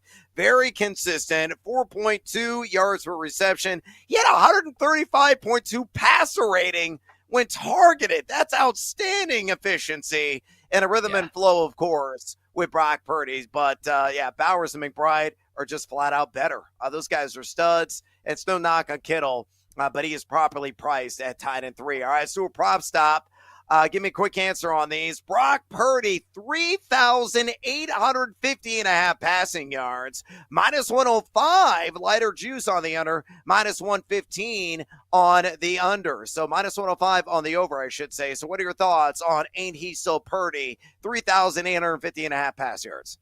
Yeah, big number. I would only bet the over. That's why I bet him to win MVP. Threw over 4,000 during the Super Bowl run 2 years. 180 to be exact. Last year, down year for the entire team with a ton of injuries, still threw 3,800 and he misses 2 games. I think we just lost Horvat, so I will pick it up from there. You know what I'm going to do? Say hello to my little friend, Daddy want, Daddy need, Daddy gotta have it. Come on, Brando, give it to me, baby.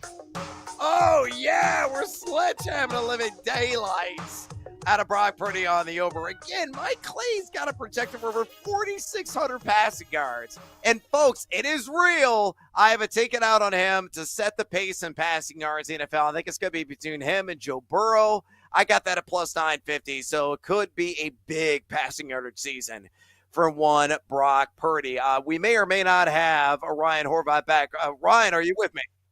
I hope I'm with you. I thought it was tough there. Yeah. Over on Purdy, man. 4,200 and something during the Super Bowl run. Even last year went over this number, and that was a down year, and he missed 2 games with an injury. So over for me on Purdy. All right, let's rapid fire. CMC, 6.5 rushing touchdowns, minus 125 on the over, 105 minus on the under. What do you say? Over, man. If he plays 12, 14 games even, that's a soft number. Yeah, way over for me. Juwan Jennings, 890.5 receiving yards, minus 115 either way. I lean over, man. Coming off a career high, I do lean over. I think he's going to crack 1,000. This is a soft number. Ricky Pearsall, 725.5 receiving yards, minus 115 either way. A lot of people thinking he's going to be a breakout. I think you might have a breakout year too, but I would have to lean under. It's a big number, man. Ayuk's eventually back, so I'll lean under, but he could make me look like an idiot.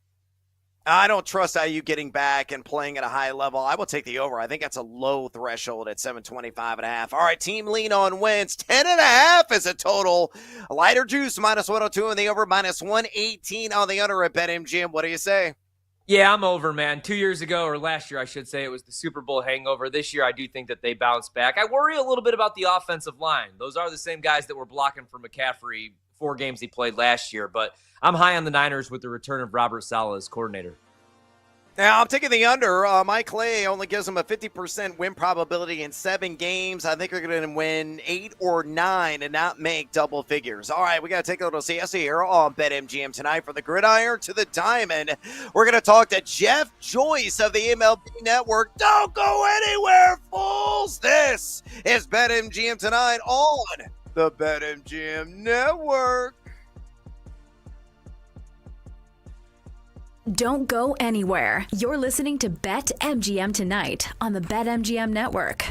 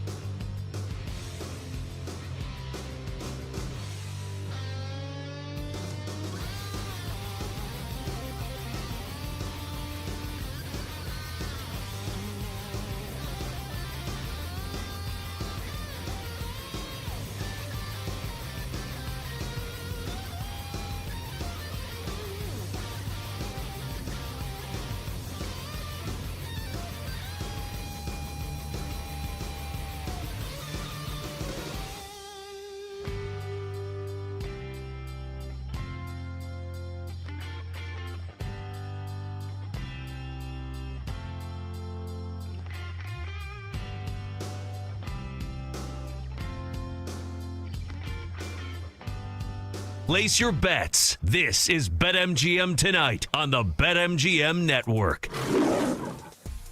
Welcome back to BetMGM Tonight. Brad the Big Noise Evans with you alongside Ryan Horvath on this hashtag Tequila Thursday. Most Tequila! We're going to be talking a little MLB with Jeff Joyce here momentarily. But before we bring Jeff on, a friendly reminder, folks, you want to talk Major League Baseball betting with us. You want to talk any action in the NFL upcoming in the futures market, college football futures, fantasy football. Heck, I'll even allow the NBA Summer League or the WNBA tonight. Simple way to contact Tori and I. All you got to do is pick up the phone and dial us fools at 833-732-3875. 833-732-3875. You can also hit us up on the X or the Twitter at BetMGM Tonight, where we have our pole dancing poll question of the day. And it's asking you this: which Niners rep is the best fantasy value in current half-point PPR drafts according to overall ADP? Your options are Christian McCaffrey, pick number 10.33. Ricky Pearsall, pick number 85.90. Juwan Jennings at pick number 67.43. Or George Kittle at pick number 42.57. So far, over 150 votes cast. Make your voice be heard. Exercise. Yeah, Democratic, right? Make your voice, definitely be heard through the bullhorn by also dropping off a comment. We're going to read those a little bit later on the show. So bring the noise on X at BetMGM Tonight, on X at BetMGM Tonight. Right now, let's talk to Jeff Joyce of the MLB Network Radio, host of Home Plate and Round Trip Roundup on that fine station. So check him out and listen to those dulcet tones. Also follow him on X at Jeff Joyce19, on X at Jeff Joyce19. Jeff, welcome to BetMGM Tonight. Straight away from me, the MLB trade deadline is on the immediate horizon. Give us 2 to 3 of the biggest names you think will be on the move and where. Now, selfishly, as a diehard Chicago Cubs fan, do you expect them to be an active team at the deadline this year? Hey, well, I appreciate you guys having me. Yeah, I think the Cubs for sure are going to be looking at starting pitching. Their lineup looks good. Their bullpen during the course of the season has really come along. So I got to believe that starting pitching, they're going to be all in at the deadline. And, especially since the fact that Kyle Tucker probably not going to be back there next year. Like, it's a big year for the Chicago Cubs, and they got the Brewers right behind them right now. So starting pitching for sure for them. As far as the big names go, it's interesting because, there's a lot of teams are close right now. National League, you got 5 teams within 4.5 games of the final wild card. In American League, I think it's like 6 teams within the 3.5 games of the final spot there. So I don't know if all these teams know if they're selling or buying yet, but I think, the D-backs are the one team for sure. If the D-backs decide to sell, you got Josh Naylor, who's a free agent. You got Geno Suarez, who's a free agent. Yankees need a third baseman. Mariners could use a third baseman. Other teams out there need offense. So I think Naylor certainly goes somewhere. I would trade Suarez, too, if I were them. And then they got Zach Gallen and Merrill Kelly. They're both free agents. So they got a lot of pieces, and I do think they need to, revamp this thing for next year with some of the injuries they've got. But we're all still waiting to see. Sandy Alcantara, he's got an ERA over 7, so I don't know if there's any takers with his contract. There's rumors that the Red Sox, they got a crowded outfield, that Jarren Duran might be on the move. And then you got teams like Cleveland and Minnesota where they could trade their closers. You could see Clase and Duran maybe gone, but those are all maybes right now. So everyone's kind of waiting to see, and this might be a last-minute thing for a lot of these teams because a lot of teams still think they're in it. Yeah, Jeff, and on paper, it was a rough week for the Dodgers, but the Dodgers look like a perfect baseball team once they're fully healthy. In the National League, who do you think, gives them the best fight? Or who else do you like in the NL that you do think can make a deep run and maybe give them a challenge this season? Yeah, I'll tell you, the Dodgers are fascinating because their whole thing is health. Like, we really don't know. You know, Ohtani hasn't gone past 2 innings yet, and they just got Glass now back, and, you know, Snell's off in the distance. So they don't look like themselves, and Mookie Betts isn't having his regular season. Again, a lot of this depends on the deadline. You know, the Phillies have a good lineup. They got a great rotation. Their bullpen's horrible. They got to fix that. You know, the Mets are a good team. They're getting some starting pitching back here. You know, the Cubs in the Central with that lineup, if they get the pitching on board, they're going to be a tough team. And I think the Brewers are a tough team as well in the National League. Is there a team that's gotten off to a slow start? Like, I kept waiting for the Braves to get hot. Now I've just given up on Atlanta, man. I mean, they're just a tough watch right now. Is there a team, though, that has gotten off to a slow start that you could see making a run, maybe winning the division or getting into the wild card race at least? Man, I could see Texas because they've got some pretty good starting pitching. And if you look at their lineup, guys have gotten a little bit better here as we've gone along. Like their team OPS in July was 7th best in baseball. You know, it was 30th in May. It was in the bottom third for like the first 3 months. So they've gotten better. They got to keep Corey Seager healthy, though. They got to keep Seager healthy. Simeon's been really good, but other guys have hit too. Evan Carter, Josh Schmidt since the beginning of June. So that's maybe one team. If the Orioles had a little bit more pitching, I would say maybe them, but I just don't see how they do it with the lack of pitching. And really, you know, everybody else is within striking distance of playoff spots right now. But I could maybe see the Rangers making a little bit of a run. Maybe not to win the division, but certainly a wild card spot in the American League. Interesting. Yeah, Texas team that could be surging. Corey Seager, a bat that is sizzling right now at the dish for that franchise. We're talking to Jeff Joyce, host of Home Plate and Round Trip Roundup on MLB Network Radio. Give him a follow on X, would you kindly, at Jeff Joyce 19. Again, on X, at Jeff Joyce 19. Let's say in the American League, Jeff, outside of the Yankees, who among the AL wildcard candidates entering the night? It's the Rays, Mariners, and Red Sox in that order. Who will be the most World Series threatening in your mind? Maybe it's a team I didn't mention, possibly even the Rangers. Yeah, I'll tell you what, this Red Sox-Rays series is a big one this weekend because that's a 4-game series, and the Rays are a game and a half up on the Mariners and Red Sox. And Red Sox have been hot lately, but they have not played good teams. I think it was the Rockies and the Nationals.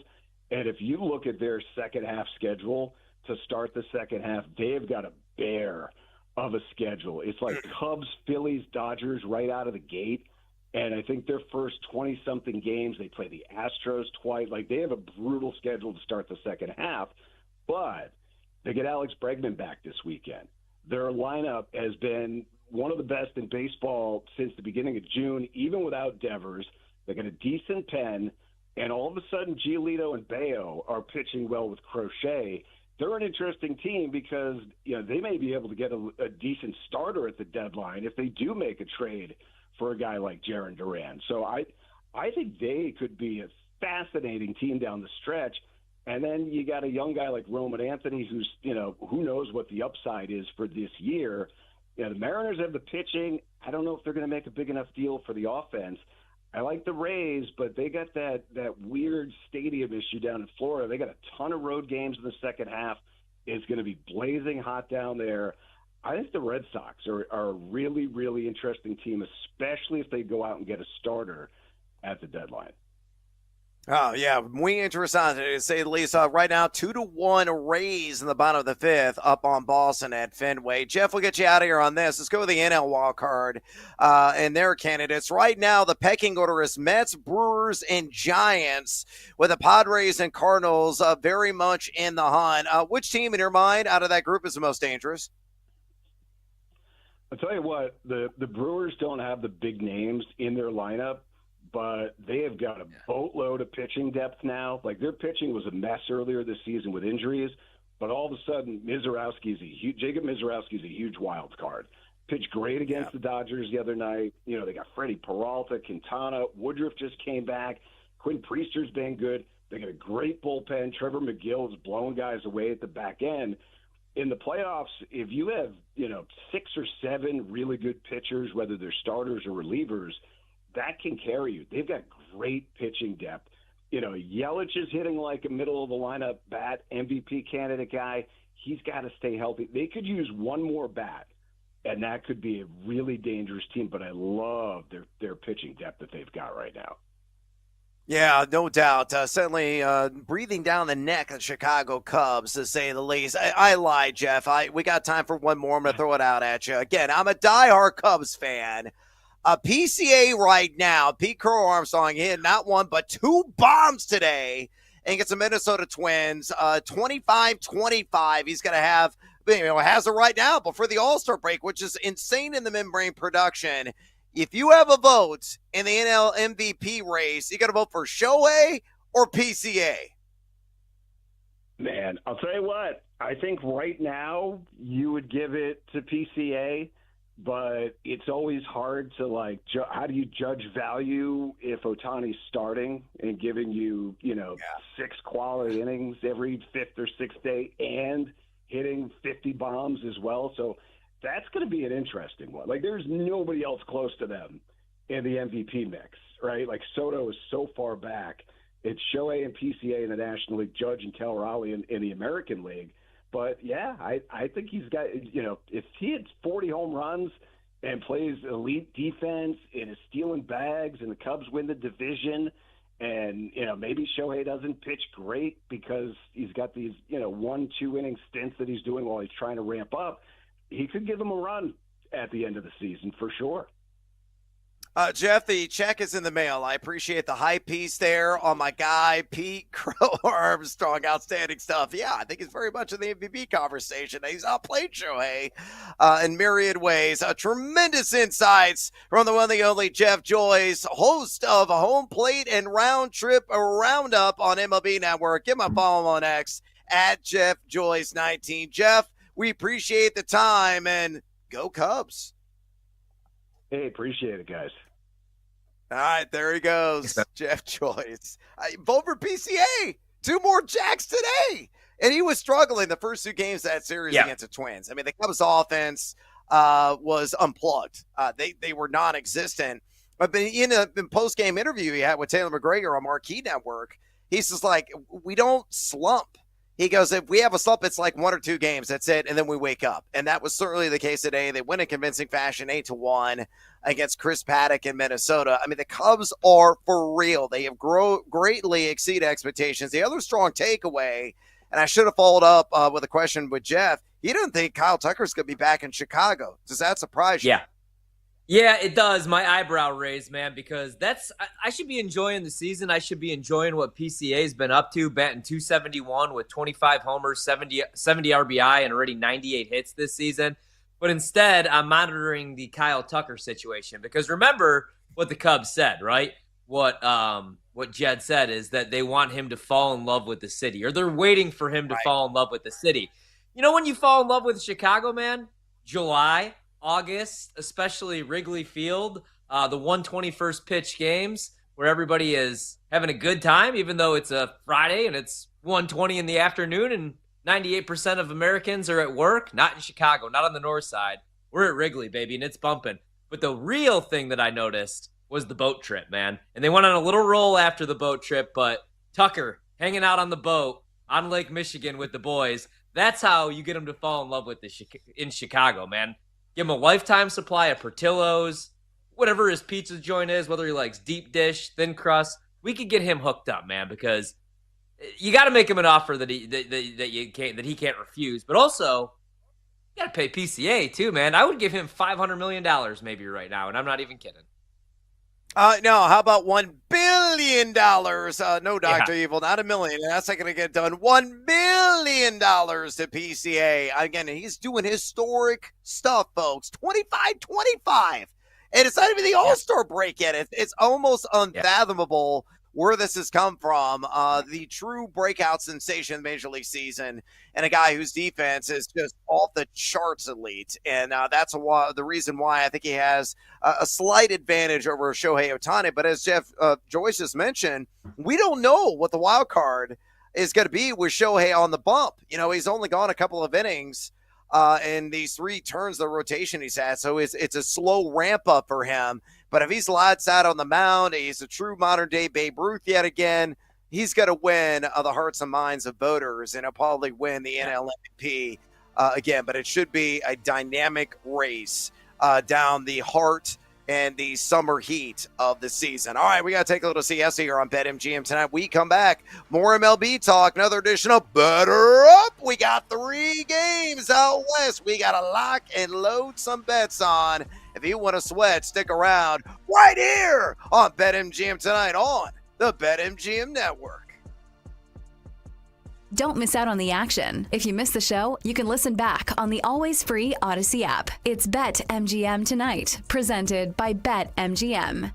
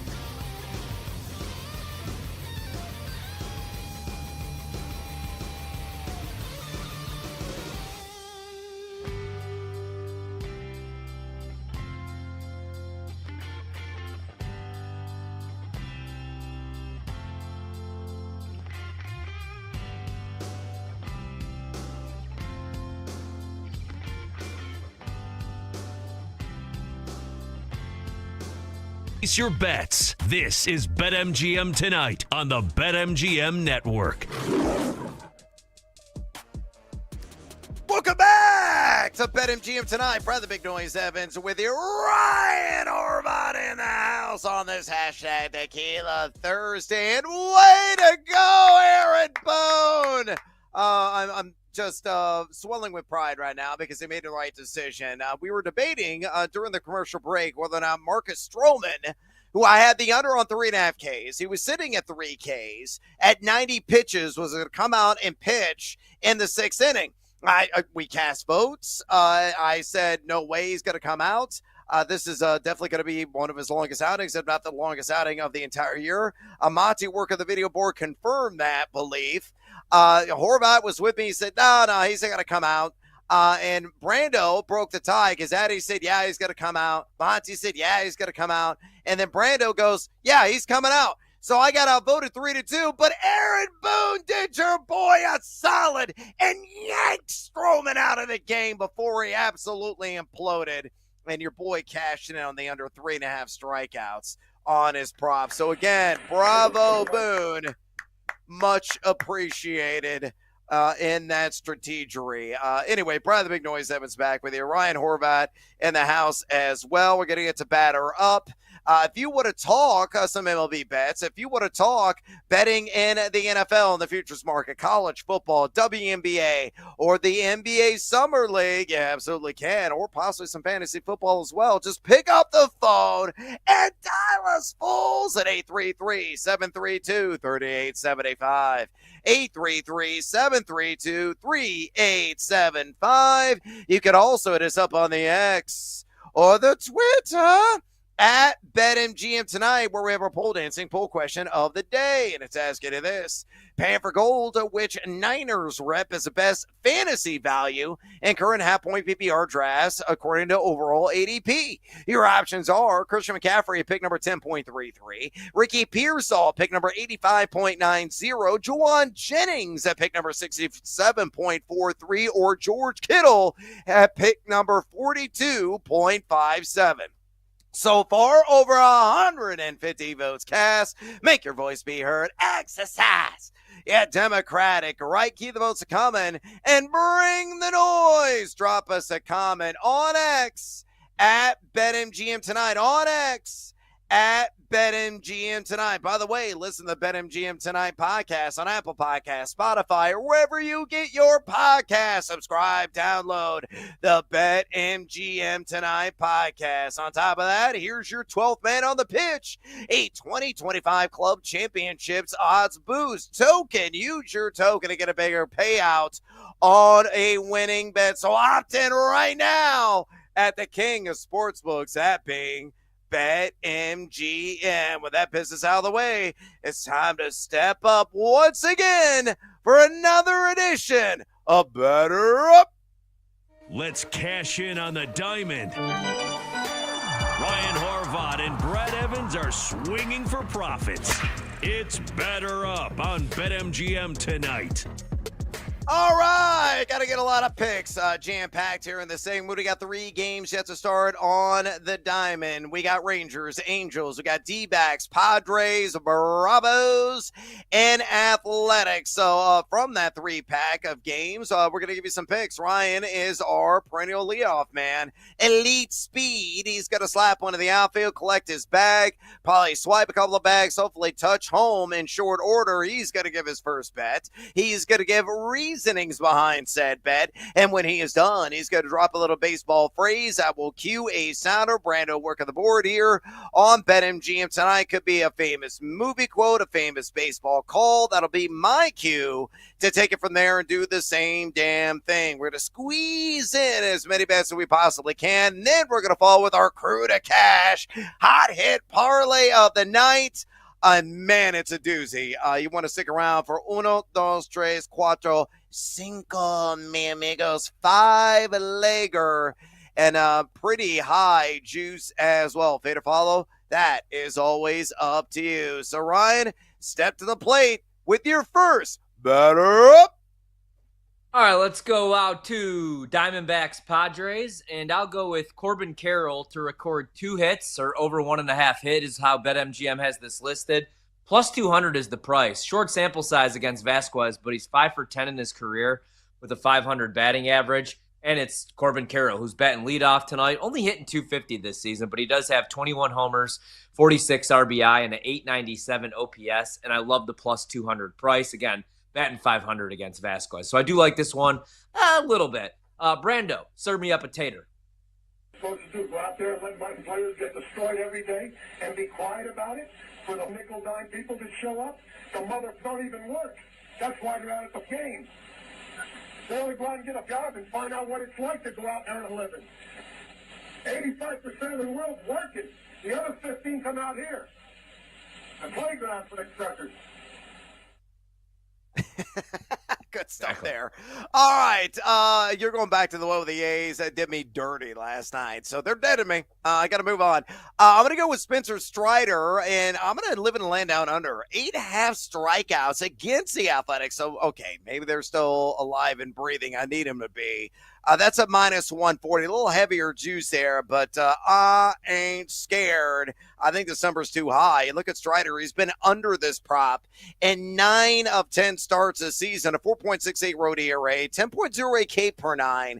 Not too shabby with a 30% call plus swing and strike rate. Also not too shabby. And the A's are numero uno in terms of highest K rate over the last couple of weeks, punching out at 26.7% of their plate appearances. But again, Strider is still slowly working his way back. I may look like a giant moron in this one. He did have like a double-digit strikeout game against Colorado earlier this season. It could replicate that given the A's struggles at the dish, but I ain't counting on it. Give me the under. Spencer Strider, 8.5 strikeouts in the sack at a minus 140. Brando, book it out of the box. 3 balls and the strike. Long drive, way back. It might be. It could be. There it is. Holy cow. Great call from the greatest. All right, I am going to the A's tonight. I'm not going to go money line, though. I'm going to go run line, just them to keep it close. Plus 1.5, minus 125. This is more just a fade on the Braves for me. The Braves opened at minus 165, took money all the way to minus 200, and I get it, but JP Sears has actually done a pretty good job over his last 2 outings. Shut down the Yankees. Granted, they were in a slump, but did it in New York. And then he threw 6 scoreless innings in a 11-2 win over the Giants at home. And I just don't trust the Braves, man. I keep waiting for them to get hot, but they have a 641 OPS, 76 WRC plus against lefties in July. I don't think they're getting hot. Meanwhile, like the A's have an 878 OPS against righties. Granted, they're going against one of the better pitchers in baseball, but I at least like them to keep it close. I could see this being a 3-2 game, so no money line tonight. Just the Sacramento Athletics, plus 1.5, minus 125. Brando, ground into a double play. Jarvis fires away. That's a fly ball deep to left. Back. That's it. That's it. Hey, he did it. Ernie Banks got number 500. A line drive shot into the seats and left. The ball tossed to the bullpen. Everybody on your feet. This is it. Oh, shout out to Mr. Cub. All right, let's go to Randy Vasquez. Give me the over 1.5 walks against the D-backs at a minus 110 juice. He has done this in 5 of his last 7 starts. A 4.18 walks per 9 mark on the season. Decent OMERA at 3.49 there at Petco. But a measly 23.2% call plus swinging strike rate. On top of that, the last 2 weeks of the Slithering Snakes, the 8th highest base on balls percentage in Major League Baseball. So again, Vasquez over 1.5 walks, minus 110. Brando, swipe a bag. You ain't good enough to lick the dirt off our cleats. You eat dog crap for breakfast, geek. You play ball like a girl. Sandlot, great movie. Showed that to my kid a couple of weeks ago. All right, let's go to Arizona, San Diego, and I'll just go full fade on Vasquez. Overall numbers 3-4 this season with a 3.79 ERA. Rodriguez hasn't been very good, 3-5 with a 5.78. But Vasquez, man, has just been putting runners on base. He only has 49 Ks against 42 walks and 18 starts. And, the Diamondbacks, they know how to convert runs. They're tied for 4th in Major League Baseball in run production, despite being 4th in the NL West standings. It's just because they don't have the pitching. But I do think with the series closer tonight, they do steal one. So I'll go Diamondbacks. I bet it at -125. I'd play that to like -130. Brando, give me a dinger. Here's a list of the players we'll be inviting to camp. I never heard of half of these guys, and the ones I do know are way past their prime. Most of these guys never had a prime. This guy here is dead. Cross him off then. It's still outstanding. All right, I'm just going to give you the bet and no reason because we got to fly through the crew to cash. Same game parlay is my last one. Rangers on the money line and Corey Seager to get a hit. He's been white hot at the dish. +112 in that one, taking on the L.A. Angels. Okay, so we're crew to cash, our hot hit parlay picks of the night. My guy is Matt Olson. Who's batting .290 against LHP. He's facing J.P. Sears of the A's. He's 2 for 5 lifetime against them, and he's gotten a hit in 13 of his last 15 games. Horvey, who's your pick to click? I'm going to go Mike Trout. Only 1 for 5 in his career against Patrick Corbin, but I do like him to get a hit tonight. All right, Mike Trout, a fish out of water. Brando, you're up next. Give me Josh Smith from the Texas Rangers. Hits in 10 of his last 12 games and hitting over 300 in his last 7. All right, excellent. Addie, producing tonight. What do you got? Yeah, we're going to go with Corey Seager. He's hitting .342 with 13 hits in his last 10 games, 4 homers, 8 RBIs, and 11 runs scored. So I feel like that's a no-brainer for me. Yes, I echo that sentiment. That's why I love him too, and have him in my parlay. Monty, the mastermind behind Batters Hyphen Box, and work on the video feed tonight. Who's your guy? Ketel Marte, elite rating on Batters Hyphen Box, 19th best matchup tonight. He's got a hit in 72% of games with an elite rating, and that's in 69 game sample size. So love that. Hitting .328 on the road this year as well, so I think he's got a great chance against Vasquez. All right, Matt Olson, Mike Trout, Josh Smith, Corey Seager, Ketel Marte, +316 at BetMGM. All right, we're going to take a little siesta here on the show. We come back, College Cash. Stick around. This is BetMGM tonight on the BetMGM Network. Don't miss out on the action. If you missed the show, you can listen back on the always free Odyssey app. It's BetMGM Tonight, presented by BetMGM.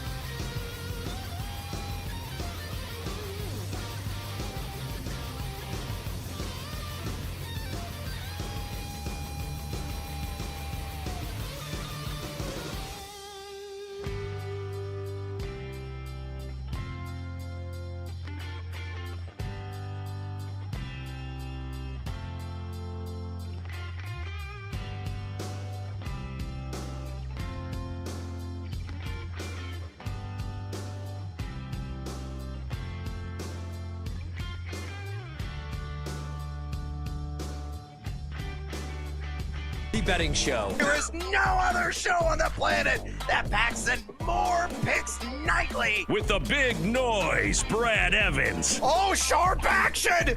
They gotta listen to the sharps! Get the heck out of here with that nonsense. I'm on JMU as well. Drake, hate the Drake. Love the Drake, hate the Drake. No, you never fade the Drake! And the mad better, Ryan Horvat. The Keep the Points special. I'll keep cashing tickets around here on Odyssey. Yeah, put me at night, baby. That's where we cash tickets. They're bringing the heat and helping you cash in big. It's a lock! It's over! It's a guarantee! It's easy money! Nobody wants to bet Seattle U, except for this guy. They're going to win this game outright, but I'll be safe and take the points plus 6.5. And delivering the late night sweats. And it's gone! It's gone! Oh, and it's gone! No way! It's gone! Holy God! It is gone! I need to celebrate tonight with my family! Do it for my kids! Do it for my boy! It's BetMGM tonight on the BetMGM network. Welcome back to BetMGM tonight. Brad the Big Noise Evans with you, joined by the one, the only, a man who's hacking right now. He's struggling, but he's fighting through it, playing hurt. God bless him for it.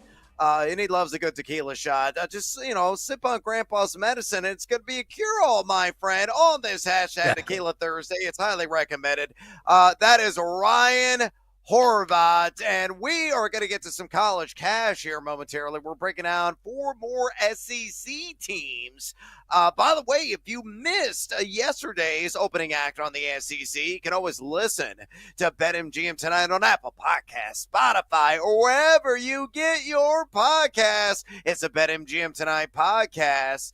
Download, subscribe, and listen at your leisure. The BetMGM Tonight podcast. Also, a friendly reminder, if you want to talk fantasy football with us, you want to talk some college football features, NFL futures, MLB bets on the late night tip, maybe some futures, some action, the WNBA, possibly the NBA Summer League, as Cooper Flagg about to make his debut tonight out in Viva Las Vegas. Simple way to contact Tori and I, just pick up the phone and dial us fools at 833-732-3875.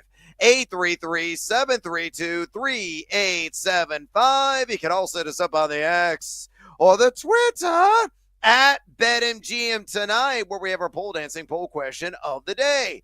And it's asking you this: Pan for Gold, which Niners rep is the best fantasy value in current half-point PPR drafts per overall ADP? Your options are Christian McCaffrey at pick number 10.33 overall, Ricky Pearsall pick number 85.90, Juwan Jennings at pick number 67.43, or George Kittle at pick number 42.57. So far, over 150 votes cast. Make your voice be heard. Exercise yeah, Democratic, right? Keep the votes coming and bring the noise. Drop us a comment on X at BetMGM tonight, on X at BetMGM tonight. Before we dive in on college football, let's give you a scoreboard update because we got some interessante storylines going down right now. Over the course of the show, Baltimore got the doubleheader sweep today. They took care of game 2 against the Metropolitans, winning 7-3.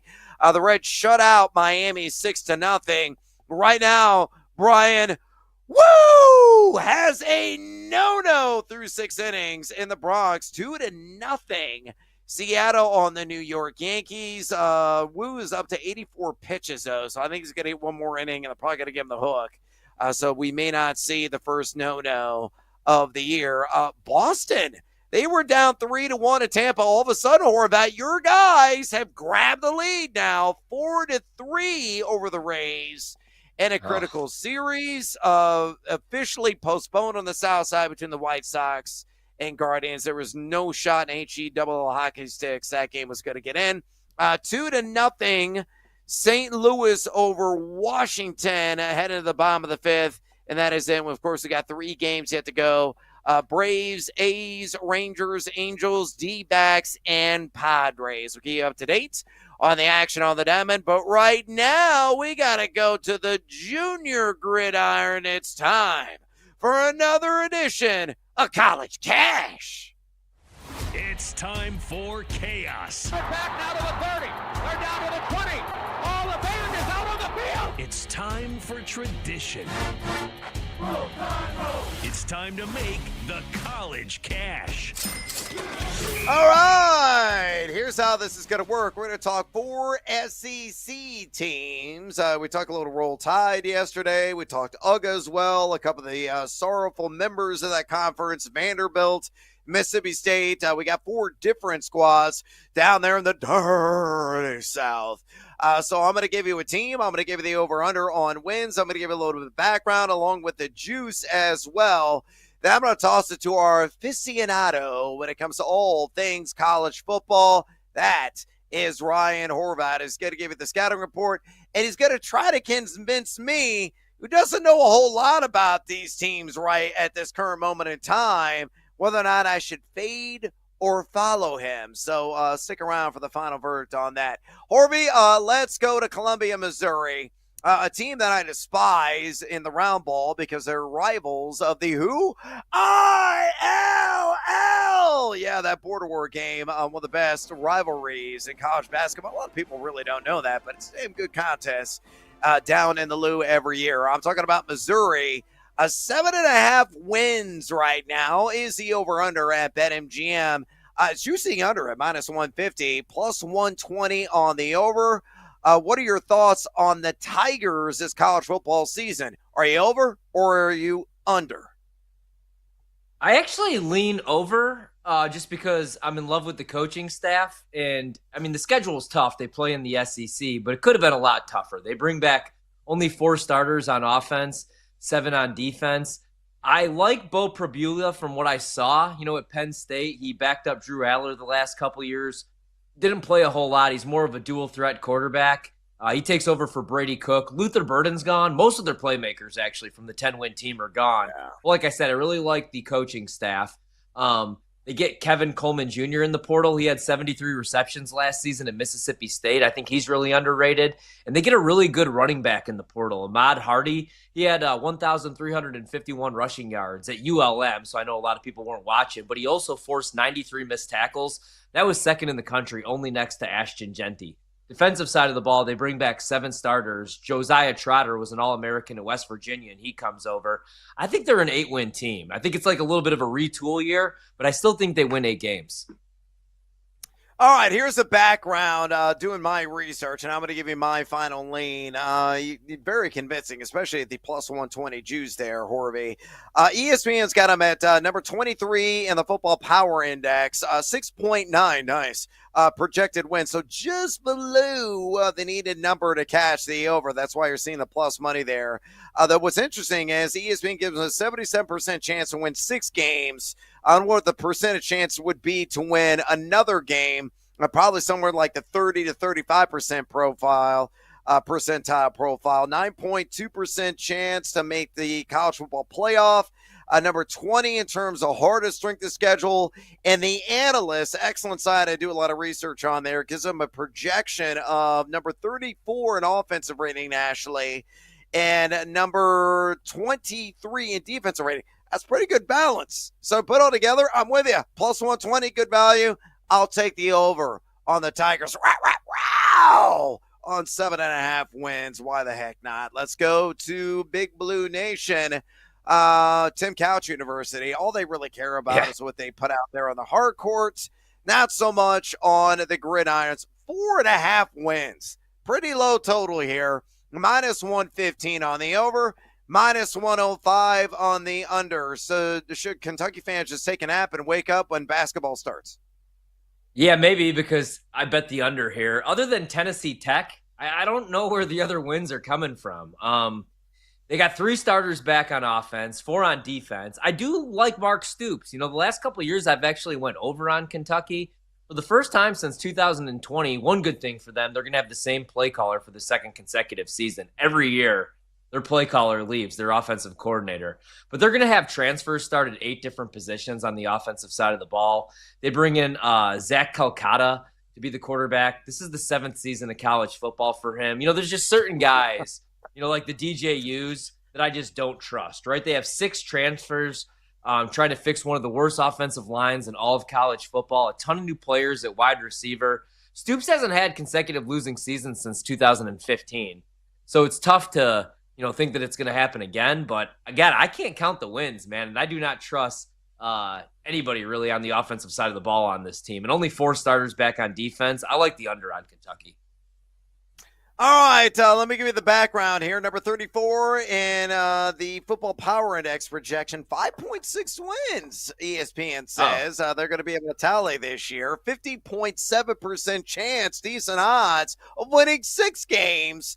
The 7th hardest, strength of schedule in college football. 68 offensive rating, but 13 in projected defensive rating, according to the analysts. That defensive rating projection, and also seeing the Football Power Index projection and the overall projection on ESPN, I'm going to fade you, my man. I'm going to take the over. I say they win 5 games, do not become bowl eligible, however, in Lexington this year. Let's go to Tennessee and the Volunteers. 8.5 wins. Does plus 105 on the over, minus 125 on the under. Made the college football playoff last year.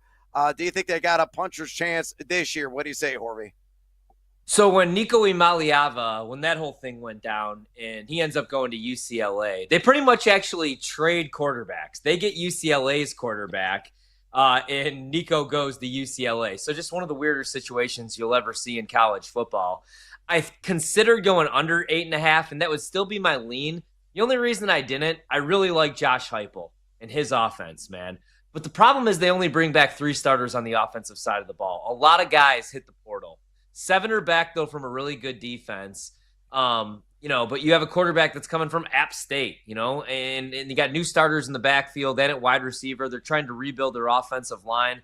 I look at the receivers, Braylon Staley, Mike Matthews, and Chris Brazzell. I was excited about Brazzell last year, and he didn't do anything. They have 4 new starters on the offensive line, and they have to replace their stud running back, Dylan Sampson, who's now in the NFL. But the defense did rank top 10 in yards and points allowed. Joshua Joseph is a stud. I think he could be a first-round pick. I really like Arian Carter, Boo Carter, Jermon McCoy in the secondary are really good players. And the reason I didn't go under is because of Heupel, what he could do with an offense and a quarterback. We'll see if, Joey Aguilar is any good.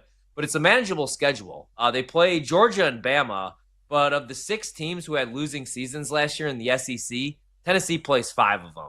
So I think they're more of an 8-win team, but I could see them winning 9 games, so I just stayed away. So I lean under, though. All right, the background on the Tennessee Volunteers, number 10, according to ESPN's Football Power Index, 8.7 wins, so barely over is the projection there at the Mouse House. 38.5% chance of making the college football playoff yet again. 15th hardest strength of schedule, number 30 in offensive rating, according to theanalyst.com, number 6 in defensive rating. Plus money in the over? Yeah, I'll tail it. Why not? Plus 105, give me the over. They win 9.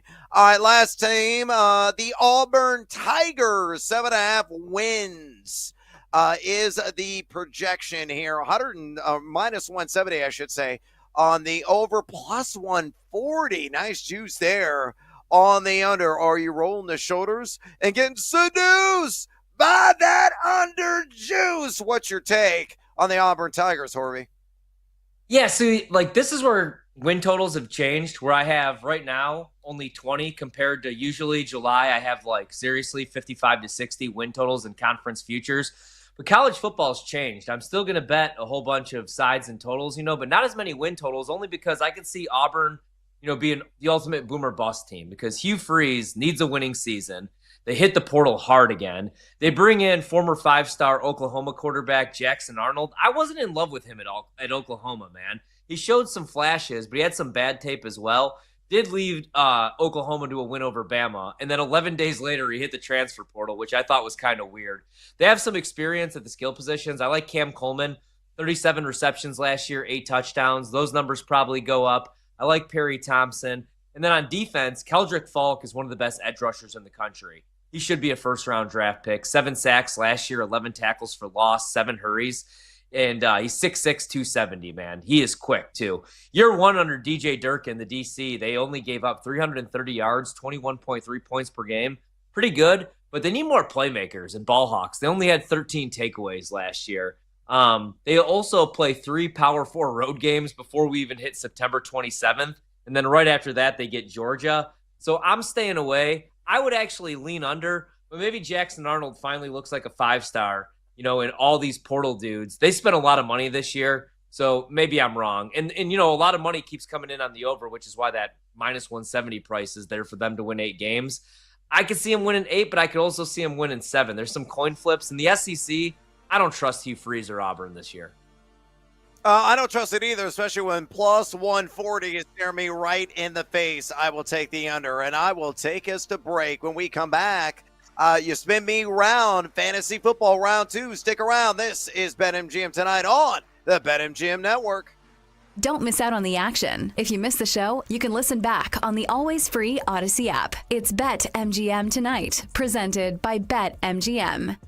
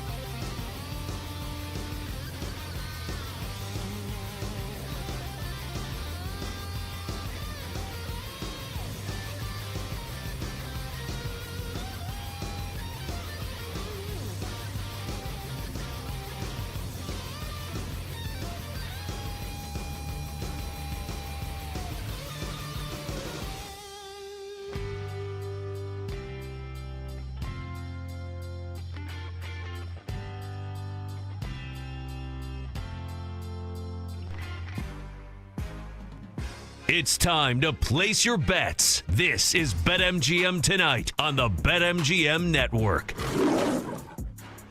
Welcome back to BetMGM Tonight. Probably the Big Noise Evans with you. Ryan Horvath in the house on this hashtag Tequila Thursday. We're talking more fantasy football. Another edition of Spin Me Round, Round, baby. Round, round like a record, baby. Round, round, round, round.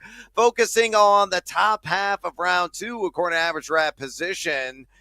So we want to stick around for that conversation, trying to get you in the mental mindset needed for you to have a monster amount of success this season in your fantasy football drafts. By the way, if you want to talk fantasy football, you want to talk college football futures, NFL futures, MLB betting, we got just a couple of games left to get underway. Out west, the WNBA, the NBA Summer League. You can contact Corey and I quite easily. Just pick up the phone and dial us fools at 833-732-3875. 833-732-3875. You can also hit us up on the X or the Twitter at BetMGM Tonight, where we have our pole dancing poll question of the day. And it's asking you this: Pan for Gold, which Niners rep is the best fantasy value in current half-point PPR drafts per overall ADP? Your options are Christian McCaffrey at pick number 10.33 overall, Ricky Pearsall, pick number 85.90, Jawan Jennings at pick number 67.43, or George Kittle at pick number 42.57. So far, over 150 votes cast. Make your voice be heard. Exercise your democratic right. Keep the votes a-coming and pop off a comment, a.k.a. bring the noise on X at BetMGM Tonight. Again, on X at BetMGM Tonight. Also, listen to the BetMGM Tonight podcast. It's tremendous. You're out mowing the grass, you're walking the dog, you're running some errands. Catch up on all of the fantasy football team breakdowns. Catch up on all the sports betting, sizzling hot takes that Ryan and Horvath and I have every single night here on the program. I can download and subscribe to the BetMGM Tonight podcast on Apple Podcasts, Spotify, or wherever you get your podcasts. The BetMGM Tonight podcast. All right, quick scoreboard update. And then we're going to dive in on some fantasy football discussion. Let's see what's going on with Brian. Woo! And woo! Indeed. Dude's got a no-hitter through 7 against the vaunted New York Yankees. Let's see what the pitch count is. I doubt he's going to come back out. Maybe he will. 92 pitches through 7 for Woo.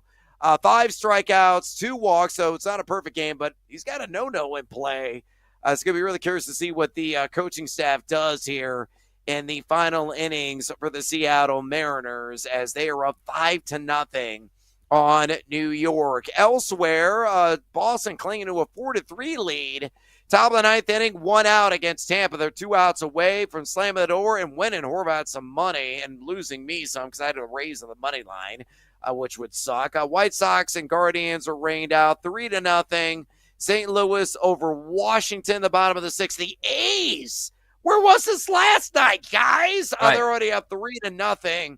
Top of the 2nd inning. You were on the A's tonight against the Atlanta Braves, and Spencer Strider, who has continuously been a king of inconsistency. I'm riding the under on 8.5 strikeouts. He only has 1 K so far in 1 inning pitched, along with those 3 earned runs. So we'll see how long he goes in that affair. Soderstrom with a 3-run home run, and Britt Rooker had a double to really start that spark in the 1st inning for the Sacramento Athletics. We'll keep you up to date on all that action. But right now, we got to do another edition of Spin Me Round, focus on the round 2 fantasy players that are out there. And let's kick it off with the main man in H-Town. Somebody rockin', knocking their boots. That would be Nico Collins.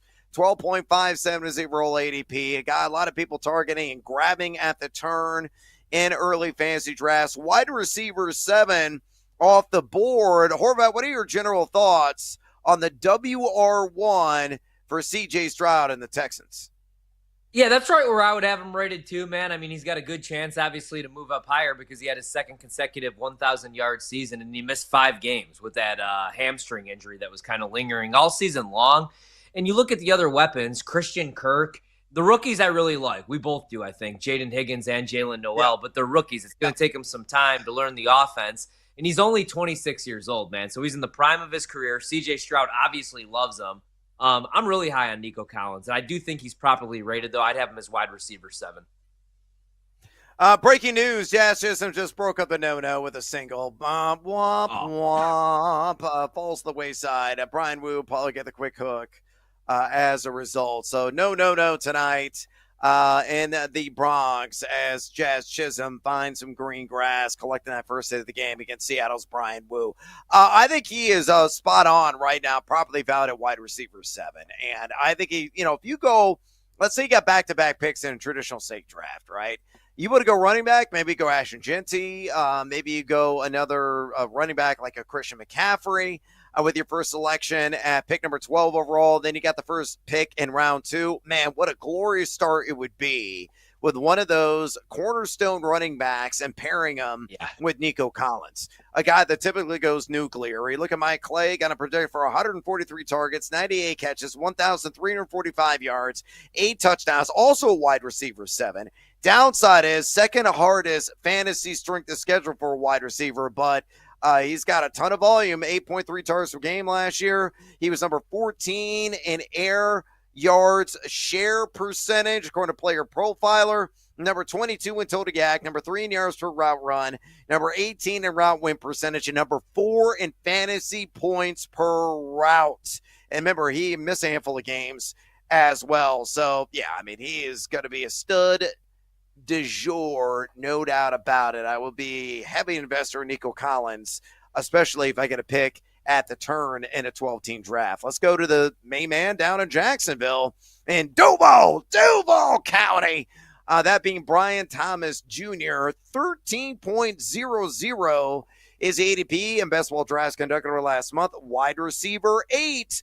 What are your thoughts on Brian Thomas now with Travis Hunter as his sidekick down there in Northeast Florida?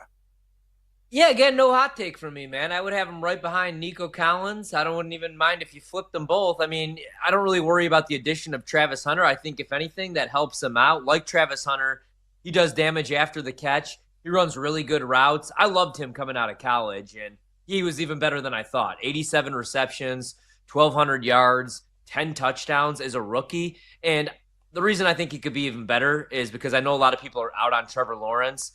I bet the over on his touchdown passes. I bet the Jags to go over their win total. I'm really high on Liam Cohen as a play caller. And last year he was catching balls from Mac Jones, man. So say what you want about Trevor Lawrence. I still think he's better than Mac Jones. So I love Brian Thomas. Yeah, I got no knocks, no qualms about the guy whatsoever. Look at Brian Thomas. Mike Clay, ESPN's got a predicted for 150 targets, 96 catches, 1,320 receiving yards, and 7 touchdowns. He's got him a wide receiver 9. I do have a guy we're going to talk about here in a minute, a little bit higher than him, but again, I'm not knocking the dude. 13th easiest fantasy strength of schedule for a wide receiver. 7.8 targets per game last year. Number 8 in total air yards. Number 8 in yards per route run. Number 10 in total route wins. Number 5 in deep ball targets. Number 15 in red zone targets. He has no weaknesses, whether with the eye test or looking at the advanced data. So really a high floor, surefire a kind of bet is one Brian Thomas. All right, let's go with the running back position. Next up, Devon Achane of the Miami Dolphins. A lot of question marks about this franchise. 15.62 is the ADP overall, RB6. What are your thoughts on the speedy running back for the Fins?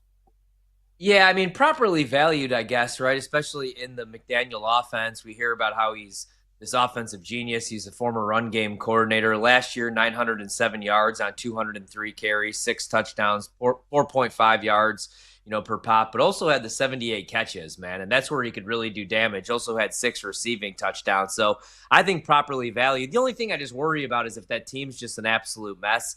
They could surprise us, or they could just be a mess and everybody gets fired. especially with the whole Tyreek Hill situation going on. I'm not really sold on Tua right now, but I do think he's properly valued and could have a monster year as long as the team's not a mess and the offensive line doesn't fall apart. Yeah, I mean, I have some reservations about Achane. I have him lower in my rankings. I got him at RB9 right now because I don't trust the team. There's question marks about Tyreek Hill. Jalen Waddle has been rather erratic in his play. Will Tua stay healthy? The offensive line, you're kind of scratching your head about. McDaniel, he's going to have that one pant leg up. He's a cool dude. He's a sexy guy, smart guy, but I don't know if he's going to have really the goods and can really fire up the hot seat behind him. You look at Mike Clay, projected for Achane, 218 carries, exactly 1,000 rush yards, 9 rushing touchdowns, a key 74 catches, 560 receiving yards, and 4 touchdowns. He gets a lot of dump offs, and I think that is going to continue. So a very worthy investment in PPR leagues, to say the least. Saw 59.1% of the opportunity share last year, 16 in red zone touches, 5.3 yards per touch, 17 yards created per touch, 32, though, that's it in yak per attempt, and only 30 in total missed tackles forced. He played 17 games. So there's some downsides, but again, his value is buoyed a bit if your league scores handsomely for receptions. But again, I have my reservations. All right, let's move on and go to Drake London calling. 16.48 the overall ADP at wide receiver 9. He's the guy who would have a slight advantage over Brian Thomas. Do you feel the same? I definitely, that's tough for me because I'm really high on Brian Thomas and the Jags offense, but I get it, man. I am also really high on Atlanta. Maybe I'm just really high because I bet them to win the South. I was going to throw that on the card tonight, plus 240. 100 grabs last year, 1,200 yards, 9 touchdowns. And now he gets a full season, we hope, with Michael Penix Jr. So I do get it. Yeah, I could see him being top 7, top 8 for sure. I love him. And I drafted him at Scott Fish, as a matter of fact, in round 3. So I was picking in the 11th spot. I took Ashton Genty. It's a super flex league, so I turned around and took Joe Burrow. And I'm like, okay, I got to get my wide receiver, even though it's 9 flex spots and not in a fixed position, so he can start 2 quarterbacks. I still feel very safe with Drake London at that position. You look at Mike Clay's got predicted for 154 targets, 97 catches, 1,198 yards, 8 touchdowns. Got him a wide receiver 10, a little bit lower than I would feel. Again, I think it's going to be top 8. The 10th easiest fantasy strength of schedule for a wide receiver. Number 3 in air yards. Number 3 in red zone targets. Number 7 in route wins. Number 12 in fantasy points per route. Love me some London, man. I got nothing to argue against him. I'm a strong supporter. All right, let's go to Brock Bowers. 16.67 TE1. Will he be the guy at the tight end position this year?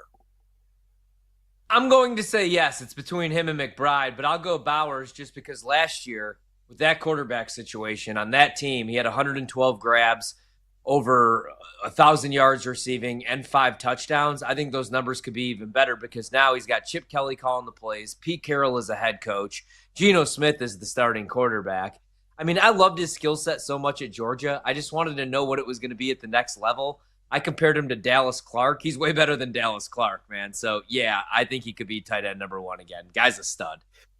Unbelievable. A matchup nightmare. Yeah. Mike Lee's got him at tight end, too. He's got McBride a little bit higher, but still a healthy forecast. 147 targets, 108 receptions, 1,133 yards, 6 touchdowns. The 5th hardest overall strength of schedule. The Geno upgrade is a massive one over the quarterback crap that he had last year, where he saw 9 targets per game. He was number 1 in air yards, number 1 in deep ball targets among tight ends. Only number 10 in red zone targets, though he was number 1 in yak. Only number 11 in fantasy points per route. But I'm a buyer like you are, and Bowers being the guy to set the pace at the tight end position. All right, last one. A.J. Brown, are you getting down with the Philadelphia Eagle? 18.24 overall ADP, and positionally at wide receiver 10. Yeah, I love A.J. Brown. The only thing that scares me a little bit, 67 receptions last year, Saquon Barkley, Jalen Hurts, kind of a run-first offense. I do think that he has a better year, though. So I'm fine with it. I love A.J. Brown. Don't get me wrong. You can't play man defense against him. He's a nightmare. But you got Smith on the other side. They do have some other weapons. I don't know who that third wide receiver is, though. And he's just a nightmare matchup. So I'm fine with it. I just worry a little bit just because, they run the ball so much. A.J. Brown, wide receiver 10. I think that's exactly where I have him. Yeah, at wide receiver 10. So I think the value is spot on. Clay's kind of projected for 142 targets, 91 catches, 1,342 yards, 8 touchdowns, wide receiver 8.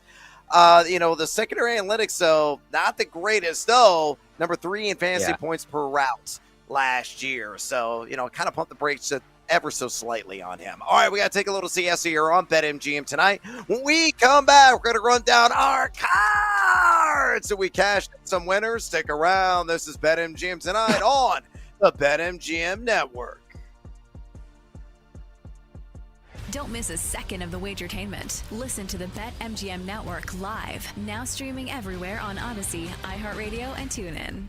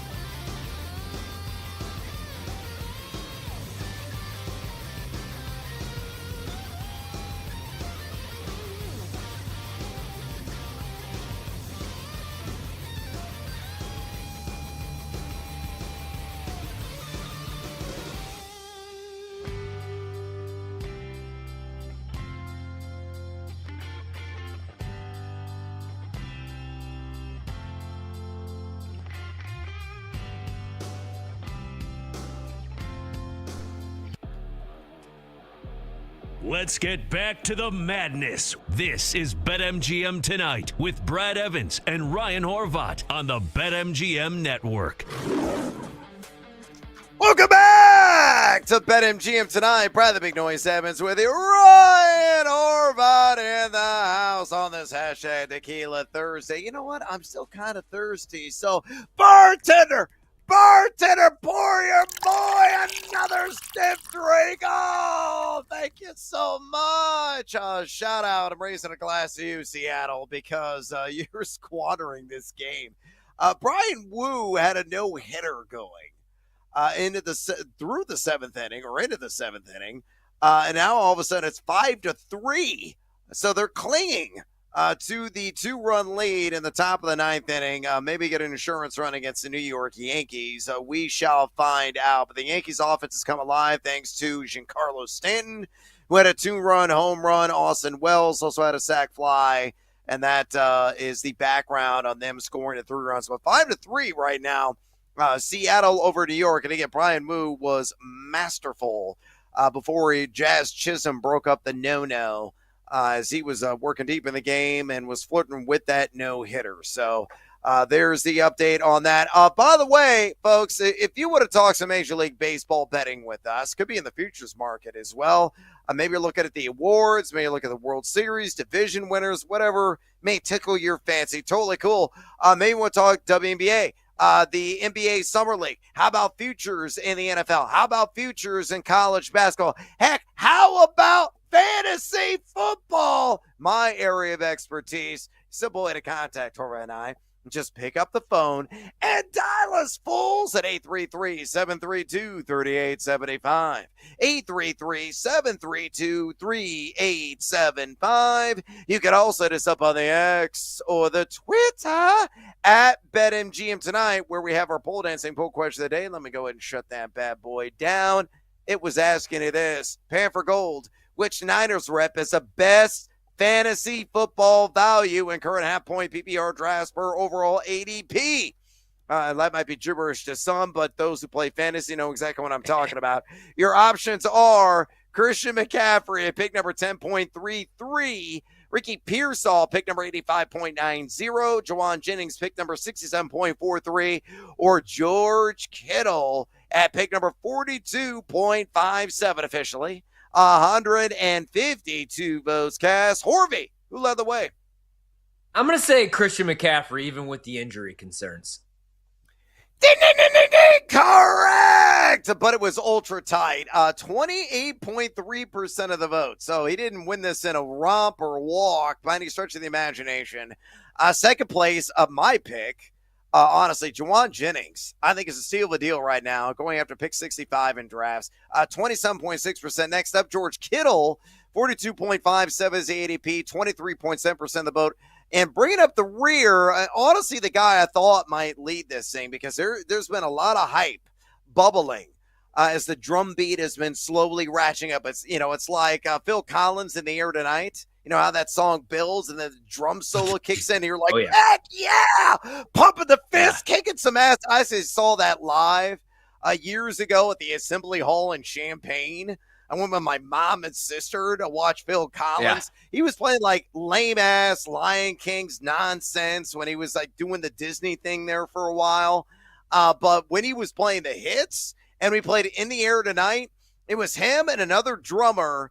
The main drummer was on the floor, like kind of leading in with a drum beat. And then Phil rose up from beneath the floor all the way up above the dude, and they were playing simultaneously. It was like, oh my God, this is moving. I might cry. This is amazing stuff. It rocks so hard. That song still kicks it. It really does. It's a banger. So I thought Ricky Pearsall would be that guy. That was the whole analogy there. But he wasn't. He finished dead last at 20.3%. Brando working the board here on BetMGM tonight. Chimed in, as he always does. Thank you, Brando, for your contribution. He said, Juwan Jennings is ready to be the number one in this offense without Debo. And if healthy, he should be a top 10 to 15 wide receiver. And I just can't trust CMC to stay healthy enough to pick him in late first round on the turn of a 10-team league. He's my number one stay away from.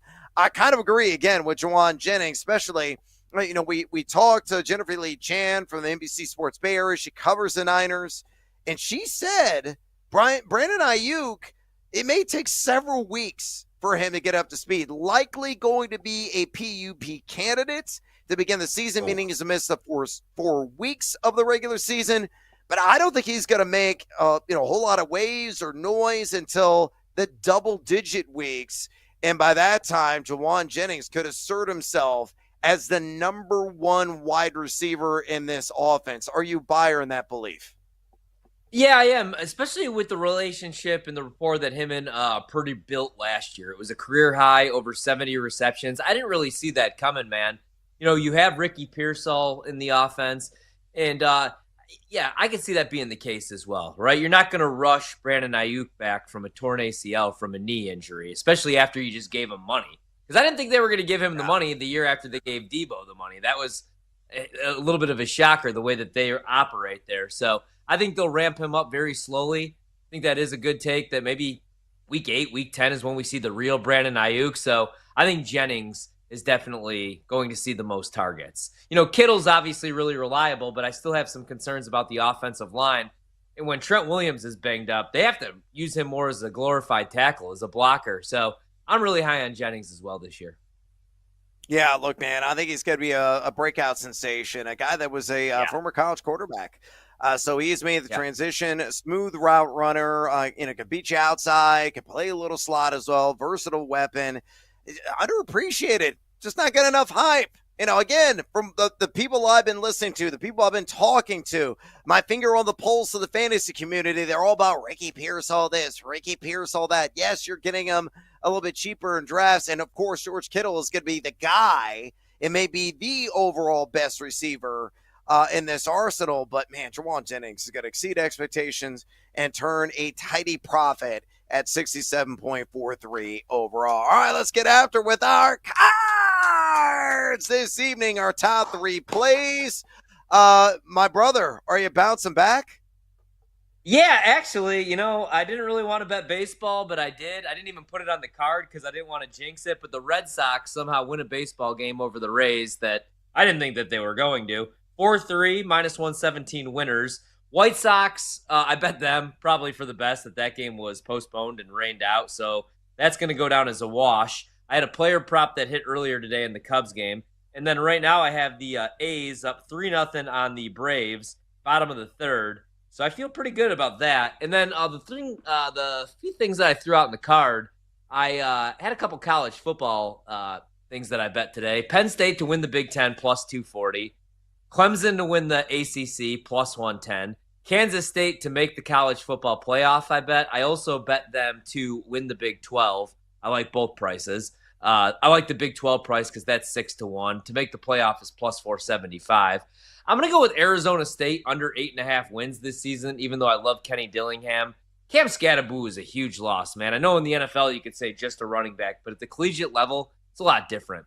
I'm going to take FSU, Florida State, in English to bounce back over 7.5 wins, +160. And then I like Atlanta to win the NFC South, +250. I bet that again today. Didn't get to it. So let's hope the A's don't blow this. It's the third inning only, but they do have a 3-0 lead, and maybe we get a 3-0 day and keep it hot tomorrow night, hopefully, and throughout the weekend betting baseball. All right, on my card tonight, Marcus Stroman. Aaron Boone did me a solid again. I hit the under on 3.5 strikeouts at +105. Cha-ching! Pick number 2, I had the Rays on the money line. They blew it against Boston, but I'm glad you won that one. Play number 3, cha-ching! Jackie Young. I had 5 more rebounds at +125. No Asia Wilson tonight for the Aces. She had 7 boards. Extraordinary value. You knew that somebody's going to step up when not having their big lady on the floor squeezing the rock. And Young was that woman who really filled the void. So she did a tremendous job. So 2-1 night for me. Parlay P got washed out. He had action in Guardians and White Sox, a game postponed, and clement weather in the Windy City. Brian Wu, I had the over on 5.5 Ks. I think he finished with 5, if I'm not mistaken. Yeah, that was the loser. Adolis Garcia has already got a single, so we're halfway there. Yeah, Q Bon Jovi in the background on the total bases at plus 120. Oh, and C.J. Abrams, first at bat of the game, a double, cha-ching! Hit the over on total bags for him at even money against the Cardinals. So, yeah, pretty good night for me. Right now, I'm sweating out the under on Spencer Strider's strikeouts against the Athletics. Right now, I mean, he got rocked in the first inning, 3-0. He's got 5 Ks, only 47 pitches. Need to knock him out of there. Too good about that. Yeah, they got to yank him. Randy Vasquez, I had the over on walks 1.5. He had a clean first frame, so we're gonna have to wait on that one. The third one, I had Texas on the money line and Corey Seager to get a hit. Rangers up 2-0, and guess who got a hit? Seager got a single in his first at bat. So we're halfway there. Wow, living on a prayer. Hopefully that one's gonna come in. And then Matt Olson, I need him to get a hit, and I believe he's 0 for 2 so far. Yeah, because the Braves don't have a single knock yet against J.P. Spears. The Braves stink. Yeah. No, they can't hit. But it's amazing when you got Ronald Acuna, you got Matt Olson, you got Austin Riley, they got Jurickson Profar back, and they just can't score any damn runs. So they did last night. Of course, I bet the A's against them, so I look like a moron there. Tonight, I decide, to fade the A's pitching, and once again, they're swinging 2 picks. Yeah, the Braves, to me, have been the biggest disappointment. I know Baltimore, too, the Orioles, but I kind of saw that coming because they didn't want to spend a ton of money this offseason. I would have kept Corbin Burns. I would have threw some money at pitching. Instead, they kind of acted like a mid-market team for whatever reason, even though they have all that young talent. But the Braves, this makes no sense. They're not going to get hot. It's already a tough division. And that's the surprise, man. If you told me, arms, they lost some arms, guys got hurt, that would make sense. But they just can't hit. No, they cannot. All right, I got us a stage left. We're about to stick around for a bonus hour at BetMGM tonight. Until Monday, adios, amigos. Come on, Braves, wake up. Don't miss out on the action. If you missed the show, you can listen back on the always free Odyssey app. It's BetMGM Tonight, presented by BetMGM.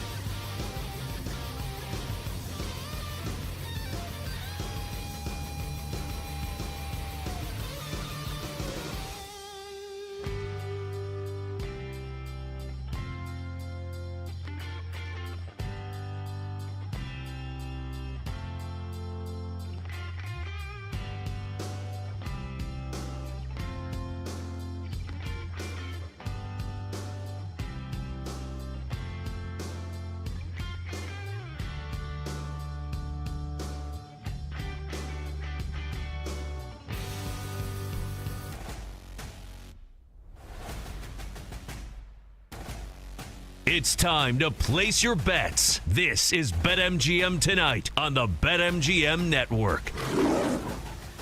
Back to BetMGM Tonight. Brother Big Noise Evans with you. Ryan Horvath in the house on this hashtag Tequila Thursday. We had an awesome interview with Jennifer Lee Chan, breaking down everything San Francisco 49ers. Terrific insider information based on some of the observations, some of the interviews that she's done with actual team members. And I was really talking up Christian McCaffrey. Looking good. The staff is confident that it can storm back with a vengeance. So if you missed any of that interview, I'm talking to you, fantasy football drafter. You might be thinking about it. The heart of the fantasy draft season, about a month away. You can always download and listen to the BetMGM Tonight podcast wherever you get your podcast. Click subscribe again and listen to the BetMGM Tonight podcast. We're going to get to our takes on the San Francisco 49ers here momentarily, another edition of 3 Point Stance. But a further reminder, if you would have talked fantasy football with us, you would have talked NFL betting futures, college football betting futures, Major League Baseball betting, WNBA, Summer League betting. You absolutely can. All you got to do is pick up the phone and dial us fools at 833-732-3875. 833-732-3875. You can also hit us up on the X or the Twitter at BetMGM Tonight, where we have our pole dancing poll question of the day. And it's asking you this: pan for gold, which Niners rep is the best fantasy value in current half-point PPR drafts per overall ADP? Your options are Christian McCaffrey, pick number 10.33. Ricky Pearsall, pick number 85.90. Juwan Jennings at pick number 67.43 overall. Or George Kittle at pick number 42.57. So far, over 150 votes cast. Make your voice be heard. Exercise your democratic right to keep the votes coming and fire off a comment, a.k.a. bring the noise on X at BetMGM Tonight, on X at BetMGM Tonight. Speaking of the king of sports books, get in on the excitement at BetMGM with an any sport, no sweat token. If you don't win your wager, you'll get your stake back in bonus bets. So opt in right now on the any sport, no sweat token, only at the king of sports books. That, of course, is BetMGM. With that business put to the side, it's time to get after it with another edition of the 3 Point Stance. Ready, set, hike. Brad Evans and Ryan Horvath are lined up in their 3-point stance to blitz through every NFL team on BetMGM Tonight. All right, continuing on our series, we have broken down every single NFC West team the entire week. Let's put a cherry on top of the Sunday with a team that many are expecting to win this division and represent in the playoffs. So we're going to start off with our fantasy values and spins and some of the marquee names. We'll do a prop stop and then our team lean over under on wins for the San Francisco 49ers. All right, let's start off on the fantasy side of things. Let's go with Ain't He So Purdy? Yeah, that being Brock Purdy. Pick number 96.19 is the overall ADP. And drafts conducted last month at Best Ball 10s. Quarterback 12 overall, so barely a QB1 in 12-team format. So based on that valuation, Horvath, is Brock Purdy overvalued, undervalued, or properly valued, my guy? I'm going to say undervalued. I think he's a top 10 quarterback. Right now, I'd probably have him as QB 10. I did bet him 28-1 to win the MVP. He was in the conversation 2 years ago before that late season loss to Baltimore. They go from playing one of the toughest schedules in the league to the easiest schedule in the league. And I like the way that they close out, man. Week 11 against the Cardinals, Week 12 against the Panthers, Week 13 against the Browns. Then it's the Titans, Colts, Bears, and Seahawks. Last year, even in a down year, 3,864 yards, and he missed 2 games. And even in a down season, his efficiency, like 8.5 yards per attempt, second best in the NFL, 5th in passing yards per game with 257.6. And that was without Brandon Ayuk, right? And a bunch of guys banged up. Christian McCaffrey. So I think he's a little undervalued. Yeah, I got him properly valued. Honestly, I'm a pansy. I should have him higher in my rankings right now. But here's the deal, folks. I love Chicago Bears, and for some sick demented reason, I believe in Caleb Williams. I have Caleb Williams 2 spot higher. I have Bo Nix 1 spot higher. I have the Dak attack like 4 spots higher. I think he's in the conversation with all those guys. And chances are, when push comes to shove, I'm in an auction/salary cap draft. I'm going to go with the extra dollar. I'm going to extend the go gadget arm by maybe a round ahead of the ADP and pick Brock Purdy because I do honestly have a ticket on him to lead the NFL in passing yards at plus 950. Mike Clay's kind of predicted for 4,608 passing yards, 25 passing touchdowns, 263 on the ground, and 5 rushing TDs. He's got him a quarterback 8. Middle of the pack in terms of fantasy quarterback strength of schedule, number 18. I was only number 26 in just completion percentage last year, but number 8 in deep ball completion percentage and top 10 as well in red zone completion percentage. Thank you, Kittle, George. I like Purdy. Again, sack up Evans. You should move him up your rankings. I'm going to stick to it, though, for the sake of the segment. I'm going to say properly valued on Purdy at quarterback 12. Let's go to Christian McCaffrey, 10.33 overall is the ADP, RB5. His value has been slowly, steadily rising throughout the summer, and I wouldn't be surprised when it comes to peak draft season. He's going to be in the single digits in terms of overall ADP, but at 10.33, Horvey, is he overvalued, undervalued, or properly valued, my man? I think he's slightly undervalued. I mean, you worry obviously about the injury and the age now, but we've worried about injuries with Christian McCaffrey before, and when he's right, man, you know he's going to get the entire workload. Even in the 4 games he played, he had 50 carries. The only running backs I would take over McCaffrey are Bijan, Saquon, and Jahmyr Gibbs. I have him right above Ashton Genty, only because Genty's a rookie. But I'm expecting McCaffrey to stay healthy this season, so I still think he's a little undervalued. I say he's properly valued, honestly. I got him exactly at RB5. My pecking order right now is Bijan at 1, Gibbs at 2, Saquon at 3, and Genty at 4. And I put my money where the mouth is.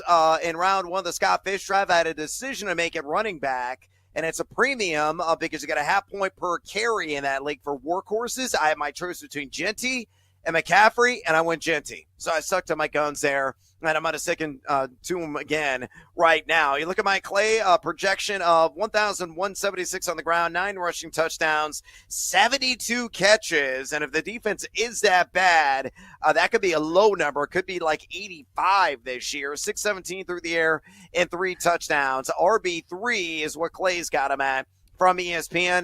The 8th easiest overall strength of schedule for a fantasy running back. Remember, he had 21 TDs a couple of years ago. Outlandishly good. 76.3% of the opportunity share that season. I think Isaac Arendo is going to get at least 30% of the opportunity share to try to keep him healthy. So it could be kind of a less is more approach. I'm not knocking him. I even have a ticket on him along with Bijan and win Offensive Player of the Year.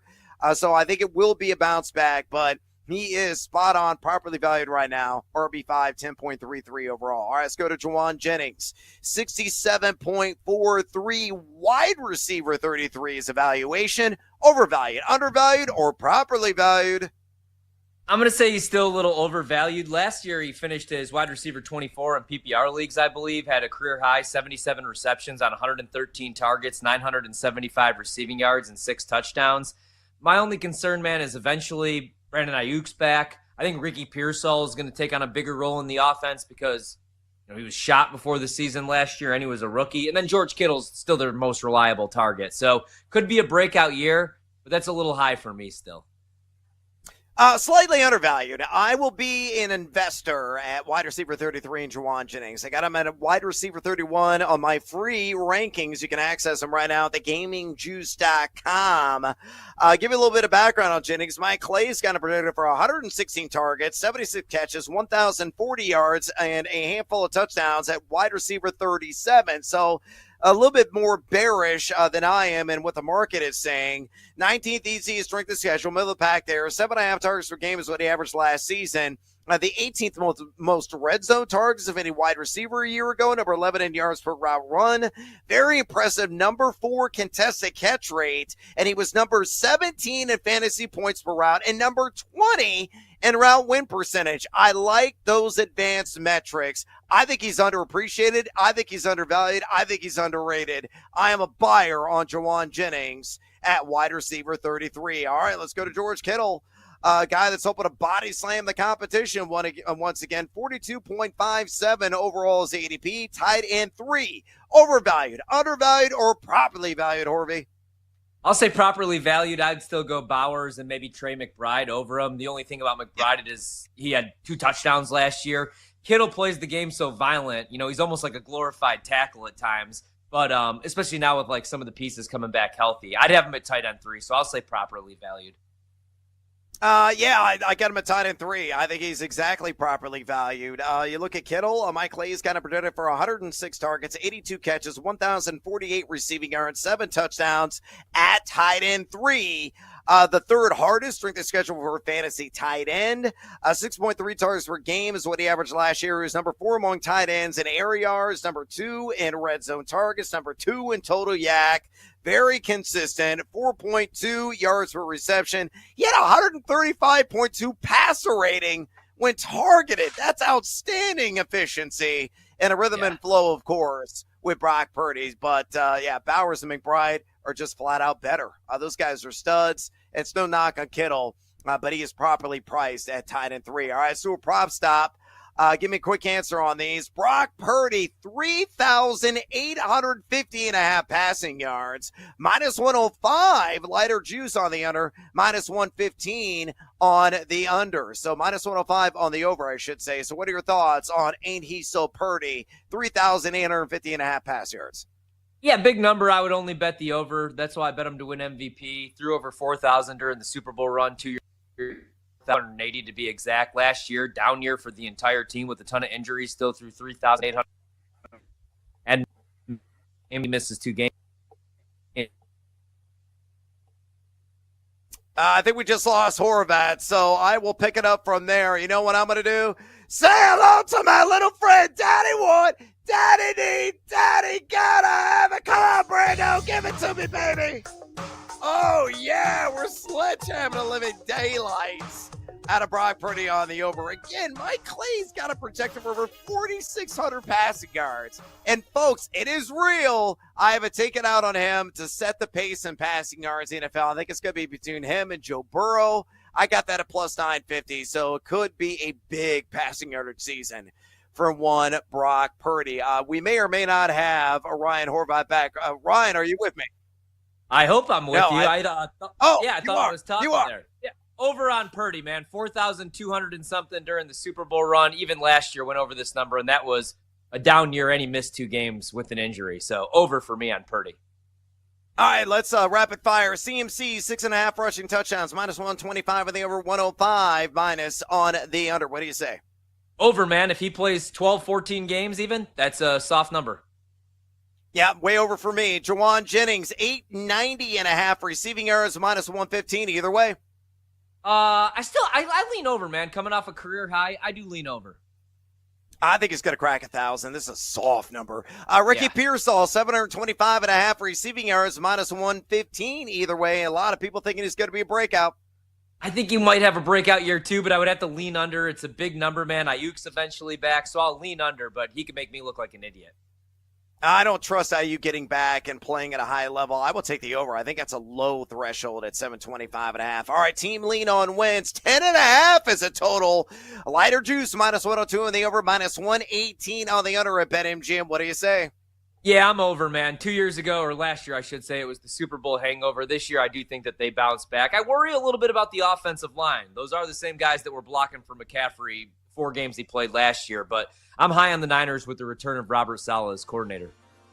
Now, I'm taking the under. Mike Clay only gives them a 50% win probability in 7 games. I think they're going to win 8 or 9 and not make double figures. All right, we got to take a little siesta here on BetMGM tonight. From the gridiron to the diamond, we're going to talk to Jeff Joyce of the MLB Network. Don't go anywhere, fools. This is BetMGM tonight on the BetMGM Network.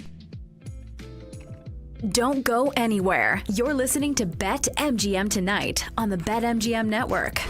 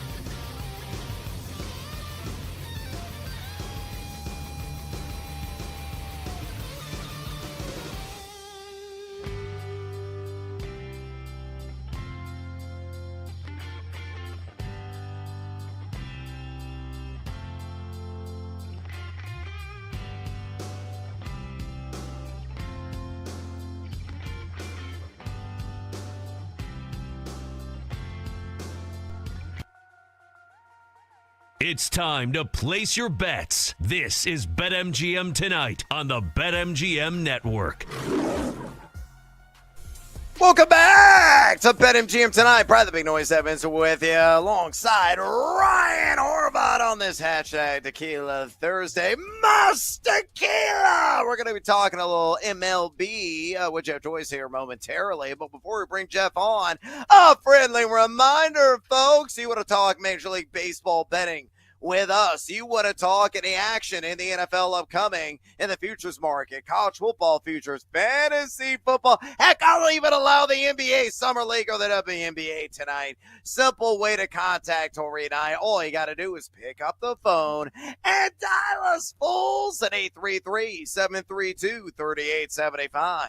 833-732-3875. You can also hit us up on the X or the Twitter at BetMGM Tonight, where we have our pole dancing poll question of the day. And it's asking you this: which Niners rep is the best fantasy value in current half-point PPR drafts according to overall ADP? Your options are Christian McCaffrey, pick number 10.33. Ricky Pearsall, pick number 85.90. Juwan Jennings at pick number 67.43. Or George Kittle at pick number 42.57. So far, over 150 votes cast. Make your voice be heard. Exercise. Yeah, Democratic, right? Make your voice, definitely be heard through the bullhorn by also dropping off a comment. We're going to read those a little bit later on the show. So bring the noise on X at BetMGM Tonight, on X at BetMGM Tonight. Right now, let's talk to Jeff Joyce of the MLB Network Radio, host of Home Plate and Round Trip Roundup on that fine station. So check him out and listen to those dulcet tones. Also follow him on X at Jeff Joyce19, on X at Jeff Joyce19. Jeff, welcome to BetMGM Tonight. Straight away from me, the MLB trade deadline is on the immediate horizon. Give us 2 to 3 of the biggest names you think will be on the move and where. Now, selfishly, as a diehard Chicago Cubs fan, do you expect there to be an active team at the deadline this year? Hey, well, I appreciate you guys having me. Yeah, I think the Cubs for sure are going to be looking at starting pitching. Their lineup looks good. Their bullpen during the course of the season has really come along. So I got to believe that starting pitching, they're going to be all in at the deadline. And, especially since the fact that Kyle Tucker probably not going to be back there next year. Like, it's a big year for the Chicago Cubs, and they got the Brewers right behind them right now. So starting pitching for sure for them. As far as the big names go, it's interesting because, there's a lot of teams are close right now. National League, you got 5 teams within 4.5 games of the final wild card. In American League, I think it's like 6 teams within the 3.5 games of the final spot there. So I don't know if all these teams know if they're selling or buying yet, but I think, the D-backs are the one team for sure. If the D-backs decide to sell, you got Josh Naylor, who's a free agent. You got Gino Suarez, who's a free agent. Yankees need a third baseman. Mariners could use a third baseman. Other teams out there need offense. So I think Naylor certainly goes somewhere. I would trade Suarez, too, if I were them. And then they got Zach Gallen and Merrill Kelly. They're both free agents. So they got a lot of pieces, and I do think they need to, revamp this thing for next year with some of the injuries they've got. But we're all still waiting to see. Sandy Alcantara, he's got an ERA over 7, so I don't know if there's any takers with his contract. There's rumors that the Red Sox, they got a crowded outfield, that Jarren Duran might be on the move. And then you got teams like Cleveland and Minnesota where they could trade their closers. You could see Clase and Duran maybe gone, but those are all maybes right now. So everyone's kind of waiting to see, and this might be a last-minute thing for a lot of these teams because a lot of teams still think they're in it. Yeah, Jeff, and on paper, it was a rough week for the Dodgers, but the Dodgers look like a perfect baseball team once they're fully healthy. In the National League, who do you think, gives them the best fight? Or who else do you like in the NL that you do think can make a deep run and maybe give them a challenge this season? Yeah, I'll tell you, the Dodgers are fascinating because their whole thing is health. Like, we really don't know. You know, Ohtani hasn't gone past 2 innings yet, and they just got Glass now back, and, you know, Snell's off in the distance. So they don't look like themselves, and Mookie Betts isn't having his regular season. Again, a lot of this depends on the deadline. You know, the Phillies have a good lineup. They got a great rotation. Their bullpen's horrible. They got to fix that. You know, the Mets are a good team. They're getting some starting pitching back here.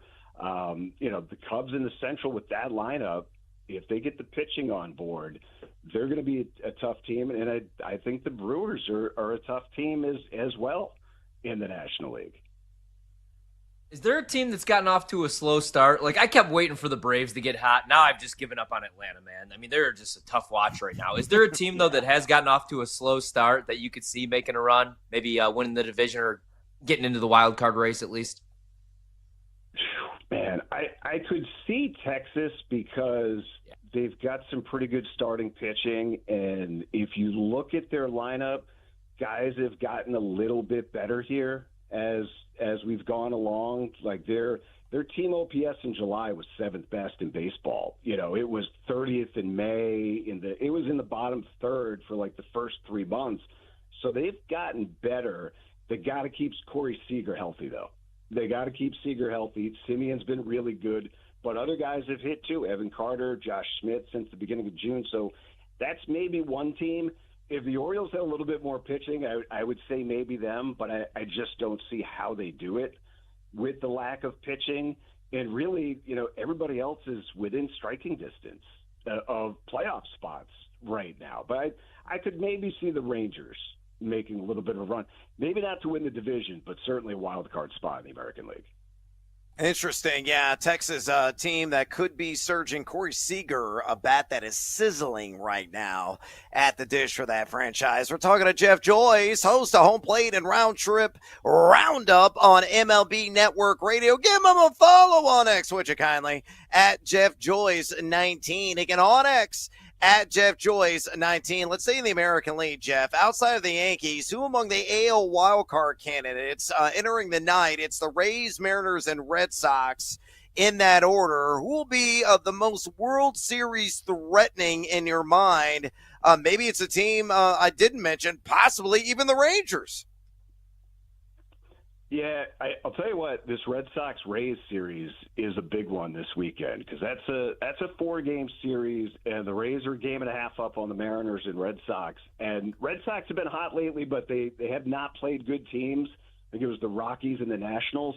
And if you look at their second-half schedule to start the second half, they've got a bear of a schedule. It's like Cubs, Phillies, Dodgers right out of the gate. And I think their first 20-something games, they play the Astros twice. Like, they have a brutal schedule to start the second half. But they get Alex Bregman back this weekend. Their lineup has been one of the best in baseball since the beginning of June, even without Devers. They got a decent pen. And all of a sudden, Giolito and Bayo are pitching well with Crochet. They're an interesting team because, you know, they may be able to get a decent starter at the deadline if they do make a trade for a guy like Jarren Duran. So I think they could be a fascinating team down the stretch. And then you got a young guy like Roman Anthony who's, you know, who knows what the upside is for this year. You know, the Mariners have the pitching. I don't know if they're going to make a big enough deal for the offense. I like the Rays, but they got that weird stadium issue down in Florida. They got a ton of road games in the second half. It's going to be blazing hot down there. I think the Red Sox are a really, really interesting team, especially if they go out and get a starter at the deadline. Oh, yeah, muy interesante, to say the least. Right now, 2-1 Rays in the bottom of the 5th up on Boston at Fenway. Jeff, we'll get you out of here on this. Let's go with the NL wild card and their candidates. Right now, the pecking order is Mets, Brewers, and Giants, with the Padres and Cardinals very much in the hunt. Which team in your mind out of that group is the most dangerous? I'll tell you what, the Brewers don't have the big names in their lineup, but they have got a boatload of pitching depth now. Like, their pitching was a mess earlier this season with injuries, but all of a sudden, Jacob Mizorowski is a huge wild card. Pitched great against the Dodgers the other night. You know, they got Freddie Peralta, Quintana, Woodruff just came back. Quinn Priester's been good. They got a great bullpen. Trevor McGill is blowing guys away at the back end. In the playoffs, if you have, 6 or 7 really good pitchers, whether they're starters or relievers, that can carry you. They've got great pitching depth. Yelich is hitting like a middle-of-the-lineup bat, MVP candidate guy. He's got to stay healthy. They could use one more bat, and that could be a really dangerous team, but I love their pitching depth that they've got right now. Yeah, no doubt. Certainly breathing down the neck of Chicago Cubs, to say the least. I lied, Jeff. We got time for one more. I'm going to throw it out at you. Again, I'm a diehard Cubs fan. PCA right now, Pete Crow Armstrong hit not one but 2 bombs today against the Minnesota Twins. 25-25. He's going to have, has it right now before the All-Star break, which is insane in the membrane production. If you have a vote in the NL MVP race, you got to vote for Shohei or PCA? Man, I'll tell you what. I think right now you would give it to PCA, but it's always hard to, how do you judge value if Ohtani's starting and giving you, 6 quality innings every 5th or 6th day and hitting 50 bombs as well? So that's going to be an interesting one. There's nobody else close to them in the MVP mix, right? Soto is so far back. It's Shohei and PCA in the National League, Judge and Cal Raleigh in the American League.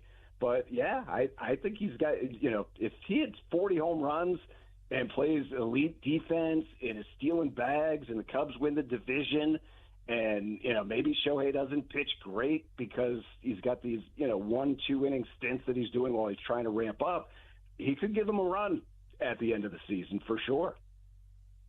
Jeff, the check is in the mail. I appreciate the high piece there on my guy, Pete Crow Armstrong. Outstanding stuff. Yeah, I think he's very much in the MVP conversation. He's outplayed Shohei in myriad ways. Tremendous insights from the one, the only Jeff Joyce, host of Home Plate and Round Trip Roundup on MLB Network. Give him a follow on X at Jeff Joyce 19. Jeff, we appreciate the time, and go Cubs.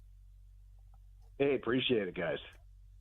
All right, there he goes, Jeff Joyce. Vote for PCA. 2 more jacks today. And he was struggling the first 2 games of that series against the Twins. I mean, the Cubs offense was unplugged. They were non-existent. But in a post-game interview he had with Taylor McGregor on Marquee Network, he's just like, we don't slump. He goes, if we have a slump, it's like 1 or 2 games. That's it. And then we wake up. And that was certainly the case today. They win in convincing fashion, 8-1 against Chris Paddock in Minnesota. I mean, the Cubs are for real. They have greatly exceeded expectations. The other strong takeaway, and I should have followed up with a question with Jeff, you don't think Kyle Tucker's going to be back in Chicago. Does that surprise you? Yeah, it does. My eyebrow raised, man, because I should be enjoying the season. I should be enjoying what PCA's been up to, batting .271 with 25 homers, 70 RBI, and already 98 hits this season.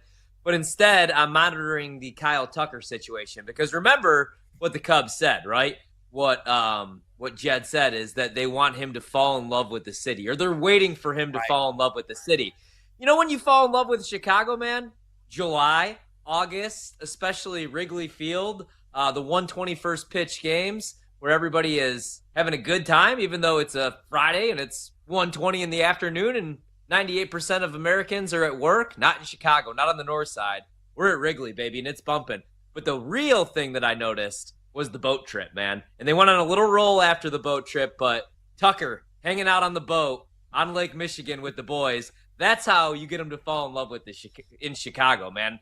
Give him a lifetime supply of Portillo's, whatever his pizza joint is, whether he likes deep dish, thin crust. We could get him hooked up, man, because you got to make him an offer that he can't refuse. But also, you got to pay PCA too, man. I would give him $500 million maybe right now, and I'm not even kidding.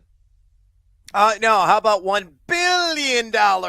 No, Dr. Evil, not $1 million. That's not going to get done. $1 billion to PCA. Again, he's doing historic stuff, folks. 25-25.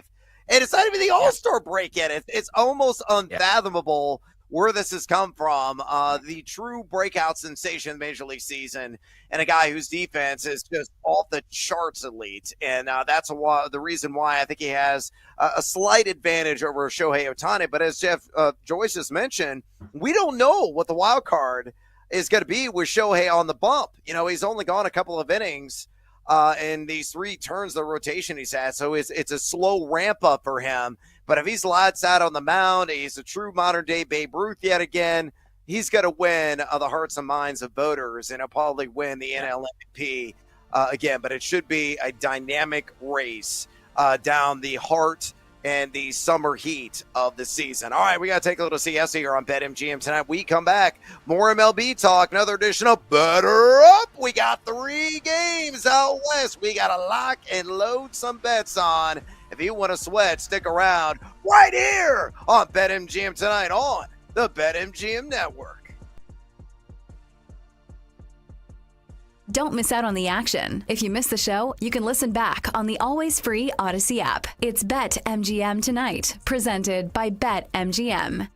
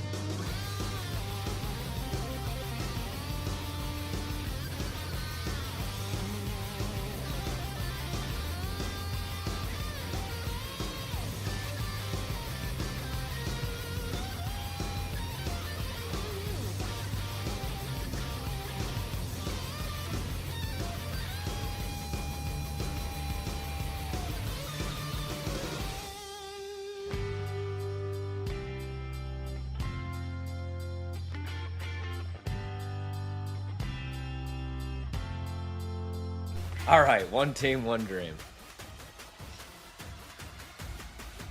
Let's get back to the madness. It's BetMGM Tonight After Dark with Ryan Horvat.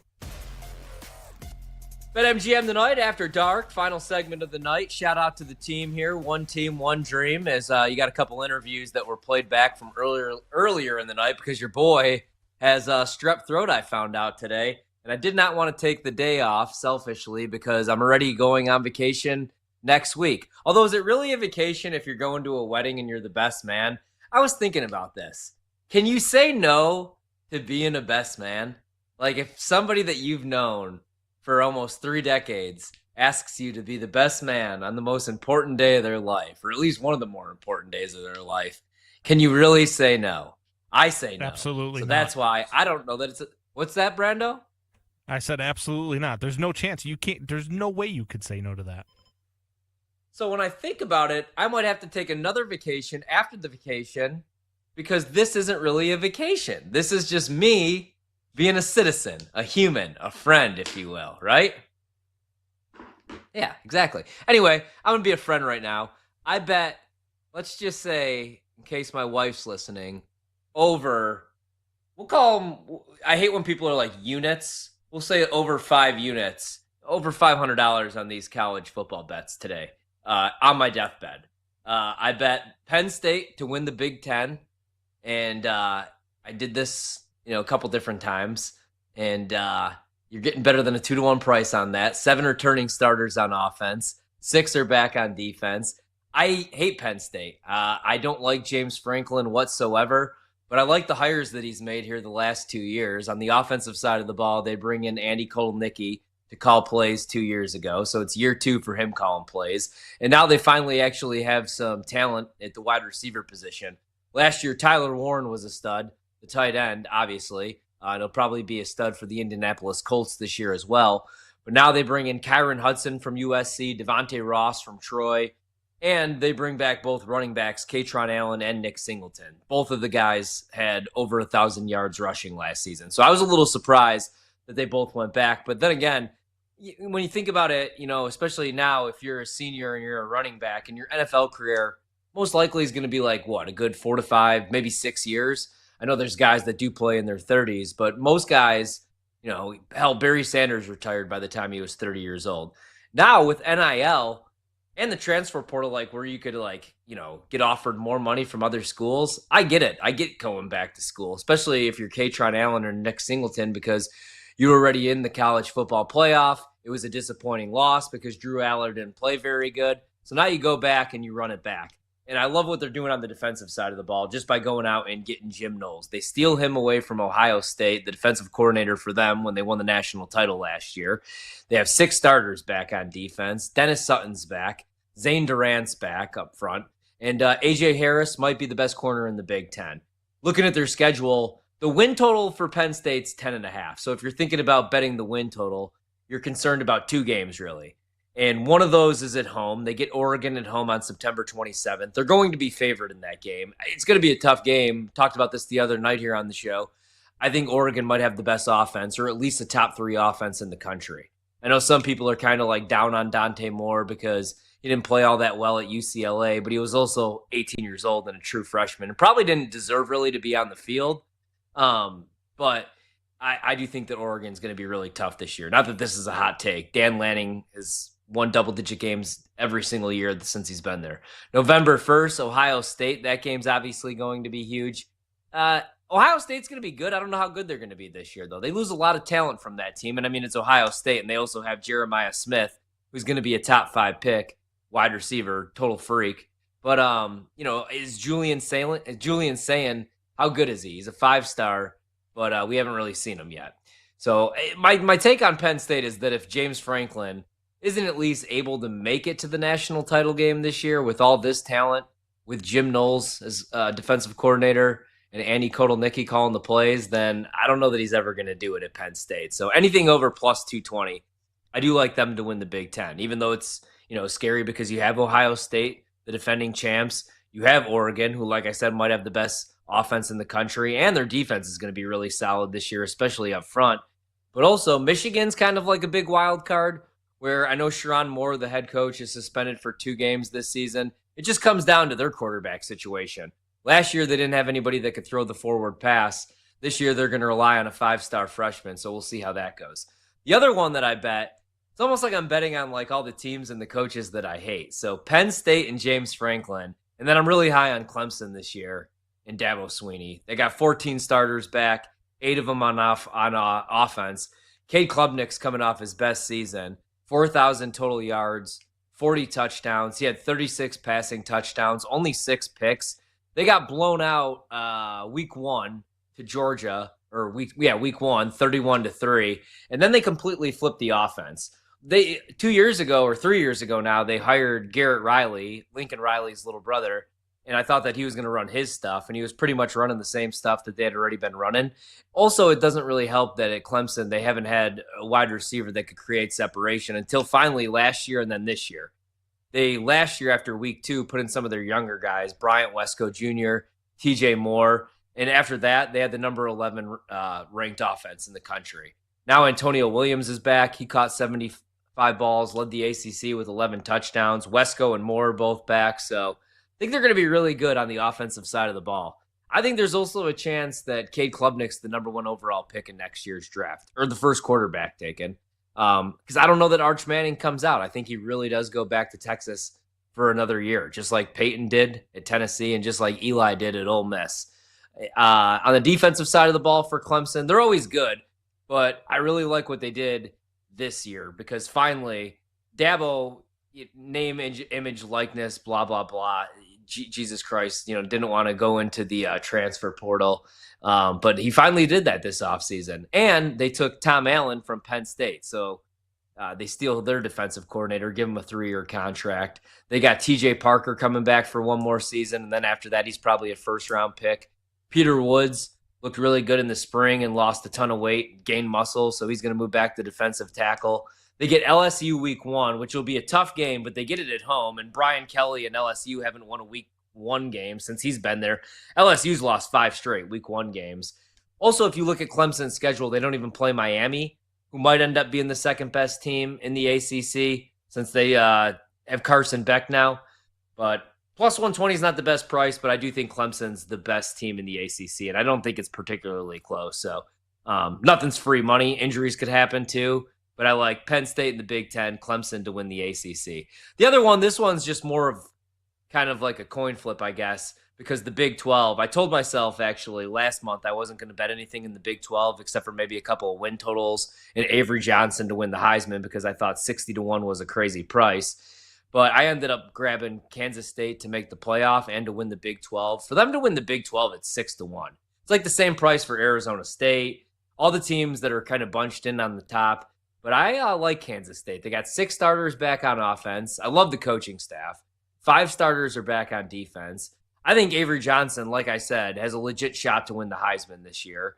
Looking at what they lose DJ Giddens, who was a stud last year at the running back position, but they have Dylan Edwards, who averaged 7.1 yards per carry. So that's what good teams do in college football. You just replace good players with really good players. They're going to be run first, but I do like the receivers this year. Jace Brown had 823 yards, 5 touchdowns last season. Garrett Oakley scored 5 touchdowns last season at the tight end position, and they bring in a 5-star Lincoln Cure, another tight end. And the offensive line at Kansas State's always a strength, and it's going to be again this season. So I think they'll be solid offensively, maybe the best offense in the Big 12. And then on defense, their top 2 tacklers are back in Austin Romaine and VJ Payne. They do have to replace, though, the next 4 top tacklers. You look at the schedule, they open up the season in Dublin, Ireland against Iowa State. I like them, though. I'm going to go over on their win total, and I would go under on Arizona State. Everybody likes Arizona State to repeat what they did last year, and I get that. And I love Kenny Dillingham. I talked about this earlier on the show, so I don't want to sound like a broken record, but losing Cam Skattebo is huge. Like, I know he's just a running back, but at the college level, I mean, we all watched the same games and saw him throwing up on the sideline and kind of carrying the team. I do like the passing attack. Like Sam Levitt, I was on in New Orleans with Mike Detillier, and he goes to the Manning camp and goes to the Elite 11 and all the camps, and he said Sam Levitt looked like a top 3 quarterback, which I believe. I mean, last year, no, I didn't see that coming. 2,885 yards, 25 touchdowns, 6 picks. He could also use his legs. And they have 7 starters back on offense, Arizona State, 9 on defense. And he has his favorite receiver back, Jordan Tyson, 75 catches last year, over 1,000 yards and 10 touchdowns. And they bring in Jalen Moss from Fresno State. He had 103 grabs the last 2 years. But they have 7 home games, but some of the road games are a little bit tough. I don't know what Baylor is going to be this year, but Utah is always a tough place to go play. And now they finally, know their quarterback situation because after 15 years, Cam Rising's retired. They're on the road against Iowa State. I'm always a big fan of Matt Campbell in Iowa State. And then they're on the road against Colorado. And, I didn't think Colorado was going to be an 8-win team last year, or I would have bet Travis Hunter to win the Heisman. That was the only reason that I didn't. So we'll see what Deion could do with Caden Salter, who they took from Liberty, the new starting quarterback that's going to replace Shedeur Sanders. We'll talk plenty of college football tomorrow night. It'll be myself and Rob Brown from The Rob Brown Show and Bet for the Cycle every Saturday, 12 to 3 with Cody Decker. He'll be filling in tomorrow with me. Probably going to talk a little ACC because Rob will be attending ACC days like he always does, and some SEC because he'll be there as well. Last minute scores, Major League Baseball. Right now, the Braves and the A's tied up at 3 in the top of the 7th. If you want to bet the A's, they are minus 112. If you like the Braves on the live line, minus 118. And the total is 9. Texas beating up on the Angels. Should have bet them. 9-0 right now. And then Arizona, who I did bet, up 2-1 on San Diego. That game's in the bottom of the 4th. No outs. Runners on the corners, though, for the Padres. Padres right now minus 159 on the live line over at BetMGM. Total in the game is 8.5. Cleveland and Chicago was rained out. Brutal weather on the north side of Chicago. So that game was postponed. It was supposed to be Allen taking on Smith. Earlier tonight, Baltimore beats the Mets 3-1. The Cubs today beat up on the Twins, avoid being swept 8-1. And the Reds beat the Marlins 6-0. And the Yankees in 10 innings, bad beat if you were on Seattle. They were minus 118 tonight and led the majority of the game. The Yankees do come back and beat them 6-5. That game goes final in 10. So after some struggles, a little slump, the Yankees back on track. We're back tomorrow night. You can find the podcast, BetMGM Tonight, wherever you find your podcasts. That's a wrap. Come back for more Wagertainment on BetMGM Tonight, Monday to Friday, 7 to 11 p.m. Eastern on the BetMGM Network.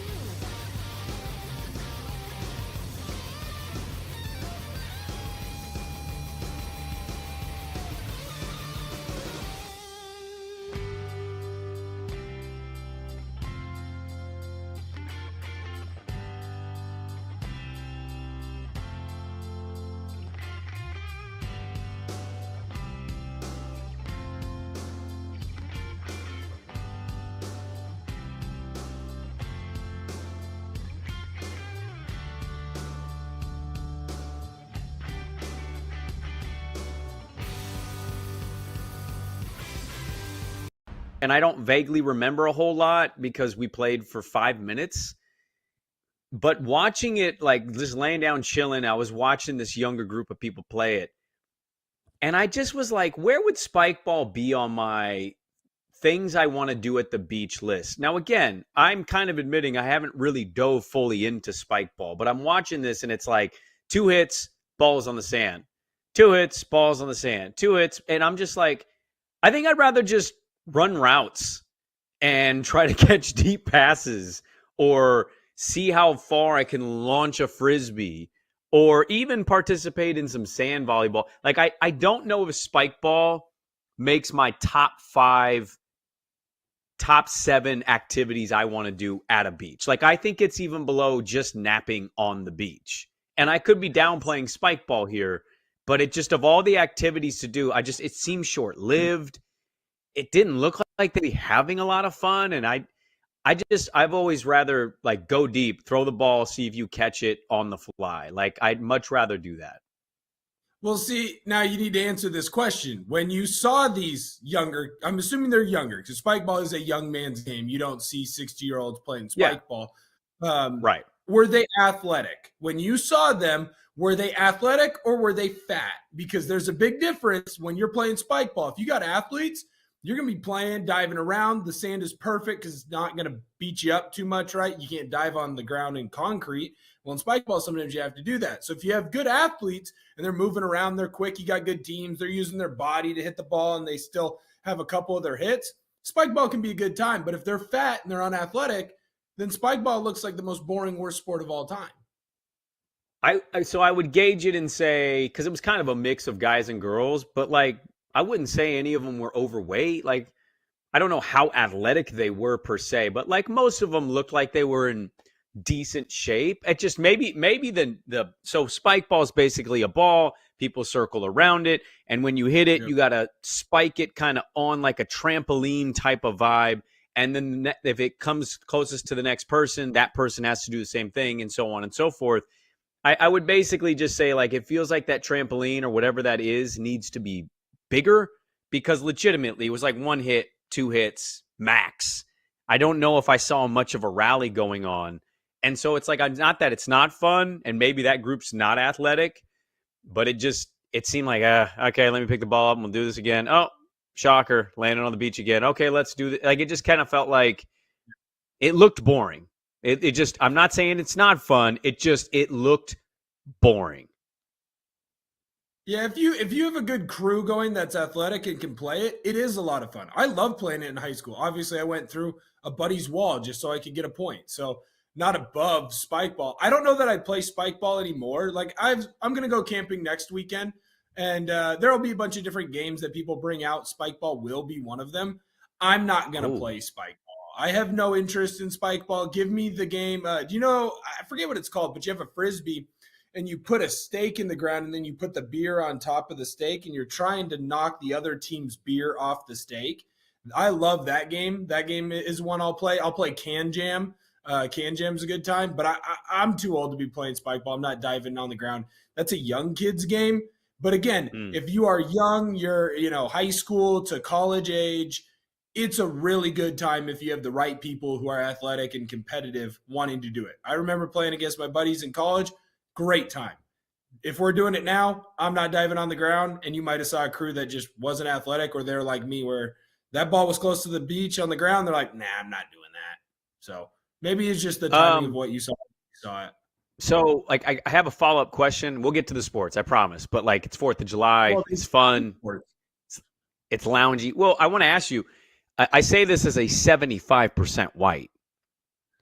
What is the stake with the beer Frisbee game? That sounds terrible. Why don't you just play like freeze, like football with a I don't know. Like, why are we hitting beers off of stakes? I don't understand that. Well, look, dude, it's 90% of what you're doing when you're in your 20s and camping is just finding new games to play to drink beer and force yourself to drink more beer. So essentially, you have 2 people, so it's teams of 2. And you're trying to stop them from knocking the beer off of your stake. You're trying to knock the beer off the other person's stake. The minute it hits the ground, you have to responsibly drink it very quickly. right? So that's kind of the idea behind the game. Okay, and then second of all, are you like when you say you're going camping? Are you sleeping in a tent? I will be sleeping in a tent. I might be sharing a tent with people. Yeah, I'm not thrilled about it, but it's I think cheaper camping than. sucks. I I'm hate with you. camping. I just, Yeah. See, I'm with you. I'm not a camper. We invented beds for a reason. That's where I would prefer to be. But Pendleton does a whole like concert, music festival thing, whatever. No one has a trailer. So it's like, all right, I'll pay and I'll camp on this baseball field. We'll play kickball at night after all the festivities from the day. We'll watch some country music on each night. We'll go into town the first night. Second night we'll be at the fairgrounds, the rodeo grounds, do that whole thing. It's where we saw Vanilla Ice last year, and I accidentally may have booed him for trying to bring America together in a dark, dark time. So it's a good time and I enjoy it, but it is the one time a year that I am willing to sleep on the ground. I got to ask you quickly, 4th of July sports event that went on that I couldn't care less about, but I know you gamble on. Joey Chestnut came back to the hot dog eating contest. Now, the official tally for me was 2 glizzies on the actual 4th of July. Didn't really do a whole lot of hot dog eating, but a couple is still more than I usually eat. I'm not really a big hot dog guy. The over-under was 70.5. Or no, the over-under was 71, and he finished with 70.5. So it was exactly where Vegas thought it would be. Did we bet the over or the under? Because that is a brutal beat. We bet the over. We got hooked. I got hooked on the 4th of July by Joey Chestnut. Very unfortunate, very sad. But I have determined that I need to be a part of next year's Nathan's hot dog eating contest. So I don't know how we use the BetMGM network. I don't know how we use our friends at Odyssey, even back here in Portland. Whatever I have to do to get into this hot dog eating contest, I will sell my soul like a NASCAR driver, and you can put sponsors all up and down my shirt, my face. We'll do a face paint thing, whatever. You can use the top of my head. I'm bald anyways. There's so much surface area. We'll just sell me, and then I'll go up there and I'll just start gobbling glizzies as fast as I can. I'm not going to win, but I'll tell you right now, I don't think I'd be last. I think I'd put up a pretty good performance. We did the 999 a couple years ago, and honestly, that wasn't that big of a deal for me. And one of those was a Seattle hot dog. Now, I know it's 9 dogs over, 2 hours? And I'd have 10 minutes to eat as many glizzies as I could, but I think I'd be all right. Eat the lettuce the night before, get the belly expanded. I'd be fine. I'd do okay. Okay. This brutal beat for people who bet the over of that activity. And like hot dog eating isn't one of my favorite events to watch. I just don't think it should count. They dip it in water and they eat the wiener by itself and then they like drink the bun. It's like eat a hot dog like a normal person. And I'm with you on that. Like give me Will Ortner with a plate of actual hot dogs. Let him choose a mustard or a ketchup. And then like let me watch him eat it like a normal person and not dunk it in water and then make himself gag and then win and then go throw it all up. I much prefer the traditional way. So I'm a traditionalist. I'm a little bit of a prude with my hot dog eating. I don't want my wieners all wet. I want them super dry, and I want you to take your time with that wiener. And so I'm not a big fan of watching them dunk wieners and then just completely swallow them. Not a big fan of that. Now, what I am a fan of is NBA offseason, and we have delayed enough. There's been some movement in the NBA offseason here, Will. And I want to ask you first, DeAndre Ayton. We watched him get bought out here in Portland, $25 million. He's gone. They've drafted multiple centers. Where are you at? 2 years, $16 million deal, second-year player option. Lakers needed a center. They signed DeAndre Ayton. What are your thoughts on the Lakers? Did this improve the Lakers, keep the Lakers as is? How do you feel about DeAndre Ayton becoming a Laker? Well, I mean, obviously it improves them. He's an upgrade from Jackson Hayes, but I wouldn't say that DeAndre Ayton now made them a legit title contender. Like, I still think it's OKC and everybody else, and I'd put Houston above LA. I'd still put Minnesota above LA. You start going down the list. Yeah, they had to get a free agent center. We saw DeAndre Ayton here for multiple years. And look, when he's on and he's engaged and he cares, DeAndre Ayton's a really freaking good center. And he might be more engaged because he's playing with Luka and he's playing with LeBron and Reeves, and they're going to find different ways to get him the ball, and he can shoot at a highly efficient clip. But I just felt like in Portland, we saw it in Phoenix as well, where he'll have a month where he's engaged and he's a double-double machine and he's shooting like 70% from the field. And then all of a sudden he'll have a month or two where he just doesn't care about basketball. And it's not the main thing for him. And he's not shooting at an efficient rate. He's never been a solid lockdown defender, rim protector, right? So, like, cool, even if he does a slightly better job defensively, he's not, like, in the running for Defensive Player of the Year. He's not going to be on the All-NBA defense team.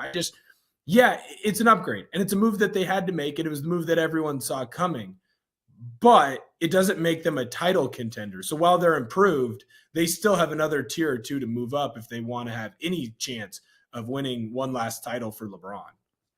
Did Milwaukee make a move to make them a title contender? They stretched Damian Lillard's contract, waived him, so they'll pay $22 million roughly a year for 5 years, and that'll be on the salary cap. But to do it, they had to do that because they wanted Miles Turner, who they signed to a multi-year extension contract, 4 years, $107 million. A lot of people bagging Milwaukee for this, and I know they're running it back with most of their pieces. I find that criticism odd.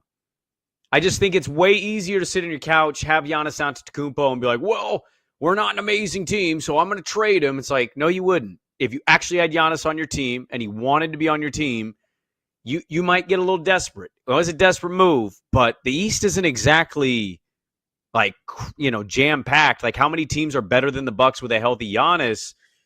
Maybe Atlanta. I like Atlanta. I know that's a far-fetched reach for Atlanta because they're making quite a jump. The Knicks certainly are going to be in that category, right? Like, look at the East and tell me, if they have a healthy Giannis, how many teams are better than Milwaukee?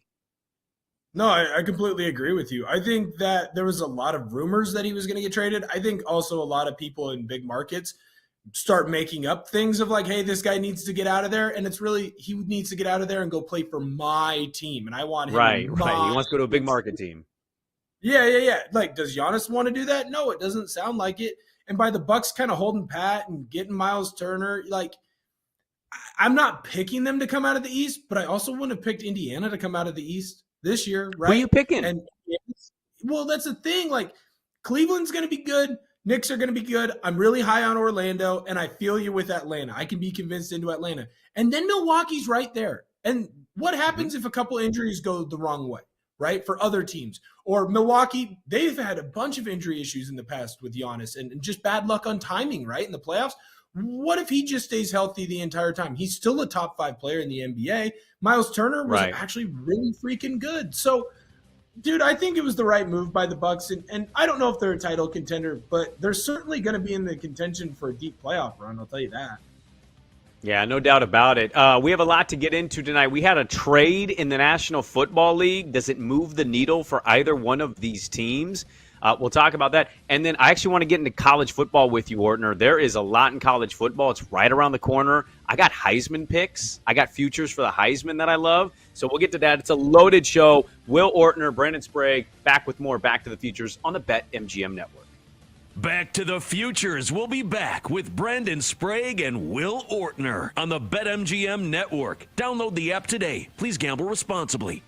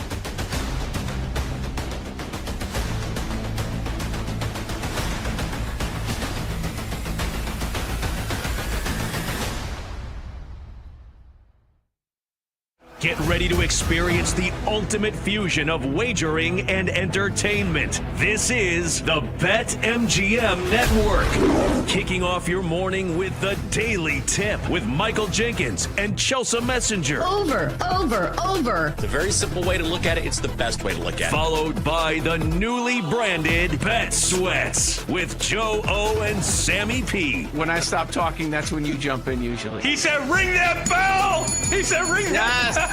Then it's You Better You Bet, hosted by Nick Costos and Femi Abebefe. Great teams and great players get a whistle. It's happened forever. It will continue to happen. Capped off every night with the electric Brad Evans and Ryan Horvat on BetMGM tonight. Oh, that's a sexy phrase. Quote Dr. Dre, creep with me and walk with me on this one. Welcome to a new era of Wagertainment. This is the BetMGM Network. Please gamble responsibly.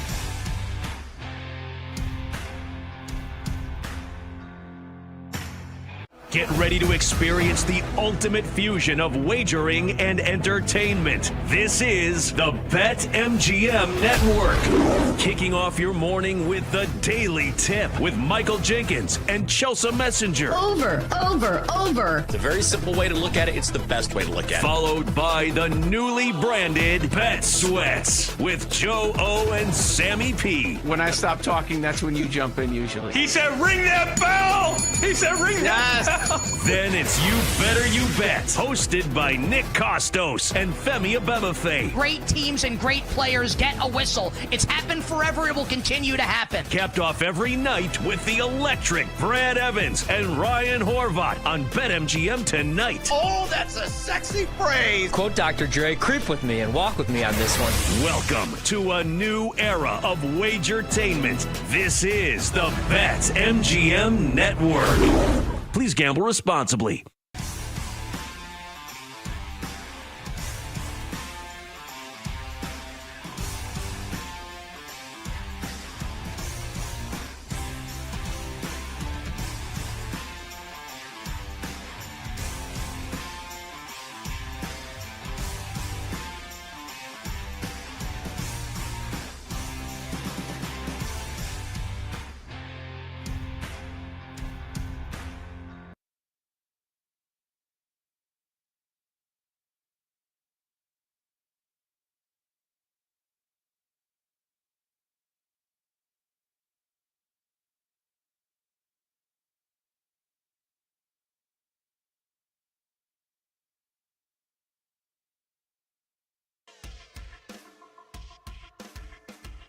Grab your flux capacitor and let's go back to the futures with Brandon Sprague and Will Ortner on the BetMGM Network. All right, welcome back in. Brandon Sprague with you alongside Will Ortner. Last update, Hockinson High School rankings all time. Will Ortner just hit refresh, is coming in. Hockinson High School ranking, wow. Number 51 all time in Hockinson High School history. I think the spike ball comment is what I saw on that website of dropping you from number 7 to 51. Also, steaks, hitting beers off steaks makes no sense. Grill a steak, drink a beer, stop playing stupid games. That's on the website. That's crazy that somebody made that comment. But we appreciate everybody for tuning in, hanging out, and reacting live to the show. Will and I are alone on an island on this show. Like Kenny and Zach do great work for the BetMGM network, and they do great stuff for our show. We're very appreciative of them. But Will and I are on an island all to ourselves of just, I'm drooling over the idea of LSU and Clemson and Texas, Ohio State. And, we have a week 0 game of Kansas State, Iowa State. I cannot wait. I don't want summer to be over, but I love college football. And I know Will Ortner does. We'll talk college football coming up. I got some futures in the Heisman that I think are value plays that I don't think are insane value. Like when someone says value plays, from time to time you think, the long odds that somebody's going to bet half a unit on. Okay. I think legitimately you could put a couple units depending on the size of your unit. By the math, by the way, most of America is small units. Everybody likes to try to act like their units all massive. Most people, especially men, small units. We just lie a lot about unit size in this country. So I think a couple of these plays aren't just value. I think they're actually worth betting a few units based on the caliber player and some of the stats I think they're going to put up. Let's first, though, get to some NFL. So we had a trade this week. Pittsburgh this past week sent Minkah Fitzpatrick and a 2027 fifth-round pick to the Dolphins in exchange for Jalen Ramsey, Jonnu Smith, and a 27 seventh-round pick. Now, when this first came out, it looked like it was a straight player-for-player trade in Fitzpatrick and Ramsey. And it was like, what? What's Pittsburgh doing? And then the trade was finalized, and a lot of us went, what's Miami doing? Look, I don't know where you're at on Pittsburgh. I don't know where you're at fully on Miami. What did you think of this trade? Like, was this a trade that worked for both? Did you think somebody won this trade? And does this trade, in your opinion, change anything with their over-unders? Pittsburgh's 8.5, and the Dolphins are a measly 6.5. Will Ortner, what say you on the Fitzpatrick-Ramsey trade? Yeah, I think the Steelers won, but the reason I think that the Steelers won isn't because they got back like such an insane haul. It's the haul that how they're going to use it, right? Like remember last year where there was a bunch of smoke coming out of the Pittsburgh locker room and there were some interviews where guys like TJ Watt, and I want to say that Hayward did it as well.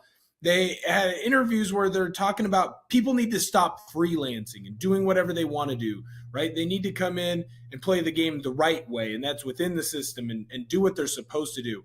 And a lot of those fingers were being pointed towards Minkah Fitzpatrick. As good as Minkah Fitzpatrick is, and don't get me wrong, that guy is an all-pro caliber safety, one of the best in the NFL.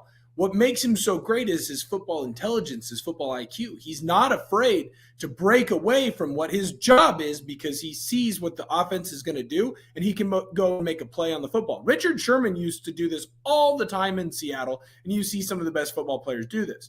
Well, the problem is when you go out of your job and you guess wrong, and they beat you in that deep third where you're supposed to be as a safety, that's going to make a lot of your teammates very upset. Because if 10 guys on defense do their job but one doesn't, that usually goes poorly for the defense. So I kind of believe that Pittsburgh was able to get better just by getting rid of a person that might have been a problem in that locker room. And it doesn't sound like he's a malcontent. He's mouthing off for saying the wrong things. He just wasn't playing within the system that they wanted. You get Jalen Ramsey back. I know he's not the same Jalen Ramsey, but he's a very good corner, right? Still one of the top corners in the league. And you get Jonnu Smith.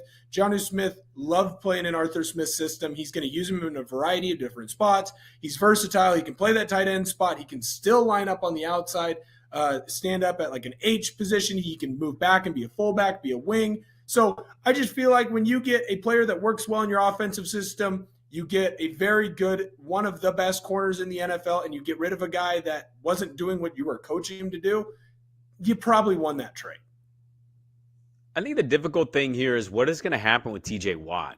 Like, there's a lot of smoke that his time might be over soon. He wants that contract. They're like, I don't know about that. He's a great player. Nobody would refute that when he's healthy. Look, I'm one of these people that is going to go down and be the idiot.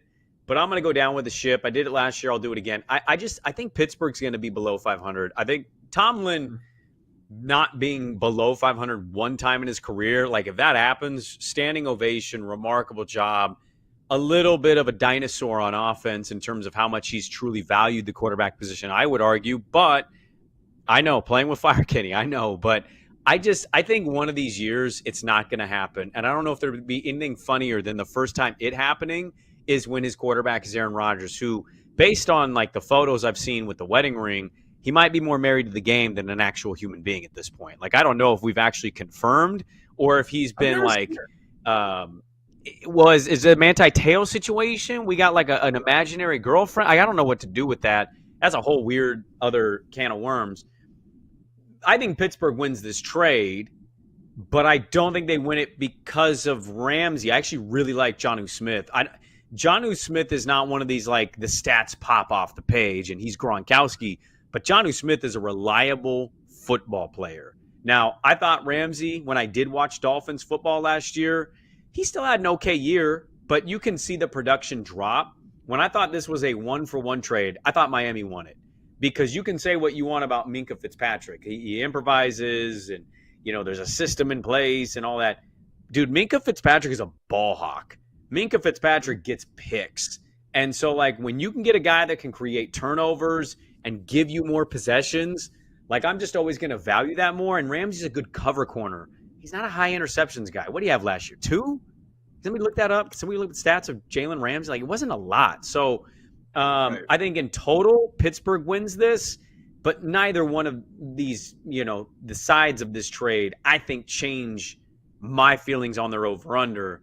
I think Pittsburgh, I'm taking an under, and I'm just betting on, at some point, Tomlin and the Steelers having that sub-500 season. And honestly, you can make a real argument. They kind of deserve it. To be able to punt away year after year post-Big Ben and just not care about quarterback is a wild decision to me in that league right now. And Miami, look, Miami's kind of in that 6-7 range. I might take their over, but I'm not going more than 7. So I don't think Miami's going to be amazing, and this might be it for McDaniel. So overall, one of those weird, like, I think a team won the trade, but I don't think a team won the trade in a way that makes me feel entirely different about what their odds are this coming season. Yeah, I understand that there, because like I wouldn't touch the Steelers. I'm inclined to kind of go after the Dolphins over under. I think they're better than 7 wins. Like I do. And if they can get 6.5. So if you think it's better than 6.5, you can make money on that. No, 100%. Like, you go through their roster and like, I get it, man. It's not as good as what everyone kind of thought it was. They clearly do well in the warm weather and they struggle out of it. When Tua gets hurt, they completely fall off the map, which that still kind of blows my mind because all Tua is, and this is an offense towards Tua, he's a game manager. You would think that you'd be able to plug and play a game manager. It's not like when Lamar gets hurt. Like Lamar, your whole offense is designed specifically around him. So shouldn't you be able to find another game manager? But that's just kind of beside the point. Can I ask you a quick question? Like, not to interrupt you, but like, you might be right for most people that Tua is a quote unquote game manager. Now, I don't understand when or why that took on such a negative connotation. I don't know if that was an Alex Smith thing back in the day or what. But like, if I don't have the elite Josh Allen, Lamar, Patrick Mahomes quarterback, yeah, I'd like a quarterback to manage my game and put me in a winning situation.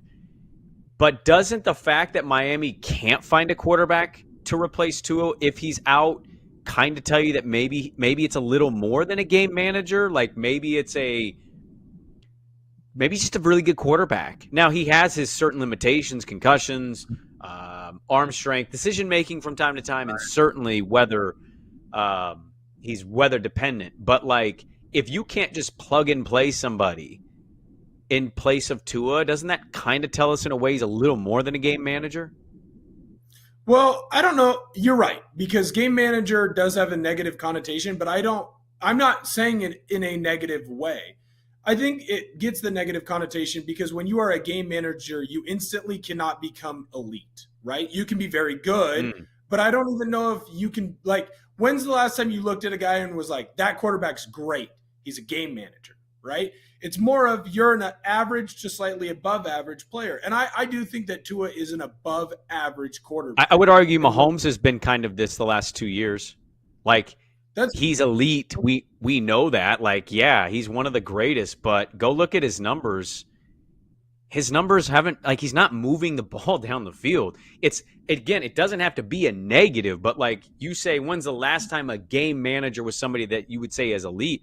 I would say Mahomes the last 2 years. Now this year, and I saw a clip that he's doing interview with Kay Adams. He's like, I'm going to remember everybody's comments, as if like anybody's really saying anything controversial about Patrick Mahomes not being good anymore. I think it's ridiculous, and I think it's a self-created narrative. But I would argue if you just go look at the stats, he does make throws when he needs to, but largely, yeah. I mean, it doesn't have to be a negative. That's the other part of that. Like, just because you say that doesn't mean it has to be a negative.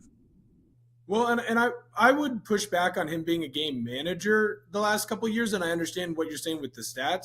And why he's not getting the label of game manager is because we've seen him be the gunslinger, right? Like Aaron Rodgers, largely for what he was doing in Green Bay, he managed football games well. He understood, hey, this is a team we have to score more, so I'm going to be more risky with the football. Hey, this is a team we don't have to score as much, so I need to be careful with the football. It's better defense. It's going to be a grittier, grimier game. So I do think at times that you have to be careful. But why can't you have a game manager who's elite? That's where I'm confused. Like, I'm seeing the chat, and it's like his numbers are down, but he's an elite playmaker. Like, yeah, I agree with that. If there's a 3rd and 15, I don't know if there's another quarterback I trust to say, I think they're going to get it here, than him. But also on that 3rd and 15 in the fourth quarter, he might be at 180 yards with 1 touchdown, and that's it. Like that, not that that's a bad thing, but it's not like the numbers were what they were at the beginning. So I guess I'm just asking, like, because you said, can you have a star who's a game manager? I think you can. I think you can acknowledge they're still elite when they need to, and if they have the right talent around them, they can be. But with his defense and the lack of a run game, I think that he's kind of been that in a good way. The only other player I can think of maybe in this category, and maybe we're just agreeing in different, we're doing a circle where we're agreeing, is Brock Purdy this? Is Brock Purdy a guy that you say really good but game manager? I guess I just don't know how we're defining these two things. See, because I would define Brock Purdy as really good and a game manager, and I don't think it's a bad thing. I think it just was a bad thing because a guy like, people called Trent Dilfer a game manager, and Trent Dilfer isn't very good. And whenever, you sign a quarterback now, teams will go, well, you could probably win a Super Bowl with that guy. Like, he's not the best, but you could probably win a Super Bowl. He's better than Trent Dilfer. And so I think that, like, connotation was negative. Matt Hasselbeck was a game manager in Seattle, and he was a very fine quarterback. He had a great career, long career, almost won a Super Bowl. Some might argue that probably could have, So I think that you and I are closer aligned than we are separate. To point out another one, too, you talked about Mahomes, and I guess maybe I shouldn't have said have we had an elite game manager? I think Josh Allen is going to transition into this. The way that you see that team being built, they went in and they drafted a whole bunch of big, strong offensive linemen. You have 2 tight ends now. You saw them last year under Brady. They're moving to a lot more 2 tight end sets, so 12 personnel. James Cook, fantastic running back, ground and pound, beating up on teams. And so Allen was asked to just be more efficient with the football, and he was taking less risks. They stopped paying those guys on the edges. They let, Diggs go. They let Gabe Davis go. And then they're like, no, we're going to attack on the insides, and we'll try and build up with a guy like Keon Coleman and Shakir. So don't be shocked if Allen's numbers also go that way. So sometimes being a game manager is also just the design of what team you have. So I'm not trying to be negative. Yeah. It's just it's an interesting conversation because I think you and I are more aligned than we are different. Yeah, I mean, I think Jalen Hurts is this. I think Jalen Hurts is an elite game manager. And, like, I think he had what he finished with last year, 18, 20 touchdowns. Like, it wasn't – he's not lighting the scoreboard up, but he can make throws when he needs to. He uses his legs. Like, he's a leader. He's an elite game manager. And I think we're kind of in lockstep. We're just maybe differentiating between a couple differences there between whatever it is, however you view guys. But I don't have a negative view of that term game manager. Like, I don't want my quarterback losing me a game. So if he gets in a managing situation and we win, I'm happy. Let's wrap it up with some college football next on the BetMGM Network. Back Futures will be back with Brandon Sprague and Will Ortner on the BetMGM network. Download the app today. Please gamble responsibly.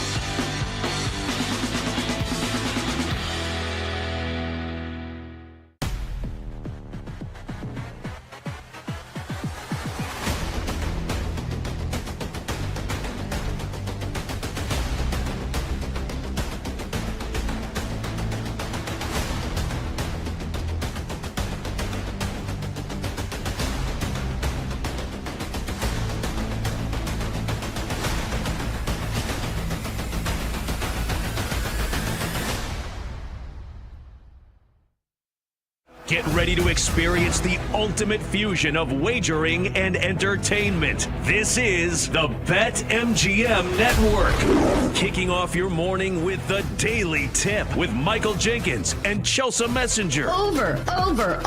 It's a very simple way to look at it. It's the best way to look at it. Followed by the newly branded Bet Sweats with Joe O and Sammy P. When I stop talking, that's when you jump in usually. He said, ring that bell! He said, ring that bell! Then it's You Better You Bet, hosted by Nick Costos and Femi Abebefe. Great teams and great players get a whistle. It's happened forever. It will continue to happen. Capped off every night with the electric Brad Evans and Ryan Horvat on BetMGM tonight. Oh, that's a sexy phrase. Quote Dr. Dre, creep with me and walk with me on this one. Welcome to a new era of Wagertainment. This is the BetMGM Network. Please gamble responsibly.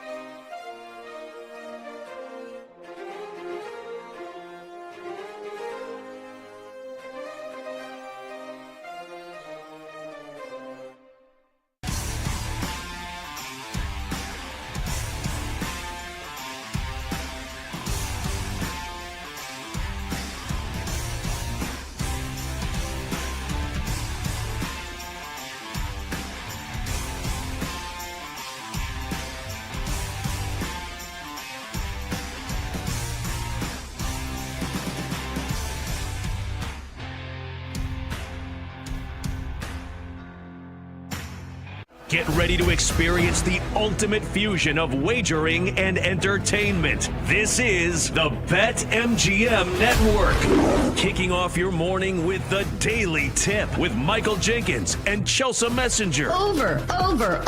It's a very simple way to look at it. It's the best way to look at it. Followed by the newly branded Bet Sweats with Joe O and Sammy P. When I stop talking, that's when you jump in usually. He said, ring that bell! He said, ring that bell! Then it's You Better You Bet, hosted by Nick Costos and Femi Abebefe. Great teams and great players get a whistle. It's happened forever. It will continue to happen. Capped off every night with the electric Brad Evans and Ryan Horvat on BetMGM tonight. Oh, that's a sexy phrase. Quote Dr. Dre, creep with me and walk with me on this one. Welcome to a new era of Wagertainment. This is the BetMGM Network. Please gamble responsibly.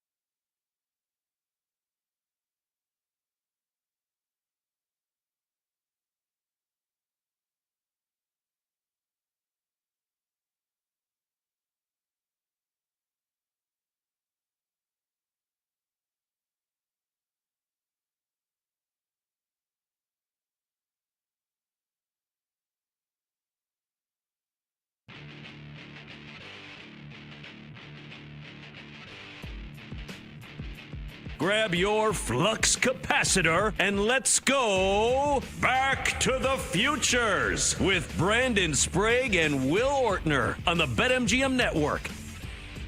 All right, welcome back in. We'll wrap it up here. We got college football to get to. I want to talk some college football today with Will Ortner. We love college football. It is right around the corner as we speak.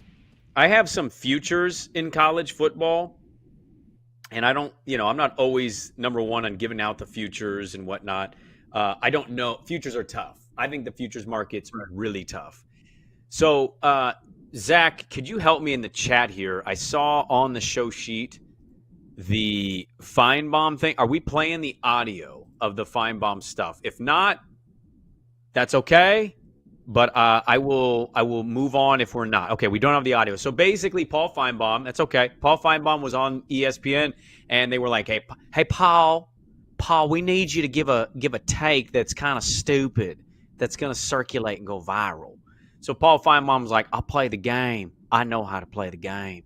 So Paul Feinbaum gets on, and he's talking about Arch Manning, and he's like, Arch Manning is going to be the best college quarterback since Tim Tebow.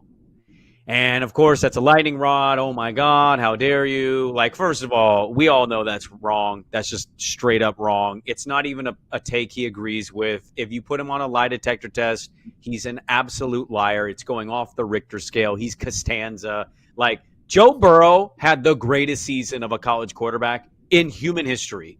We have numbers. We have facts. It was 70% completion percentage. It was like 55 touchdowns or 65 touchdowns, 7 picks, 5,000 plus yards, and a natty. Like, no, Tim Tebow was never better than that one season of Joe Burrow. Cam Newton, anybody? Line 2, like a pretty mediocre Auburn team, down 21 points in the Iron Bowl, comes back, wins the natty, beats Oregon. Like, I'm sorry, Paul, that's a bad take. But it generates buzz, and that's kind of what it's about, right? Right. Where are you at of just this Arch Manning stuff? We got Heisman odds and futures I want to look at. But where are you at on the comment from Feinbaum and just what is Arch Manning going to be? Because it's not a complete unknown. We watched him play a little bit last year. Where are you at on the Arch Manning kind of hype, the Feinbaum comment, all of that as we get closer and closer to college football week 0? Well, I would just kind of pump the brakes on a lot of it. Obviously, Arch is going to be very, very good, but let's tell the truth about Quinn Ewers. A lot of people didn't think Quinn Ewers was very good. After he had his shoulder issue, right, a couple of years ago, he hasn't really been the same quarterback. He struggles in the low red zone just because he doesn't have the throwing power. And he moved to a day 3 NFL draft QB. Arch Manning didn't beat that man out. That man came back. Arch Manning was his backup 2 years in a row, right? And I understand that he had a bigger issue with the rib injury that made him miss some games, and it's why we saw Arch play a little bit. But Arch didn't beat out that guy. So to come in and start saying that he is going to be the best QB since Team Tebow, better than Cam Newton, better than Joe Burrow, pump the freaking brakes. Now, I think he's going to be very good. He's very athletic. And especially early on, you're going to see him use his legs more, much like Cade Klubnik, right? You saw Cade Klubnik use his legs to get him out of situations that he wasn't reading or he wasn't making the right decisions pre-snap to set himself up to find open receivers early. So he had to run and use his legs more. And then as the season went going last year in Clemson, he started making better pre-snap reads. And so then when Cade did run, they were for bigger plays, bigger touchdowns on key moments, right? I think that Arch is going to be very good, but Texas has a very difficult schedule. I mean, they start off the season against Ohio State. Ohio freaking State, and I believe that's on the road as well. So they're going to have a difficult time. It's a tough schedule. You're going to have to go through SEC opponents. I still think that Arch is going to be very good, but I wouldn't bet on any of his futures, and I wouldn't bet on any of Texas's futures. The numbers are not going to make sense value-wise. And pump the brakes. He'll be good. He'll be fine. But to say that he's going to be better than Cam Newton, miss me with that. Well, so you don't think that there's any value. He is the Heisman favorite. He's 6-1. You don't think 6-1 is good value? I don't think he's going to win the Heisman. So no, I don't think it's good value. You know what I mean? Like, okay. I think all right. Well, here. Okay. Well, I want to ask you, but let me go to the list real quick from BetMGM. Arch is first 6-1. Garrett Nussmeier plus 850. Klubnik 10-1. Jeremiah Smith 10-1. Aller 14-1. Julian Sayin 15-1. Lenora Sellers 18-1. If Arch isn't good value, or you don't think he's gonna win it, then like who would you pick? Because I got two on mine, and I feel really good about them. Now look, health is health. I don't know who's gonna stay healthy in football. That's a wild card. But like assuming health of everybody, I have two that are not only good value, but like I truly believe they could be hoisting the Heisman Trophy. Yeah, I got three. Honestly, when I look at that list that I like, I already mentioned him, Cade Klubnik. I think that Clemson team is going to go the way that he goes, and I don't think that their ACC schedule is all that difficult, to be honest with you. I know that they have a pretty good matchup in week 1, but Klubnik, he's a multiple year starter. We saw so much improvement from last year. He went up against one of the best defenses in college football in a college football playoff game that was hosted in Texas. And honestly, that was the most exciting game of the entire bunch. And that Clemson team had no business being in a game with Texas, but they were in that game because Cade Klubnik went in and balled out. He was finding open receivers. He ran the ball when he needed to. They just got stopped a couple times, and that's the difference between Clemson beating Texas down in Texas and them losing by 2 scores in that one. So I like Klubnik at 10-1. I also like Drew Aller. I think this is Penn State's year to kind of run through the Big Ten. And I get it, man. It's hard to bet on James Franklin teams, and Aller has looked up and down. But when he's been on, man, he's been on. That Big Ten championship game, he's going up against Oregon. He made 2 mistakes. Now, they were huge mistakes, and they resulted in interceptions. But the whole reason that Penn State was in that game, too, was because of his ability to throw the ball and make up for the first mistake. And then he makes the last mistake at the very end. But again, they were driving, and they were in that game against Oregon. I know he wasn't awesome against Notre Dame, but I don't always think that he's helped out the best on the outside. Penn State, for whatever reason, man, they cannot recruit receivers. I know that they had Tyler Warren, but they had to do all kinds of crazy formations and movements just to get that guy open. Hopefully they figured some of that stuff out on the outside. And if it is Penn State's year, I like Aller at 14-1. The last one I'll throw at you, Lenora Sellers, 18-1. When that dude was healthy last year for South Carolina, they were freaking awesome. And they almost snuck into the postseason with 3 losses, and they beat Clemson, and that's because of Lenora Sellers using his legs. They should have beat LSU if he doesn't get banged up in that game to where they have to go to the backup. I think they beat LSU in that game, so they would have been the postseason anyways. I just really like what South Carolina's got going there, and that team goes the way of Lenora Sellers. So if he stays healthy and the Gamecocks end up being a college football playoff team, don't be shocked if he's in New York in the Heisman Trophy celebrations. Yeah, I mean, I would throw Jeremiah Smith needs to be in this, like in terms of value and worth it, 10-1. Aller, I actually agree with most of your Aller point. It's not who I was going to name, but I mean, if you're going to give me Aller at 14-1, yeah, Penn State's pretty loaded. He's the biggest name of that team, despite them having multiple guys returning. They definitely could win the Big Ten. I don't know if they will, but they're loaded enough this year to be able to do it and maybe finally break through and have a national, championship game situation for themselves. The two that you named 2 of the ones that I like the most, though. I'm going to start with Klubnik. Klubnik's numbers are going to startle people because I don't think that they remember we did. Mm-hmm. So last year, he finished with 3,600 yards, 36 touchdowns, 6 picks. Go look at their schedule. If he can get that win in week 1, they play LSU and Nussmeier, who's also a Heisman favorite and in contention to be the number 1 pick in the NFL draft. If he can have a good showing and they can beat LSU, I look at the ACC and I go, no, not Troy, not North Carolina, not Duke. Like, I start to kind of rattle it off. Clemson finally did the thing they should have done years ago. They've dabbled with Dabo in the portal. So they've got talent they've added. They've got experience. Cade's been there for a million years, it feels like. Cade Klubnik is insane value to me. And my second one, and this is a tougher one, but I really think the numbers are going to be popping off, is the guy you named last. Lenora Sellers had 670 yards, 7 touchdowns on the ground. His passing yards, he had 2,500 passing yards, 66 completion percentage, 18 touchdowns, 7 picks. And he didn't even fully play the whole season. He was a freshman. So if you can look at South Carolina's schedule and feel okay about it, And by the way, him and Klubnik play each other at the end of the year. They have that in-state rivalry game. That might be hey, whoever wins this and has the better numbers is going to New York.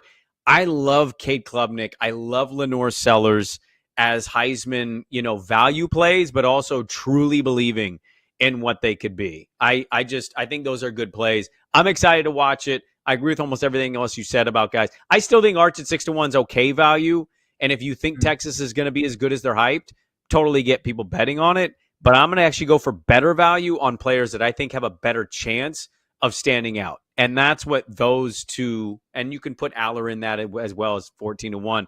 I think that's what that does with Klubnik and Sellers. But I'm excited to get college football. I'm excited to have you on because I know you love college football. So we will be kind of the show that nerds out on Sundays with college football. Very quickly before we wrap up, as I check the website now, and you are 74th on the Hockinson High School ranking all the time. So you've kind of slipped a little bit from the start of the show.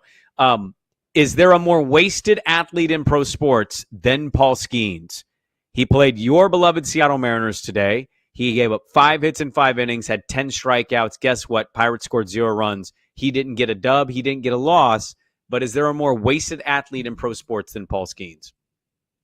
Yeah, and he played for the Mariners, Felix Hernandez. Felix Hernandez won a Cy Young, and he barely got over 10 wins that year.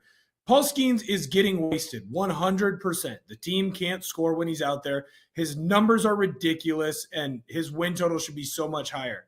But Felix did that for years. Paul's done it for a year and a half. If Paul ends up having to be stuck in Pittsburgh and he does this for 5 more years, then yes, I would argue that he is wasted. But right now, I would still go with my man, Felix Hernandez, just because of the longevity. And longevity has to matter when you're talking about the GOATs of being wasted.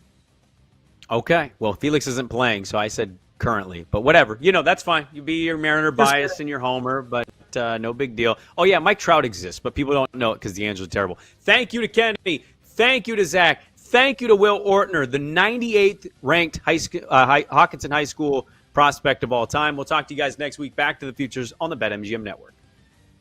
What's up, everybody? Nick Costos here from BetMGM Networks. You better, you bet. Wishing you a great 4th of July weekend from all of us here on the BetMGM Network.